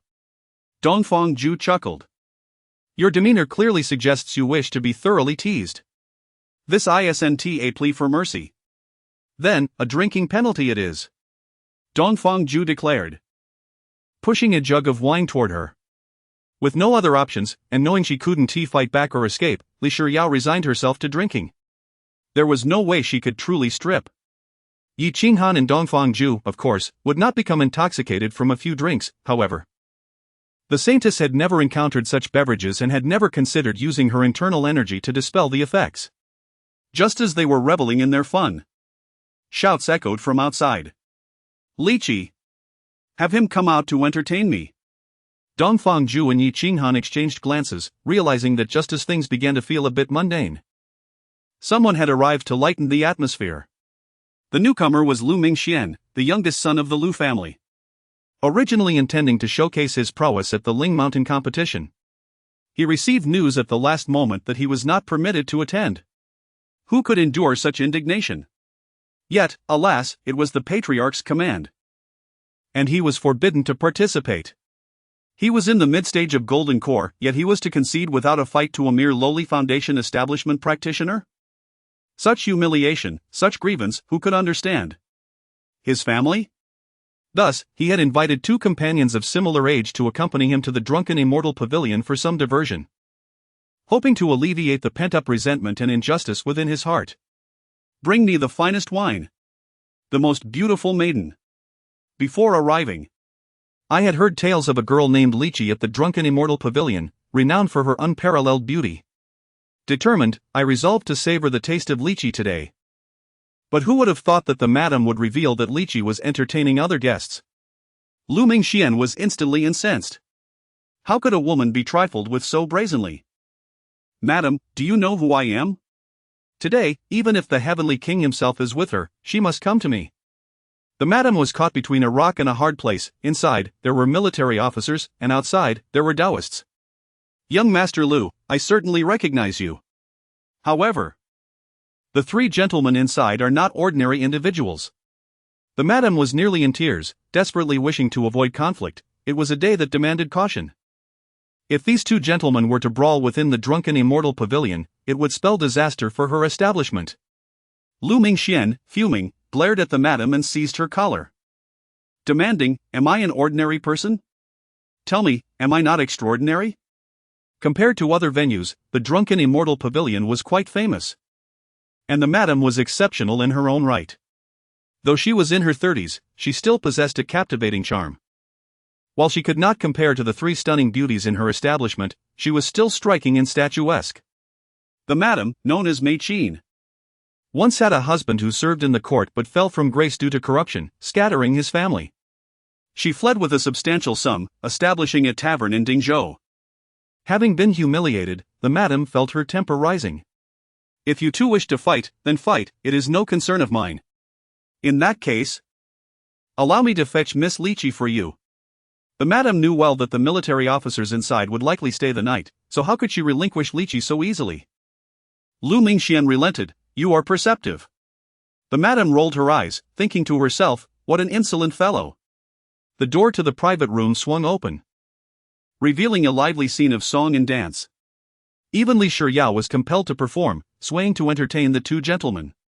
Though the gentlemen were surrounded by lovely maidens, their eyes sparkled with interest. Before the madam could utter a word, Yi Qinghan simply instructed, "Close the door." The madam, recognizing the military officer's authority, complied, smiling as she closed the door, only to be interrupted. "Do not fear, I heard that brat from the Lu family shouting." Yi Qinghan chuckled, not yet eager to confront the other party. Hearing this, the madam realized the military officer was indeed formidable. "Those 3 gentlemen, oh? That golden-haired youth is quite a promising prospect." Li Shiyao danced, having consumed 6 jars of fine wine, her mind clouded. Only aware that Sister Qinghan wanted her to dance, while Dongfang Zhu insisted she remove her clothing. The Na-Ve wife's face flushed, uncertain if from drunkenness or embarrassment. Though her body swayed unsteadily, she managed to keep pace with the music, moving her slender waist and elegant arms gracefully. The madam was taken aback. It was the first time she had seen such audacious gentlemen bring women out to play. If this golden-haired youth were to frequent the drunken immortal pavilion, all the other beauties would have to yield their positions. A veritable treasure. Just for a sound, they would demand 500 taels. A mere glance would cost 1,000. If they wished to compose poetry and share laughter, ha! The madam turned her attention back to the 2 gentlemen. Clearly, they had little regard for Lu Mingxian. There was an opening. This little girl could not afford to offend Lu Daoist, hence. The madam wore a look of grievance, her expression clearly indicating, it is all Lu Mingxuan's fault. Dongfang Ju, unfamiliar with Lu Mingxian, remarked casually, let him come, I have yet to meet anyone bold enough to compete for a woman with me. At that moment, Dongfang Ju truly felt this way. Even her father would not dare to contest her for a woman. She was a princess. Even the Spirit Mountain would have to show her respect. Not to mention some insignificant family. Yi Qinghan laughed, patting Dongfang Ju's shoulder, stating that the Lu family was already a withered bone in the grave, marked for death by the King of Hell. Tell him we are eager to meet. Let him come in and speak with us. Yi Qinghan, in high spirits, thought it would be refreshing to entertain a change. Though she enjoyed the company of so many maidens, it could become tiresome over time. How delightful it would be if she could instead invite her master. In that case, Yi Qinghan would gladly spend extravagantly to experience something new. So, she decided to summon that Lu family brat for a brief visit, merely to pass the time. The madam nodded, feeling reassured by Yi Qinghan's amiable demeanor. Meanwhile, the madam quickly rushed to Lu Mingxuan's room to convey the message. Upon hearing it, Lu Mingxian exploded with rage. How dare I meet him? Is he courting death? The madam quickly added, young Master Lu, I informed that military officer of your status. But it seems he pays you no heed. A military officer? What military officer could stand against a Taoist? Against me, Lu Mingxian? Do you have the strength for that? Lu Mingxian, brimming with youthful bravado, was unafraid. Lead the way, I wish to see which military officer dares to vie for a woman with me. The madam could only feel exasperated, both sides were formidable characters. Though she knew they were tough, she did not expect Lu Mingxian, as a young master of the Lu family, to be so reckless. He wished to confront the other party without even knowing their identity? Oh dear, I cannot allow this. Young Master Lu, our business is modest, should a fight break out. This only served to amuse Lu Mingxian, Lu Mingxian. Do not believe anyone would dare touch me, and do you know what the Lu family does? The Lu family thrives on bloodshed. Am I afraid of a brawl? If I damage your property, can the Lu family not afford to compensate? Yes, please calm down, I shall lead the way. The madam ceased her attempts to dissuade him. Whatever happens, happens. You might as well demolish the drunken immortal pavilion. Lu Mingxian nodded, taking two friends and heading toward Dongfang Ju and Yi Qinghan's private room. Upon reaching the door, they heard the revelry within. The military officer was toasting the ladies. And oh, the wine spilled all over their bosoms. Then came Dongfang Ju's voice, come here, we must not waste this fine wine. The sounds of music and laughter intertwined, creating a lively atmosphere. Lu Mingxian exchanged glances with his Taoist companion, who understood the signal and kicked the door open. Who dares to compete with the young master of the Lu family for a woman? Are they courting death? Chapter 58. The familiar feeling returns. In the room, Li Shiyao exclaimed in surprise. Though she was dressed, her appearance was somewhat disheveled. In contrast, Yi Qinghan and Dongfang Ju appeared utterly unfazed. Young Master Lu, I have long heard of your esteemed reputation, Yi Qinghan said with a sheepish smile, already anticipating the man's forthcoming words. Such a grand display, young Master Lu. Are you preparing to seize someone? Dongfang Ju remarked with evident delight. Ah, my sister's moment of glory has returned. She had been enduring humiliation all this while. All thanks to Yi Qinghan. It's simply because Yi Qinghan is an utter fool. She had no choice. How many can truly compete with her? It's laughable. This feeling of having everything under control is simply exquisite. Just the right flavor. The ladies who once gathered around Yi Qinghan and Dongfang Ju had now retreated to a corner, and had it not been for Lu Mingxian blocking the door, they would have fled by now. You too, trying to steal my woman? Have you lost your minds? Lu Mingxian, seeing the two men who resembled delicate scholars, became increasingly arrogant. Yi Qinghan and Dongfang Ju exchanged glances and burst into laughter. This is too amusing. Young Master Yi, I now understand how exhilarating it was for you back then. This familiar feeling is simply delightful. At that moment, Dongfang could envision the sensation Yi Qinghan experienced upon witnessing someone being rash, akin to Lu Mingxian at present. Was he not a complete fool? Merely a gift waiting to be unwrapped. Is that so? I merely act upon my abilities, there is nothing I can do, Yi Qinghan replied with an air of indifference. In terms of feigning ignorance, she had much to learn from her master. Lu Mingxian, not in a hurry to deal with the two handsome men, shifted his gaze to Li Shiyao beside him, thinking, wow. Truly the headliner. What man could resist such a treasure? At that moment, Li Shiyao was clad only in a shirt, now dampened by spilled drinks, clinging to her figure and accentuating her alluring curves. Her innocent face was flushed. A blend of youthful shyness and mature charm, akin to a tempting poison that seemed to beckon one to ravage her. Come here. Lychee, is it? Today, you belong to me. Ignoring the two handsome men, Lu Mingxian pointed at Li Shiyao and issued his command. No. Shiyao wants someone handsome. Li Shiyao exclaimed. Hiding behind Yi Qinghan, her expression akin to clinging to a pillar of support. After all, she had danced for quite a while, surely Yi Lai would offer some protection. Ha ha ha ha. Dongfang laughed heartily, slapping his thigh. Did you hear that? Ha ha ha ha. She thinks you're ugly, she wants someone handsome. Ha ha ha ha.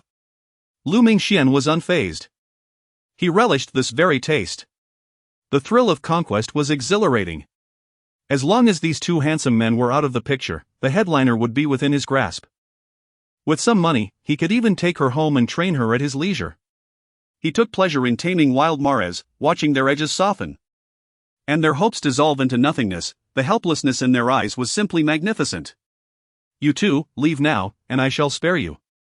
Lu Mingxian had no patience to waste on the two handsome men, initially believing them to be soldiers in armor, only to realize they were merely two pretty faces.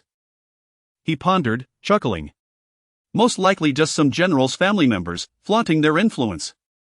Lu Mingxian had seen many such people and was not intimidated. Even a prince's family would think twice before provoking the Lu family. Dongfang erupted in laughter again. Ha ha ha, spare us?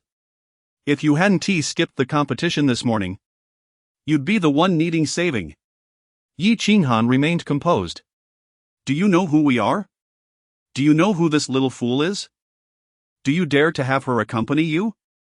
Dongfang found it incredibly amusing, calling out to the madam, close the door. Close the door. The madam was no fool, sensing the tension, she understood that the two gentlemen were likely formidable opponents. Though the Lu family might not face repercussions, young Master Lu would surely find himself in trouble today. She promptly closed the door, cautious of the ladies inside, not daring to call them out. Outside the room, the madam dared not stray far, anxious about potential trouble, already having sent someone to report to the authorities, knowing it would take some time. Inside, Lu Mingxian was unperturbed, pointing at Dongfang. What are you laughing at? I told you to leave, do you want to make a scene here with me? Dongfang remained silent as the door closed, and the token slammed heavily onto the table. Who are you trying to scare, brat? You think a mere token makes you someone? Lu Mingxian, a cultivator, had no idea what the token represented. At this point, Yi Qinghan couldn't help but chuckle. I've been meaning to ask, what is this worthless thing? It's utterly useless. My tiger talisman was taken by my father, this time. I brought the token from the Dingzhou garrison. Don't underestimate its size, if I choose, I can take over the city defense in an instant. Dongfang felt somewhat helpless, including Yi Qinghan and Li Shiyao. No one in the room recognized the significance of the token. Keep boasting. Why don't you take over your father's throne while you're at it? Yi Qinghan said, casually snatching the jade pendant from Li Shiyao and tossing it beside Dongfang's token. Do you recognize this? You want the holy mountainess saintess to accompany you? Yi Qinghan laughed heartily, finding Dongfang simply too amusing. After pretending for so long, the other party was completely uninterested.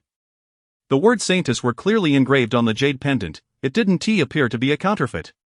At this point, Lu Mingxian was also at a loss. Was this person truly a saintess? Impossible. You mean the saintess is here at the Drunken Spring Pavilion, serving drinks and dancing? Who would believe that? Nonsense. The saintess of the holy mountain dances and serves drinks at the drunken spring pavilion? Do you take me for a fool? Lu Mingxian thought to himself, realizing something was amiss. At that moment, both Yi Qinghan and Dongfang Zhu burst into laughter, while Li Shiyao's face turned crimson, burying her head in Yi Qinghan's embrace. Utterly embarrassed. Words are futile. If I don't teach you a lesson today, you won't learn. As he spoke, Lu Mingxian signaled to the two men beside him, ready to see what these two handsome men had up their sleeves. Your father is a general? Even if your father is a prince, I shall still beat you. The two men beside him sprang into action, their movements perfectly synchronized, lunging forward with powerful punches aimed directly at their faces.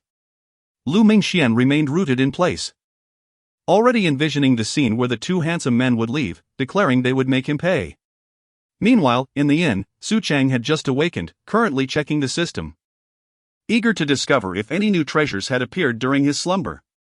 Recently, the heavenly materials Yi Qinghan had brought back from the secret realm had earned him a staggering 70,000 system points, surpassing even two disciples from the Pingyun sect. Suddenly, Su Cheng remembered he still possessed a top-grade innate spiritual root seed, initially intended for Yi Qinghan, but he had forgotten it amidst the chaos. Chapter 59, The system remained steadfast. Su Cheng retrieved the innate supreme spiritual root seed from the system's inventory, cradling it in his palm for a meticulous examination. And he focused intently on it.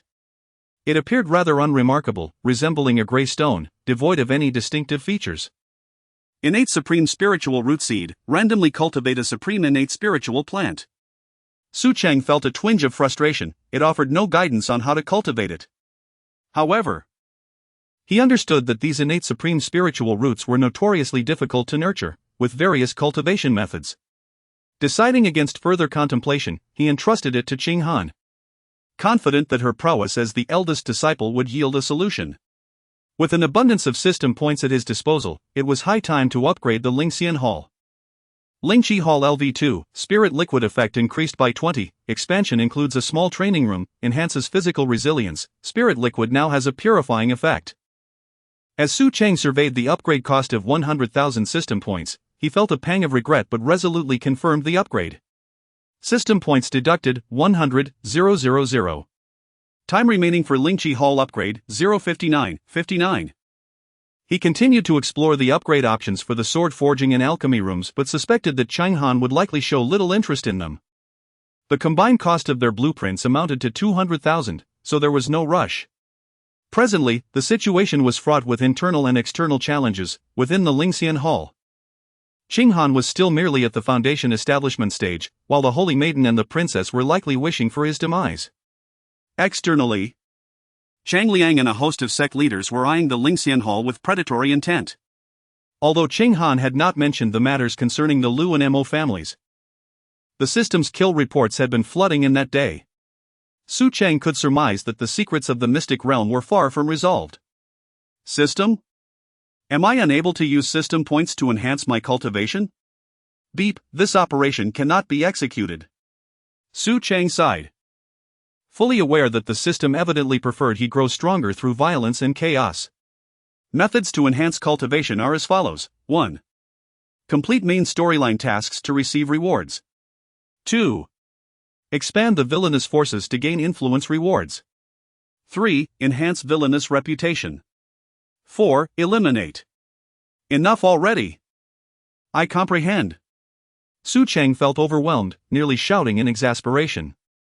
The main storyline task essentially amounted to confronting Zhang Liang in a duel. Aside from the first option, the rest would either thrust him into the limelight or paint him as a public enemy. Recalling that the system shop had also been updated, Su Cheng attempted to divert his dismal mood by browsing through it. To his astonishment, the library contained an astonishing array of items. As long as one had system points, anything could be purchased. From daily necessities to advanced technology, there were imperial techniques to command the populace above, and illustrated guides for caring for sows below. However, the prices were exorbitant. Su Cheng mused on whether the books contained a golden house. In any case, these tomes were pricier than gold. Postpartum Care for Sows, Illustrated version 137,000 system points. Room Techniques, Enhanced version against Fox Demons, 1,000,000 system points. Su Cheng felt an urge to curse. He was a villain, not a brute. System. How dare you? Yet, he couldn't afford any of it anyway. From novice to mastery in shooting, 5 system points. If only you could provide me with a basic firearm manufacturing technique. I would let this world experience the might of technology. Introduction to Alchemy, 100,000 system points. Su Cheng was momentarily taken aback. This seemed somewhat useful. Rarely did the system shop present something of value that wasn't tied to Cheng Han. This was precisely what he needed. He added it to his cart. Not rushing to purchase, in case he stumbled upon any martial arts or sword techniques he could use later. He resolved to play it safe for now. After perusing for quite some time, Su Cheng found nothing suitable for himself, so he settled for the alchemy introduction, hoping it might assist him in enhancing his cultivation through alchemy. Eagerly, he retrieved it from the system warehouse and began to peruse the content, searching for any recipes that could bolster his strength.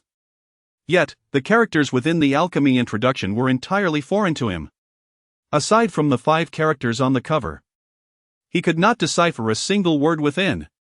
It was neither a foreign language nor ancient script, he simply recognized that they were indeed characters. Yet he could not comprehend them. With a loud thud, he slammed the newly acquired alchemy introduction onto the table. The system had tricked him once again. After spending 100,000 system points to exchange for some high-grade materials for Cheng Han's cultivation, he decided against using the remaining points. In the drunken immortal pavilion, the battle commenced and concluded instantaneously. Dongfang Ju did not even flinch, effortlessly deflecting the punch with a light chuckle.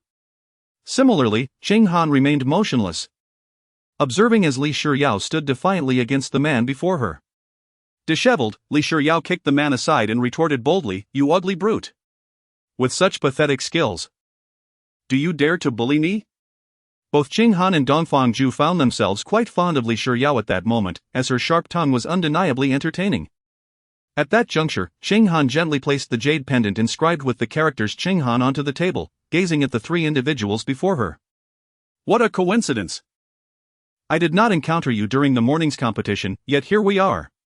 Lu Mingxian was momentarily taken aback. This pretty boy, was he really Cheng Han? Realization dawned upon Lu Mingxian. No wonder he felt a sense of familiarity with this Lord Yi. He had seen his portrait that his father had shown him. Cheng Han? Cheng Han paid him no mind, instead patting Dongfang Ju with a smug expression. "Look, the Lingxian Hall's pendant is remarkably effective. Your token and Shiyao's pendant are utterly useless. Clearly, they do not intimidate anyone." Dongfang Ju appeared unconvinced, brandishing her spear with a resounding thud as it pierced the floor. Unrecognized token, but how about this? Lu Mingxian remained somewhat dazed. He recognized Cheng Han, and if Cheng Han was genuine, then the holy maiden beside her must also be authentic. Setting aside who Li Chi was, who was this general wielding a spear? Oriental sister, it seems he does not recognize you either. It is no wonder. Perhaps you do not possess the same level of fame as myself and sister Cheng Han. Li Shiyao remarked innocently, glancing at Dongfang Ju, who appeared slightly irritated. Cheng Han chuckled mischievously, playfully swatting Li Shiyao's backside. "Do not expose her. By saying that, you are embarrassing our Oriental sister." "Ha ha ha. Cheng Han, leave Lu Mingxian to me. I intend to beat him senseless today. Oriental sister, I apologize." It was all Shiyao's fault. She merely felt it was normal not to be recognized. "Considering how unknown you are compared to sister Cheng Han." Dongfang Ju was left speechless. Li Shiyao was delightful in every way, except for her incessant chatter. "Li Shiyao, refrain from speaking. You still owe me 4 pieces of clothing to remove and 4 jugs of wine to drink." Li Shiyao quickly covered her mouth. Eager to speak but unwilling to dance naked, it was far too embarrassing. Cheng Han waved her hand, adopting a more composed demeanor. She intended to emulate her master, avoiding unnecessary conflict. In future competitions, she aimed to subtly convey a sense of superiority, creating an air of mystery regarding her true capabilities. Only in this manner could she defeat formidable foes with unexpected strength. Chapter 60, The Fate of the Demon Emperor. Gather grain, delay claiming the throne. The guidance from my master is truly insightful. Yi Qinghan sat in a chair, observing beside her the figures of Li Shiyao and Dongfang Ju. The Demon Emperor, you say? According to my master, she saved Dongfang Ju in the secret realm, mending their past grievances and forging a friendship. Following this, Li Shiyao also joined the Tiandao Pavilion, becoming another one of Cheng Liang's playthings, and naturally, they became sisters. It is not difficult to surmise that the Sacred Mountain, the Human Emperor, and even the future Demon Emperor have all become part of Cheng Liang's power. This was the first time Yi Qinghan contemplated such a matter.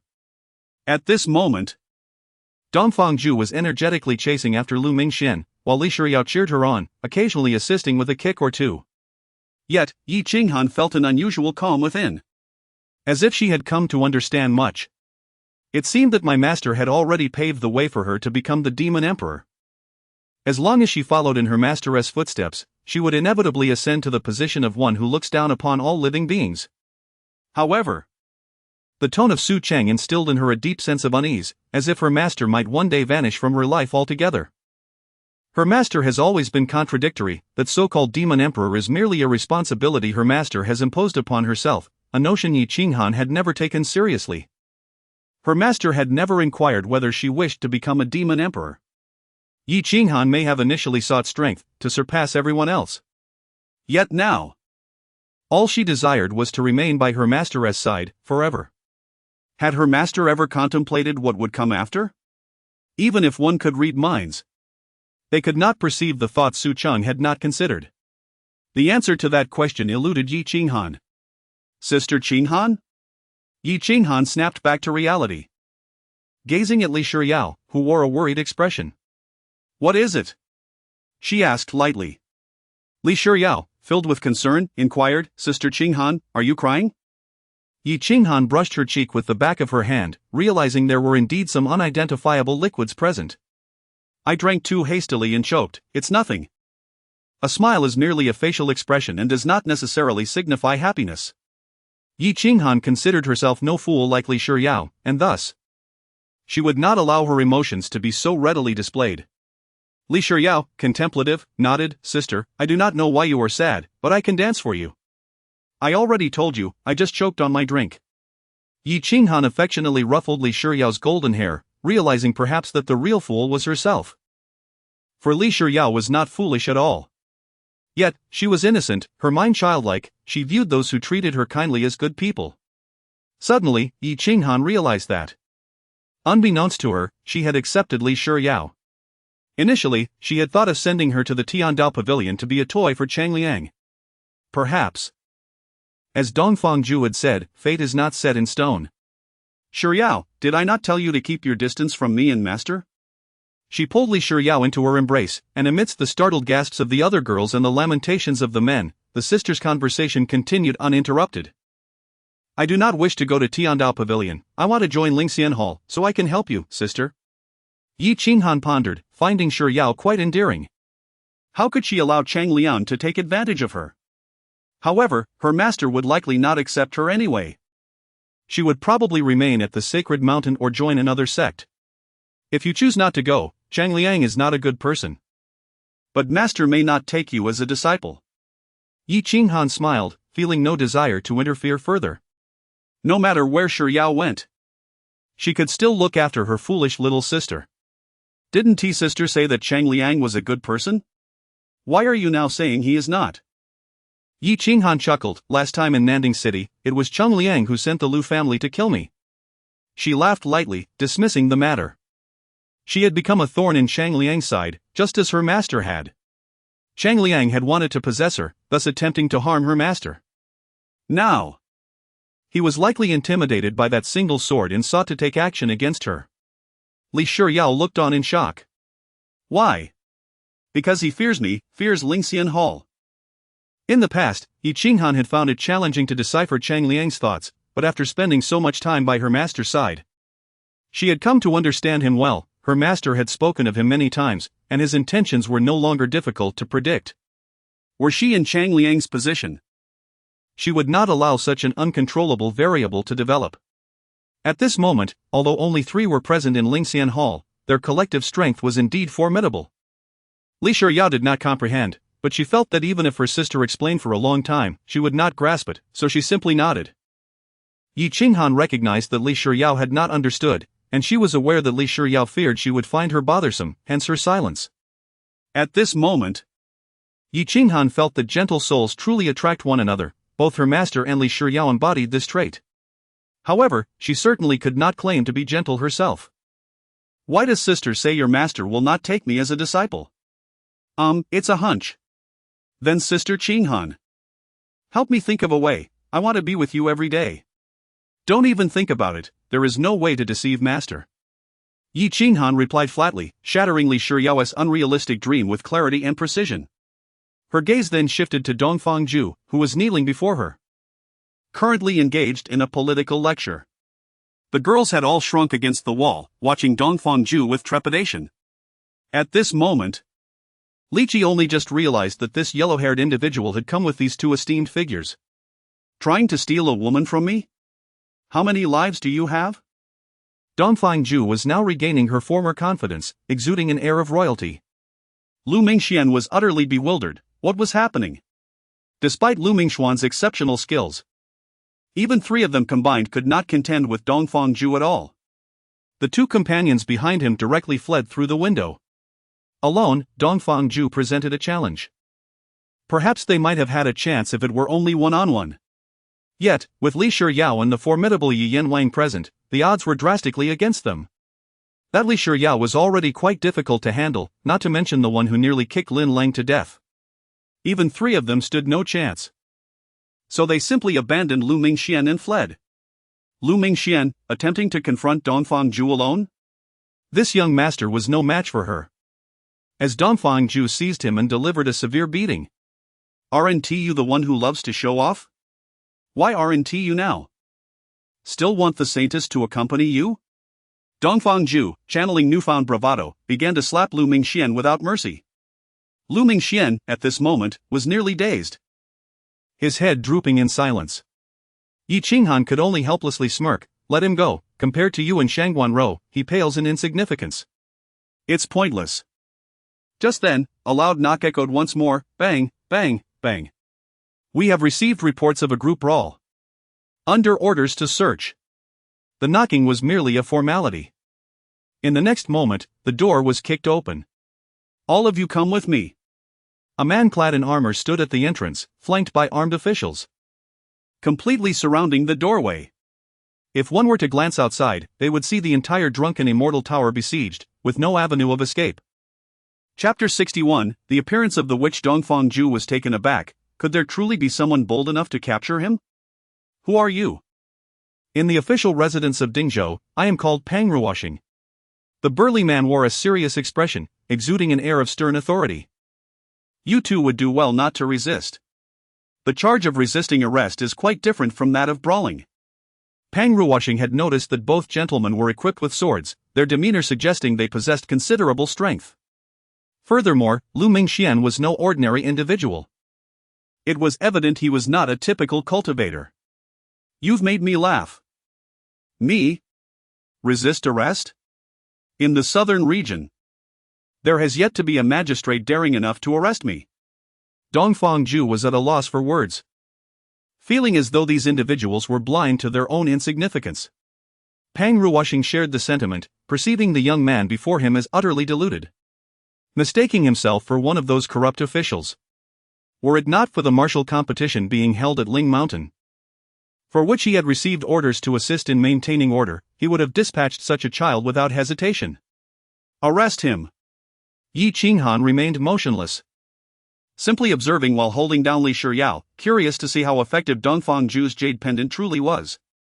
Although he did not recognize Lu Mingxian, it was likely that the officials of Dingzhou were aware of the princess's identity. Even if they were not familiar, they would surely recognize her token, wouldn't they? The officers were to be managed by Dongfang, who, in the meantime, poured himself a drink and shared a cup with the exquisite beauty in his arms.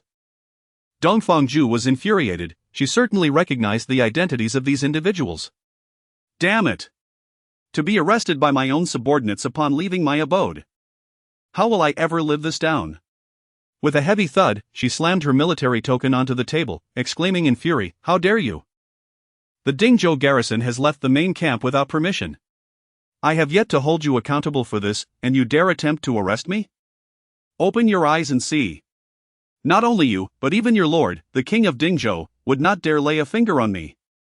Pang Ruoxing was momentarily startled by Dongfangzhu's outburst, while the soldiers surrounding her awaited further instructions.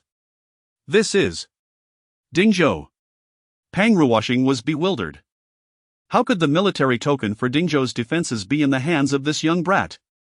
Dongfangzhu pushed aside the soldiers surrounding her and confronted the towering Pang Ruoxing, gazing up at him defiantly. Tell me, why have you and your men left the camp without authorization? 5 days ago, I received orders to change garrison and assist in maintaining order around Ling Mountain. We did not abandon our posts. This token represented Dongfangzhu's authority, signifying at least a rank equivalent to a regional prince. How could I be unaware of a garrison change? If memory serves, these men belong to the guards of Zhoushan Pass. Who is currently in charge of the defense? Dongfangzhu sensed something was amiss. Although her tiger talisman had been taken by her father due to her reckless wandering, she remained the princess of the Northern Guard. How could there be a garrison change at such a critical juncture without her prior knowledge? Pang Ruoxing was at a loss for words, kneeling on one knee. This was a military secret. Even though the person before him held a noble status, such matters could not be discussed lightly. Dongfangzhu was equally perplexed. This fellow still did not recognize her. She glanced back at Yi Qinghan and Li Shiyao, who appeared unfazed, merrily drinking and laughing as if nothing were amiss. Forget it. I shan't inquire further. First, have that dead dog from the Lu family dragged away. You spoil my mood for drinking. Send someone to the inn to fetch my deputy. Then meet me at the Dingzhou official residence. Meanwhile, Su Cheng dined alone on the first floor of an inn. Though he had entrusted the financial authority to his eldest disciple, he still had some pocket money to spare. With 2 small plates of dishes and a pot of wine, Su Cheng wished life could remain this way forever. Boss, bring me another pot. Su Cheng rubbed his hands together. He seldom drank at Lingxian Palace, primarily fearing he might lose composure in front of his disciples. After all, the alluring vixen, his master, often paraded around in scanty attire. And if he were to become tipsy, he might unwittingly turn into a beast. Yet now, with Qinghan absent, Su Cheng prepared to indulge himself.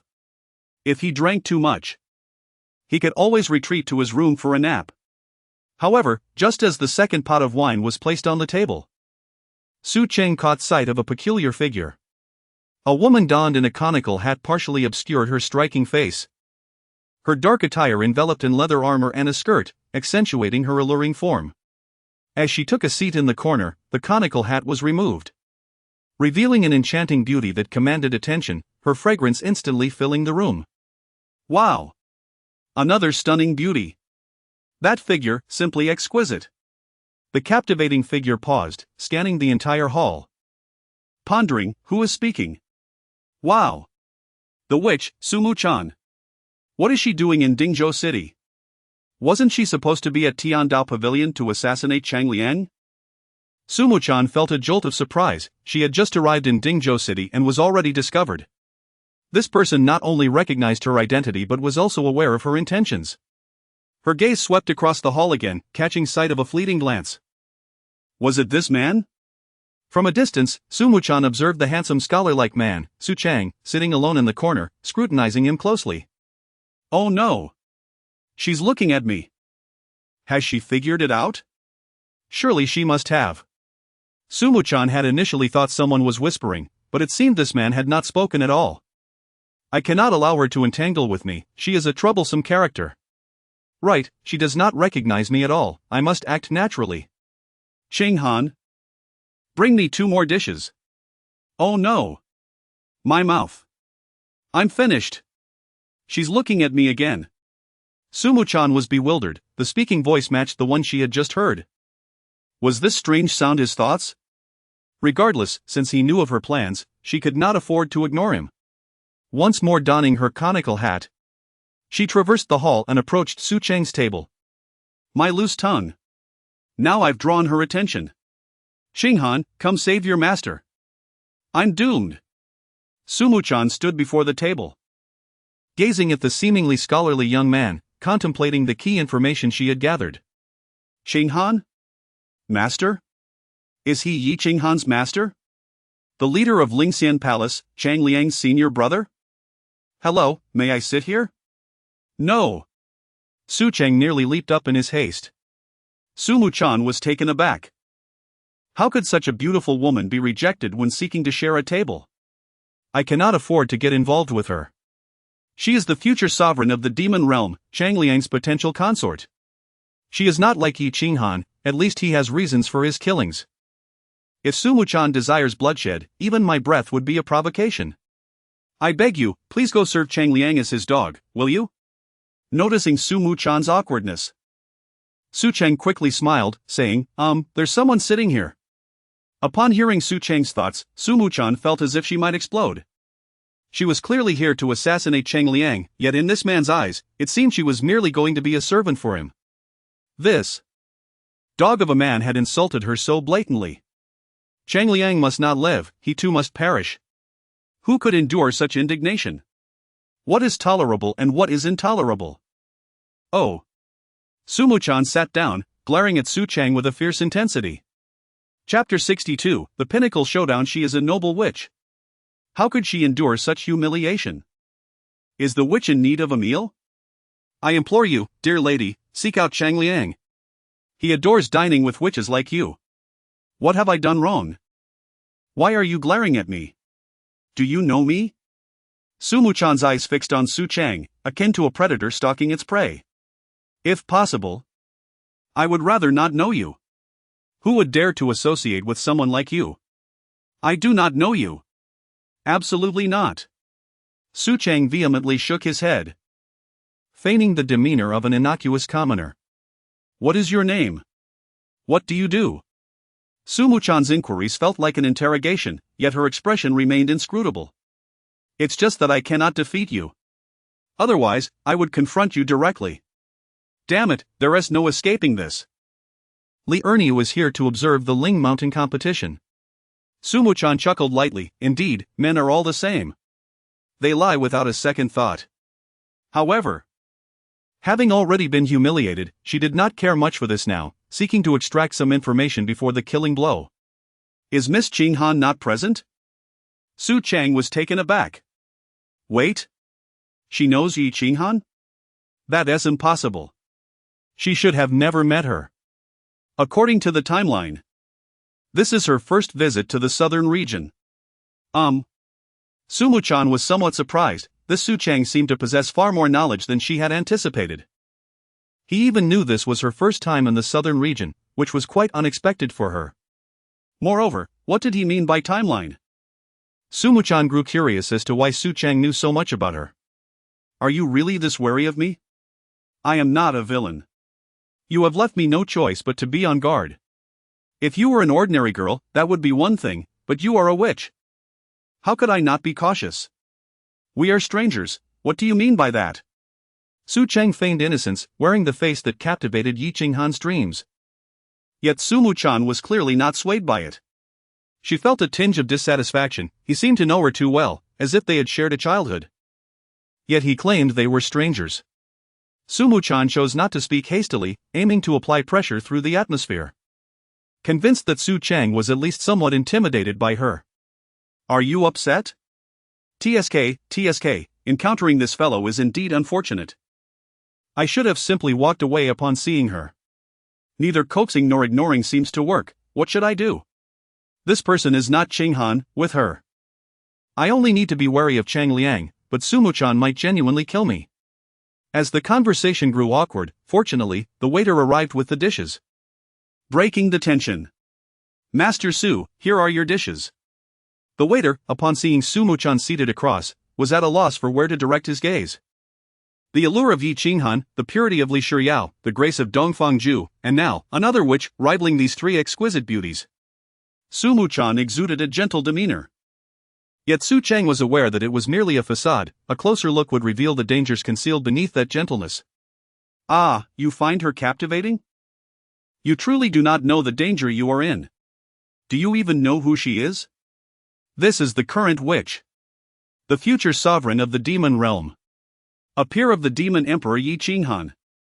Most importantly, she is Chang Liang's woman. Even more crucially, she is a love-struck fool. It is well known that such fools can bring about the end of the world.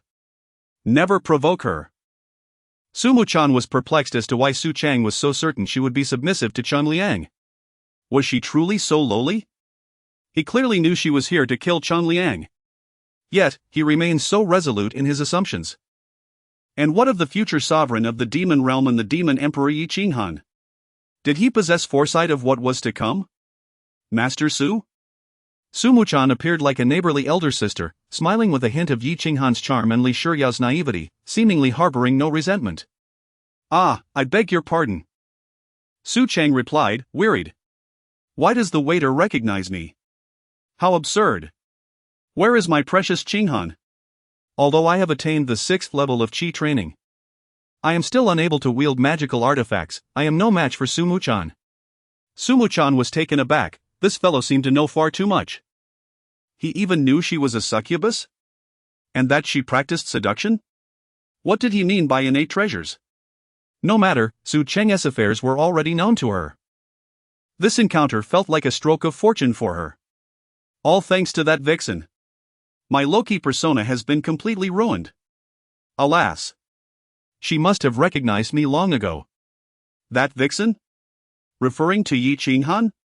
No wonder she had never heard of Su Cheng. It turned out he had been deliberately concealing himself. It seemed Yi Qinghan had acted outside of Su Cheng's plans, bringing Ling Xianhao into the public eye. How enlightening. Su Muchan had long heard of Cheng Liang's eccentric senior brother. It was he. Yet she likely does not truly understand my circumstances. Her words bore no flaws. Lacking effective information. Is she testing me? May I inquire your esteemed name? I have noted that you possess exceptional talent. Your future holds limitless potential. Are you here to participate in the Ling Mountain competition? Master Su was being overly courteous, yet Muchan is not here for the competition, merely to observe. That should suffice. However, given our brief acquaintance, it is best not to grow too familiar.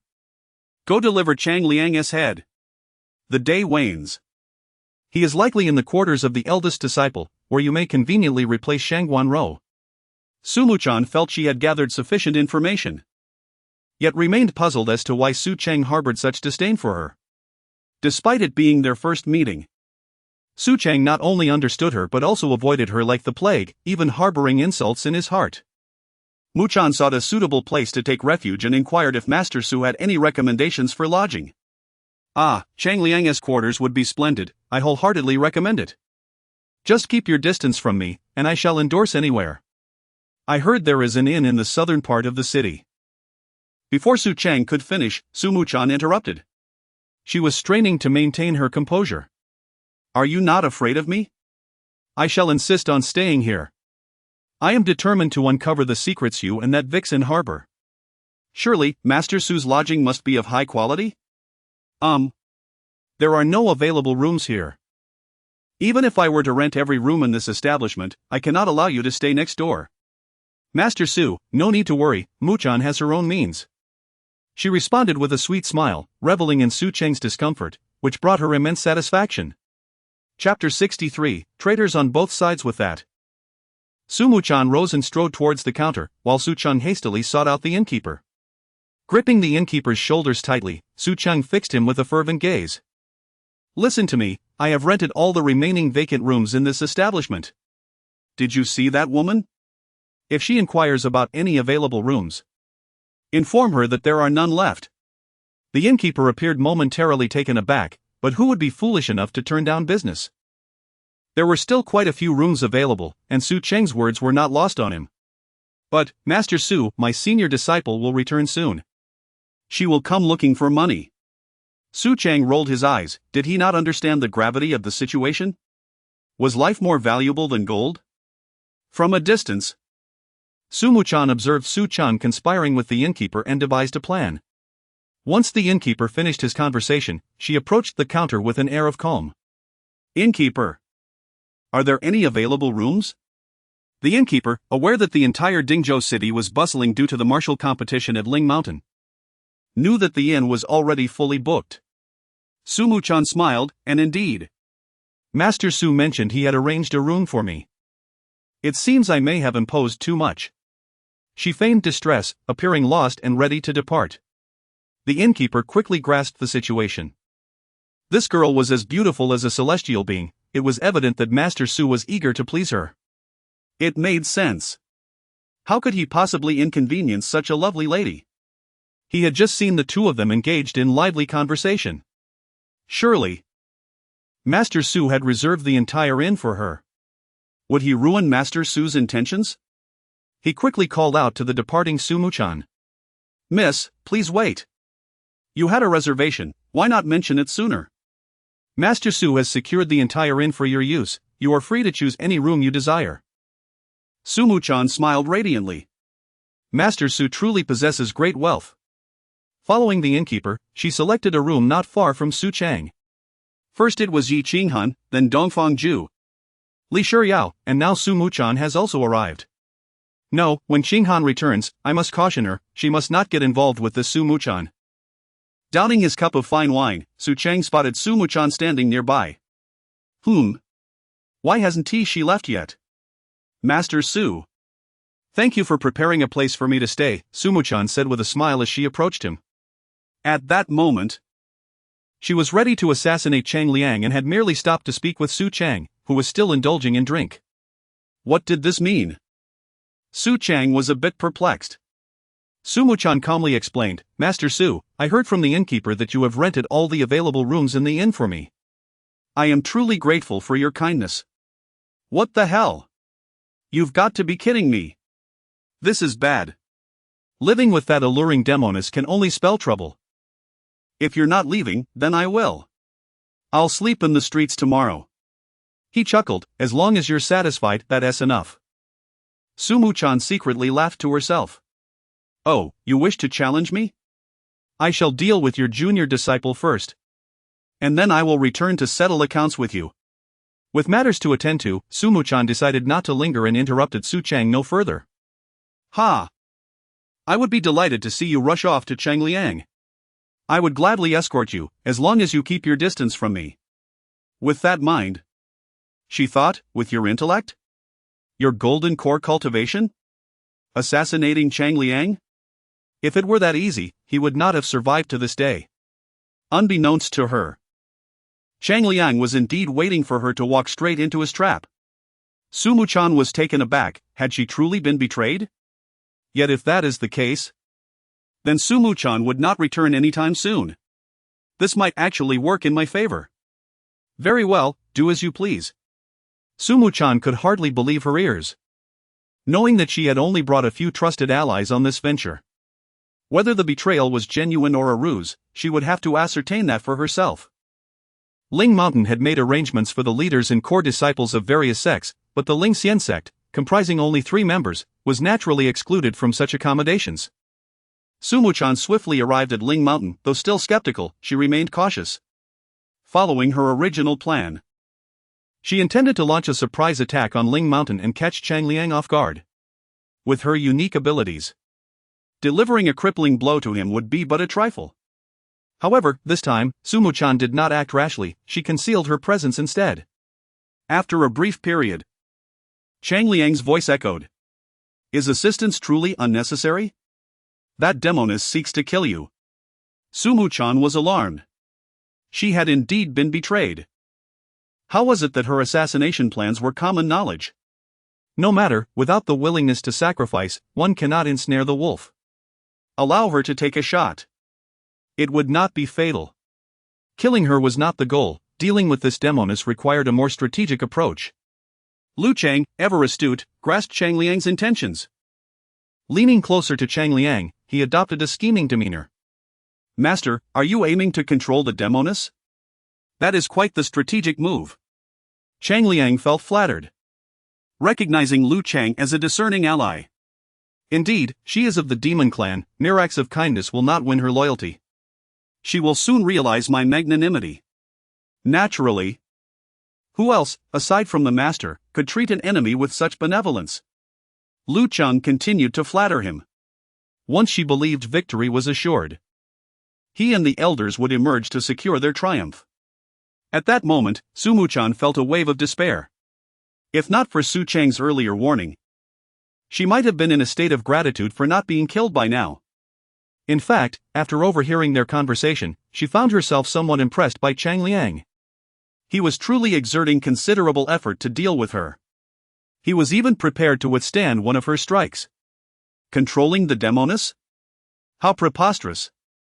Now armed with this knowledge, Su Muchan had no intention of walking into a trap. Even with her formidable abilities, how could she contend against dozens of elders? However, knowing her adversary's plan, she felt no urgency to leave. Meanwhile, Su Cheng had filled the table with wine jars. His cultivation at the 6th level of qi refinement had not significantly enhanced his strength, but his drinking capacity had certainly improved. At this moment, Su Cheng's mind was in turmoil. The current situation appeared deceptively calm, yet beneath the surface, turmoil brewed. The Lu family, the Mo family, the sacred mountain, the human emperor, all these matters remained unresolved, and now Su Muchan was entangled with Cheng Liang. He perceived the recent tranquility not as a blessing, but rather a precursor to impending chaos. He sensed that Cheng Liang was preparing a formidable scheme. It was likely that his prowess had not been questioned, otherwise Cheng Liang's temperament would undoubtedly have led him to attempt to eliminate Su Cheng. Based on Yi Qinghan's recent ordeal, Cheng Liang might very well have set his sights on her. Another jug of wine drained, and the effects of intoxication began to cloud his thoughts. Su Cheng needed a solution to break the deadlock, yet the situation remained obscure, akin to being besieged on all fronts. If he could devise a way to exert pressure on Cheng Liang or establish a balance, it would be the optimal resolution. Eliminating Cheng Liang had never been part of Su Cheng's plans. Cheng Liang's disciples were all favored by destiny, and he himself was favored by the heavens, making his demise improbable. But now, Su Cheng noticed that the women in his life were beginning to reveal their fangs, inching closer to the Lingxian sect. Chapter 64, Li Shiyao has invaded my home. A delightful aroma wafted through the air, distinct from the scent of incense. The remnants of a hangover lingered. Yet the soft embrace was undeniably comforting. Su Cheng instinctively pulled the softness beside him into his arms, his hand gliding along the smooth nape, fingers entwining in long hair that exuded a pleasant fragrance. The softness nestled against his chest elicited a muffled, seductive hum, as if beckoning him further. Clearly, Su Cheng had yet to register the presence of an unexpected treasure on the bed, still lost in a haze of intoxication and warmth. As he shifted his body to seek a more comfortable position, resting his chin on her shoulder felt like a position crafted just for him, inviting and serene. This posture allowed him to savor the intoxicating scent wafting from her hair, offering a peculiar remedy for his hangover. After a moment, Su Cheng's restless hand seemed to sense something amiss. The pressure on his chest made it difficult to breathe. Something was not quite right. The golden-haired figure before him. Oh no! What on earth is happening? How did I end up here? And why is she here? This is my room. Su Cheng's eyes widened in shock as he beheld Li Shiyao, disheveled and sprawled across him. Her breath unmistakably felt against his chest, vivid and slightly ticklish. Why is Li Shiyao in my room? On my bed. This is a disaster. Meanwhile, Yi Qinghan, just a wall away, was equally stunned, glancing at the vacant beds beside her. Dong Fangju had gone to handle military affairs, and Li Shiyao had indulged in too much drink the previous night, surely collapsing into slumber upon entering. How audacious! That fool Shiyao dared to steal her sister's man. Yi Qinghan was on the verge of losing her composure. She had endured this longing for so long, yet Shiyao had seized the opportunity first. Should I wake her? What if she wakes up and screams? But she will eventually wake up. At this moment, Su Cheng felt paralyzed, afraid to move. Knowing Li Shiyao had become a significant complication. Spending the night with her could very well lead to dire consequences. What should I do? If Qinghan finds out, I cannot fathom her reaction. Damn it! Yi Qinghan sat despondently at the edge of the bed, as if she had lost something precious. The two, separated by a wall, were engulfed in sorrow, albeit for different reasons, both ensnared in an exceedingly awkward situation due to Li Shiyao. Yi Qinghan was uncertain. Should she intervene for her master? It was evident that her master wished to shield her from this sight, yet should she pretend to be oblivious? Just as both were caught in indecision, the troublemaker, Shi Yao, seemed unprepared to grant them any more time. Li Shi Yao murmured softly. Transitioning from deep slumber to a state of half-consciousness, her small hands beginning to wander. Oh no! That silly girl is waking up. What should we do? Is there a magical artifact that could induce sleep? Even if there were, I couldn't use it. Yi Qinghan contemplated this, wishing to coordinate with her master. Yet the potential consequences of such a powerful artifact were daunting. A careless mistake could leave her master in eternal slumber. Rubbing her sleepy eyes, she slowly lifted her head. Feeling her hair slip from Su Cheng's arm, he realized the moment of reckoning had arrived. And he was about to face the inevitable explanations. Master Su? How did you end up in Shi Yao's bed? Li Shi Yao, either still drowsy or hungover, appeared unusually calm. Even a bit dazed, embodying her usual clueless demeanor. This is my room. Li Shi Yao surveyed her surroundings, nodding thoughtfully. Master Su. How could you sneakily bring Shi Yao into your room? Alright, this is an unfair accusation. Although this isn't the first time. I just want to ask, are you incapable of playing fair? This is not an explanation at all. She's a fool. If she doesn't even know what happened, how am I to explain? If I had done something, that would be one thing. But I did nothing. This is a complete loss. Su Cheng found himself at a loss for words, utterly stumped by Li Shi Yao's inquiries. She had already answered for him. She had declared that he had secretly brought her to his room. What was there left to explain? Li Shi Yao slowly sat up, adjusting her attire with an air of calmness, devoid of the outrage Su Cheng had anticipated. Once her clothing was arranged, she lay back down beside Su Cheng, seemingly unfazed by the circumstances.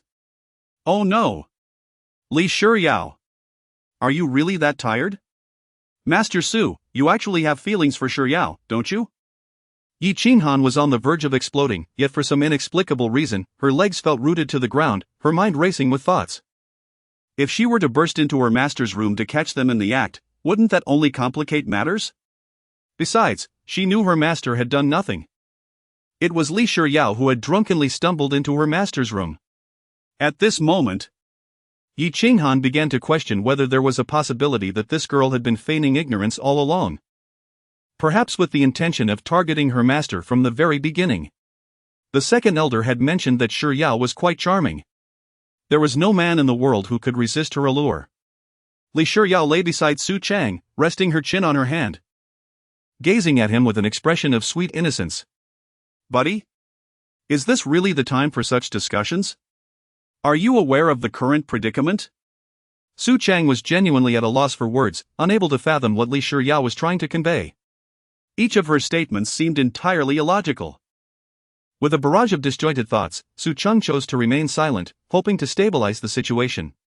Surely, they would find a way to navigate this conundrum in due time. In Li Shi Yao's eyes, Su Cheng's silence was akin to acquiescence, prompting her to blink her large eyes and continue speaking. Master Su. Will Shi Yao have a little baby? At that moment, Yi Qinghan felt as though she were being summoned by the frost sword intent. It was as if the warrior's blood within her was awakening, craving for battle. Shi Yao. Absolutely not. Su Cheng hastily interrupted this bizarre notion. Why not? The books say that when boys and girls sleep together, they can have a baby. Li Shi Yao's demeanor was that of a child, her tone and gaze innocent. Save for her alluring form. Because you drank too much. Su Cheng was at a loss for how to explain this to Li Shi Yao, resorting to a flimsy excuse. Li Shi Yao appeared to recall the events from the previous night, though she failed to connect the dots regarding her presence in Su Cheng's room, seemingly indifferent to the matter. Shi Yao remembered something significant. Li Shi Yao suddenly recalled her conversation with Qinghan about wanting to join Lingxian Hall. What is it? Observing the sudden spark of inspiration on Li Shi Yao's face, Su Cheng felt a wave of dread. Is she planning to use this to threaten me? Shi Yao wished to join Lingxian Hall and be with Qinghan every day. Initially, she had worried that Su Cheng might disapprove of her feelings for Shi Yao. Yet now, it appeared that Master Su was quite fond of Shi Yao after all. Chapter 65, Shi Yao's negotiation talent is maximized. What? This fellow also wishes to take me as her master? Su sect leader, why are you silent? Do you not have any fondness for Shi Yao? Dare I? My temple, Lingxian Hall, is too small to accommodate so many talented individuals. With just one Yi Qinghan, I am already overwhelmed. I cannot possibly handle this cunning vixen. Another foolish child? That would be sheer madness. If you allow Shi Yao to join Lingxian Hall, she could sleep beside her master every day. Wouldn't that be wonderful? Silly Yao does not grasp the intricacies, sleeping isn't painful, so what is the harm? While she does yearn to sleep alongside Sister Qinghan. Sister Qinghan clutches her sword in slumber, which is rather intimidating. Are you aware of what you are saying? Sleeping is of no consequence.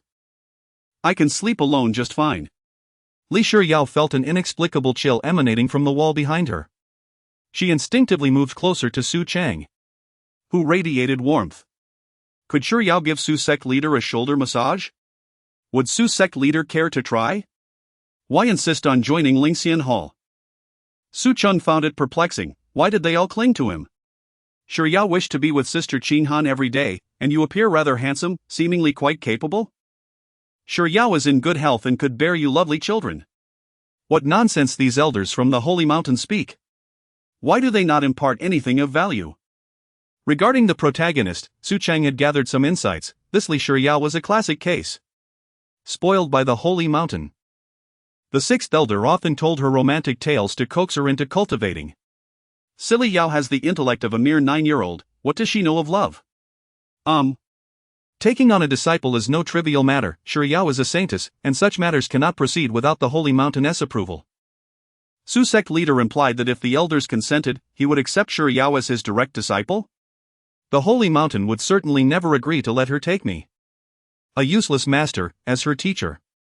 Moreover, I must find a way to send her away quickly.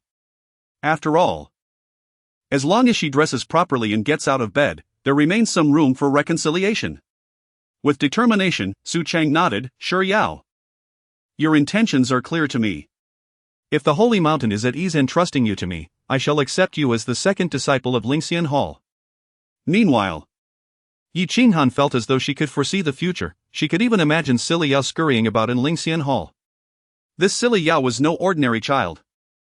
One moment of inattention might lead to disaster, such as draining the spiritual essence from the spirit pool overnight. May the elders of the Holy Mountain persuade Shi Yao, Yi Qinghan thought with a cold smile. Although her master could perceive the heavenly secrets, at this moment, Yi Qinghan felt that fate had truly shifted. From the moment she heard her master's true thoughts, the concept of destiny seemed to vanish. Compared to her master, destiny was utterly insignificant. Before long, Shi Yao returned in a white dress, beaming as she approached Yi Qinghan. Sister! Yi Qinghan smiled helplessly. Then with a fond expression replied, I heard everything, but please do not disturb Master's rest next time. Shi Yao did not disturb Master's rest. Yi Qinghan gently patted Silly Yao's little head. You were the one who got drunk and stumbled into Master's chamber, yet you dare to argue? Shi Yao was taken aback, as if just realizing the situation. So that was it, no wonder she felt a bit dizzy. Yi Qinghan now assumed the role of the elder sister. This time, I shall let it slide, but if you repeat this, I shall discipline you according to the sect's rules. Shi Yao felt a chill. Her elder sister was truly terrifying. Recalling the galaxy ruler, Silly Yao felt she might just wet herself. To think that even the formidable elder sister was subdued by the galaxy ruler, what chance did she, with her frail limbs, have? Surely she would be annihilated. Sister, Shi Yao understands her mistake and will not dare again. Yi Qinghan was momentarily perplexed. Under normal circumstances, this child never admitted fault. Even Master had no way to handle her. It is said that the obstinate fear the resolute, and the resolute fear the reckless. Shi Yao was both obstinate and reckless, unafraid even of Master. Yet here she was, admitting her fault? Yi Qinghan was at a loss. How could this child, who feared nothing, suddenly fear her? Qinghan, it is time to head to Spirit Mountain. Outside the door, Su Cheng had readied himself and was prepared to take Yi Qinghan to Spirit Mountain. This morning, it would be Yi Shihan and Dongfang Zhu. Li Shiyao had already emerged victorious in the preliminary round yesterday. Yi Qinghan smiled and greeted him, then casually remarked, "Master seems to be in a good mood this morning?" Su Cheng was taken aback. Could it be that Qinghan was aware? Goodness, something feels off with Qinghan. Could she have found out about Li Shiyao in my room last night? Su Cheng scrutinized Li Shiyao and Yi Qinghan. Silly Yao appeared unchanged. As usual. Sensing her master's unease, Yi Qinghan smiled sweetly, choosing not to elaborate further. Teasing her master was not her intention. Though jealousy had twisted her expression, she could not place the blame on her master. When Li Shiyao began pestering Shimingyi for breakfast, Yi Qinghan finally spoke. "Master, do you intend to accept a junior sister?" Su Cheng was startled. "What are your thoughts on Li Shiyao? She is innocent and truly a good girl." "Ha! Do I not know she is a good girl? However, good girls are always at the mercy of Changliang. Li Shiyao's simple-mindedness is pitiable. If not treated as a pawn by Changliang, she could have become a righteous emperor. Accepting her is merely a matter of convenience. We have reached this point. There is no turning back. Qinghan, when I awoke, she was already in my room. Do you have any insight into this matter? Such a thing occurred?" Yi Qinghan did not expect her master to be so candid. Clearly, she had underestimated his trust in her. "Didn't he say he didn't want me to know? And now he asks me?" Yi Qinghan could only feign ignorance. There was no good excuse. With Li Shiyao possessing the mind of a mere 9-year-old. It was indeed a harmless mistake to wander into her master's bedroom, but if there were guidance from the holy mountain behind it, things would become complicated. The situation is increasingly dire. The Lu family and the Mo family have placed a knife at Ling Xianhala's throat. And Shang Liang will likely cause trouble during the competition. Not to mention the encounter with that witch Su Muchan yesterday. Should the holy mountain intervene now, it would be quite challenging to handle. Qinghan is likely in danger. Given Shang Liang's nature, he will most likely send someone to sabotage the competition. Whether through secret techniques or magical artifacts, attempting to eliminate Qinghan during the contest. That silly Yao drank excessively last night, from the disciple's perspective. It seems she was not intentionally guided by anyone. If that is the case, accepting silly Yao would be more advantageous for both me and Qinghan. Li Shiyao is innocent and seems to share a close bond with Qinghan. It is time to change strategies. Simply avoiding matters is not a solution. If Li Shiyao sincerely wishes to take me as her master, I may accept her. As for Su Muchan and Dongfang Zhu, we must remain cautious. Yi Qinghan was somewhat bewildered, wondering, who is Su Muchan? It sounds like another one of Chang Liang's women? Chapter 66, The arbitrary decision of the senior disciple Yi Qinghan discerned the shift in her master's plans. Was master now intent on dismantling the Tianda pavilion from within? If master wished to prevent Dongfang Zhu and Li Shiyao from entering the Tianda pavilion, that would indeed seem to be the correct course of action. Yet, this contradicted the heavenly mandate, all in the name of protecting her. Observing her master, who wore a troubled expression while contemplating a solution, Yi Qinghan could no longer remain silent. "Master." What is it, Qinghan?" Yi Qinghan, now devoid of her usual smile, spoke with utmost seriousness. "Master, are you perhaps considering altering Li Shiyao's fate again? Is it merely my imagination, or does this vixen possess the ability to read minds? Have I been too stern in my demeanor? Do not fret, Qinghan. I possess my own discernment." Yi Qinghan thought to herself, if you truly had discernment, I should be at the Tianda pavilion right now. While Li Shiyao's plight is pitiable, many in this world suffer. Who does not deserve sympathy? Master may care for Li Shiyao, but who cares for master? Bestowing names and altering fates for disciples is already an act against the heavens. Now, goodness! How does this vixen know all this? Nonsense! I merely find the name Chunmeng unsatisfactory. Do you dislike it? Meeting you, Qinghan, is like discovering a precious gem. It is destiny, and you must not overinterpret my intentions. Master's bestowed name is indeed cherished, yet I hope you refrain from further actions on my behalf. Suddenly, Su Cheng placed a hand on the fox's head, interrupting her spellcasting while playfully ruffling her fur, smiling without any explanation. Ha! That fellow Chang Liang embodies the Tao. Opposing him is already contrary to the heavenly principles. As your master, I have failed this world's myriad souls but shall never fail you. With that, Su Cheng turned to leave. Engaging in reason with a woman was rarely wise, especially when that woman was a vixen. Yi Qinghan stood momentarily dazed. Chang Liang was the Tao.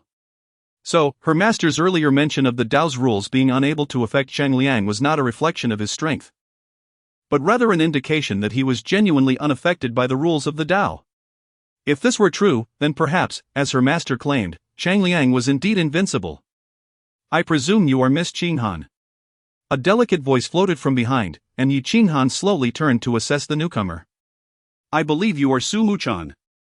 Like adversaries encountering one another, the two women, though meeting for the first time, felt an undeniable tension as if drawn together by blood. You speak wisely.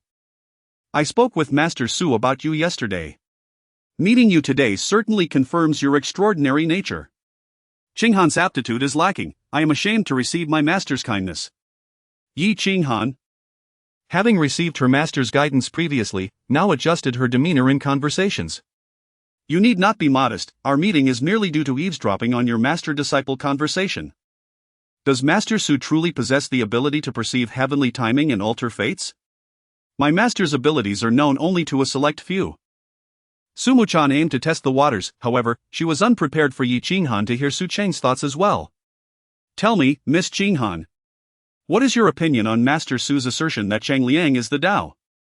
Yi Qinghan paused, realizing that this individual had been eavesdropping. Miss Muchan, have you ever heard the phrase curiosity killed the cat? With a gentle tap on her jade pendant, the celestial scale was summoned, along with dozens of celestial-grade artifacts. Falling celestial sword array. With a thunderous shout, the sword box descended from the heavens, crashing heavily to the ground and unfolding instantly. Various flying swords erupted forth, ensnaring Su Muchan without mercy. Simultaneously, the celestial scale, the glazed lantern, and the soul-locking mirror hovered in the air, sealing the space and eliminating any chance of escape for Su Muchan. Extinguished the six paths. Yi Qinghan could not afford any carelessness, compared to Li Shiyao and Dongfang Ju. Su Muchan posed a far greater threat. Yet, she was not clever enough. Most likely, she had no idea that she could also hear her master's thoughts. Perhaps the distance while eavesdropping had prevented her from discerning the source of the voices, but none of that mattered anymore. She had to die. This time, it would be the disciple who resolved this dilemma for her master. Su Muchan was momentarily bewildered. Was Yi Qinghan truly preparing to kill her? What had she said wrong? Wait, Miss Qinghan, what is your intention? You shall ponder that below, but perhaps you won't be going anywhere. Yi Qinghan narrowed her eyes, declaring, Breakthrough Army Sword Array. In truth, the falling celestial sword array alone was sufficient to annihilate Su Muchan. However, facing another who could hear her master's thoughts, Yi Qinghan dared not be negligent. She had to ensure a decisive strike. The sword array shifted, and the snow-white sword shadows above resembled divine retribution, unyielding and immovable.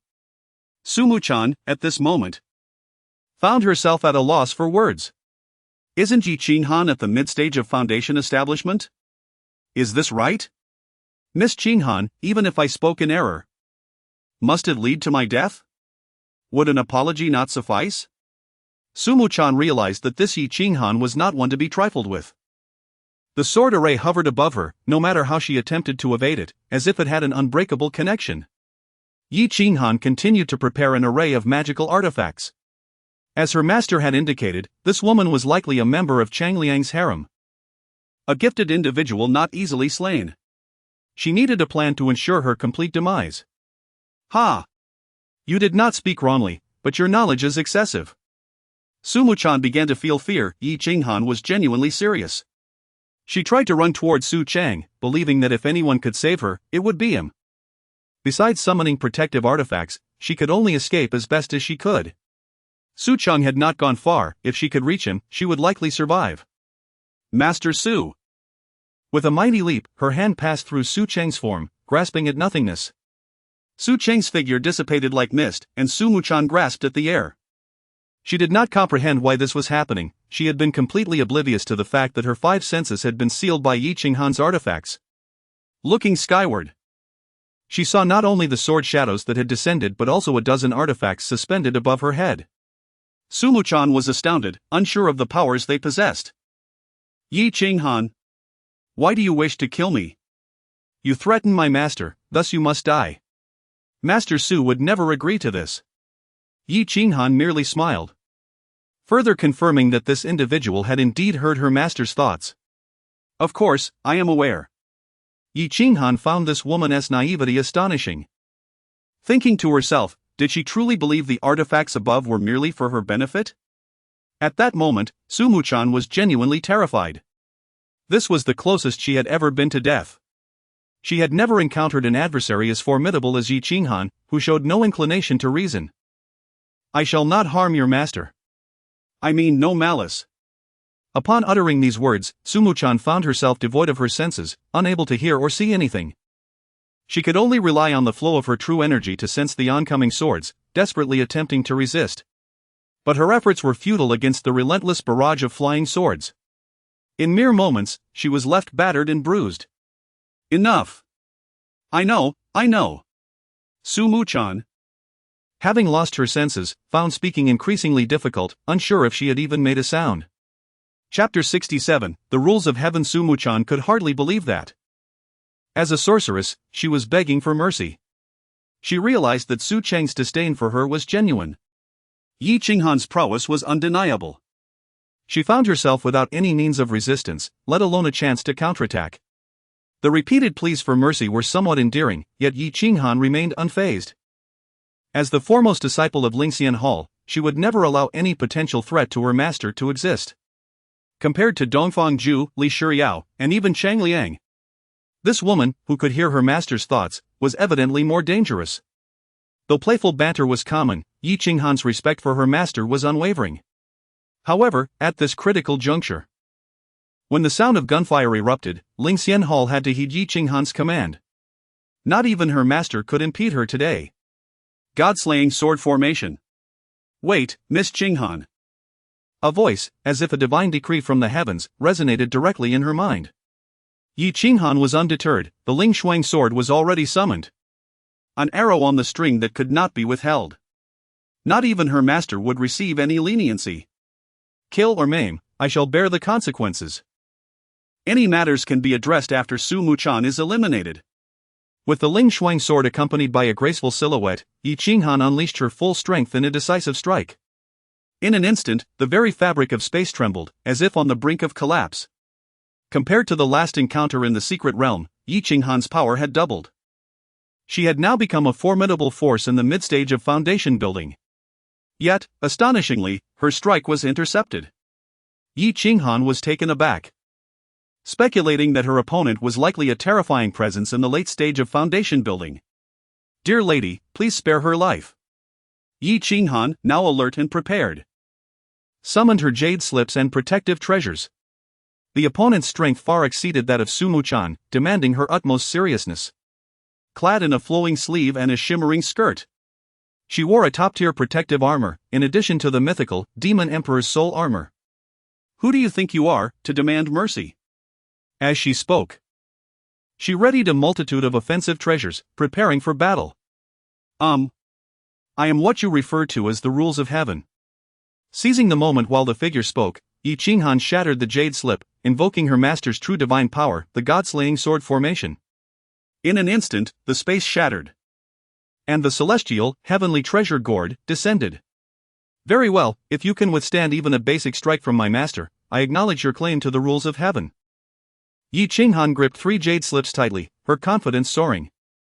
However, she was taken aback by the revelation that the rules of heaven could withstand her master's god-slaying sword formation. Until this moment, she had believed no one could endure even a single strike from her master. Dear lady, might you consider halting your attack? After this strike, the rules of heaven could no longer maintain its composure. Yi Qinghan possessed more than a dozen such jade slips, and the god-slaying sword formation was evidently not her most potent weapon. Moreover, she had countless offensive treasures at her disposal. Speak quickly. I am eager to take this creature's life. At this moment, Yi Qinghan felt her master was overly cautious. Cheng Liang was unafraid of the rules of heaven. Why should she be? Her rules were the true law. Can you spare her life? She truly cannot be killed. She poses a threat to my master's life and property. The 16-year-old genius girl, already a mid-stage foundation builder, was young and reckless, daring even to confront the rules of heaven. In this world, it was unlikely to find another like her. With a cold expression, Yi Qinghan held the jade slips tightly, staring with murderous intent at the kneeling Su Muchan in the distance. Su Muchan seemed to be straining against something, though it appeared futile, as if enduring immense pain. I assure you, she will not act against your master. If she does, I will intervene. Is that acceptable? What assurance do you provide? How can someone as weak as you protect my master? Yi Qinghan was skeptical. From the moment she entered Lingxian Hall, the rules of heaven had become her adversary. Be it the Heavens Pavilion or Changliang, Yi Qinghan's guiding principle had always been singular: her master. As long as you do not attack, I should be able to ensure her safety. Pondering this, Yi Qinghan realized that the rules of heaven had a point. Killing Su Muchan could result in severe repercussions, potentially impacting her master. Yet, allowing a tiger to return to the mountain was equally unacceptable. Why do you wish to save her? You need not answer, just stay out of sight. I will eliminate her first and deal with you later. This pertains to the fate of the demon race. Yi Qinghan's eyes narrowed. This being was of the demon race? She recalled her master had referred to her as a child of destiny. You are too entwined with Su Cheng, you are no longer of this world. Yi Qinghan interrupted, it better be that way. You may release her, but I have another question. The rules of heaven seemed somewhat at a loss for words but reluctantly replied, within reason, I will do my best to answer. What price must my master pay for altering my fate? There is no price. He is not bound by the rules of heaven and is free from the cycle of cause and effect. If there is a cost, it is merely the addition of a few possible outcomes. What outcomes? The consequences tied to Su Cheng are beyond my comprehension. Yi Qinghan felt a swell of pride. As expected, her master was so powerful that it would be strange if the rules of heaven could easily peer into his affairs. The rules of heaven offered no further response, seemingly fading away. Yi Qinghan stowed her treasures, sheathed the Ling Shuang sword, and dusted herself off before approaching Su Muchan. At this moment, Su Muchan felt as if her entire body was shattered. Every inch of her was in agony. You hide quite an intriguing background. Yi Qinghan assessed Su Muchan briefly. Her face was passable, yet she paled in comparison to her own. The metallic taste of blood lingered, and her vision was tainted crimson as Su Muchan struggled to sit up. Miss Qinghan, I truly mean no harm. Open your mouth. Yi Qinghan was somewhat exasperated. In her current state, Su Muchan would not survive until afternoon. Obediently, Su Muchan parted her lips, and Yi Qinghan placed 2 quick-acting healing pills in her mouth. Uncertain of their efficacy. However, whenever she herself was in pain, her master always provided her with this remedy, claiming it could cure all ailments. This is poison. From this day forth, you must come to me every half-month to purchase the antidote, or you may await your demise. Of course, this was a ruse. Yi Qinghan had no such convenient poison. If she intended to kill, she would not resort to the cumbersome method of poisoning. If such a poison existed, she would gladly feed it to Dongfang Ju. Bye. Su Muchan was bewildered. Logically, shouldn't she be the one leveraging her? 200 taels per pill, fair and square. But if you anger me, I won't sell even for 300. Chapter 68, The Elder's Attitude Towards the Sacred Mountain. How is it? Has it improved significantly? Su Muchan blinked her beautiful eyes, indeed feeling somewhat better. While she secretly adjusted her breathing, she pondered why Yi Qinghan had suddenly spared her life. What do you want me to do? Su Muchan surmised that Yi Qinghan must have something that required her assistance, which was why she had been granted mercy. With your meager skills, you struggle to even get onto the bed. I would prefer you to keep your distance from me and my master. Su Muchan began to grasp the situation. Yi Qinghan had realized that she could hear Su Cheng's thoughts. Could it be? Miss Qinghan, can you also hear? Close your mouth and scram. Don't make me regret sparing your life. Yi Qinghan glared, her expression shifting dramatically, losing the previous calm demeanor. As expected. Yi Qinghan could indeed hear Su Cheng's thoughts. It was this reason that Yi Qinghan had wanted to eliminate her. Understanding dawned upon Su Muchan. If that were the case, everything made perfect sense. If she were in Yi Qinghan's position, she would likely make the same decision. However, she never anticipated that Yi Qinghan would be so formidable. Moreover, there was another mystery: who had saved her? Who was the background that Yi Qinghan referred to? Meanwhile, as Su Cheng turned to check, Yi Qinghan hastened to catch up with her master's steps. It was as if she had never left. Su Cheng cast a puzzled glance at Yi Qinghan. Is it just my imagination? It feels as if something significant just occurred. Upon arriving at the Spirit Mountain, Su Cheng and Yi Qinghan found Li Shiyao and Shi Mingyi already present, just in time for Dongfang Ju's performance. Sister, sister. Over here. Shiyao is here. Li Shiyao waved energetically from a distance, her exuberance seemingly unaffected by any troubles.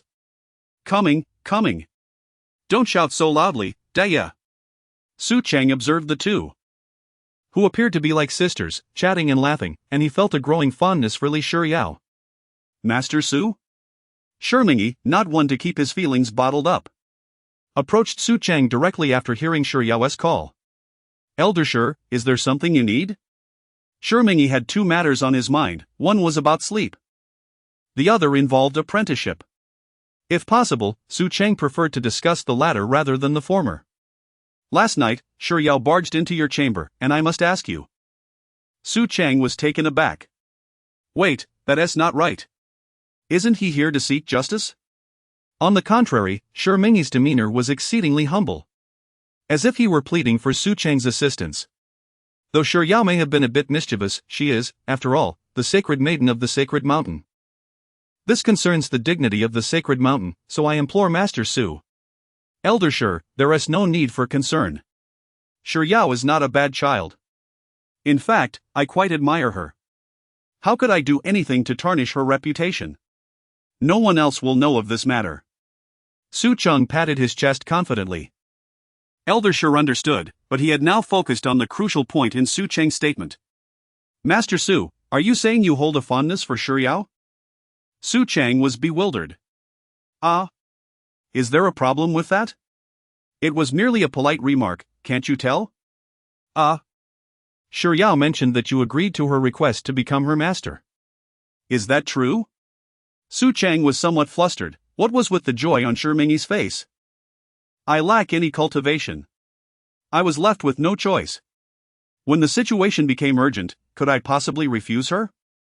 As long as she can dress properly and get off the bed, I'd be willing to call her my master. Elder Shi. Can't you see that I was coerced? Shi Mingyi was oblivious to Su Cheng's thoughts, but it mattered little. Does it matter who one takes as a master? What defines a reputable sect? Strength alone is the true measure. When Li Shiyao returned last time, she had thoroughly educated the elders about Lingxian Hall, especially regarding the use of spiritual liquids for bathing. If anyone else had mentioned such things, they would have surely been met with disbelief. Yet, these words came from Li Shiyao herself. It was impossible not to believe. However, when Li Shiyao recounted how she nearly killed Su Cheng, the elders were left stupefied. They could only be grateful that Li Shiyao had returned alive. Su Cheng's sword at the entrance to the secret realm had been formidable enough to suggest he was an unrivaled force beneath the celestial level. The elders speculated he might have even reached the Great Ascension stage. Given his relaxed demeanor, it was highly probable he had already reached the threshold of a celestial being. Viewed in this light, it was essential to foster a good relationship with Su Cheng. Elder Shi had come in hopes of utilizing the connection between Li Shiyao and Yi Qinghan to draw closer ties between the sacred mountain and Lingxian Hall. However, unexpectedly, Li Shiyao was determined to become the second disciple of Lingxian Hall all on her own. She proclaimed that regardless of the elders' opinions, she would be with Sister Qinghan. How could there be any dissent? If Su Cheng was truly willing to accept Li Shiyao and nurture her to become as powerful as Yi Qinghan, even selling the sacred mountain would be an easy decision for the elders. Indeed, but I understand that Shiyao is the sacred maiden of the sacred mountain. So I must inform you that this matter requires the approval of the elders before she can be accepted. Su Cheng sensed an unusual atmosphere and quickly clarified that it was not meant as a slight against the sacred mountain, he was simply showing respect for the elders. We old men have one foot in the grave, we can no longer dictate the whims of this little ancestor. Mingyi, quick to react, thought, want to backtrack? Dream on. While Lingxian Hall may be somewhat impoverished, could Yi Qinghan not endure? How could the sacred maiden of the sacred mountain be any less than her? Elder Shi's meaning was clear. Su Cheng was utterly bewildered, it felt as if they were attempting to foist Li Shiryao upon him. Wasn't she your sacred maiden? Shiryao is already grown, and having decided to seek apprenticeship, we elders cannot impede her. You know, the sacred maiden has the right to choose her own path. Su Cheng nodded, sure Mingyi was not misleading her. Although the sacred maiden and the sacred mountain often stood out awkwardly, her significant decisions were beyond question. The sacred maiden possesses the right to choose her own path, but she cannot decide what to eat for lunch. You're absolutely right. How astute was Mingyi. He would not allow Su Cheng to finish. It was impossible. Then I entrust Shiryao to Master Su. I shall return now to prepare her apprenticeship gifts. No. Su Cheng just reached out to stop Mingyi, but he was already darting away like a rabbit, having said his piece. Su Cheng stood there, stunned. They're just giving me Li Shiryao? How much do you all dislike her? Goodness. Yi Qinghan, overhearing Su Cheng's complaint, turned to glance at her master at the stairway corner. As Yi Qinghan had anticipated, the future had indeed been altered, and the so-called destiny had proven unreliable. She looked at her junior sister, Li Shiryao, who was shaking her small head, her face filled with excitement as she cheered for Dongfang Ju on stage. Perhaps a junior sister like her wouldn't be too bad? Yi Qinghan smiled, affectionately patting Deya on the head. Shiryao, Elder Shi has given you to my master. I know. Shiryao responded, I spoke to Elder Tu and asked him to prepare a dowry. I want to marry into Lingxian Hall. Do you understand what seeking apprenticeship entails? Yi Qinghan's expression darkened, sometimes she truly felt this girl was playing the fool. Of course, Shiryao will be my sister from now on. Chapter 69, A Fair Fight. The opponent hails from a small sect in the eastern region, a name unknown to Yi Qinghan. In this world, individuals are ranked in tiers. And sects are no exception. Yi Qinghan gazes at her master in the audience, slowly bowing in respect, igniting a fervor among the spectators. For 2 days. This marks Yi Qinghan's third match, her popularity steadily rising. She has arrived. Let us extend our warmest welcome. The esteemed eldest disciple from Lingxian Palace. A 16-year-old prodigy. The champion of the apprenticeship ceremony. With a single strike, she defeated a top contender from the northern region, securing her place at the forefront. Yi Qinghan. The resounding introduction reverberates throughout the arena, kindling excitement. Yi Qinghan's respectful bow towards her master is misinterpreted by the ignorant crowd as her modesty, resulting in a cacophony of cheers. The previous match had not garnered such enthusiasm, all attributed to that decisive kick. A single kick that sent Lin Lang to the rescue, simultaneously propelling Yi Qinghan to the pinnacle of the competition. In her memories, places like this were often referred to as arenas, where the rising gates would unleash either criminals or beasts. Yet, at this moment, the challenger before her is a seemingly slender man. Yi Qinghan gently clasps her hands. Lingxian Palace, Yi Shihan. The man responds with a smile, returning the gesture, Yu Qingwen. Thus, the entirety of their dialogue concluded, with the ensuing emotions to be expressed through their blades. As the match is about to commence, the audience begins to quiet down. Sister Qinghan, you can do it. Dayao's voice breaks through the crowd's barrier, as if slightly delayed, ringing out at that moment. Yi Qinghan smiles, disregarding the little fool, focusing intently on her opponent. As the eldest disciple of Lingxian Palace, she respects every adversary brave enough to stand before her, including Shang Guanrou, who faced her with courage and wielded her sword.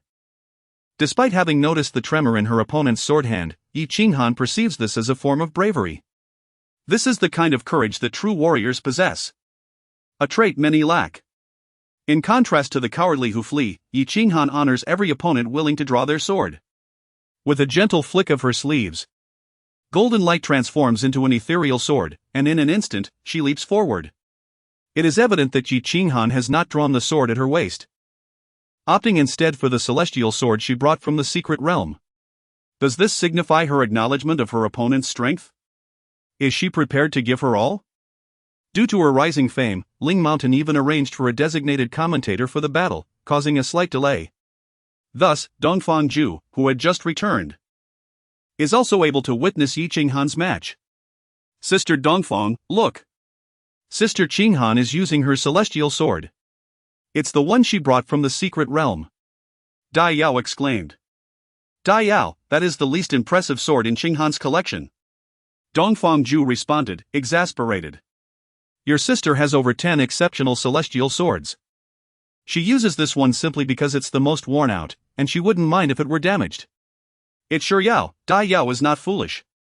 No. Shi Yao is not foolish at all. Li Shi Yao retorted, hands on her hips, her expression defiant, yet it only served to make her appear adorably naive, backfiring entirely. Alright, I'm Dongfang dull, you are not dull.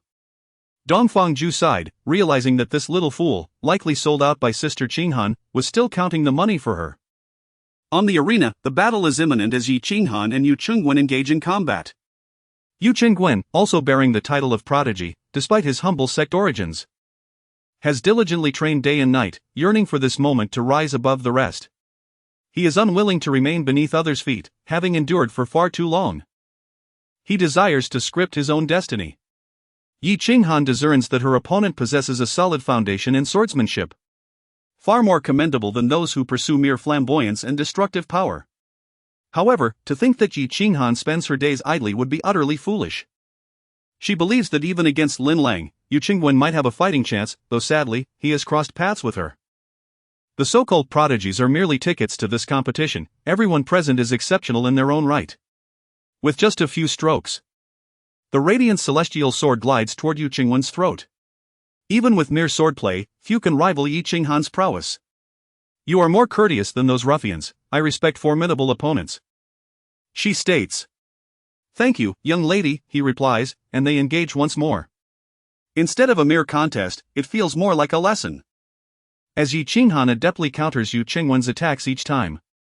Within 2 minutes, his arms, shoulders, and thighs bear multiple sword wounds, blood staining his robe. Do you wish to continue? Yi Qinghan inquires, a hint of pity in her voice. The so-called prodigy fails to compel her to take him seriously. What kind of competition is this? Perhaps the elders should come down and spar with me instead. Miss Qinghan, this will be my final strike. I understand now. Yi Qinghan nods, curious about his ultimate technique. The audience watches their exchange, some suspecting that Yi Qinghan is merely toying with him, given how effortlessly she dispatched Lin Lang. Yet, against Yu Chengwen, she shows no signs of unleashing a lethal blow. Other sword practitioners unleash a barrage of attacks, yet these two seem almost stagnant in their movements. However, as Yu Chengwen concludes his words, he prepares for his grand move. What posture is this? Could it be?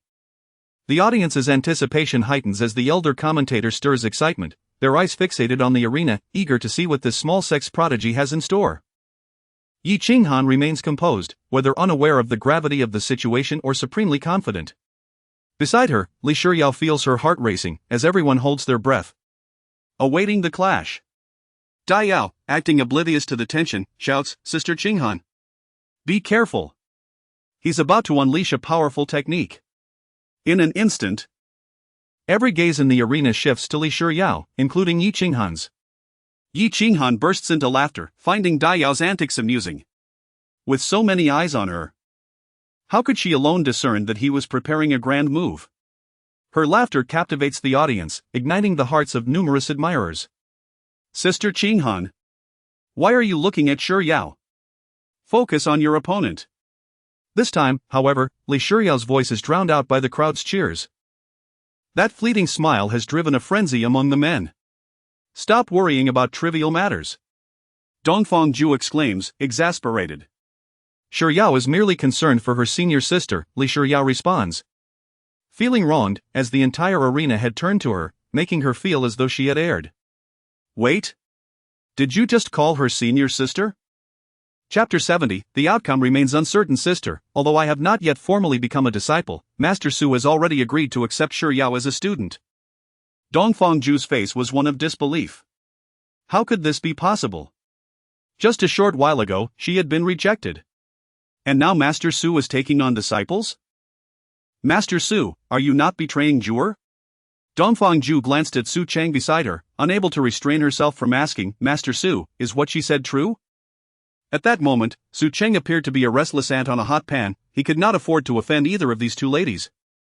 What is true? She pressed. She said you agreed to take her as a disciple. Who? Su Cheng dared not respond, playing the fool instead. Employing the famous mathematical principle known as the winter plum theorem, communication is not merely a skill but an art. Playing the fool is an art too. Dongfangju began to realize that what Shi Yao said was likely true, but judging by Su Cheng's demeanor, it seemed he was being forced into this situation. After all, she had arrived first.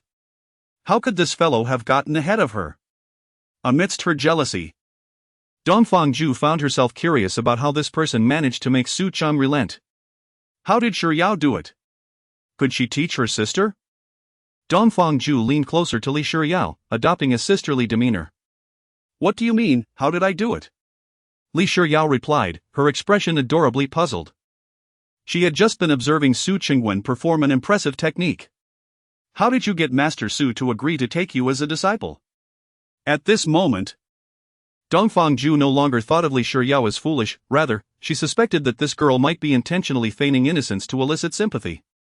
Though it was hard to believe, it could not be ruled out. This seemingly naive facade could very well be a carefully crafted persona. In reality, she was likely not foolish at all. Just as Master Su concealed her true abilities to avoid unwanted attention, it seemed Shi Yao had also been sheltered and revered by the holy mountain. Upon further reflection, it dawned on her that this girl had not gone hungry, and her cultivation was on par with her own. Now that she was practicing celestial-level techniques, she might even surpass her in strength. Moreover, she had entered the Lingxian Hall. Goodness! So that's it.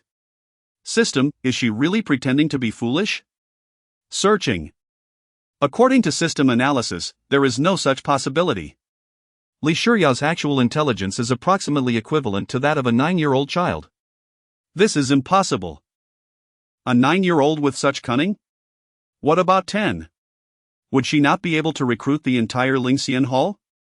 Li Shiyao glanced at Dongfangju's expression and casually remarked. I told Master Su that I could sleep with him every day, and he agreed. Su Cheng, who had just taken a sip of water, promptly spewed it out. Cough cough. This cough cough has nothing to do with that. Su Cheng hurriedly explained. But Dongfangju's gaze seemed to convey the understanding that it all made sense now. Is there more? She pressed, ignoring Su Cheng's attempts at clarification and continuing her inquiry with Li Shiyao. Li Shiyao wore a puzzled expression. More? I believe Master Su already likes me. He is just shy about admitting it. At this moment, Dongfangju felt a twinge of indignation.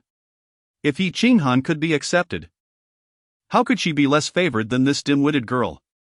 Master Su, do you truly look down upon Jur so? Su Cheng felt embarrassed. Could Dongfangju not be a bit more tactful? How was he to respond? There seems to be a misunderstanding. Li Shiyao jumped into the fray. Her little mouth spilling the truth. Yes, elder sister has misunderstood Master. It was actually me who accidentally slept with him for a night. And that's why he likes to sleep with me. Dumb girl, thank you. This girl truly dared to say anything. This is also a misunderstanding. You accidentally spent the night with Master Su? That is quite careless of you. Dongfangju was no fool. A misunderstanding that led to a night spent together? She wished she had thought of that first. Though she was a princess, Master Su was undoubtedly worthy of her. Dongfangju pondered. What had she been hesitating about these past few days? Once Master Su became her man, what did it matter who was a disciple? Just as she was about to speak, a thunderous shout drew the three back to the arena. 9 Rainbow Spirit Sword. Yi Qinghan was momentarily stunned. This fellow really did possess a formidable technique, one that rivaled Li Shiyao's demonic slaying sword array in the Lingxian Hall. In an instant, The vital energy surged across the arena, relentlessly battering against the protective barrier for the audience, the continuous booming sounds leaving the onlookers aghast. Unbelievable! This truly is the long-lost spirit sword. Yi Qinghan regarded the grand display with astonishment. She had not expected this individual could summon such a powerful attack. The sword energy coalesced into a misty white form, seemingly capable of obliterating the entire arena with a single strike, exuding an air of tremendous might. Indeed, it appeared incredibly formidable. You are strong, you have earned Qinghan's respect. Yi Qinghan smiled broadly, flicking her wrist to adjust her sword. She slowly lowered her stance. Sword at her side, recalling every movement demonstrated by her master. In truth, Yi Qinghan could only remember the actions before and after Su Cheng's strike. The intermediate sequence had eluded her sight. Yu Qingwen floated in midair, having prepared this ultimate move to claim victory in the duel. He had not anticipated needing it in the very first match. According to his original plan, this technique should have been reserved for the semi-finals. Who could have guessed that he would face Yi Qinghan, a formidable opponent, right from the start? Understanding her intent, Yu Qingwen replied, "What a blessing." As the words left his lips, a beam of white sword light descended, prompting Yi Qinghan to react instantly, calling out, "Bounce the snow." Su Cheng was taken aback. Could it be that this fellow had truly mastered it? On one side, the white sword light, on the other, the golden flow of energy. The golden light collided with the sword light, effortlessly slicing through it. Su Cheng could only witness so much from the audience. The rest was obscured by the smoke engulfing the arena, for the scale of the spirit sword was simply too colossal. The audience sat in stunned silence. They knew that opposing such a technique with mere physical strength was nearly impossible. Though they had seen the golden light pierce the white sword light, such an assault was still beyond the capacity of the human body to withstand. At that moment, the outcome of the duel remained a secret. Awaiting the dissipating smoke to reveal the scene, Yi Qinghan stood unscathed, while Yu Qingwen lay exhausted on the ground. Moreover, the wall behind Yu Qingwen had been shattered. The audience was oblivious, but Yu Qingwen was acutely aware. Had Yi Qinghan not deliberately avoided him? That strike would have been fatal. I concede, indeed, Qinghan is deserving of her reputation. With that, the elder declared the victor of the match. The winner is Lingxian Hall's Yi Shihan. Yet, Yi Qinghan herself could not find joy in this victory. It was not how it should have been. Chapter 71, Relying on Intuition. Bowing slightly to her master seated in the audience, Yi Qinghan turned around and clasped her hands in salute, expressing her gratitude. The martial arts arena and the audience were separated by a fragile barrier. Although Yi Qinghan could largely disregard this feeble obstruction, she chose to obediently circle around to her master's side. "Master, I have disappointed you." Yi Qinghan truly did not anticipate that the technique of snow would be even more challenging to comprehend than the frost sword technique. She believed her movements mirrored her master's. Yet in reality, her master's sword was executed with far greater speed and without any visible sword energy. Nonetheless, she had no doubt about her master's assertion that even mortals could slay gods. She was acutely aware that the power of that strike was undoubtedly beyond her understanding. There must have been something in her master's execution that she had overlooked. Beside her, Li Shiyao and Dongfang Zhu were momentarily stunned. Why was Yi Qinghan not more elated after winning the match? They were unaware that Yi Qinghan initially intended to showcase her skills to Su Cheng, only to end up falling short. Nevertheless, it is already impressive that Qinghan has grasped this level, her master acknowledged. As for the technique of snow, I too learned it discreetly. Teaching it? I cannot, for it relies solely on intuition. There is little to impart. However, while I cannot teach, I can certainly identify any errors, her master added. Upon hearing this, Yi Qinghan promptly replied, "I humbly request your guidance." Since her master had stated she would only demonstrate once, Yi Qinghan dared not press further, yet seeking clarification on her mistakes seemed reasonable. It is not so much guidance. Each individual employs snow differently and must rely on their own comprehension. However, I observe that your execution largely mirrors my movements, which is unnecessary. The essence of snow lies in its lightness. You must relax your body. The sword is tangible, yet the sword's intent is intangible. Do you understand? Yi Qinghan felt bewildered, lost in thought. Who am I? Where am I? The initial advice was comprehensible: she should wield the sword in a manner that feels comfortable. Yet, what did the notions of tangible and intangible mean? If she claimed not to understand, would that make her seem foolish? Yet she truly was perplexed. A large fox, not much shorter than Su Cheng, nuzzled against him, seeking affection. "Master, do you mean I should relax my body more?" "Ah. Cheng Han. Do not be anxious. Simply focus on practicing the sword technique I have imparted to you." Did her master think her dull? Did she no longer wish to teach her? Yi Qinghan's expression was one of distress, on the verge of tears. "Do not jest, how could I ever disdain my precious disciple? Alas! This technique can only be comprehended gradually, and I cannot assist you further. Indeed, snow is not an ordinary technique. If one seeks immediate results, it is akin to stunting growth. Progress will be difficult."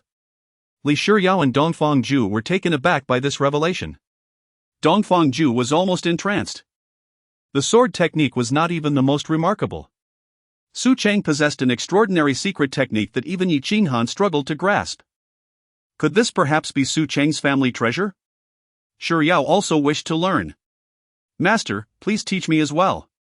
Yi Qinghan initially felt indifferent. After all, despite having seen her master's demonstration, she could not master snow. It was absurd that they could understand it. However, upon hearing Li Shiyao express a desire for her master to teach her, Yi Qinghan's sense of imbalance surged.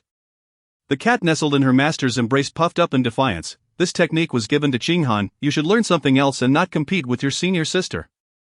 Dongfang Ju was astonished. She had never imagined that Yi Qinghan would truly acknowledge Li Shiyao. Yi Qinghan was well aware of her possessiveness. She would not tolerate anyone else gazing at her master, yet here she was, accepting Li Shiyao so readily?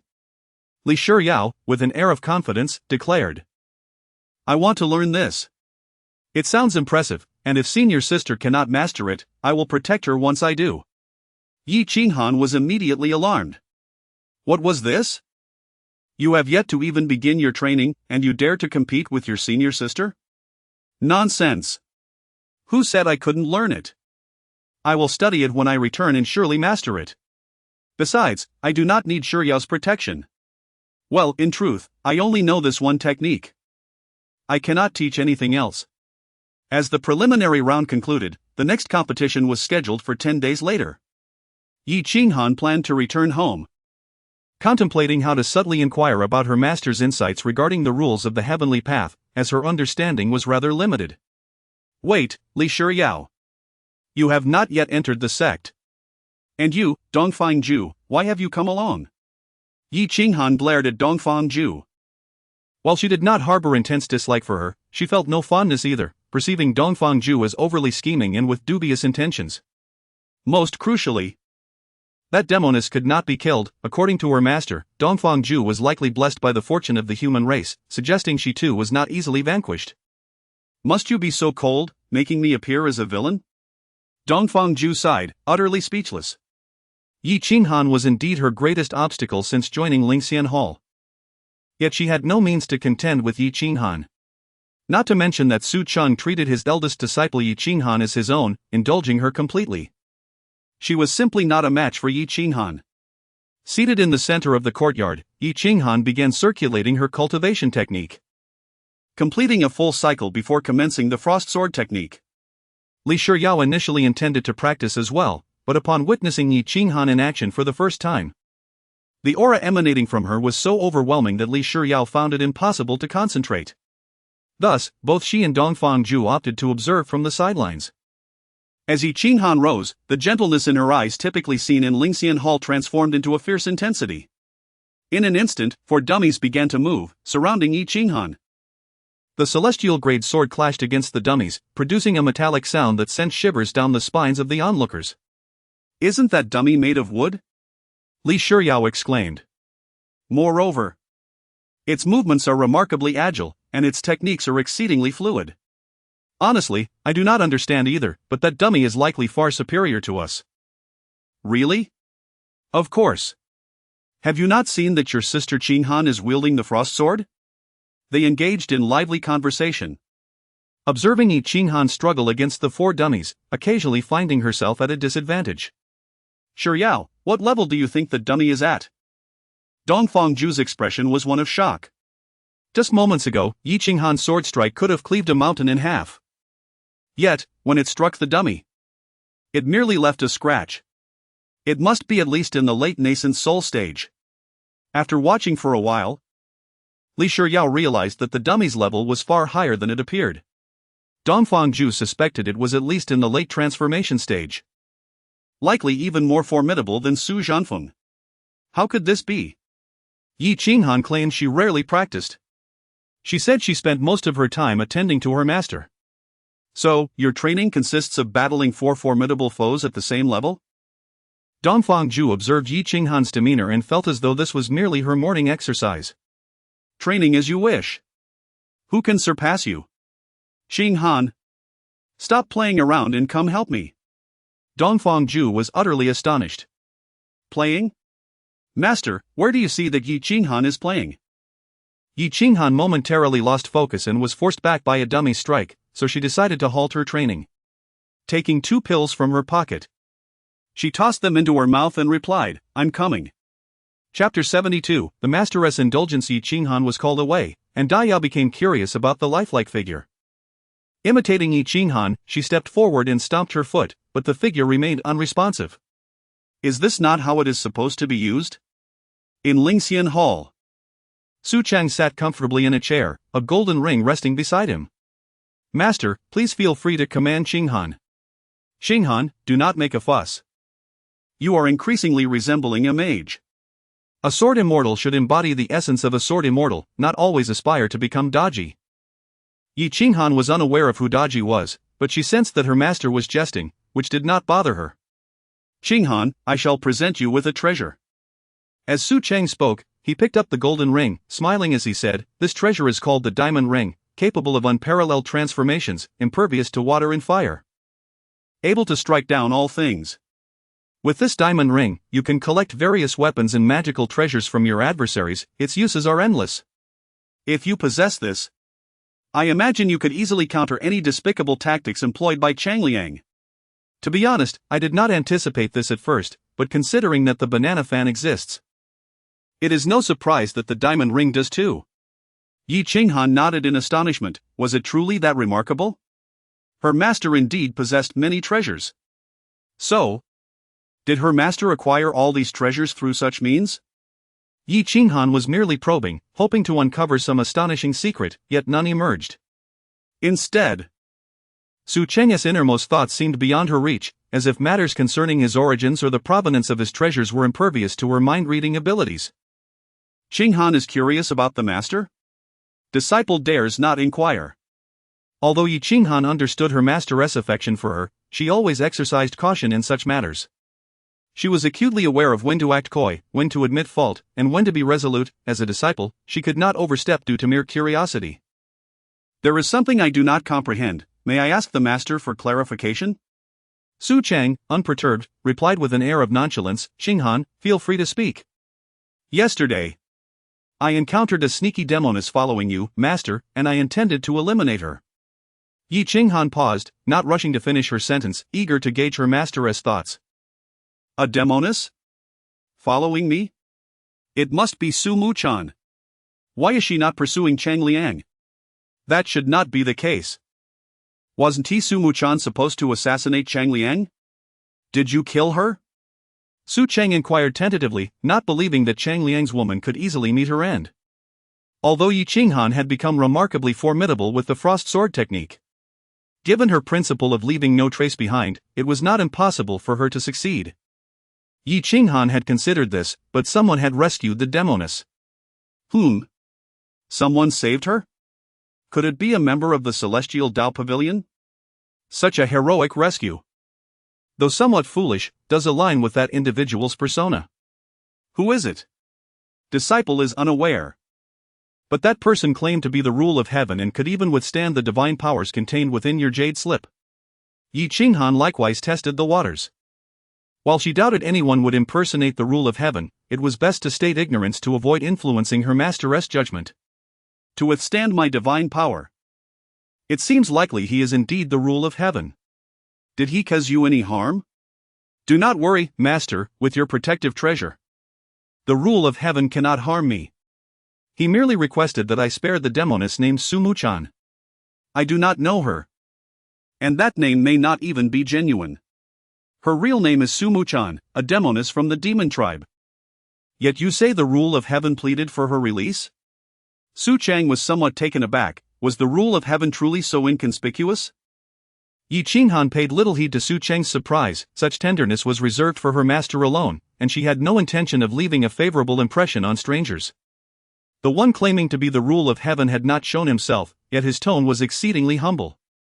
Although Yi Qinghan relied on her master's treasures and stood invulnerable, capturing or killing the rule of heaven seemed a daunting task. Firstly, she was unsure of her master's attitude towards the rule of heaven. Secondly, she did not possess complete confidence in her ability to capture or slay him. Thirdly, the rule of heaven had stated that Sumu-chan was tied to the fate of the demon tribe, and her demise could disrupt the world's balance. Thus, after the rule of heaven assured me he would not let Sumu-chan harm Lingxian Hall, I released her. Indeed, my precious Qinghan, you act with logic and discernment. Even from your account, I can surmise how humble the rule of heaven must be. However, this serves as a warning for me. Despite possessing countless treasures, neither of us is invulnerable, nor are we unconquerable. Similarly, this encounter with the rule of heaven left Yi Qinghan with the same sentiment. Even the king of hell was not invincible. The fact that he could not handle a minor celestial being was a profound embarrassment for her master. Do not be disheartened. Master, I shall strive diligently in my cultivation and will eventually capture that celestial being to serve as your companion. When did I express disappointment? It is quite normal for someone at the foundation establishment stage to be unable to contend with the rule of heaven. That need not be the case. I shall simply enjoy some spirit fruit brew, no need for those peculiarities to accompany it. Worry not, Qinghan. The rule of heaven is bound by rules and cannot excessively interfere with us. Moreover, with the treasures I have bestowed upon you, he cannot do you any harm. Su Cheng frowned, pondering that Sumu-chan posed far greater trouble than the rule of heaven. Sumu-chan is a demoness. Logically, if left alone, she should seek out Chang Liang. But why has she fixated on me? If I were to follow logic, I should attempt to recruit her. Even if she cannot become an ally, she must not be allowed to join the Celestial Tao Pavilion and become an enemy. Yet this individual is originally Yi Qinghan's fourth junior sister. The two of them form a formidable duo, one an enchanting demon emperor, the other a demon king. Both equally beautiful and equally troublesome. At that moment, Yi Qinghan felt somewhat surprised. Was her master finally ready to embark on serious matters? Her teachings had not been in vain. Her master was finally prepared to stand tall and act with integrity. However, the thought of her master wanting to gather all these beautiful women into Lingxian Hall sparked some concern within her. She wished for her master's affections to remain solely for her. This is too perilous. Qinghan is still young, nearly 16 years old. With only the foundation establishment cultivation level. How can I risk inviting danger into my abode? If the situation escalates beyond control, would it not endanger Qinghan? It is best to avoid contact with the members of the Celestial Tao Pavilion. With these thoughts in mind, Su Cheng slowly spoke. From now on, Qinghan, do your utmost to avoid provoking Sumu-chan. However, you must understand that while avoiding conflict is wise, if anyone attempts to harm you, do not concern yourself with anything else, you must eliminate them first. I care not for the balance of the world, if you suffer. It is my heart that will be unbalanced. Yi Qinghan felt as though her master's words ignited a flame within her. Her master continued to love her dearly. Qinghan's sister, save me. Just as Yi Qinghan intended to speak, she heard Dai Yao's urgent cries for help from outside the hall. Chapter 73, a group viewing of scenery. Su Cheng offered a helpless yet indulgent smile, gesturing for Qinghan to hurry along. Yi Qinghan, equally exasperated, wondered how it had only been a short while since she had departed, and now Dai Yao was causing trouble again. Having just absorbed her master's words, she felt inclined to offer herself to him, or at the very least, to playfully seek his affection. Yet, at that moment, Dai Yao chose to create chaos for her. Rushing out of the main hall, Yi Qinghan spotted the bruised and battered Li Shiyao being pursued around the courtyard by a training dummy. Qinghan Jie, Quickly save Shiryao. You said you would protect me. How can you let me be outmatched by a mere dummy? Yi Qinghan approached with a resigned expression, and Dongfang Zhu hesitated to intervene. After observing for a moment, she realized the dummy was exceptionally formidable. Any attempt to assist would likely result in both of them being chased and beaten. Seeing her savior arrive, Li Shiryao dashed towards Yi Qinghan and leaped into her embrace. Although she had exchanged a few blows with the dummy, her sword had been swiftly disarmed, leading to her being relentlessly pursued. There was no opportunity for retaliation. The dummy was impervious to all attacks, rendering her helpless against it. Qinghan Jia, hurry! It's coming! Yi Qinghan firmly pressed Li Shiryao's head down and swiftly kicked the dummy aside, pulling her to the center of the courtyard. Have you learned your lesson? Li Shiryao wore a pitiful expression, her body bruised and her cheek swollen, yet her defiance remained evident. But Shiryao, you must understand. Yi Qinghan sighed. Despite the dummy lacking sophisticated techniques, its level is beyond that of a mere golden core practitioner like you. Sitting on the sidelines. Li Shiryao's previously pitiful demeanor had transformed into an endearing sight due to her swollen face. Diao, this contraption is quite dangerous. If Shiryao wishes to engage, she must ask Master to adjust the dummy to a suitable level. Yi Qinghan produced some medicinal pills and fed them to Li Shiryao. What is this? Li Shiryao inquired. Having already swallowed them. Swift-acting recovery pills. I can't speak to their effects, but they were given to me by Master. Although Yi Qinghan had few elixirs, she possessed an ample supply of the swift-acting pills, all provided by her master. Remarkably, the effect was immediate. In no time, Li Shiryao was lively again. While her injuries were not severe, the recovery was impressive. Qinghan Jia, has the spirit pool hall grown larger? Yi Qinghan, not having noticed until now, pondered aloud. Indeed. It seems to have expanded. As they spoke, she decided to investigate, suspecting that her master had upgraded the hall. As the three gathered at the entrance, they discerned the presence of someone inside. It appeared that Master Su was within. Dongfang Zhu glanced between the two and the long robe hanging in the partition, clearly belonging to Su Cheng. She reasoned that given Yi Qinghan's profound respect for her master, she would not disturb him while bathing. True to Dongfang Zhu's assumption. Upon seeing Su Cheng's robe, Yi Qinghan turned to leave. Li Shiryao and Dongfang Zhu, like novice employees, followed quietly, observing how their more experienced companion acted. Returning to her room, Yi Qinghan opened the wardrobe, and a fragrance unique to her enveloped them, reminiscent of her innate charm. She retrieved a specially scented robe, meticulously folded it on the bed, and then returned to the spirit pool hall. After placing the replacement robe, she casually collected her master's robe hanging nearby, then turned her attention back to the hall. Qinghan Jia? Shu, keep your voice down. We mustn't alert Master. Yi Qinghan quickly covered Li Shiryao's mouth and shot a warning glare at Dongfang Zhu. The three of them then crept to the door, peering through the crack. What shall I do with Li Shiryao? How can the holy mountain trust me with the saintess? She is indeed the saintess. Had it not been for Qinghan's timely arrival, she would have perished at my hands last time. While I do feel some sympathy for Li Shiryao, Qinghan is equally significant. If not for Qinghan rewriting her fate, she would have already been a disciple of the Heavenly Path Pavilion. Emotionally and logically, I owe her nothing. I've already liberated her from a life of being treated as a mere plaything. Isn't that enough? Oh, what a predicament. Wow. Qinghan Jia. Lower your voice. Yi Qinghan gently patted Li Shiryao's golden-haired head as a warning and then focused her gaze back on Dongfang Zhu. Qinghan.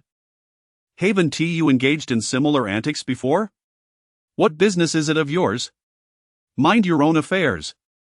Yi Qinghan rolled her eyes, continuing to enjoy the view while eavesdropping on their thoughts. Why do such entangled issues always fall upon my shoulders? That vixen has most likely discovered the issue with the severing bracelet. Recently, she hasn't even worn that fake bracelet. Clearly aware that I am reluctant to teach her a lesson. One troublesome vixen is already difficult to handle. If another foolish one joins her, they might just tear the roof off Lingxian Hall. Yet now, the words have already been spoken, and retreat is not an option. If I were to reject her now, it would surely cause issues with the Holy Mountain. Damn it! What nonsense is this heavenly path pavilion? Chang Liang. It's all your fault. Now I must clean up your mess. All your women are now pestering me. They seem determined to drive me to my end. With turmoil brewing in the north, he should be leading Dongfangju to quell the rebellion and Wu Sumuchan along the way, gathering them all into his harem. Now everything is in disarray. The remedy to heal Li Shiyao lies in his hands, yet he refuses to give it to her. The list of rebels is also in his possession, yet he withholds it. If it weren't for the Ling Shuang sword being able to suppress innate charm and demon traits, I would have to plead with him for Qin Han. Upholding the heavenly path? What a joke! At that moment, the three outside the door were momentarily stunned. Yi Qinghan and Dongfangju exchanged glances, then turned to Li Shiyao. Li Shiyao's innocent face was filled with confusion. Medicine? I'm not sick. Why do I need medicine? Qinghan Jia, I'm perfectly healthy and don't need any medicine. Yi Qinghan thought. Compared to the list of rebels in the north, it seemed that Dayao's condition was indeed more urgent. At this moment, Dongfangju's flushed face had lost its color. She had only just learned about the situation in the north and was still in the stage of suspicion. Senior sister. Your saliva dripped onto Shiyao. Yi Qinghan paid little attention to such trivialities, merely relishing the sight before her. Her master had a splendid physique, even when angry. He remained handsome. I adore master. As the princess of the northern kingdom, Dongfangju bore the weight of responsibility, should her subordinates entertain thoughts of rebellion. She would be equally culpable. Yet the real question was, how did Su Chang know? His words implied he was aware of the situation, even possessing the list of rebels. But why would that list be in Chang Liang's hands? If so, why not inform me directly? A multitude of enigmas swirled in Dongfangju's mind, leaving her utterly perplexed. Should she still visit the Heavenly Path Pavilion? Chapter 74. The Northern King having gained some measure of cultivation, Su Cheng gradually sensed that something was amiss. Is there someone in the Spirit Pool Palace? Qinghan? Is that you? As he spoke, Su Cheng turned to glance at the door. In the blink of an eye, Yi Qinghan, with remarkable swiftness, pulled two individuals back, concealing their presence. Then, feigning nonchalance, she replied, Master, Qinghan has come to prepare replacement garments for you. Thank you, Qinghan. Oh, Su Cheng. Did you really think Qinghan would sneak in to watch you bathe? My eldest disciple is the most exalted flower blooming atop the mountain. How could she ever do such a thing? Qinghan is so considerate. I misjudged you, and that is my fault. That is what a disciple ought to do. Yi Qinghan thought to herself that it was fortunate. Although she believed that even if discovered, her master would not punish her for such a trivial matter. And even if there were punishment, it might actually be quite thrilling. Nevertheless, the notion of being a high and noble flower was of no interest to Yi Qinghan. Being with her master was what truly mattered. Qinghan, I must remind you. Should you encounter anyone from the Heavenly Dao Pavilion in the arena, remember to use the diamond cutter to seize their weapons and magical treasures. I have a foreboding that someone has already set their sights on you. That Cheng Liang fellow may look human, but he is utterly inept. For the sake of that so-called Heavenly Dao, he will stop at nothing against his enemies. One must be cautious. Maintaining decorum, Yi Qinghan bowed respectfully through the door. She kept her master's teachings close to heart. After saying this, she led the still-dazed Li Shiyao and Dongfangju away. Senior sister, just let Shiyao wash master's clothes. Li Shiyao remarked, reaching for Su Cheng's garments, surprised that her senior sister would also take on the task of washing clothes. No way. I haven't slept in days, Daya. Don't even think about it. Yi Qinghan clutched the clothes and returned to her room, promptly stuffing a pillow inside the long robe and trying to embrace it. The familiar scent, the familiar texture, everything feels so right again. Perfect. Yi Qinghan grinned and turned to the bewildered duo. What are you staring at? This is a privilege reserved for the eldest disciple. So, senior sister 1T wash clothes? Are you foolish? If I wash them, they will lose master's scent. I'll borrow them for a couple of days. I've prepared plenty of outfits for master. So he 1T notice. Li Shiyao still didn't understand why one would cover a pillow with Su Cheng's clothes. So, Does that mean senior sister dislikes master and is taking it out on this pillow? Reflecting on how Yi Qinghan had just hugged the pillow tightly, as if trying to strangle it, Li Shiyao felt that her sister was truly pitiable. Dongfang Ju was initially just a bit surprised. She hadn't expected Yi Qinghan to exhibit such a childlike demeanor, but it didn't shock her too much. However, Daya's remark left her utterly speechless. Yi Qinghan was also taken aback, realizing that Daya had firmly concluded that Master was a villain, especially after witnessing Master discipline her.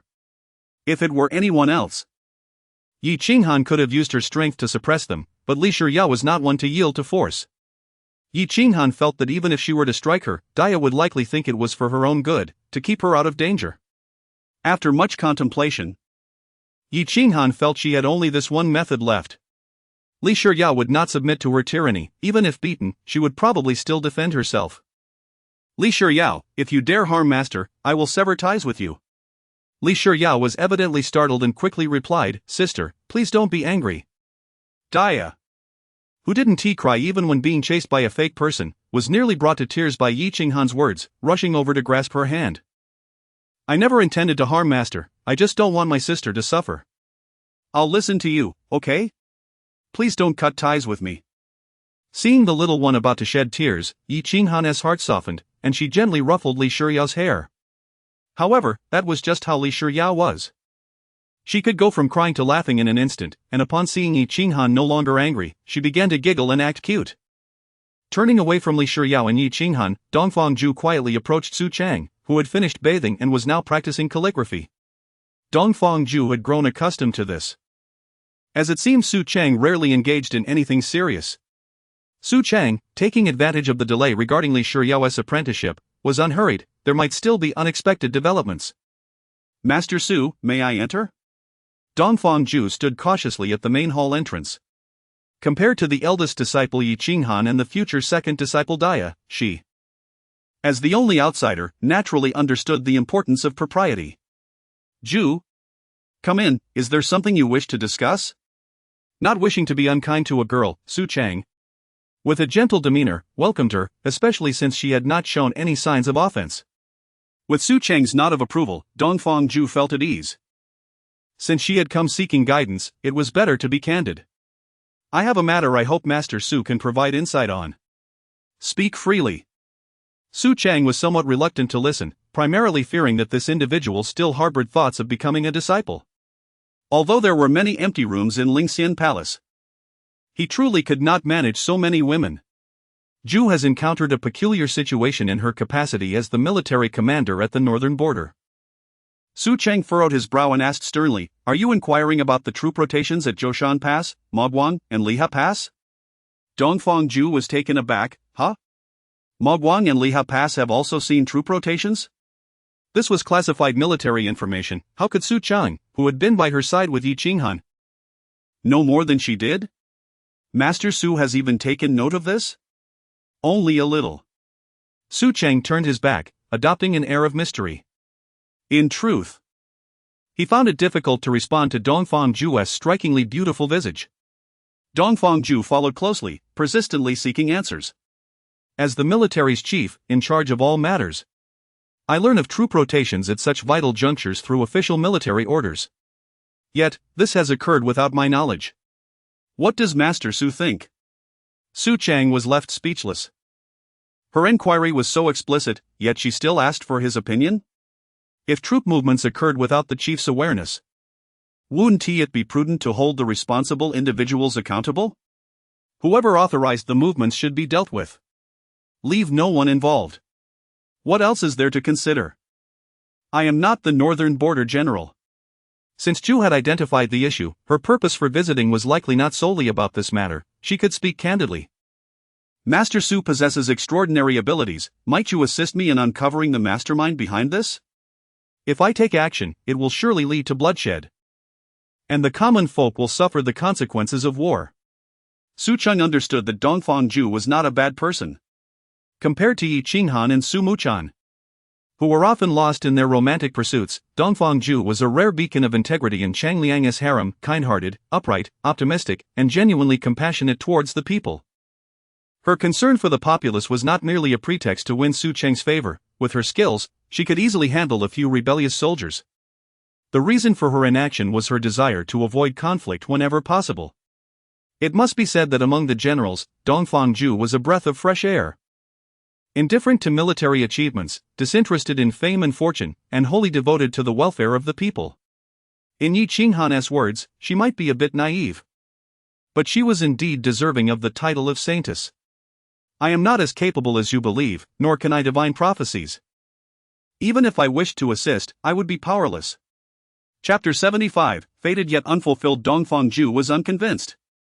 Upon witnessing Su Cheng's earlier hesitation, Dongfang realized that Su Cheng was acutely aware of those listed among the rebellious personnel. Name, Su Cheng. Affection level, 26. 4. Dongfang noted the rise in affection level, and although puzzled, felt a twinge of surprise. Had she inadvertently said something that pleased the sect master? Was Su Cheng harboring some unspeakable secret, or perhaps distrust towards her? Affection level, 15. 3. Su Cheng turned again. Contemplating that the greatest unspoken truth was his desire to survive and protect his disciples, what was wrong with that? Yet this world was unforgiving, the weak were bullied, while the strong incited jealousy. Before Cheng matured, Su Cheng had to be resolute. A mere artifact might fend off ordinary foes, but against the looming terror ahead, it would be grossly insufficient. Without commensurate strength, even the most divine treasures would be no more than firewood. The majority of artifacts could barely unleash a fraction of their true potential. Yi Qinghan did not grasp this. But Su Cheng understood all too well that on the path to becoming a demon emperor, Yi Qinghan would encounter countless formidable adversaries. His eldest disciple needed to traverse perilous paths, overcoming innumerable challenges to reach that future. His disciple required his guidance and protection to grasp the throne of the demon emperor. I find myself lacking in viable solutions, yet I could recommend my junior brother, Cheng, who surely possesses the means to address your concerns. Meanwhile, in the next room, Yi Qinghan was momentarily stunned, her heart racing. Not even a fraction of her potential? Was she truly that weak? Would Cheng, the sect master, be willing to assist her? Dongfang feigning impatience, was testing the waters. This matter pertained to the safety of the people within the borders. She dared not take risks. Believing that Su Cheng, being an old acquaintance of her father, would not wish her harm, thus she sought his aid. Affection level, 26. 4. Dongfang seemed to comprehend that Su Cheng cared for the safety of the populace, yet when it came to Lingxian Hall and Yi Qinghan, he appeared indifferent. And the affection level would plummet. Cheng, favored by the heavenly way, would surely not turn a blind eye to the suffering of the people if approached with humility. Dongfang felt an epiphany. If Su Cheng genuinely valued the mandate of heaven, then this guidance was evidently unnecessary. He simply did not care what consequences defying fate might bring him. In Lingxian Hall, there were but two individuals aside from Su Cheng. Only Yi Qinghan remained. If Su Cheng was not worried for himself, then his concern must lie with Yi Qinghan. Thus, did Su Cheng believe she posed a threat to Yi Qinghan? Was that why he intentionally distanced himself from her? No wonder that Li Shiyao, merely calling Yi Qinghan's sister, was accepted by Su Cheng, while she herself was not. Grateful for Su Cheng's insights, Dongfang took her leave. Matters within the military were pressing, and her primary purpose for visiting was to seek counsel. Having received a definitive answer, she was eager to proceed to Tiandao Pavilion without delay. Very well. Yi Qinghan observed Dongfang departure, somewhat astonished. Had this girl finally awakened? Outside Lingxian Hall, Dongfang stepped through the threshold, feeling a peculiar sadness wash over her. Was it truly a case of fate without fulfillment? Throughout her life, she had never been treated in such a manner, yet this indescribable feeling seemed to be a unique experience. Having grown amidst admiration and adulation, the psychological disparity she felt now was inexplicably vast. What was there to lament over that which had never been attained? If envy was to be felt, she herself wanted for nothing. What was it that she envied? Now that she had unraveled Su Cheng, Dongfang found herself perplexed by her own emotions. She patted her cheeks, adjusting her smile. The demeanor of a princess was of utmost importance. It was time to prepare some gifts for Tiandao Pavilion. Understood. The attendant, already waiting outside Lingxian Hall, responded brightly. Just as Dongfang Ju departed, the people from the sacred mountain arrived. "Master, the second elder has come to see Shi Yao." Su Cheng observed the second madam bounding in with the first madam and felt dizzy. "Do not run so fast, watch your step. Where did Yi Qinghan procure such attire for Li Shi Yao? Can't anyone see that it's too small? If I let these two dodgy stay in Lingxian Hall, I fear I may lose a decade of my life." Su Cheng had also changed into a new outfit, for as an elder of the sacred mountain, he must exhibit a degree of hospitality. Accompanied by his two disciples, he approached the entrance. "Elder Shi." Su Cheng nodded slightly in greeting, mindful of his status as the sect master. Elder Shi Mingyi had come prepared for support, while Li Shi Yao had described Lingxian Hall as grand and magnificent. He had not taken her words to heart. This was not his first visit, he had never seen a residence of such splendor. Therefore, aside from the heavenly materials and the 6 rituals of apprenticeship, he had also brought along provisions, poultry and fish. Su sect master. Such a celestial abode truly opens this old man's eyes. Initially, Shi Mingyi thought bringing so many heavenly materials might be excessive for Su Cheng, but at that moment, he felt he had brought too little. Damn! If only Li Shi Yao had been more reliable. If she had provided more details. He should not have discussed with several elders the foolish idea of bringing along chickens and ducks. Su Cheng smiled. Recalling the words he had spun to placate Dongfang Ju, "As a woman, Qinghan cannot dwell in my humble abode, hence I have employed a touch of celestial magic." "Master! Look! The second elder has brought gifts. Shi Yao, this is a gift for apprenticeship." Shi Mingyi wished to silence Li Shi Yao's incessant chatter. Though he did not know how this girl had managed to secure Su Cheng's favor, she ought not to embarrass herself like this. Su Cheng chuckled, "Shi Yao is innocent. It matters not. Elder Shi, please come in and speak." Lingxian Hall was merely a hall without doors, yet, without someone to guide or a token, entry was impossible. However, standing there, one could already glimpse the resplendent palatial structures within, truly the abode of immortals. As Su Cheng and Yi Qinghan turned to lead the way, Shi Mingyi promptly sent a messenger. "Return and have them prepare 30 chests of lavish gifts, select the finest and most expensive. Then hasten to Lingxian Hall." Initially, he thought the small courtyard outside was Lingxian Hall. He felt that bringing so many items was somewhat extravagant, even contemplating retrieving Li Shi Yao. But at this moment, he only wished to slap himself twice. How short-sighted he had been. Li Shi Yao, with her own merits, had captured the attention of the immortal Su. It was evident she was deserving of the title of saintess. Reflecting on Yi Qinghan's arrogance at the entrance to the secret realm, it was indeed justified. With such a formidable master, what was the harm in seizing what she desired? What significance did celestial-grade techniques hold? They were of no interest to him. It now seemed that Shi Yao's bathing in spirit liquid was likely true. Looking back, the selection of Li Shi Yao as the saintess was undoubtedly well-founded. The discerning eye of the immortal was indeed different from that of the ordinary person, able to see beyond the surface to the essence. It appeared that Yi Qinghan's attentiveness towards Li Shi Yao was likely due to Su Cheng's early recognition of her worth. "Oh! Our treasure from the sacred mountain has truly flourished." Chapter 76, The family of the saintess. The gentle chill enveloped the room as tea was brewed. Indeed, Shi Mingyi had lived a long life and had finally witnessed this day. It felt akin to a father watching his daughter depart for her wedding. A profound sense of joy mingled with an overwhelming reluctance. Su Cheng and Shi Mingyi sat across from each other at the table, sharing a silent moment that lingered for quite some time, until Su Cheng eventually broke the stillness.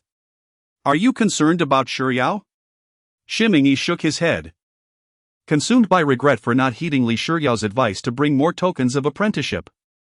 These tokens were akin to a daughter's dowry, a source of confidence bestowed by her family. Although it was evident that Su Xianrun deliberately concealed his true abilities, likely dismissing such tokens as trivial, it was imperative that Shi Yao not be looked down upon by her peers. Shi Mingyi had no intention of allowing Li Shi Yao to overshadow Yi Qinghan, rather, he wished for her to appear dignified and not pitiful, lest others believe that the people of Sacred Mountain had perished. With Su Cheng's remarkable prowess, it was only a matter of time before Lingxian Hall gained renown throughout the world. At that juncture, the position of a direct disciple would be invaluable. And it was doubtful that Su Cheng would hold such things in high regard. Shimming Yi's thoughts were tangled. He desired for Li Shiryao to find a commendable place while simultaneously fearing that the little fool might suffer or cause trouble. However, he chuckled to himself. Reassured that with Su Xianrun's unparalleled abilities, Shiryao's celestial destiny was secure, and there was no need for concern. I am but an ordinary cultivator. A mortal who has established a sect to impart my lifelong teachings, hardly deserving of the title of celestial. Though Shiryao possessed some shortcomings, her heart was pure and devoid of malice. He hoped Su Xianrun would be understanding during this apprenticeship. I understand your concerns. Although Shiryao may have the intellect of a child, this is the path the saintess must traverse. To care for the world, one must be willing to sacrifice. However, do not fret, elder, I possess my ways to ensure her safety. Upon hearing these words, Shimming Yi's impression of Su Cheng improved significantly, realizing that indeed Su Xianrun was extraordinary. Unbeknownst to him, Su Cheng had also grown fond of the little fool, Li Shiryao. Shiryao, come here. Upon hearing her master's call, Li Shiryao rushed over without hesitation. Master, I saw Elder Tu bring a plethora of delectable treats. Can you prepare something delicious for me? She approached Su Cheng and, without a moment's pause, thrust a live chicken into his hands. All right, you should sit with Elder Tu for a while, he surely has much to discuss with you. Su Cheng accepted the flapping chicken with a benevolent smile and departed. Is Elder Tu reluctant to part with Shiryao? Li Shiryao, with her innocent demeanor, articulated what many adults would find hard to express. You've grown, Shiryao, how quickly time flies. Elder Tu, please refrain from such talk. In the stories told by Elder Six, only those nearing death utter such words. Ha ha ha, I shall confront him about that. Always telling our saintess those grim tales. Her laughter was infectious. With just a couple of sentences, Li Shiryao brought joy to Shimming Yi's heart. How is life at Lingxian Hall? How does Yi Qinghan treat you? And what of Master Su? Li Shiryao perched herself on the table, completely disregarding decorum, tilting her head in thought. All is well. Sister Qinghan takes great care of me, and Master occasionally prepares delicious meals for us. Shimming Yi was taken aback, he had been particularly attentive to this detail. Did you say that Master Su personally cooks for you? Elder, are you foolish? There are only 3 people at Lingxian Hall, of course. It's Master who cooks for us. Ah, that makes sense. He recalled the gifts moved into the courtyard earlier, regardless of their value. Yi Qinghan had barely glanced at them, only showing interest in the food prepared by the eldest disciple. Shiryao, do you know what your master and Sister Qinghan like? Li Shiryao pondered for a moment. Master likes Sister Qinghan, and Sister Qinghan seems to like Master too. It was only recently that she discovered Sister Qinghan's affection for Master, noting how she would sneak peeks while he bathed and washed his clothes. As for Master's feelings towards Sister Qinghan, Li Shiryao believed that any man should naturally be fond of her. If he were not, he must be unwell. Shimming Yi adjusted his expression. Such observations were hardly surprising. He was well aware of the mutual affection between the master and disciple, after all. Why else would Su Cheng take Yi Qinghan under his wing? Furthermore, Yi Qinghan only acted like a decent person in Su Cheng's presence, when he was not around. She revealed her true, wicked nature. What else do you know, Shiryao? Li Shiryao, with her adorably perplexed expression, engaged in deep thought. Sister Qinghan likes money or valuable things, while Master seems to enjoy writing and cooking. Oh yes, Sister Qinghan loves the meals Master prepares, and I love them too. Shimming Yi, contemplating deeply, summoned his subordinates. Did you hear that? According to the saintess's wishes, return to Sacred Mountain and procure whatever valuables you can. But Shiryao hasn't made any requests. And Master has none for her either. Shiryao, you must understand, this apprenticeship is not solely about you. Li Shiryao sprang up, as if struck by an amusing thought. Does Elder Tu wish to become my master too? Then Elder Tu can be my junior. I'll give you a beating. How dare you? Shimming Yi exclaimed, raising his enormous fist in mock threat. Now that I am a member of Lingxian Hall, if you hit me, I shall tell the eldest sister. Master is Su Cheng. The eldest sister is Yi Qinghan. You dare hit the second disciple of Lingxian Hall? Do you know how the Pingyun sect perished? Humph. Yet. Li Shiyao was aware that Shiming would never harm her. Over the years, the elders had treated her exceptionally well, displaying a level of patience that even her own parents lacked.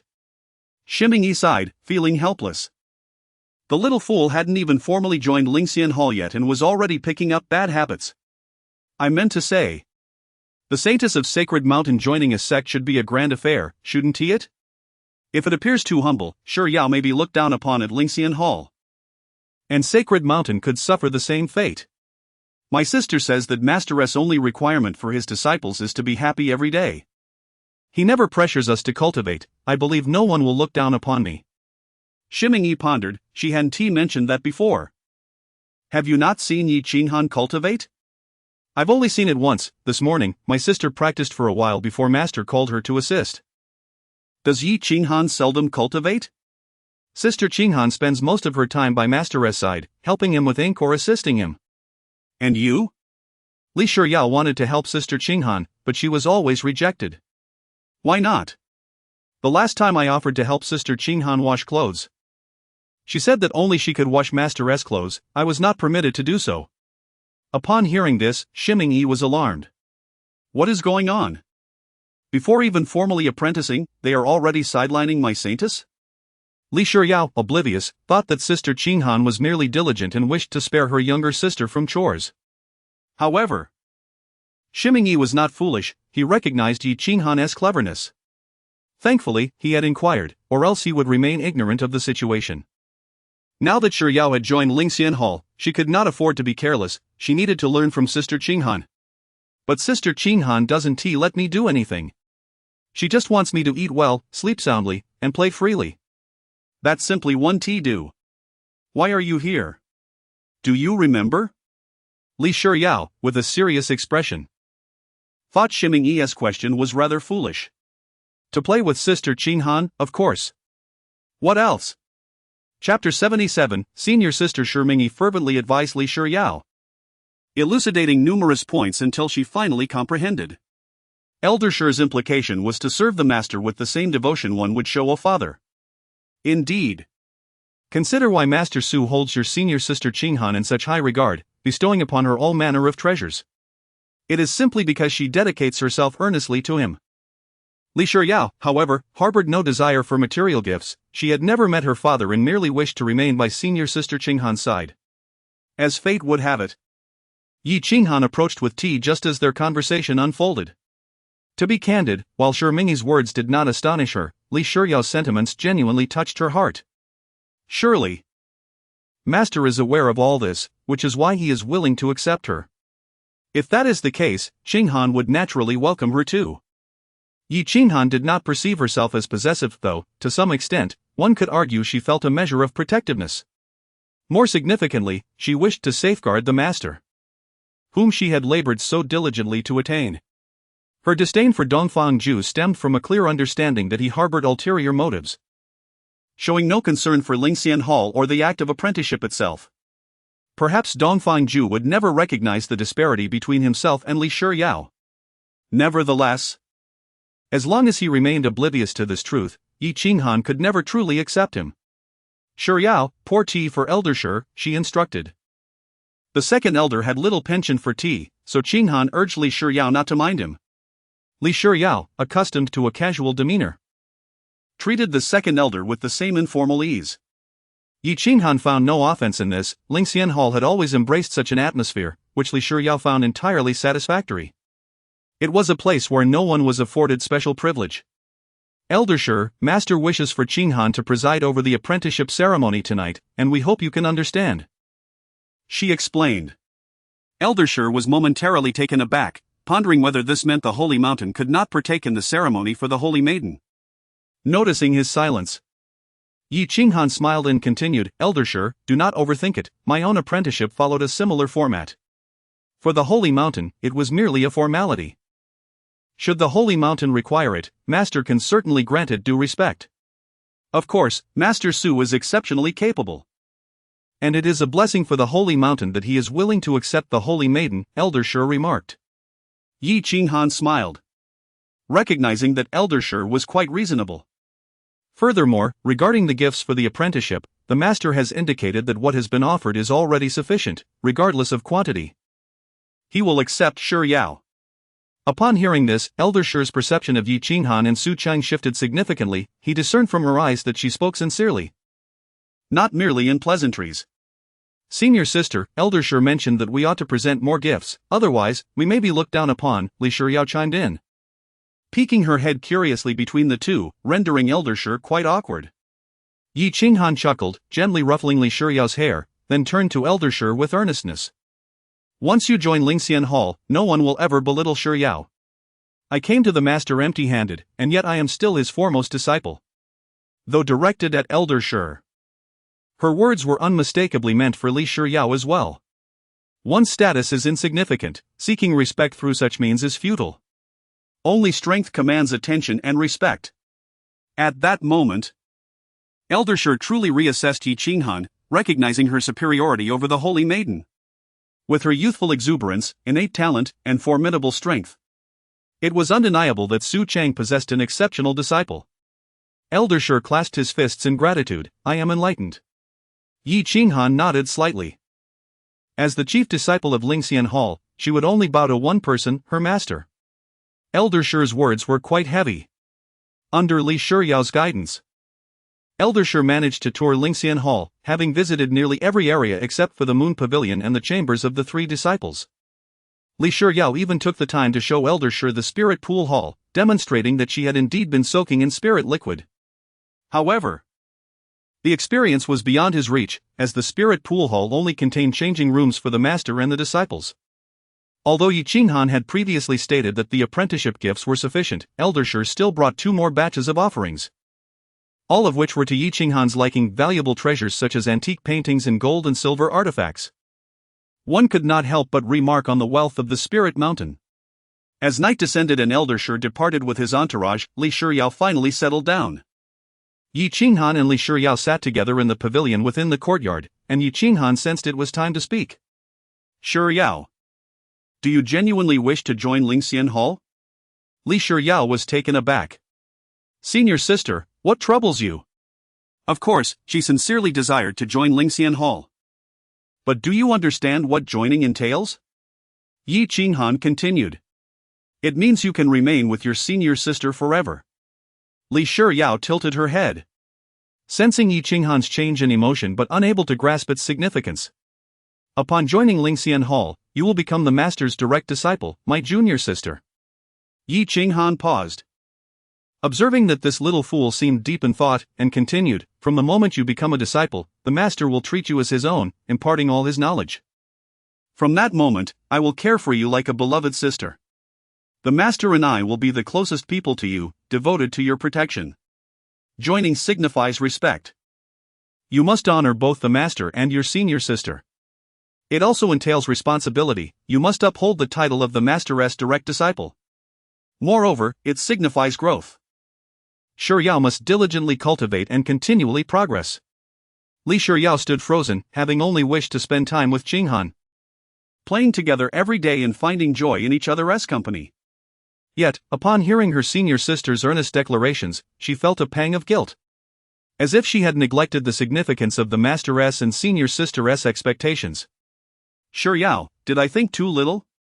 Have I made a mistake? Yi Qinghan chuckled softly. Neither she nor the master would reproach this little fool. Perhaps, if Shiyao decided against becoming a disciple, the master would not be angered. You may take your time to ponder. The master and I will await you in the main hall. Yi Qinghan rose slowly, believing she had conveyed her message clearly. Although Li Shiyao possessed the intellect of a mere 9-year-old, she was no fool. In fact, she was more perceptive than most, merely needing time to reflect. Senior sister. What is it? Li Shiyao asked, a hint of fear in her voice. She tugged at Yi Qinghan's sleeve, unwilling to let her depart, desiring her company. After knowing her for so long, it was the first time she found her senior sister's seriousness so daunting, more intimidating than the god-slaying sword array. Do not fret.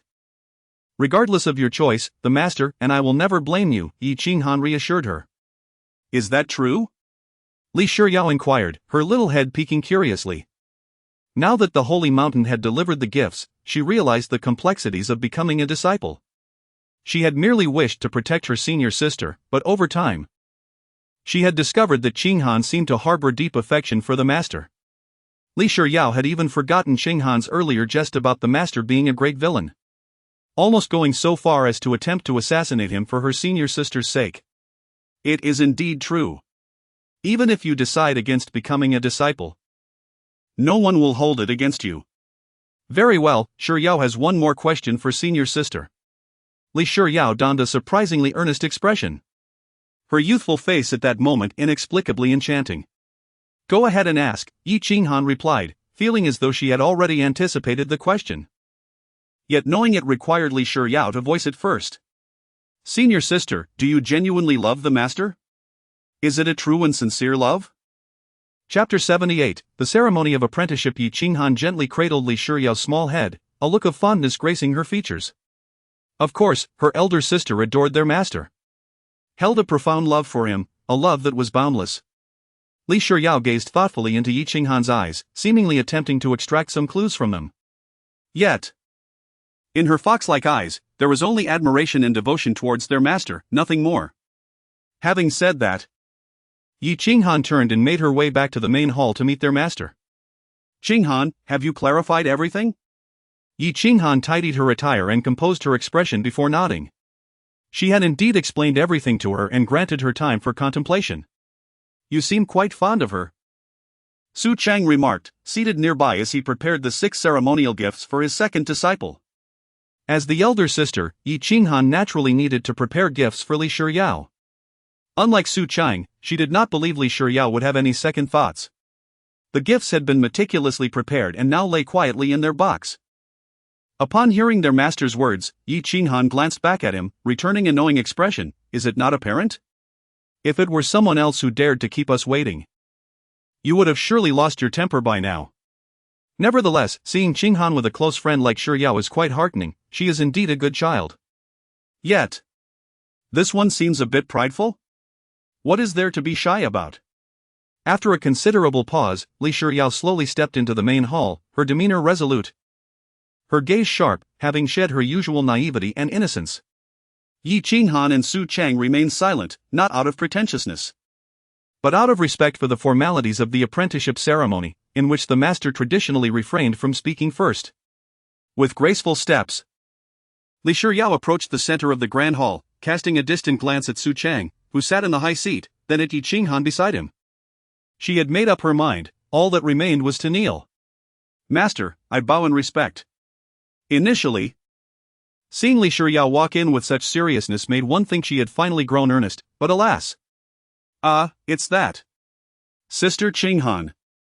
Su Cheng chuckled, having anticipated that Li Shiyao's apprenticeship ceremony would be a bit more serious, but it seemed he had overestimated her. Well, this is more like you. If Shiyao truly became serious, I fear I would lose sleep over it. There is no need for haste, Shiyao, take your time. The apprenticeship ceremony is merely a process, and I do not mind it. Thank you, master.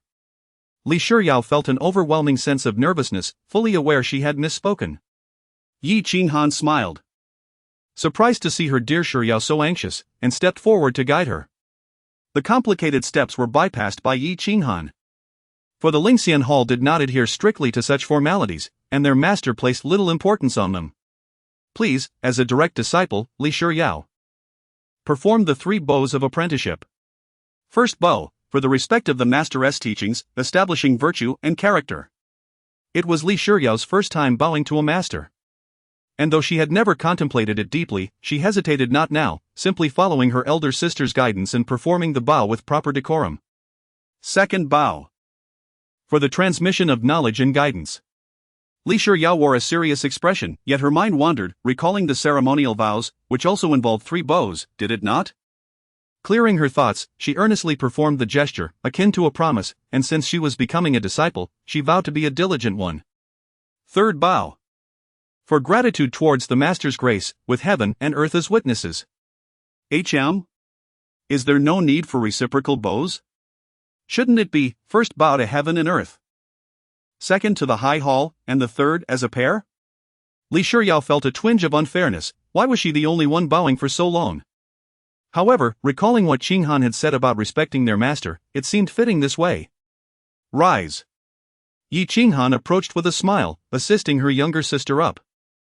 Her expression tender. Su Cheng understood it was now his turn, gathered his thoughts, and spoke. Disciple Shiyao possesses a pure heart, eager to learn. I wish to accept you as the second direct disciple of the Lingxian Hall. The master's way lies in imparting teachings, sharing knowledge, and resolving queries. The disciple's path lies in humility, patience, and respect for the master while pursuing knowledge. Now that you have entered my tutelage, I will treat you well, imparting my lifelong learnings through both words and actions, with strict expectations. I hope Shiyao will diligently cultivate, respect the teachings, and practice the ways of immortality to attain the great Tao. Su Cheng's words moved Li Shiyao deeply, stirring feelings of guilt for her previous negligence. Clearly, both her master and elder sister valued her highly, and the Holy Mountain regarded the apprenticeship with great importance. Yet she only just realized what it truly meant to be an apprentice. Li Shiyao bowed once more in gratitude, this time genuinely accepting her master. A fleeting smile graced Yi Qinghan's lips as she presented the tea that had long been prepared. Please, as a direct disciple, present tea to the master. The two disciples stood side by side, their distinct beauty captivating, one a potential calamity for the nation, the other a harbinger of peace. Li Shiyao donned a serene expression, carefully holding the teacup as she approached, exuding an air of a devoted wife, momentarily causing Su Cheng to lose his train of thought. As he slowly accepted the teacup, Su Cheng smiled with satisfaction. It seems everything was preordained, that fate is not entirely in our hands. Yet human determination may still triumph over destiny. The apprenticeship ceremony concluded. The ceremony of Lingxian Hall was unique, with certain modifications, such as the master's return gift occurring after the ceremony's completion. To be candid, Su Cheng had not been particularly eager for the ceremony. For someone averse to trouble like him, it felt daunting. Yet, since he was taking on a disciple, perhaps this was an indispensable part for both parties. Perhaps every recollection of this moment would hold a special significance. Recalling when he accepted Qinghan, he had been picking vegetable leaves at the market the day before. With no one presiding over the ceremony, it was Yi Qinghan who sought the path of learning and performed the 3 bows of apprenticeship herself. It was also Yi Qinghan who brewed and served the tea, leaving this hapless master utterly clueless. Perhaps it was Qinghan who taught him how to be a true master. Su Cheng sipped the tea lightly. Although it was exquisite Dao tea, it had cooled and bore a slight bitterness. Nonetheless, he did not mind. For this waiting period was meant to ensure that Shiyao did not enter the Lingxian Hall in a haze, but rather that she made a thoughtful and deliberate decision. Shiyao, I have prepared 6 gifts for you as tokens of your entrance into the master's teachings. Li Shiyao was somewhat taken aback. She had never heard of additional gifts. Or else she would not have been so conflicted. I did not expect gifts. Master, are they delicious? Not quite. What are they then? Su Cheng did not rush to answer, merely gesturing for Yi Qinghan to retrieve them. Before long, Yi Qinghan returned with the prepared 6 gifts, divided into upper and lower 3 gifts. The upper 3 gifts included the chaos bell, the flowing light dress, and a jade pendant signifying her status as a direct disciple. The lower 3 gifts comprised a pair of bells tied with red strings around her ankles, a gourd of uncertain purpose, and a life-preserving elixir akin to that of Yi Qinghan. As for the lower 3 gifts, Su Cheng refrained from elaborating, but they were all thoughtfully prepared for Li Shiyao, likely holding some peculiar significance. Yi Qinghan knew the upper 3 gifts represented binding of heart, body, and spirit. She was aware of their meanings. Yet the master had not elaborated on the desire-restraining bracelet, which possessed the power to suppress demonic natures. However, Yi Qinghan understood that their master simply wished to prevent her from causing trouble, hence the omission. Chapter 79, Sisters. Yi Qinghan was generally familiar with the 3 gifts. The jade pendants were identical, she possessed a dress, and she had even used the chaos bell a couple of times. As for the lower 3 gifts, she had one that was exactly the same. According to her master, with this, even if one were on the brink of death, her master could bring them back. However, she had never heard of or seen the bell and the gourd before. So many gifts? Are these all for Shiyao? Li Shiyao looked utterly astonished. She could hardly believe how generous her master was towards her. Su Cheng chuckled. Li Shiryao was like a living expression, utterly delightful. Indeed, however, there are a few words of advice I must impart. This chaos bell is a personal treasure of mine, gifted to Shiryao today.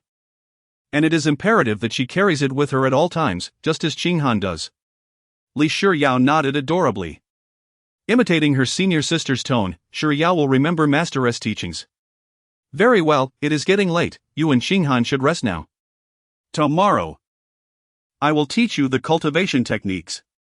Yi Qinghan was taken aback. Master, is this correct?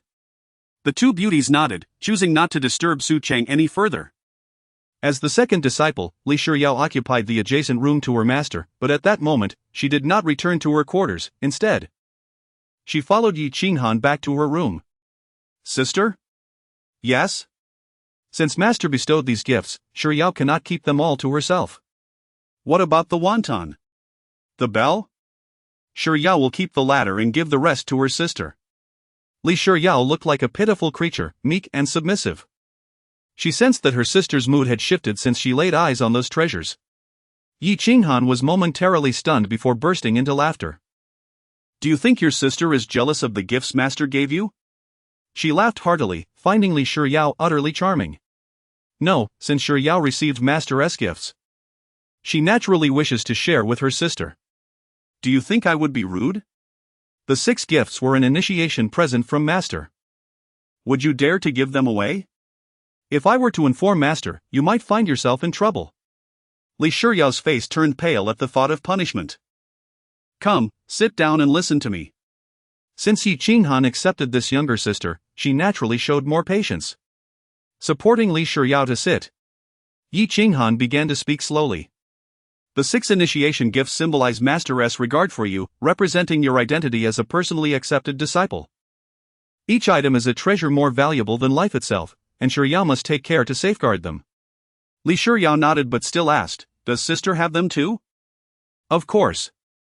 Although the 6 gifts may differ, they are quite similar. You have the chaos bell, I have the frost sword. You possess the flowing light dress. While I have the water-sleeved glass skirt, we are all the same. Li Shiryao nodded silently, visibly relieved. Yi Qinghan secretly smiled, realizing her younger sister was quite perceptive. Do you know what these treasures are used for? Li Shiryao tossed all 6 gifts bestowed by master onto Yi Qinghan's desk. Not out of boastfulness but simply out of ignorance regarding their purpose.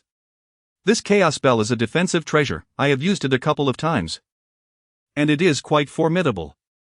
Yi Qinghan picked up the chaos bell, casually examining it. Really? It doesn't seem particularly special, Li Shiryao remarked, observing the chaos bell, which paled in comparison to her sister's frost sword. In its case, her sister's treasure was undeniably more impressive. Yet this one resembled something stolen from an unknown temple. Do not underestimate this chaos bell. While it may appear ordinary, I assure you, it is certainly on par with my frost sword. After a thorough explanation, Yi Qinghan introduced Li Shiryao to the treasures she recognized, clarifying that the chaos bell could not be stored in a spatial compartment. However, she was not familiar with the bell and gourd. Is it true that sister has never seen these 2 treasures? Master possesses countless treasures. I have seen few and used even fewer. Nonetheless, those given as 6 gifts to Shiryao are all artifacts far beyond the level, and you must safeguard them meticulously. Far beyond? Li Shiryao nodded, shaking the bell in front of her, which seemed devoid of any magical power. Compared to her sister Yi Qinghan's seemingly combat-ready gifts, this one appeared rather meager. Yi Qinghan playfully pinched Li Shiryao's cute little nose, realizing that this silly girl was not being picky. She then personally tied the bell around Li Shiryao's ankle. Can Shiryao not wear it? It feels like a little dog. Absolutely not.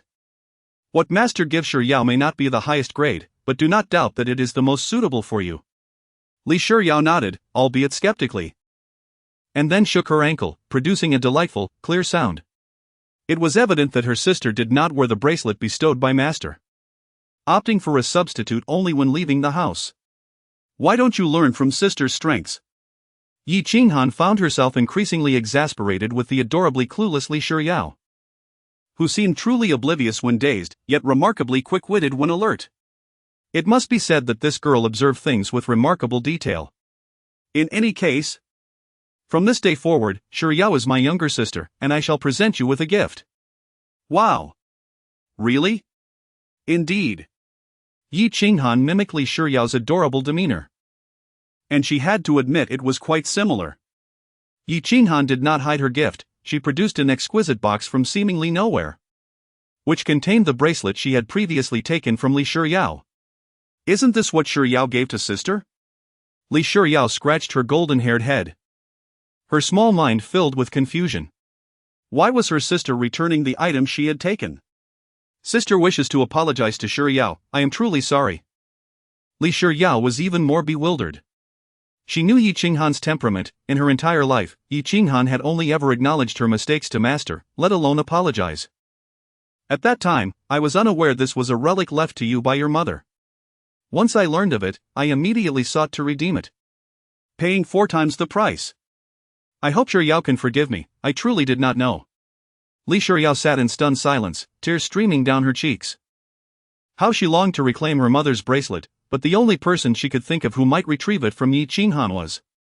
However, that individual had also lost their sword to Yi Qinghan and had yet to reclaim it. Shiryao has never held a grudge against sister. Yi Qinghan understood the pain of losing loved ones all too well, but unlike Yi Qinghan, who fled the northern realm, her mother had left her with little in terms of keepsakes.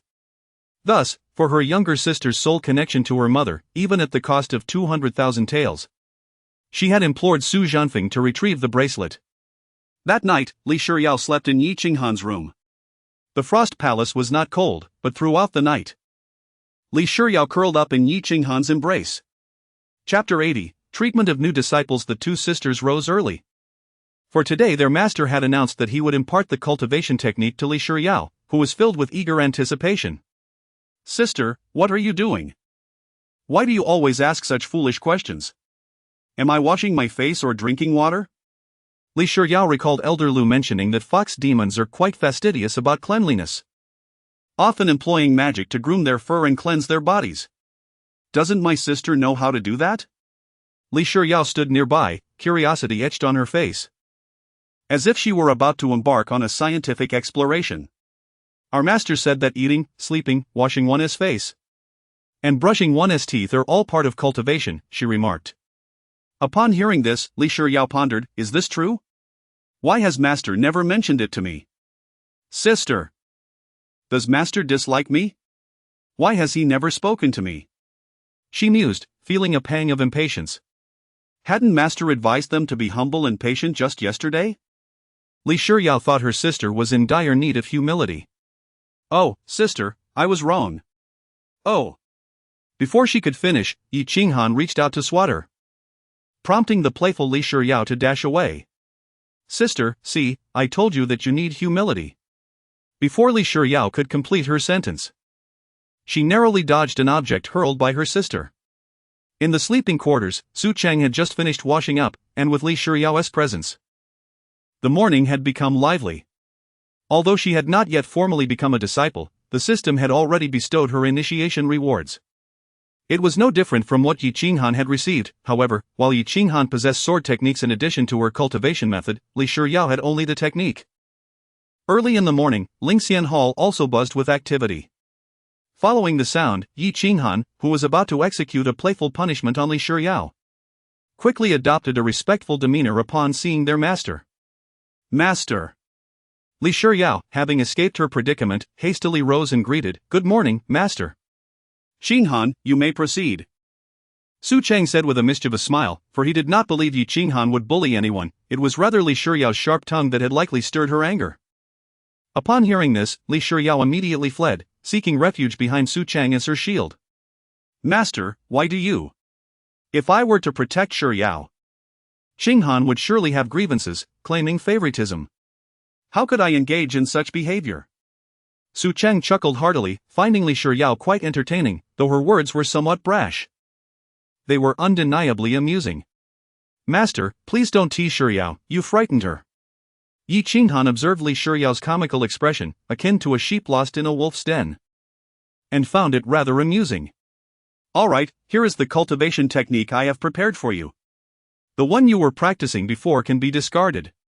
As Su Cheng spoke, he placed the mysterious technique he received from the system onto the table. The name mysterious technique did not imply any hidden secrets, it was simply called that. And Su Cheng had no means to examine or practice it himself. Given Shuryao's aptitude, he believed he need not elaborate further, she would grasp it on her own. By the way, Shuryao, I was not jesting earlier. Now that I have bestowed upon you the technique and treasures, should you diligently cultivate and manage to subdue Qing Han, I shall not intervene. Li Shuryao listened in a daze, feeling as though her master was being unreasonable. You are giving me a technique, not an external aid? Subduing Sister Qing Han? I can hardly imagine that even Master himself could accomplish such a feat. The very thought of Sister Qing Han being subdued left her in disbelief. However, Li Shuryao did not take it too seriously, knowing that her sister would not truly harm her, it was merely playful banter between girls. Turning her gaze to the technique on the table. Ha! Master? Where is the technique? As she reached out to take it, she realized it had vanished. Li Shuryao began to frantically search in circles, even beneath Yi Qinghan's skirt, but to no avail. Yi Qinghan, holding down her skirt, was at a loss for words. Didn't I tell you last night? Master's technique is quite peculiar, you don't need to carry it in your bag. It is stored in the spiritual platform and can be consulted during cultivation. Lingxian Hall has a spiritual platform? Didn't Master just place it on the table? Let go of me, stop lifting my skirt. Li Shuryao quickly released her grip and took a few steps back. Yi Qinghan let out a long sigh, feeling as though she had taken on a disciple. Qinghan, go buy some groceries for me. Yi Qinghan had intended to clarify things for Li Shuryao. But upon hearing Master's request, she turned, stunned. Master, there are plenty of supplies in the kitchen. Su Cheng merely smiled. Qinghan shall go now. Initially perplexed, Yi Qinghan quickly understood upon meeting her master's gaze. If he could entrust her with the chaos bell, it was a testament to his trust. Why should she fret? Master's expression simply conveyed that he wished for Shuryao to comprehend the technique independently. Li Shuryao, being a prodigy, would surely grasp it. It was only because she was presently nearby that she sought her sister's assistance in everything. The two departed, each heading their own way. Li Shuryao felt a twinge of confusion yet could not find any flaws in the situation. Why has everyone left? Li Shuryao pouted, her expression one of discontent. She watched the two retreating figures, feeling as though they were grains of sand slipping through her fingers. She wanted to call out to Master, but he had dashed away, and when she turned to call to her sister, she had already vanished. Li Shuryao started searching for the spiritual platform her sister mentioned. It was not until close to mealtime that Yi Qinghan and Su Cheng emerged from their quarters, yet Li Shuryao was nowhere to be found. At that moment, Li Shuryao was submerged in the Lingqi Hall, practicing the cultivation technique. She had scoured the entire Lingxian Hall and finally found the Lingqi Hall, only to realize something amiss. Without hesitation, she immersed herself in the pool and began to circulate the technique, initially dismissing it, but soon she sensed something was wrong. At the moment of switching techniques, her previously attained golden core cultivation abruptly plummeted to the mid-foundation stage. What? How could this happen? Oh no! Yet, she felt herself growing stronger. How could her cultivation regress? Li Shuryao refused to accept defeat and continued to practice the technique, but the more she cultivated, the more panic she felt. With this mysterious technique, her cultivation not only failed to progress, but it continuously regressed, and she was now at the early foundation stage. If this continued, she would surely regress to the qi refining stage. Sister! Woo woo! Please help me! Li Shuryao, clad only in her undergarments, rushed out in tears. However, Su Cheng was busy cooking, leaving only Yi Qinghan outside the hall. Upon seeing the distraught Li Shuryao, she quickly approached. Shuryao, why aren't you dressed? Sister! Master is tormenting me. I practiced the technique he gave me, and now I'm only at the early foundation stage. If I keep going, I'll regress to qi refining. Li Shuryao was both furious and aggrieved, convinced Master was deliberately taking advantage of her as a new disciple. Indeed, Master was a rascal. Though Yi Qinghan noted that Li Shiyao was at the golden core stage, she understood the underlying reason, compared to Master S technique. Li Shiyao's golden core was merely the strength of the 8th or 9th layer of qi refining. Chapter 81, Master in the Eyes of the Senior Sister. Shiyao's golden core was merely the strength of an 8th or 9th layer of qi training. Yi Qinghan wore a helpless expression. This little brain of Li Shiyao surely thought that the master was bullying her. Sister, it's not like that. Shiyao truly possesses golden core cultivation.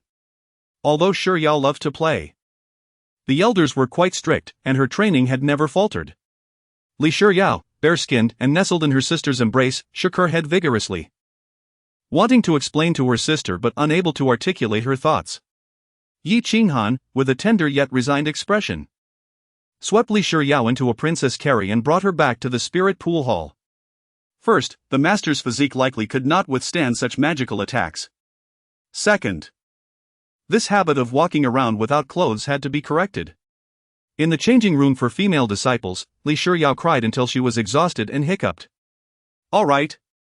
Stop crying. Sister was the same when she was cultivating back then. Although her realm has diminished, Shiyao has genuinely grown stronger. What was the matter with falling back to the foundation establishment stage? Wasn't sister also at the mid-foundation stage? Li Shiyao sat across from her, feeling utterly wronged. After so many years of hard work, she had only just reached the golden core stage, and now she had regressed back to the early foundation establishment stage. Do you believe in your sister? Yi Qinghan smiled as she squatted in front of Li Shiyao, her face full of warmth. I believe in you, sister, but the master's technique is like this.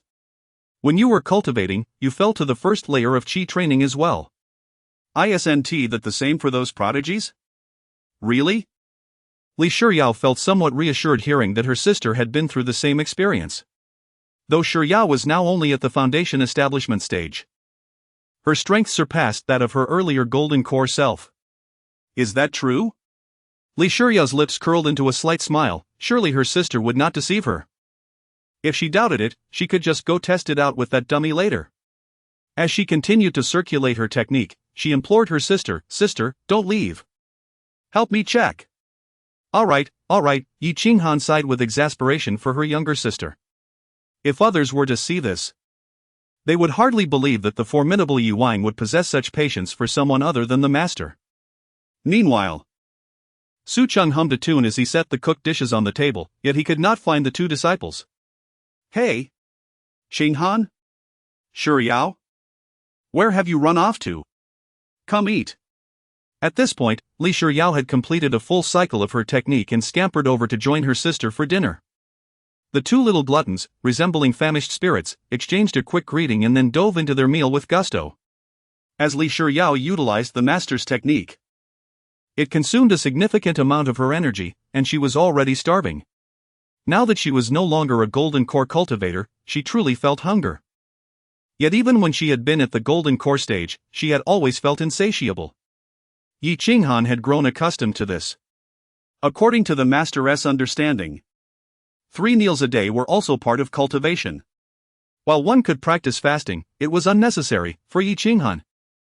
This was simply a way to cultivate her bond with the master. After devouring 3 bowls of rice, Li Shiyao unexpectedly offered a piece of meat to the master, leaving Su Cheng utterly astonished. With Yi Qinghan's explanation, Li Shiyao now understood that the master's technique was indeed sound. It was she who had misunderstood the master. Thus, she wished to apologize to the oblivious master, and offering the meat from her bowl was the utmost expression of goodwill she could muster. This was a privilege that had previously been enjoyed solely by Yi Qinghan, indicating that Shiyao wished to be good friends with the master. This girl is unexpectedly quite sensible. Yi Qinghan merely smiled, recalling how this girl had just claimed that the master intended to harm her. Master, how do I use this wantan bell? Shiyao, who was accustomed to using a sword, wondered if the master could also provide her with a sword.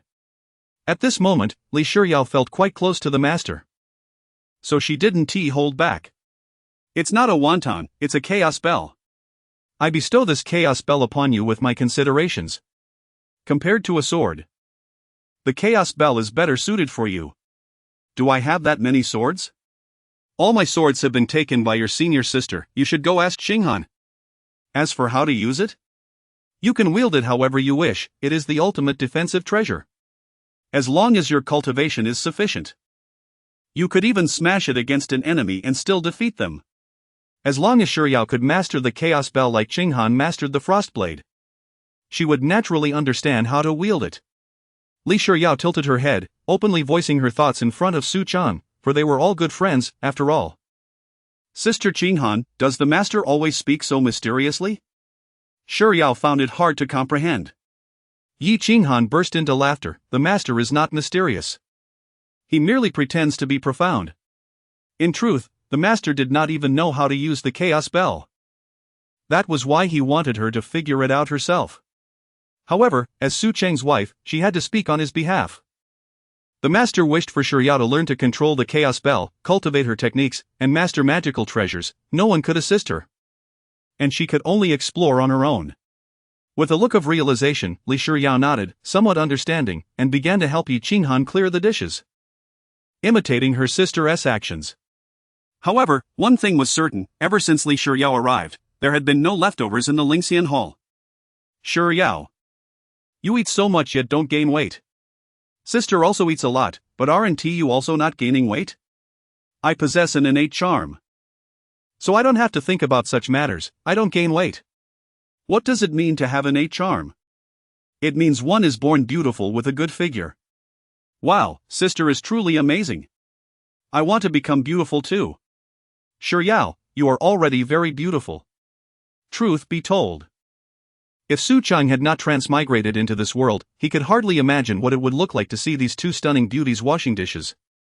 Listening to the whispers of the two sisters, Su Chang felt as if his worldview was crumbling. On the path of beauty, these two had reached an impasse with no room for improvement. Future contenders would likely only be able to share the spotlight.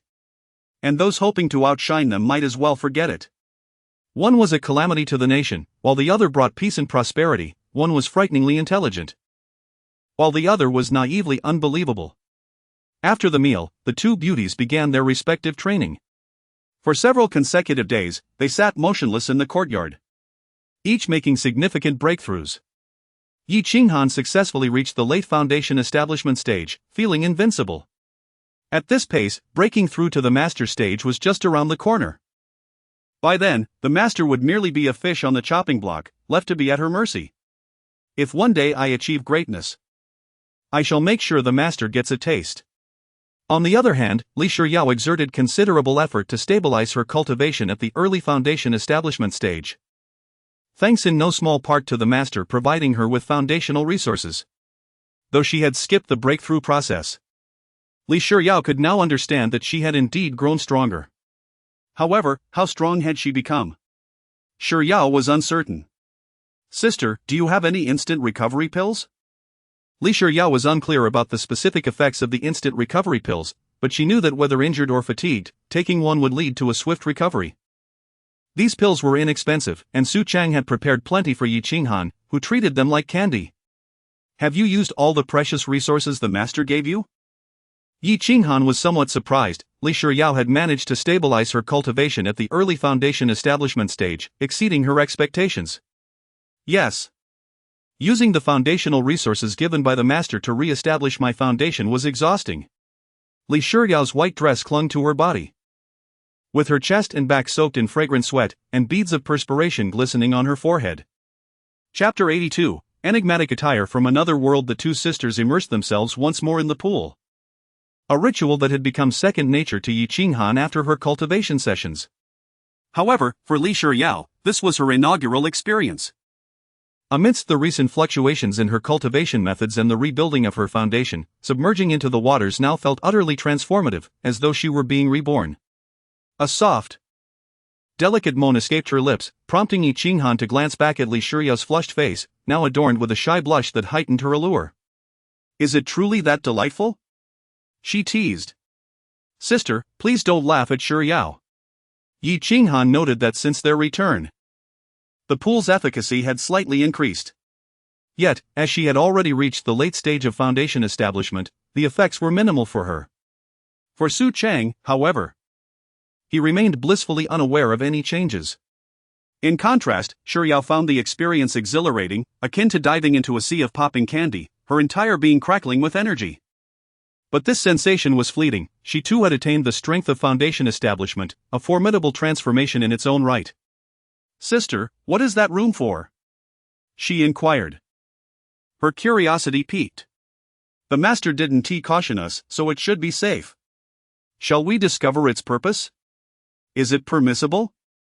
Li Shiryao felt a budding respect for Su Cheng now, especially as she had just achieved foundation establishment herself. Reflecting on her past attempt to assassinate their master seemed utterly laughable in light of her current status. Yi Qinghan detected Shiryao's apprehension and felt a flicker of comfort. Her sister was beginning to understand the weight of respect. As long as the master hasn't explicitly forbidden us, aside from the master's chambers, there's no place in Lingxian Hall that we cannot explore. With a thoughtful nod, Li Shiryao followed Yi Qinghan into the nearby steam room. Upon opening the door, a cloud of white mist enveloped them. Yi Qinghan, undeterred, reassured herself that the master was just outside. What could possibly go awry? "Shiryao, come.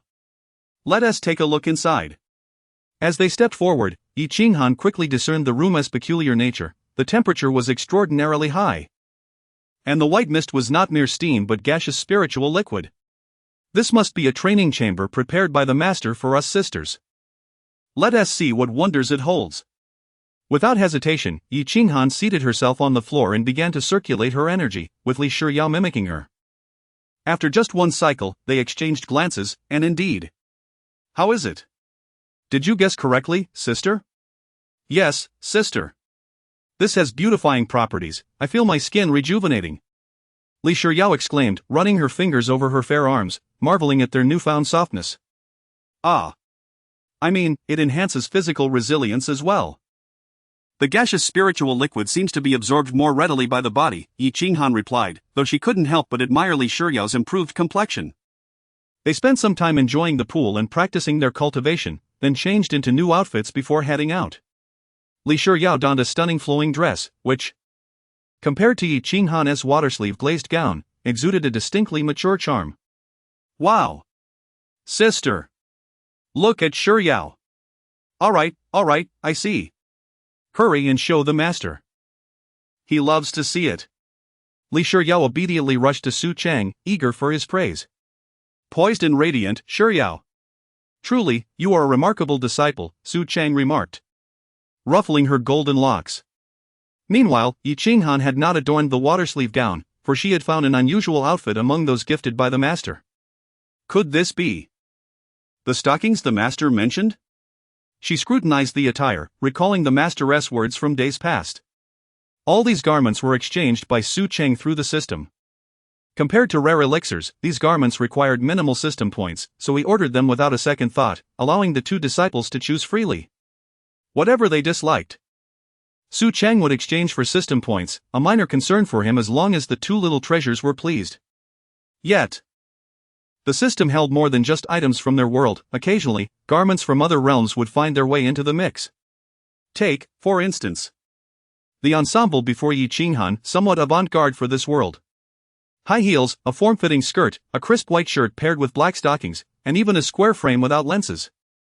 Yi Qinghan was unfazed. As long as the master appreciated it, she had no qualms, even if it felt slightly peculiar. It was certainly preferable to her nightgown. "Wait. Where did you acquire those stockings?" "No, this is. Master? Do you find it unappealing?" Yi Qinghan could sense the master's gaze lingering on her legs.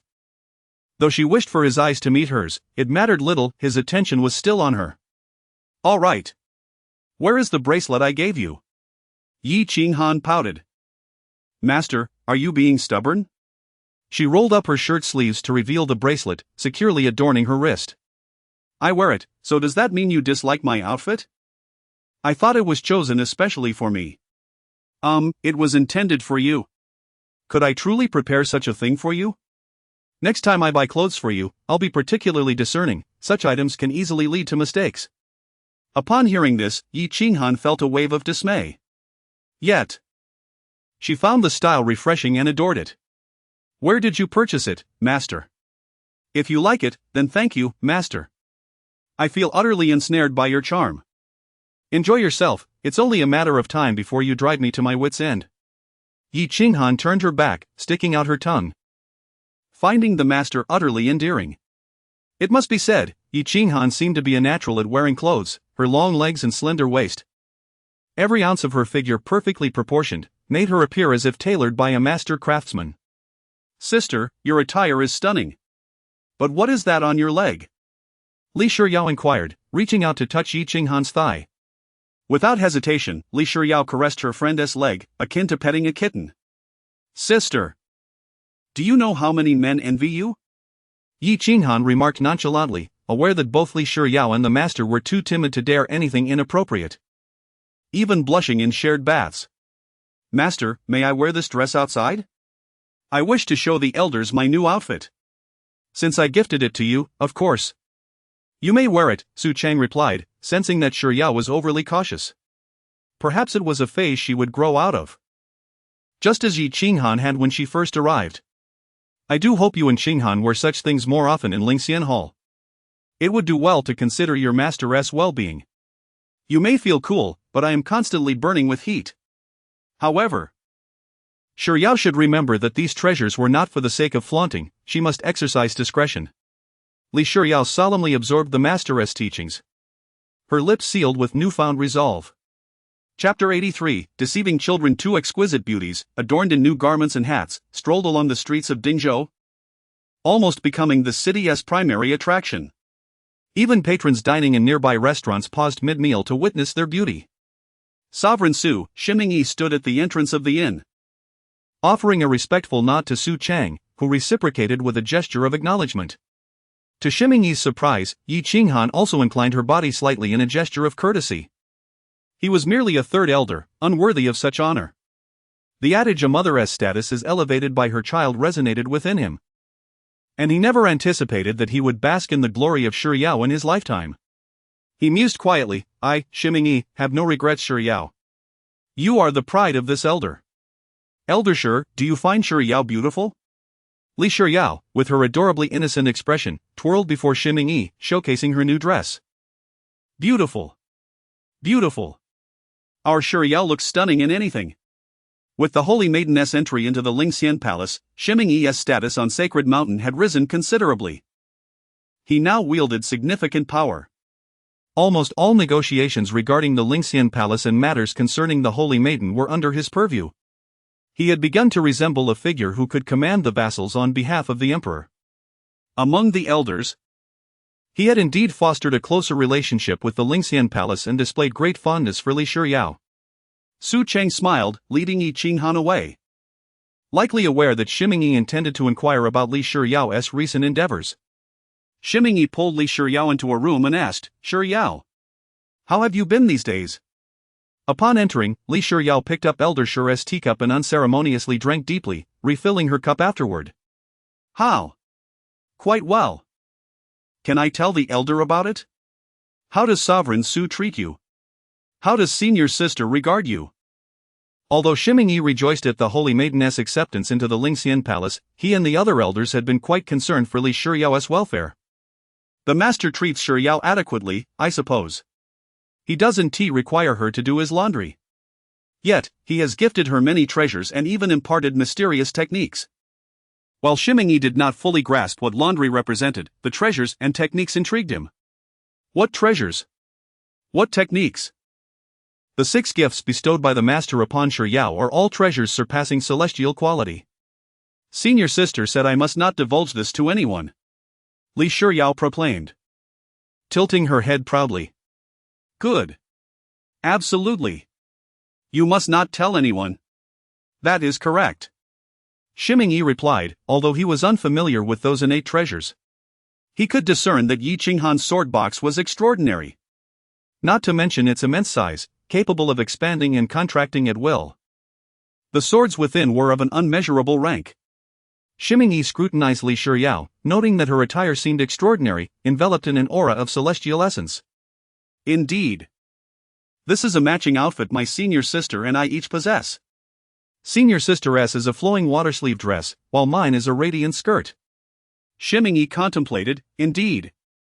But hold on, why is Shiryao carrying a dirty bell?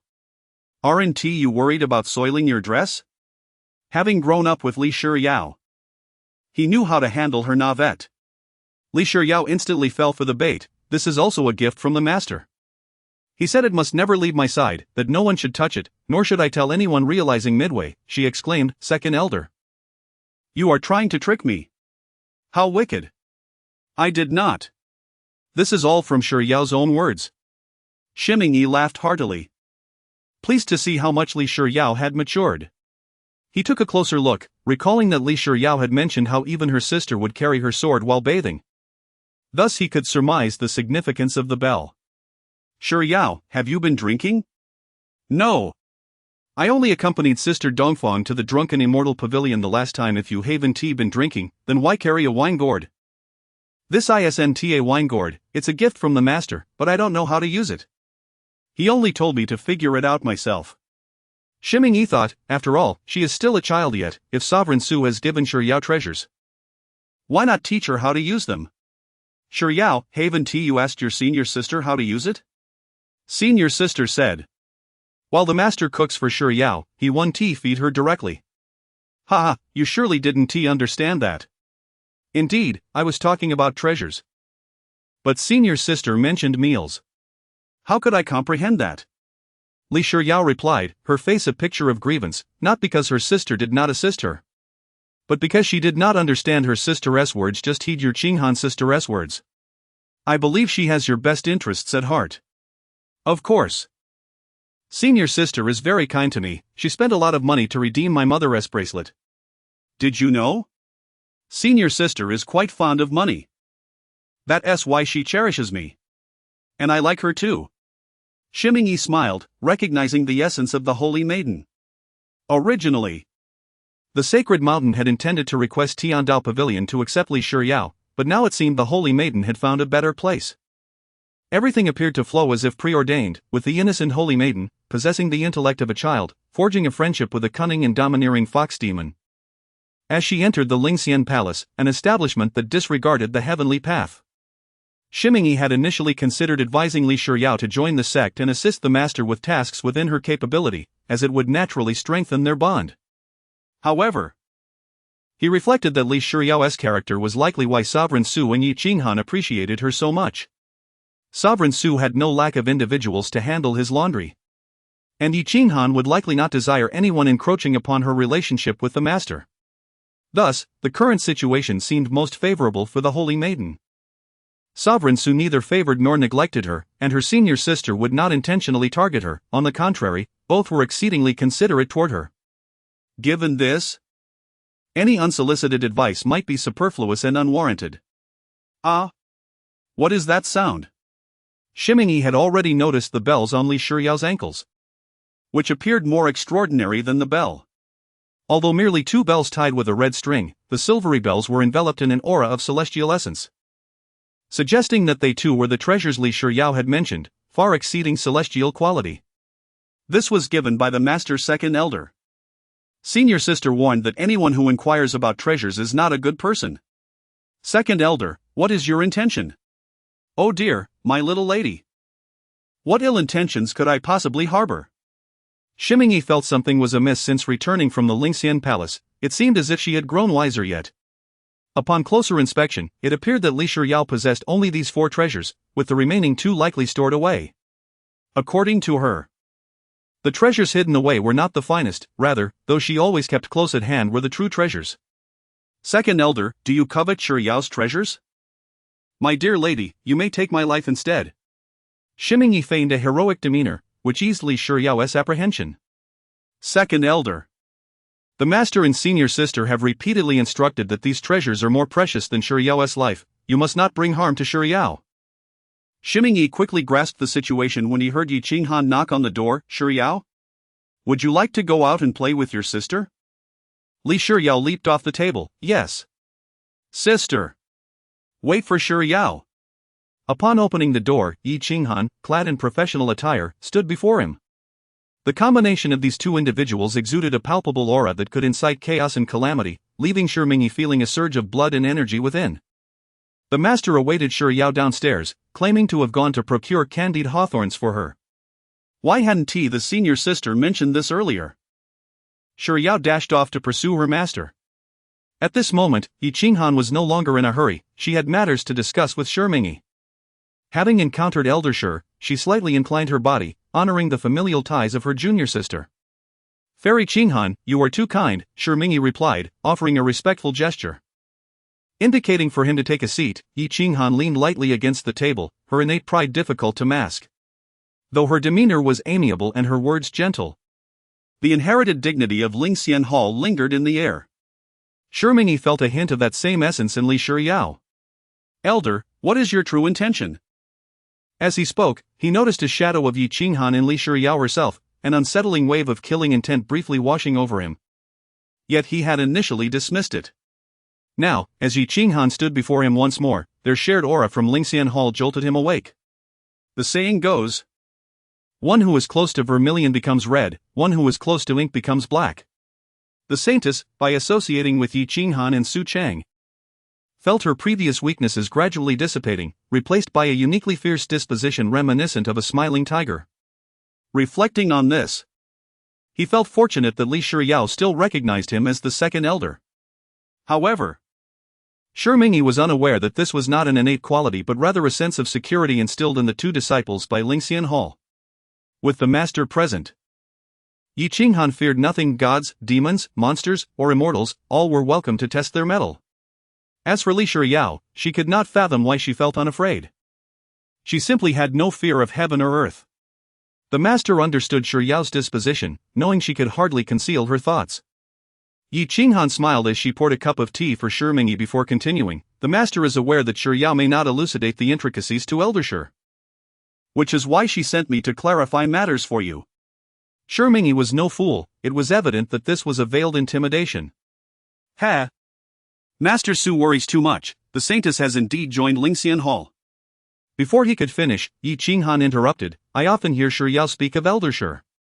It seems you are quite fond of her. However, Lingxian Hall has its own rules. These rules exist to protect the disciples. Shi Yao, being young, may not fully grasp their significance, and Elder Shi is wise enough to understand that no further explanation is necessary. With an enchanting smile, Yi Qinghan exuded an aura as gentle as a spring breeze, leaving no room for offense. Her demeanor was perfectly natural. Fairy, your wise words are well noted. Please do not take offense. It is not the fault of the saintess, but rather that the sacred mountain is quite concerned about her well-being. Shi Yao is my junior sister, the master's beloved direct disciple.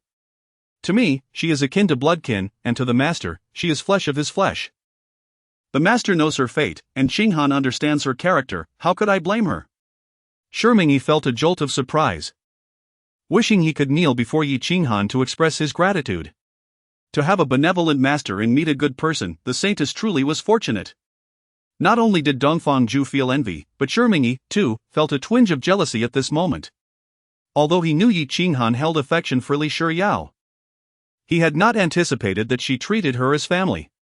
Observing Shi Mingyi's expression, Yi Qinghan chuckled. Your reaction suggests I have revealed something astonishing. Rest assured. As long as the sacred mountain stands with Shi Yao, even if she were to pierce the heavens, the master would be able to mend it. Shi Mingyi understood this to mean that as long as the sacred mountain did not act foolishly, Su Cheng would safeguard the saintess. Yet, he remained unaware that Yi Qinghan's metaphorical piercing the heavens was not mere exaggeration. Should the sacred mountain act unwisely, it would ultimately be the saintess caught in the middle. While Lingxian Hall, under the master's protection, would remain unscathed, leaving the saintess to deal with the aftermath. This could be seen as a veiled warning to refrain from prying into Lingxian Hall's affairs. Nonetheless, Yi Qinghan's demeanor was already quite gracious. She refrained from brandishing the Ling Shuang sword at Shi Mingyi's throat, which was a significant concession. Naturally, with the saintess having joined Lingxian Hall, the sacred mountain would not impose any difficulties upon her. Yi Qinghan felt that perhaps she had overthought this, chuckling softly. Regarding the saintess's current state, you have observed it. As for other matters, having addressed this issue succinctly, Yi Qinghan proceeded downstairs to seek out her master and Li Shiyao. Qinghan, I just saw you come out. Why have you returned? Su Cheng inquired, a look of suspicion on his face. Why does it seem that you are busier than I am since leaving Lingxian Hall? I just had a brief chat with Elder Shi. Although Yi Qinghan did not believe Shi Mingyi would act detrimentally towards Shi Yao, she felt it necessary to offer a word of caution, considering she was her junior sister. Upon hearing Su Cheng's thoughts, Yi Qinghan's heart soared. If her master desired it, she would not object. Though she suspected it would be her master who ended up feeling shy. The melodious chime of bells resonated once more as Li Shiyao sprinted over, holding 2 candied hawthorns. Sister, these are for you, she said, her face beaming with joy as she extended the treats. Sister, didn't T skimp on you? But didn't you buy any for the master? Yi Qinghan playfully ruffled Li Shiyao's hair, smiling in return.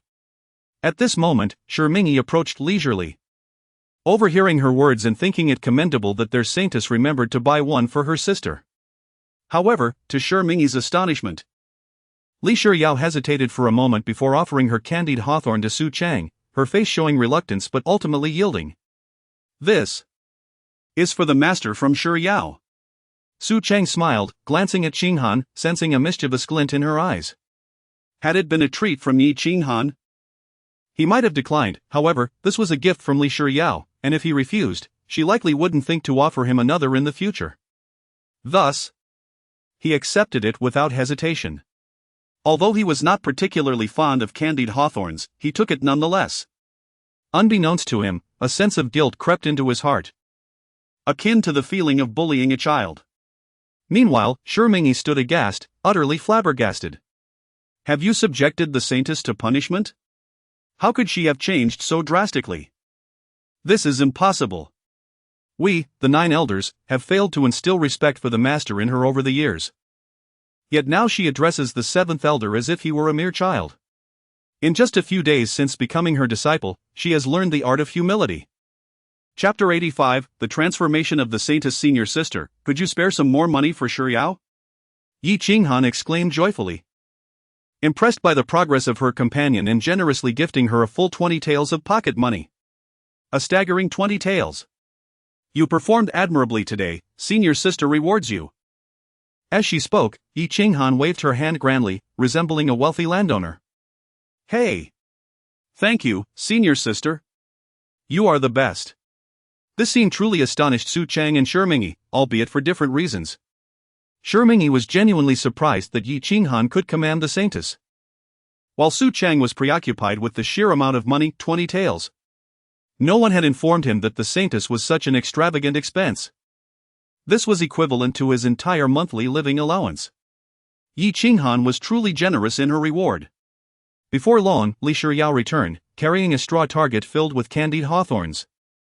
Fortunately, it was Li Shiyao. Had it been Yi Qinghan, one might assume she had robbed a candied hawthorn vendor. The attire she wore was celestial in nature, impervious to stains, and at that moment, Li Shiyao joyfully bounced as she walked, her spirits high. Master, would you like to eat some? I shall pass. You might want to ask Qinghan, Su Cheng replied with a resigned expression. Yet, this was Li Shiyao for you, she always brought forth new delights. Senior sister. Do you still want to eat candied hawthorns? Yi Qinghan gazed at the pile of treats and mused that Li Shiyao must have long wished to do this, given her apparent lack of funds. One for senior sister will suffice, shall I inquire with Elder Shi? Upon hearing this, Elder Shi exclaimed, after all these years. Finally. I have awaited this day. To savor the candied hawthorns purchased by the saintess, I cannot imagine how I would articulate such a splendid dream. He straightened his back, attempting to present himself with solemnity. He had never stood as tall as this since assuming his elder position. Oh! This treatment is sufficient to boast about for half a year amongst the other elders. However, Li Shiyao merely glanced at Shi Mingyi and cheerfully declared, if Elder Shi isn't eating, then they are all mine. Shi Mingyi was bewildered. Did you even ask? Hey! Shi Yao, you are the saintess of the holy mountain. How can you treat Elder Shi this way, as if he were merely a married daughter? Shi Mingyi's heart felt shattered. Your Highness, I have raised you for so many years, and yet. Yi Qinghan couldn't help but chuckle. Shi Yao, you ought to ask Elder Shi if he wants to eat, he has been so kind to you. Are you truly unwilling to share the candied hawthorns? Li Shiryao grinned and explained, I'm just teasing Eldershire, I am not stingy. How could I possibly hold back? As she spoke, she plucked a candied hawthorn and offered it to Shimingi, playfully poking his shoulder as if to say, don't be upset, I'm just playing with you.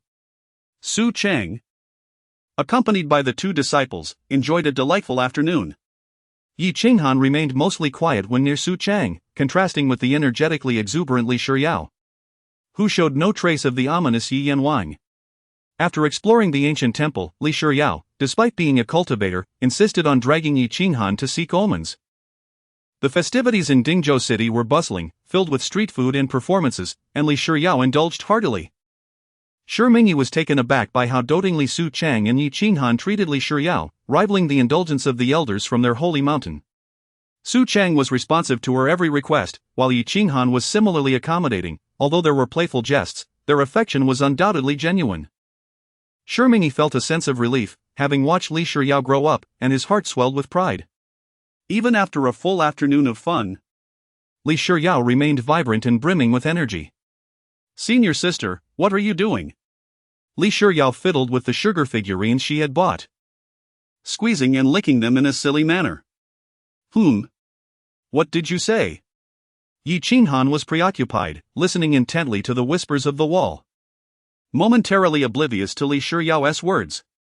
She had just overheard that her master was changing clothes and had long planned to give her master a new style. She wondered how the tailor shop was progressing. At that moment, she grew curious. After all, it is said that a woman adorns herself for the one she loves. Why would her master change attire in the dead of night? I never expected this system to have formal suits. It has been ages since I wore such a thing. Even then, it was prepared for me. What is the formal suit? When? Who prepared it? This was Yi Qinghan's first encounter with such a situation. Typically, mind reading only allows for clear perceptions, but she had never experienced such muddled signals before. It felt like a poor connection, and she suspected it was related to her master's mysterious background, possibly information from another realm. Given her current cultivation level, it was likely that she was not permitted to know. Indeed, a black suit is essential. If Qinghan can wear it, why can't I? A Zhongshan suit would also suffice. It seemed impossible to extract such details from her master, but Yi Qinghan believed that if she truly wished, she could uncover her master's heart without much difficulty.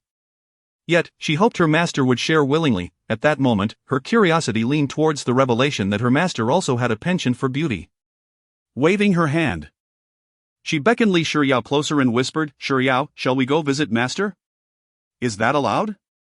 Li Shiryao blinked her sparkling eyes, meeting Yi Qinghan's deep, galaxy-like gaze. Their intentions perfectly aligned.